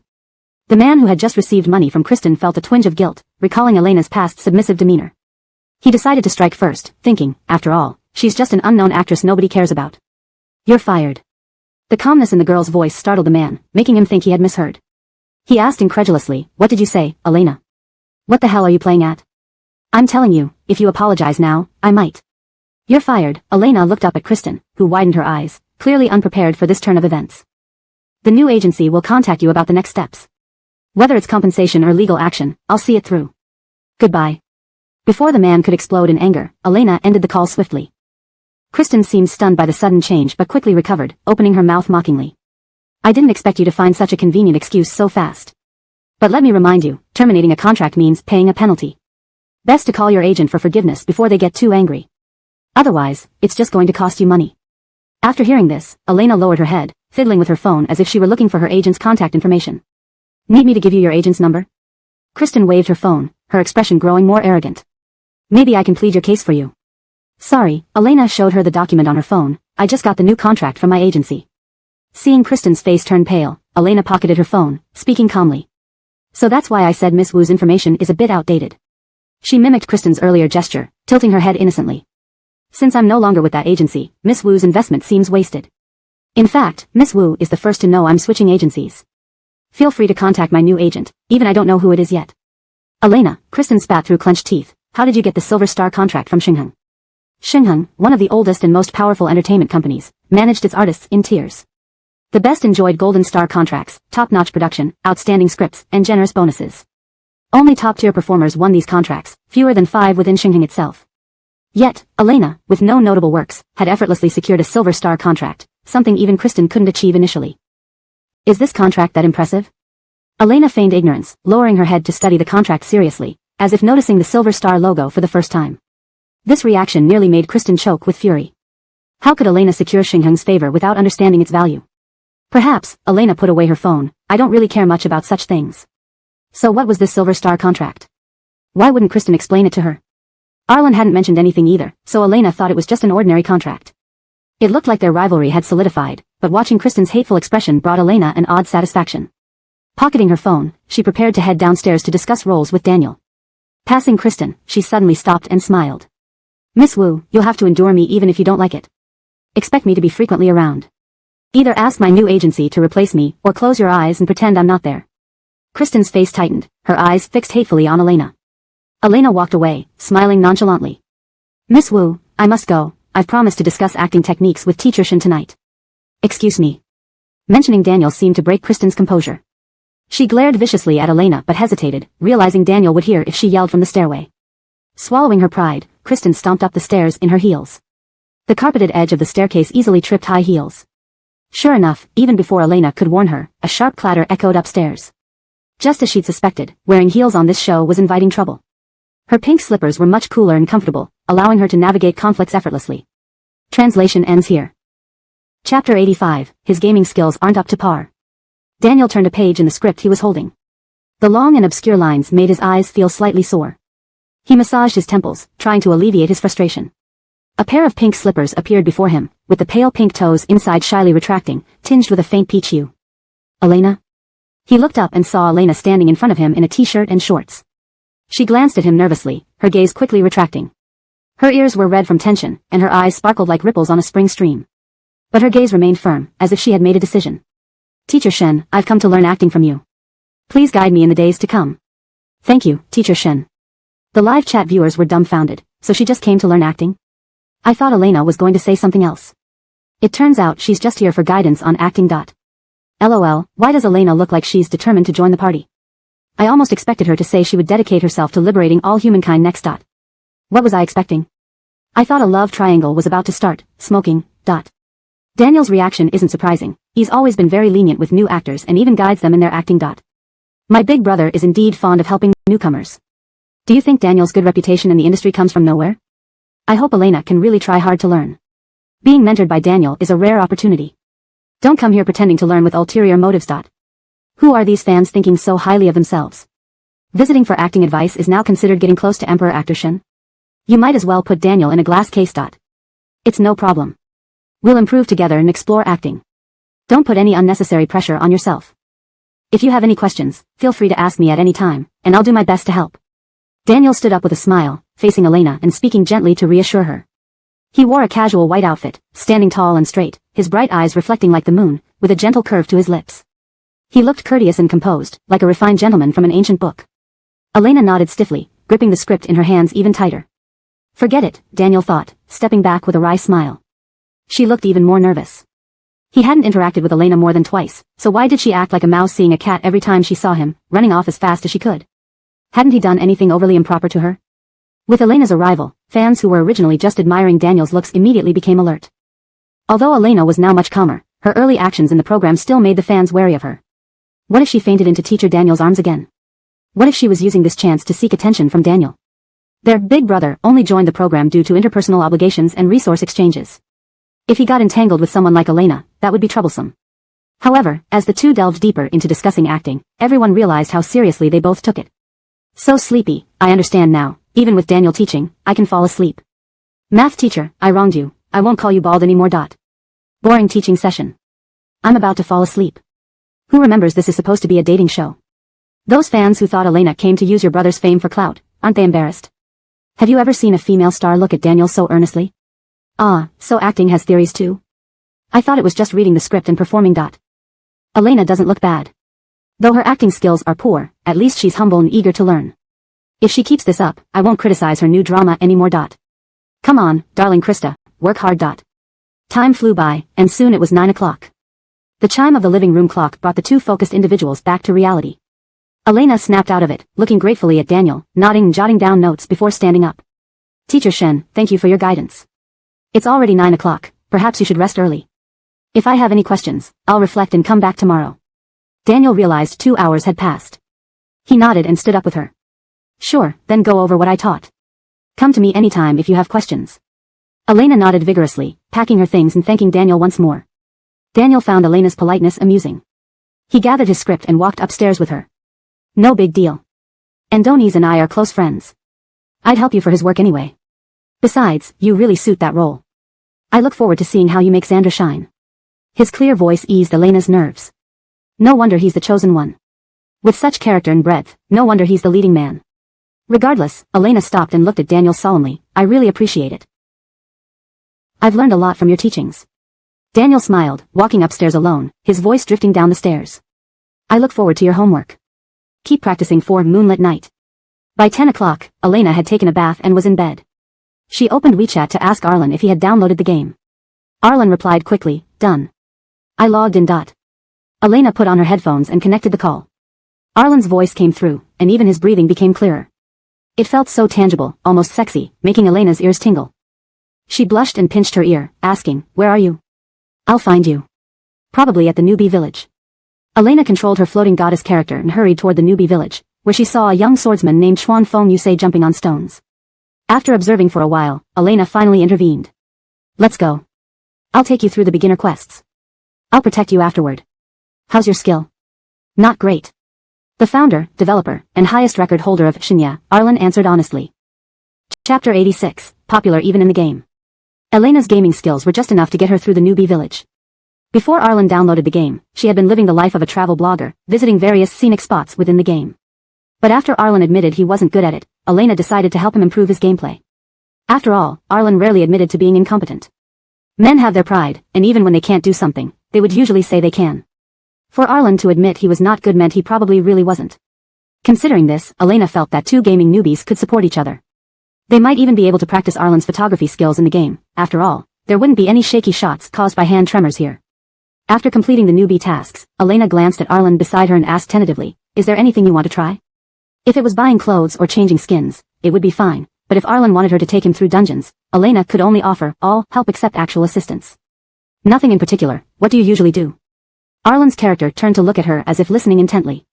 Buy clothes, take photos. There's a beautiful waterfall here where I often sit and daydream.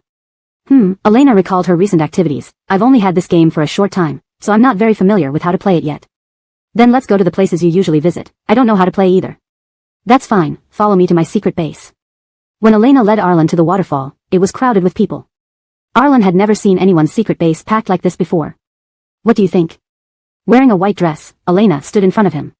Arlen saw a hint of pride in her eyes, as if she were waiting for praise. There are a lot of people. This isn't the most elaborate scenery from the developers, and there's even someone dueling nearby, which is quite noisy, Arlen thought, but he replied, it looks beautiful.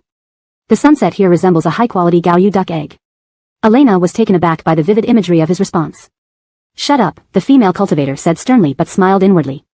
Let's just enjoy the view. Guiding the woman with a guqin to sit on the cliffside, Elena admired the majestic waterfall opposite her. Water vapor rose from the bottom, dispersing into the air gradually. She could almost feel the cool, sticky mist around her hands. Placing the guqin on her knees, she turned slightly to the young swordsman beside her. Such a beautiful scene, shall I play a tune? What song would you like to hear? Guan Shanyu? Elena didn't care what Arlen requested, she wanted to play Guan Shanyu. Okay. So he didn't even give her a chance to choose, Arlen chuckled softly on the other side of the microphone. His deep voice made Elena feel flustered. She cleared her throat and shifted her emotions, gently reminding Arlen, I'm starting now, listen carefully. In Kshenyai, the music was pre-recorded. Players only needed to hit the correct QTEs to complete a song. Arlen hadn't heard these songs before, but sitting by the rushing waterfall, surrounded by flowers and grass, watching the beautiful white-robed female cultivator play the guqin for him, his heart calmed down as if he were truly there with Elena. One person played earnestly, while the other listened attentively. Unnoticed, more and more people gathered behind them, seated to listen to the performance. As the music ended, the lingering melody seemed to harmonize with the sound of the waterfall, filling the valley. Through the headphones, everyone could still hear the tunes of the Guan Shanyu. Before Elena could ask if it sounded good, voices from behind interrupted. So beautiful, this song must come from heaven. Krista plays so well. I didn't expect you to choose the support music immortal role. Krista, why aren't you sleeping? It's almost 11. You should rest early. Elena, I'm your fan, please play another song for me. Turning around, Elena saw a crowd behind her, different professions, different costumes, all staring at her like animals enchanted by a princess's song in a fairy tale. Elena was dumbfounded. Did she accidentally activate some Mary Sue skill? But it seemed they all recognized her. Was her name written on her forehead? Amidst the chatter, Elena heard Arlen's calm voice in her ear. Did you forget to turn off the notification for when you go online? No, was there such a feature? Actually, this wasn't Elena's fault. Her number of online friends skyrocketed recently, mostly fans who immediately knew when she logged in and followed her location. Most of the people sitting behind her were her fans. Krista, why don't you join us in a dungeon? Our guild needs people. Krista, when are you joining the cast of the Moonlight Suits? Everyone else seems to have already joined. Krista. Krista. The frequent calls made Elena feel lost in her own name. Forget it, hold on tight. Arlen sighed in her ear. Before Elena could fully understand the affectionate yet helpless tone, she was swept up by the handsome clothed youth. With a screen ripple, they were teleported to a bustling street filled with merchants selling their wares loudly. Listening to the continuous noise of the market, Elena looked puzzled at Arlen. Didn't you watch the beginner class selection tutorial? That long text-heavy section frustrated her after 2 pages, so she chose the prettiest looking and most ethereal role. My class, Arlen moved closer, speaking coldly, is an assassin, capable of short-distance teleportation. So what just happened was just your skill. Didn't you even check the basic skills of each class? Well, While they were talking, a rough voice interrupted. The girl in white, yes, you. How about going for a drink with me? Plenty of apricot blossom wine at the top floor of first building in the world. Arlen turned away silently, wondering who wrote such cringe-worthy dialogues in the game code. Shouldn't they check it again? Elena peeked from behind Arlen, internally criticizing the developer. Such cliché plotlines, kidnapping women and heroic rescues, were they developed by balding programmers? Chapter 87, Why Can't Men Be Teased? Arlen was speechless but instinctively placed Elena behind him, brandishing his sword in front of the group of thugs. The blade gleamed white as sunlight reflected off its edge, casting a mesmerizing and intimidating glow. Unexpectedly, this only emboldened the thugs, who jeered and stepped forward. Oh, there's even a knight in shining armor. Little sister, wait for us to teach this little shrimp a lesson before we come play with you. Behind Elena and Arlen, another group appeared, encircling them both amidst the chaotic crowd. This line is so cliché. Who wrote this script? Could they add some originality? Elena muttered over the voice chat while Arlen silently prepared for combat with a martial gesture. He didn't know either, maybe he could ask Dale at the office later. Just as Elena continued her rant, she saw Arlen kick away two burly men facing them, then swiftly slammed the hilt of his sword against another's back head. A cold, dazzling flash from the blade instantly depleted several opponents' health bars. Wow, where did Arlen learn these moves? They look so cool. Are the assassin's tutorials better than ours? Unfair developer. The assassin has such amazing skills while the loot maiden has only a few basic moves. As Elena complained about the developers favoring one class over another, she summoned her premium lustrous cloud loot and unleashed a powerful attack, forcing the enemy back. She healed herself while getting accustomed to the skill set. Meanwhile, the enemies were also exhibiting their artificial limitations, fighting unfairly yet predictably. Thus, although the battle looked intense, it was merely an inexperienced player fighting against AI-driven foes, devoid of any real skill. After Arlen finished off the group, he noticed Elena still struggling with a few stragglers. He observed her dealing with the minor monsters and offered help, pressed the glowing skill button on the left, then immediately dodged back, and finally clicked the bottom right button. A dazzling effect flashed, and all the minor monsters dropped dead instantly. Wow, my lustrous cloud loot is actually quite useful. So this is what premium content can do. The effects are just as cool as shown in the demo. While Elena marveled at her purchase, massive footsteps echoed at the alley entrance. A red-robed magistrate led a group towards them, glaring angrily. You too, disturbing the market order and indiscriminately killing innocents? Quickly surrender and come with me to the courthouse. Good heavens. This official seems out of touch. Clearly, those thugs initiated the trouble, yet now we're being taken to court? How corrupt can this government be? Just as Elena prepared to argue, Arlen suddenly grabbed her hand and ran swiftly out of the alley, dodging through the bustling market while NPCs and guards yelled for them to stop. Despite it being just a game, Elena felt an intense adrenaline rush as she let herself be pulled along by the young scholar swordsman. It reminded her of the time when Arlen rescued her from a mob. It struck her that the heroic rescue element really added to Arlen's character, making him seem more heroic. But something else came to mind. Why don't you use the teleportation skill you used earlier? Over the phone, Arlen replied while calculating the guard's pursuit, because that skill is on cooldown. It won't be available until tomorrow. Why didn't we run from those thugs earlier but need to run from the guards now? They should be taught a lesson for not distinguishing right from wrong. Having punished the thugs, Elena felt exceptionally confident, her dreams of being a righteous female warrior peaking. After all, who hasn't dreamed of being a clever and brave hero who stands up for justice? Because if you attack the guards, the authorities will issue a warrant for our arrest. We'll be wanted everywhere. Ah, how realistic, Elena sighed, causing Arlen to chuckle. He loosened his grip on her hand. Time's up, the guard's enmity lasts only 5 minutes. Elena noticed the surroundings had changed. They were now in a desolate suburban area outside the city. NPCs hurried past them, carrying various goods, with green mountains visible in the misty distance and 2 soldiers guarding the city wall. Oh, right, Arlen stood beside her calmly. Heal me, I lost a quarter of my health using a skill. As a support role, Elena eagerly showcased her utility by summoning her lustrous cloud loot and aiming it at Arlen. However, nothing happened. Trying again yielded no different result. Just as Elena examined her loot, Arlen asked, Is your healing skill for yourself only? How could it be? Wait, see, my health bar is full. Elena noticed her health glowing, indicating it was maxed out. Hold on, let me check how to heal others. Elena blushed as she opened the game tutorial, hearing Arlen chuckling over the headset. I knew it, you must have skipped the game tutorials. Already feeling embarrassed, Elena felt indignant at his laughter. The tutorials are too long and filled with jargon. Who has the patience to finish reading them all? Arlen thought about it. Do you find them difficult? Yeah, multiple pages. My first time playing this genre, I couldn't even understand the classes. And, Elena adjusted the key mappings while complaining, don't you think the damsel in distress trope is old-fashioned? Indeed, he agreed. Why can't men be teased? Are women naturally weaker? A heroine rescuing a hero sounds interesting too. Maybe not entirely impossible. This developer must be a middle-aged man stuck in traditional tropes. Arlen, not necessarily. Translation completed while adhering to the guidelines provided. Chapter 88, Atmosphere Squad. After becoming a little familiar with the game map and skills, the two logged off. Before logging out, Elena specially turned off her online notification reminder. They all were not idle rich people and still needed to work. Arlen sent Elena's contract to Edric. Both he and Elena had no objections to this contract. Next, it was up to Edric to sign, stamp, and find a broker. The contract looks fine, let's proceed like this. Okay, I will notify the secretary tomorrow morning to get the contract printed. There was a slight pause from the other side. I'm doing such a big favor for Elena, shouldn't you have her treat me to a meal? Let me tell you, I've been busy these few days without any rest. Even if there isn't credit, there should be appreciation for my efforts. Arlen saw through Edric's indirect way of meeting Elena. Edric wasn't some low-level employee, he was Tai Yi of Xingheng Corporation. If he wanted something done, there would be plenty of people rushing to assist him. Why would he need to run around? But Arlen admitted that he did owe this one to Edric. After some thought, he decided to give Boss Curtis some face. I'll treat you to a meal, time and place are up to you. Oh, this guy is already representing Elena before anything has happened between them. Art Boss, you're really working hard chasing her. You're giving so much benefit before even being together. Be careful, she might fall for someone else and you end up empty-handed. Don't blame Coleman for warning you after spending so many years in gaming circles. A woman's heart is like the moon in a well. It seems near but feels far when you try to grab it.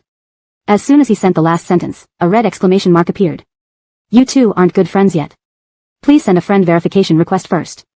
The chat can only continue after verification. Well, this person blocked him again. Arlen could wait. Once he became Elena's boss, he would have to win his favor too. Thinking about the future happy days, Edric happily twirled his luxurious fountain pen. Boss Curtis, you still have 2 piles of documents to approve. The chairman said you must finish them before going home. Edric. He knew that before achieving good days, hardships and toil were inevitable. Training from various aspects made him become more worldly wise and ruthless. Just as Arlen closed his computer, he received a WeChat call from Dale. If he didn't misread, it was already 11 o'clock now. Dale should be having a blast at the bar. Why would he call him now? As soon as Arlen connected the call, he heard Dale's urgent voice, accompanied by the faint sounds of a DJ at a nightlife venue. Boss, did you just log on? Arlen's eyes lowered as he hesitated between the mineral water and cola in the fridge. No. His fingers moved slightly and finally chose the cola beside him. So cool, so delicious. But the assassin in the forum uses moves very similar to yours. I thought it was you logging on. If it's not you, then his skill level is godlike and could easily be trained as an ace player for our club. The fluidity of those moves, familiarity with skills, and seamless transitions. Besides you, I've never seen anyone like that. Arlen unscrewed the cap on his cola. After taking a sip, he slowly asked, Assassin? What assassin? Boss, you don't know? Tonight, in Dew Capital, an assassin triggered a hero-saving beauty mission. The fighting video was recorded by a passerby. Everyone thinks it's your return to the game. Arlen was the highest record holder in Divine Knight. His IDMO Curtis topped the leaderboard for 3 months after the server opened. The top 10 players outside the leaderboard all wanted to challenge him to gain overnight fame. However, they all failed. In the end, 5 of the top-ranked players ambushed Mo Curtis at a dungeon entrance intending to mob him. But within half an hour, Arlen defeated everyone, losing only a third of his health. It caused quite a stir, and almost every early player knew about it. Mo Curtis' name became an unattainable legend in everyone's eyes. When those few felt humiliated and wanted to make a comeback, Mo Curtis quietly quit the game. Second place became the top spot, making Mo Curtis even more legendary and missed by everyone. Dale, who witnessed everything, of course, knew the reason. Arlen wasn't aiming for the title but testing bugs, loopholes, and the game's limits. After the game stabilized, Arlen retired gracefully, unknowingly leaving behind a terrifying undefeated legend. Dale reviewed the videos from various angles recorded by others and it increasingly resembled Arlen's style. If it was truly a novice cloth assassin, wouldn't that indicate an exceptional gaming talent? He sent the video to Arlen and sighed. This person must be recruited. He is a natural-born esports expert. Our club needs talent like this. Boss, this person's skills are not inferior to yours. It was me. Dale. The sound of swallowing water came from the other end of the phone, followed by Arlen's composed voice. I created a small account today. Silence followed by Dale's breaking voice. Boss, why didn't you say you were logging on? The forums are exploding right now, suspecting you've returned as the Dragon King. Arlen took another sip of cola, frowning slightly on the phone, and clicked his tongue lightly. Where did Dale learn to speak like that? It sounded like a clickbait headline. Dragon King returns? Maybe he should transfer him to the publicity department. It's okay, in time the buzz will die down, and no one will talk about it anymore. Not just you got famous, Dale stammered on the other end of the phone. Elena also seems to have gained popularity due to her skills. You became famous because of your skills, and she also because of her skills. Arlen. Send me the video. With one hand holding his cola, Arlen opened the latest video sent over. Initially, his fighting video played with intense music, making it sound thrilling. Arlen quickly forwarded the video to the later part. Then he saw Elena controlling Jamie, using healing spells and battling 2 NPCs. The skills looked cool, but she was only fighting basic NPCs. The video editor had excellent rhythm, making the dull process seem somewhat entertaining. No one had seen such a direct and amusing Jamie, leading everyone to gather below. A Elena fan recognized her ID and claimed it was indeed her. The celebrity status increased the video's visibility. Arlen scanned through the comments section, which were filled with spectators. Compared to the former god's fancy and fluid moves, the latter seems like a beginner struggling with basic skills. Are these two playing the same game? Elena and this god are like, one massacring enemies while the other drives a baby bus and insists on fastening the seatbelt. Is this really Elena? Yes, an excellent Atmosphere squad member. In this event, Jamie played an Atmosphere group role. Seeing the beginner version of myself in Qian Qian Bao Bao. Do you know you're famous in-game? The story maintains coherence from previous content, preserves paragraph structure and line breaks as originally presented, ensures accurate character names in pinyin,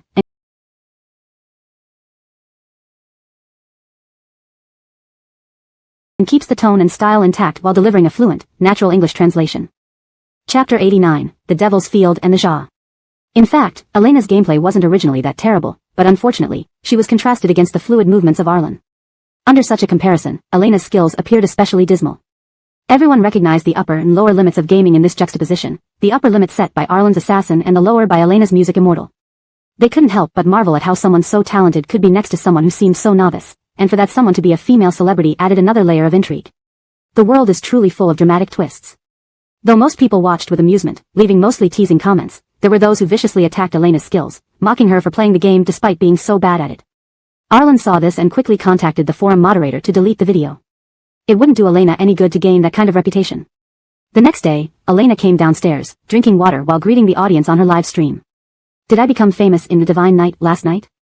Seeing the buzzing chat messages, Elena was surprised as she opened the game forum but couldn't find any posts about her. Why did I become famous? Elena was puzzled. She hadn't done anything out of the ordinary, so why would she suddenly become a hot topic? Without comparison, there's no harm. The assassin next to you is too good, making me look like Baby Bus. Elena read aloud, bewildered by the netizens' phrasing. What's Baby Bus? A player watching from the game kindly explained the harsh reality to Elena. So, it means my skills are really bad, ha ha ha. I get it, Elena answered with a smile, looking completely unperturbed. I guess it's true, after all, I'm just starting, barely past the newbie village, can't help being bad. The gamers in the chat were stunned by Elena's openness. Were celebrities these days so straightforward? They had expected someone as delicate as Elena to be sensitive about criticism, especially as a celebrity. But she appeared quite magnanimous. You guys want to take me through a dungeon? No need, I'll be more trouble than help. Since no one was around, Elena sat down, chatting idly with the viewers. If Qian Qian doesn't raid dungeons, what does she usually do in the game? I'm a scenery player, admiring the views every day. Why did you start playing this game? It's quite difficult. Because, let's keep this a secret for now. Anyway, it's related to my work. You'll know in time. Who is Qian Qian's favorite character on the show? This question sent ripples of tension through everyone, especially the fans of Artang couple, who anxiously awaited her response. Would she choose Arlen or Daniel? Arlen is very handsome too, besides not being from the entertainment industry. What does he lack compared to Daniel? Elena rubbed her chin, then saw Delilah coming downstairs. It's Luo Luo. What a sly answer. Sugar pair couple can finally rise today. We're an officially endorsed pair, right? Supporting the beautiful pairing, both ladies are gorgeous. Qian Qian, you're up early. Delilah saw Elena sitting there. It was her turn with Donovan to prepare breakfast.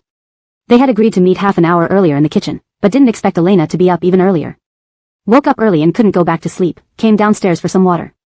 Elena shook her cup, watching Delilah take things out of the fridge for preparation. Can I help with anything? No, nothing. Delilah glanced at Elena standing outside the countertop. Her mere presence was pleasant.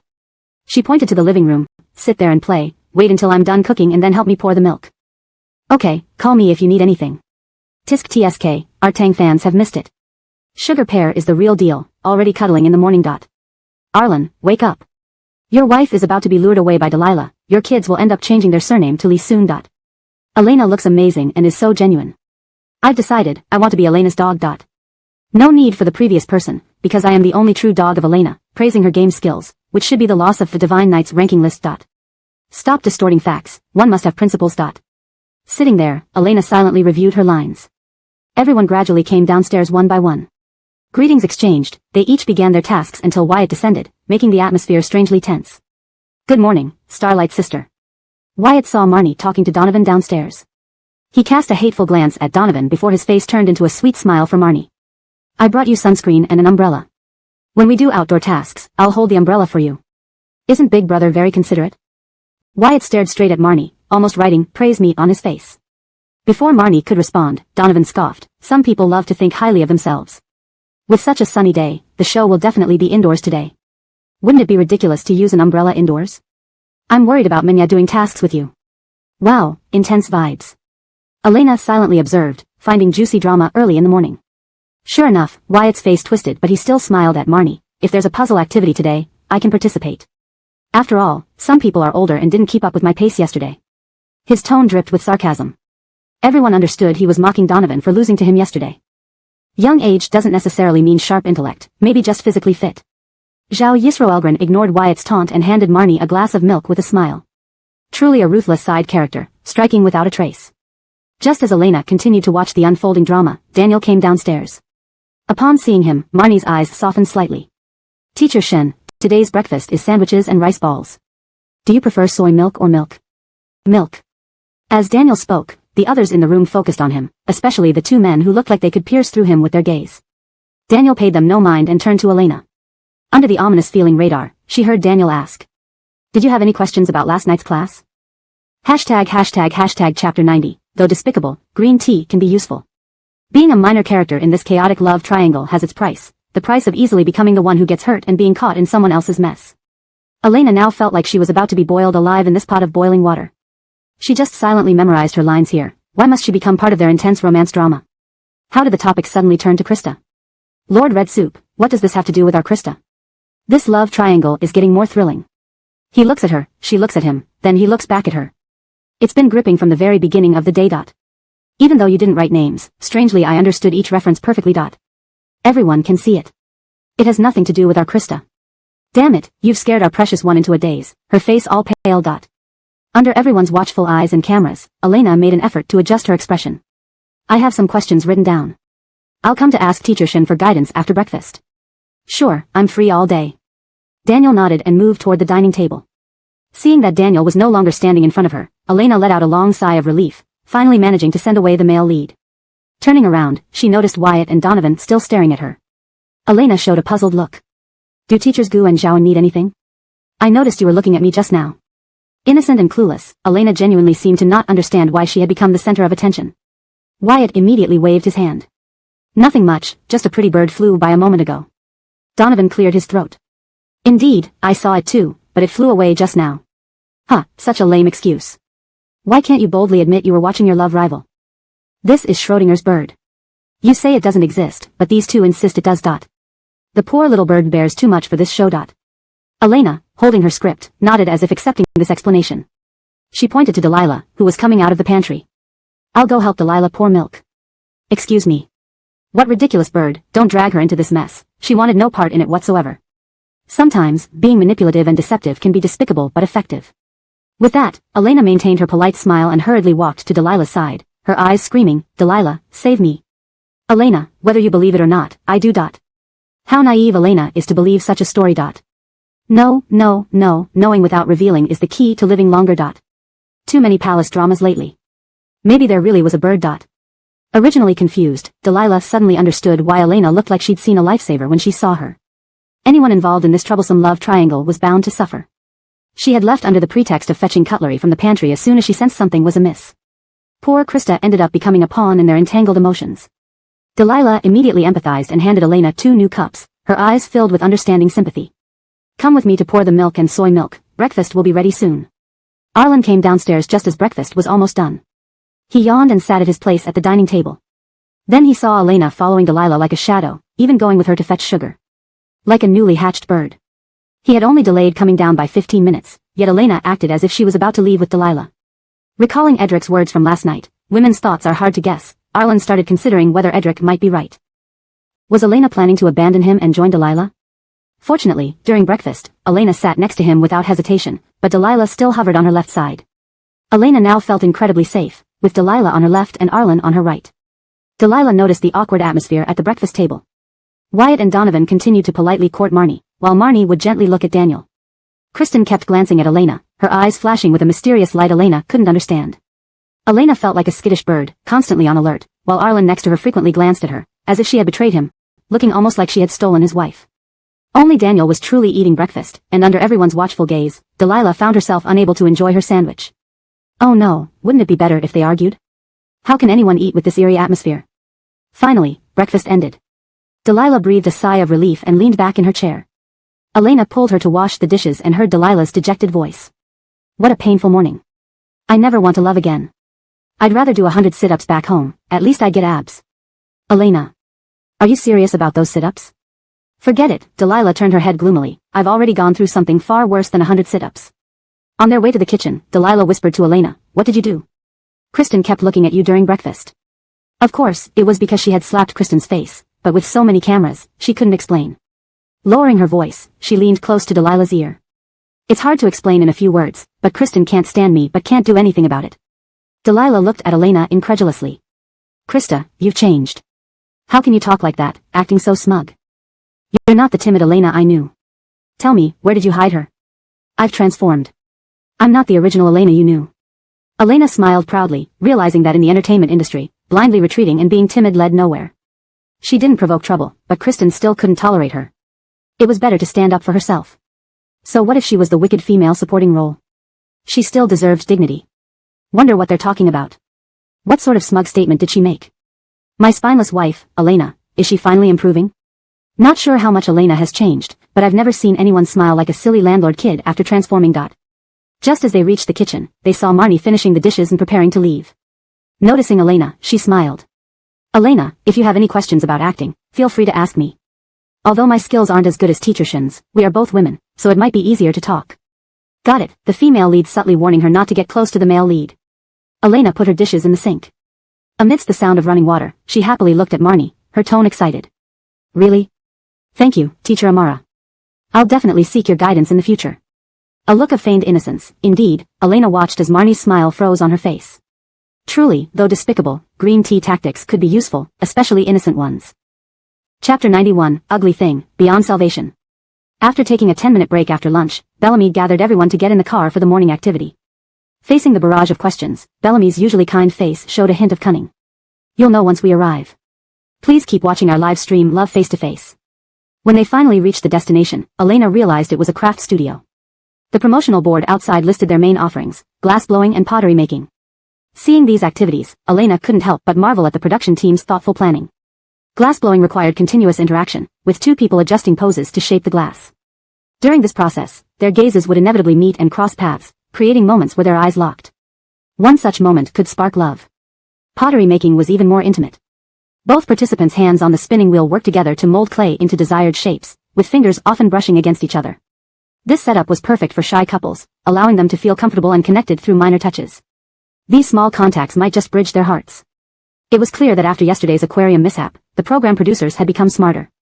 Isolated tasks didn't generate much conversation, only by pairing male and female guests together could they create that passionate romantic spark. After all, it was a dating show, not a competition testing mental or physical abilities. Yesterday's activities lacked elements of romance. Ladies and gentlemen, this is our destination.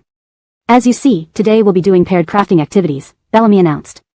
Each pair can choose either glass blowing or pottery making. Once chosen, there will be individual instructors to guide you. The design of your craft is up to you. We look forward to seeing the finished products, which will be delivered to you after firing. Enjoy the experience of creating something with another person. Everyone began discussing after listening to Bellamy. Elena turned to Arlen beside her. Do you want to do glass blowing or pottery? I'm okay with either. What about you? Both are fine, but I have to warn you. My craftsmanship is poor. I might not achieve the desired effect. Elena had never been good at crafts since childhood, especially with technical work like this. Failure seemed likely. Then let's go with pottery. It looks simpler. You two shouldn't choose pottery. It seems easy but is quite difficult. Last time I made a mess that looked like an alien artifact. You two, do your best. No matter what you make, fans don't mind. Reading the endless discouraging comments, Elena hesitated. Maybe we should choose glassblowing instead. Think carefully, glassblowing can also produce ugly things.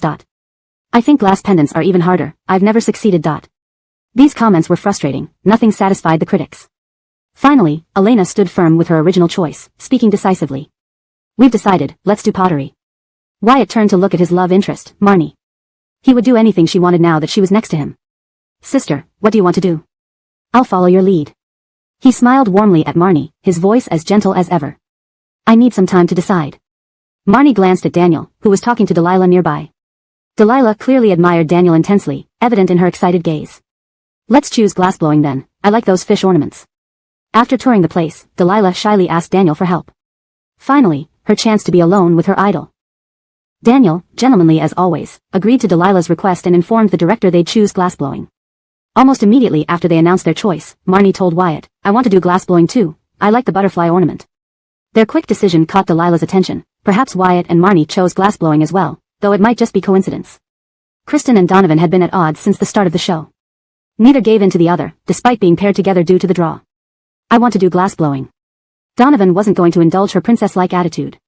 He sneered, then I'll do pottery. Bellamy intervened, trying to mediate their dispute. Only one task per pair. I don't care. I want to make a glass rabbit, not pottery. Kristen, still stinging from yesterday's humiliation by Elena, found everything today unbearable. The draw paired her with her least favorite male guest, Donovan. Surrendering was out of the question. Donovan's dislike for Kristen intensified. Frowning, he responded impatiently, I won't agree. I hate your princess attitude the most. The tension escalated, leaving Bellamy smiling awkwardly. Only I think they're like star-crossed lovers in a drama. Huh, no love here, just mutual disgust. Donovan has never liked Kristen, predictable outcome. Donovan isn't likable anyway, who likes a man with a toxic mouth and no gentlemanly manners? Kristen indeed acts like royalty, treating everyone like subordinates. Bellamy struggled to resolve the conflict, eventually convincing Donovan to back down after a long discussion. Once everyone had made their choices, staff members guided them to the crafting area. Elena and Arlen were led by a young girl who became fixated on Arlen upon first sight. Elena felt like an extra in a buy one get one free deal. Watching the girl's persistent smiles, Elena anticipated the outcome. The instruction was amateurish compared to tutorials found online. By the end of the session, Elena couldn't shake the eerie smile from her mind. Arlen, avoiding the girl's intense gaze, paid little attention to the instructions. Staring at the pottery wheel, they fell silent before deciding to follow Elena's limited memory. The atmosphere lacked any romance or charm, only aimless, futile effort. The result was predictably horrendous. They stared at the unrecognizable object for ages, unsure if it was a vase or a jar. Arlen slowly declared the object's fate. This ugly thing is beyond saving. Let's bury it. Chapter 92, Beauty Lies in the Eyes of the Beholder. This thing is way too ugly, it looks like it took 20 years to perfect its abstract quality. The combined artistic talent of everyone in this room could be measured in 10 baskets, but you two owe us 2 baskets. How can I put it? It's pretty well done for a first try, one can see that it's supposed to be a basin. Excuse me, they made a vase. That teacher was too irresponsible. She couldn't stop staring at Arlen with hard eyes. Elena felt a bit guilty as she read the comments. Although she knew the item looked bad, it still felt awkward to have it pointed out so bluntly by everyone. Elena asked Arlen, who had been silent and engrossed in his phone, what are you doing? Should we find the girl who taught us earlier? Arlen handed her the phone, showing a calm expression, watching tutorials. We can learn together. We won't bother anyone else. Recalling the hopeful look on the girl's face, she had gazed at Arlen like a queen from the kingdom of women looking at Tang Monk on his journey to the west, soft and filled with longing. It seemed Elena was more of an obstacle than anything else. Even a glance at Arlen was difficult for her. Elena sheepishly suggested, thinking Arlen probably preferred learning tutorials online instead of facing her. Arlen moved a little to the side, placed the phone between them, and they began earnestly studying the pottery tutorial together. Due to the small size of the phone screen, plus Elena's complete focus on it, their distance gradually closed without either noticing. Elena recently switched to long straight black hair, specially prepared for her new role. Her black hair brushed against Arlen's shoulder, carrying a faint floral scent from shampoo. As she spoke, her warm breath seemed to graze his cheek. Arlen felt an itch beneath his right ear. He figured his right ear must have turned red, but his face remained composed except for his frequently blinking eyes betraying his emotions. The teacher in the video endlessly explained the important points, while everyone in the live stream watched the instructional video with them. I'm watching videos in the live stream, this feels like some new kind of nesting doll. This is what teaching looks like. That female teacher was all over Arlen, I doubted if she was seriously teaching. Just came back. I checked other live streams, everyone has just started. Don't worry, baby Krista. But no matter how much theory you learn, practice is ultimately crucial. As for pottery practice, I choose to give up. After reviewing the tutorial once, Elena blinked and asked Arlen, "Did you understand it?" "A little." Elena also indicated a tiny gap with her index finger and thumb. "I only understood a bit too." "Shall we start? We'll deal with problems as they come." But reality proved that crafting not only required theoretical knowledge but also natural talent, which neither of them had. The vase was better than before in that it clearly resembled a vase. Elena almost cried as she pulled her hand away. Compared to the half Arlen did, hers was visibly shorter and rougher. This asymmetrical design only made the vase look worse. "Tang Pei," Elena cautiously asked, "would you help me finish the other half? At least the vase would have some symmetry." "Yes, it looks very nice." Elena widened her eyes at Arlen's casual tone. "Coleman, are you serious? How can you praise such a bottle? What blinded you? This vase is uglier than a soy sauce bottle." "Is he avoiding retouching it?" "A little better than the last one, but only a little." Arlen is so tolerant of Elena's half, he can actually compliment something this ugly. The busy masters Art and Tang continue working hard. "Only I feel it's true that beauty lies in the eyes of the beholder. Even if it's so ugly, it looks beautiful to Arlen. Let's submit it for firing. Do you want to make any changes?" She wanted to change something, but lacked the skill. Elena gave up on perfectionism. With their level of expertise, even if they worked harder, they wouldn't achieve the same results as the teachers. It's best to let go when necessary, don't force what doesn't belong to you. Understanding this, Elena's expression brightened immediately. She nodded in agreement and promptly contacted the staff to send their work to the kiln. "Hello, we've finished our vase. Please send it to the kiln." A young worker promptly approached to prepare the vase for firing. Finished, Elena felt relieved and turned to ask about the audience's comments. "How is everyone else doing? Have they completed theirs?" The audience perked up seeing Elena engage. "Not yet. You're the fastest, others are just beginning. Looking forward to the vase made by Krista. When will we see the real item? The atmosphere isn't good with the glass-making groups. They seem close to fighting. Boring, I want blood." Male guests pulling each other's hair. "What's happening over there?" Elena was curious. Just making glass shouldn't escalate into arguments. "If you go, you'll see. Come on." Poor Delilah teacher is caught in the middle. Hearing Delilah's name increased Elena's interest from mildly intrigued to highly interested. Delilah is friendly, he wouldn't cause trouble. Another protagonist showdown? Elena glanced at the opposite room, worried. "I heard there's a rest area between the two craft rooms where you can take a break." Arlen slowly added, "Staff mentioned you can see into the other room from there." "Arlen, I'll go first and wait for you there. Remember to come over." Surprised by this legitimate observation opportunity, Elena stood up and headed to the lounge. The staff packed up the vase and asked Arlen, "Mr. Art, it's ready for firing. Would you like to write your names on the bottom?" "Do we need names?" Arlen didn't know this step and sat up to inquire. Couples usually sign their names on the fired pottery as a keepsake. "If you don't need that, I'll take it and return it to you after firing." With that, the staff was about to leave. "Wait, just write XT. Arlen stopped him, a flicker of light passing through his deep, inscrutable eyes, hinting a fleeting moment of happiness on his usually aloof face. Chapter 93, Stirring Up Hatred.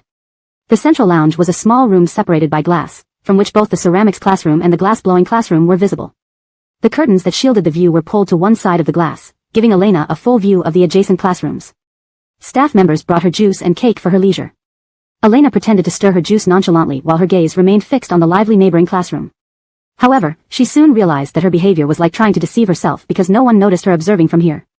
"Donovan, shouldn't you be leaving now? Have you finished your work?" Wyatt felt extremely annoyed with this uninvited rival. He had never met someone as shameless, abandoning their own task to linger around him and Menya, attempting to engage her in conversation. "My work doesn't require me to do it. I didn't even want to," Donovan retorted. Just moments ago, he and Val had argued over differing opinions during their project, and everyone in the classroom had heard their loud quarrel. "You're doing this wrong. Forget it, let me handle it myself." "You just make things more complicated." Val snatched the glass rod from Donovan's hand, shoving him aside impatiently. Donovan took a deep breath to calm himself, trying to reason with her. "Val, this is a team assignment. We should complete it together. Just be my assistant. You don't even know what I want." Donovan, born into wealth, had been repeatedly rejected, fueling his inner anger. "Miss Wu is so capable, you might as well do it yourself." With that, Donovan stormed off, leaving Val behind, first stunned, then silently tearing up. Staff tried to comfort her but to no avail. Initially, Donovan wanted to step outside for some fresh air, but as he walked toward the door, he saw Wyatt and Marnie sitting close, talking intimately. His anger surged. Why should he have to pair up with Miss Wu? Wyatt could enjoy an amorous chat with his beloved.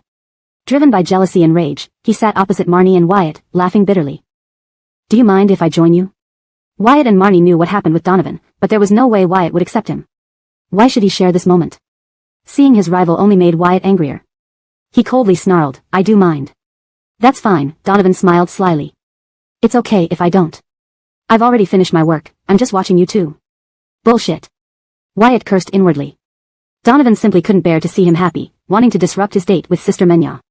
Menya, what theme did you choose? Ignoring Wyatt's icy glare, Donovan engaged Marnie in conversation. I think flowers are easier to make. What do you think? If you have nothing to do, you should leave, Wyatt pressured, hoping Donovan would retreat. I have nothing to do, but I really need to talk to someone. Wyatt fell silent. What a shameless man. Meanwhile, Delilah's side was also chaotic. After Donovan left, Val felt increasingly aggrieved. She couldn't understand why she, who had always lived a life of adoration, was disliked on a dating show. Even Elena had mocked her last night. She wasn't used to being ridiculed and felt unjustly treated, paired with Donovan. Thinking of this, tears welled up in Val's eyes. Staff offered her tissues, sympathetically handing them over. They had heard the earlier argument but dared not offend either party. Val's behavior was indeed extreme, and Donovan's reaction understandable. But Val slapped away the tissues, wiping her tears as she approached Daniel. Delilah was focused on her glass fish. Though her skills were limited and the topic challenging, Daniel patiently helped her melt the glass rod. Does this look good? Daniel asked, passing her the rod. His gentle smile and steady voice sent Delilah's heart racing. She felt sure joining this program and becoming Daniel's fan was the right choice. Sure, she shyly replied, looking at Daniel, whose patience and charm won her over. Teacher Shen, I'm alone here, Val covered her face, seating herself next to Delilah, opposite Daniel. Seeing her crying, Delilah initially felt sympathy but realized Val aimed to enlist Daniel's help for another piece. Her sobbing seemed designed to win over anyone who said no. Caught between compassion and frustration, Delilah hesitated. Daniel was about to refuse when Val continued crying. Both found it difficult to ask her to leave, so they ignored her, continuing their work. In the chat section, viewers criticized Delilah and Daniel for appearing cold-hearted, demanding they help Val. When Elena arrived, the situation was already chaotic. The three pairs had reformed into two, a rivalry nearly turning physical and another where emotional drama played out. Even accepting the novel world premise, Elena hadn't expected such scenes in one day. Attempting to strategize for Delilah, she feared only making matters worse. Her mere presence often stirred unnecessary conflict, possibly involving herself too. Shocked by the scene, Elena opted to observe rather than interfere. Sipping her ice-cold juice, she tried cooling down after witnessing this chaos. Quick-eyed viewers noted that while everyone else was embroiled in turmoil, Elena was calmly enjoying her cake in the lounge. Chapter 94, The World is Truly Amazing. She had come to the dating variety show to make money, not to watch this drama unfold like a mad spectacle. Though the drama was interesting, too much of it just made her eyes hurt. Elena sighed as she dug into her matcha cake, gazing at the sky at a 45-degree angle. Delicious. The outer layer of matcha powder smells so good. The chat stream was filled with viewers who had followed Elena's actions, watching in bewilderment as the guests, who were previously working in groups, now inexplicably split into two groups of threesomes. Arlen, hurry up, Jinxiabe has turned into a chaotic mess. Arlen, he's still playing that stupid match, 3 game, allowing sorrow. I reasonably suspect Arlen's favorite thing is that match, 3 game, not. Have Wyatt and Donovan completely lost their minds? Has this entertainment circle no one you care about anymore? Kristen is crying. Donovan really seems to be going too far. Delilah must be the most pitiful. She's expected to comfort Kristen out of nowhere. Poor Delilah.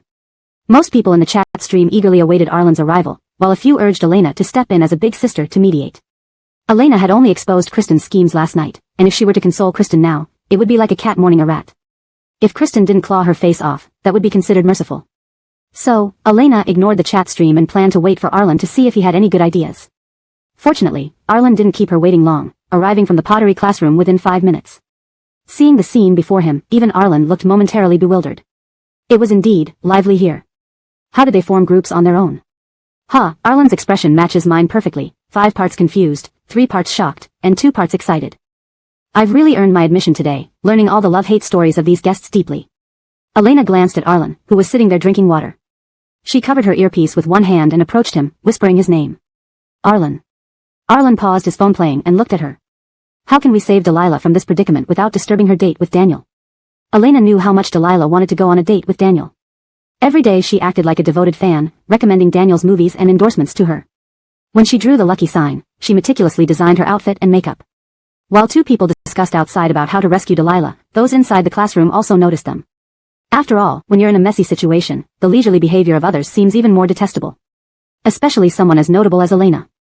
Wyatt and Donovan had stopped arguing and sat together, occasionally glancing at each other but quickly averting their gazes. Wyatt was a star and always maintained some idol image. Donovan, though behind the scenes as a photographer, wasn't one to create unnecessary trouble. He had just acted impulsively. Have Mariah and Mr. Art finished their tasks?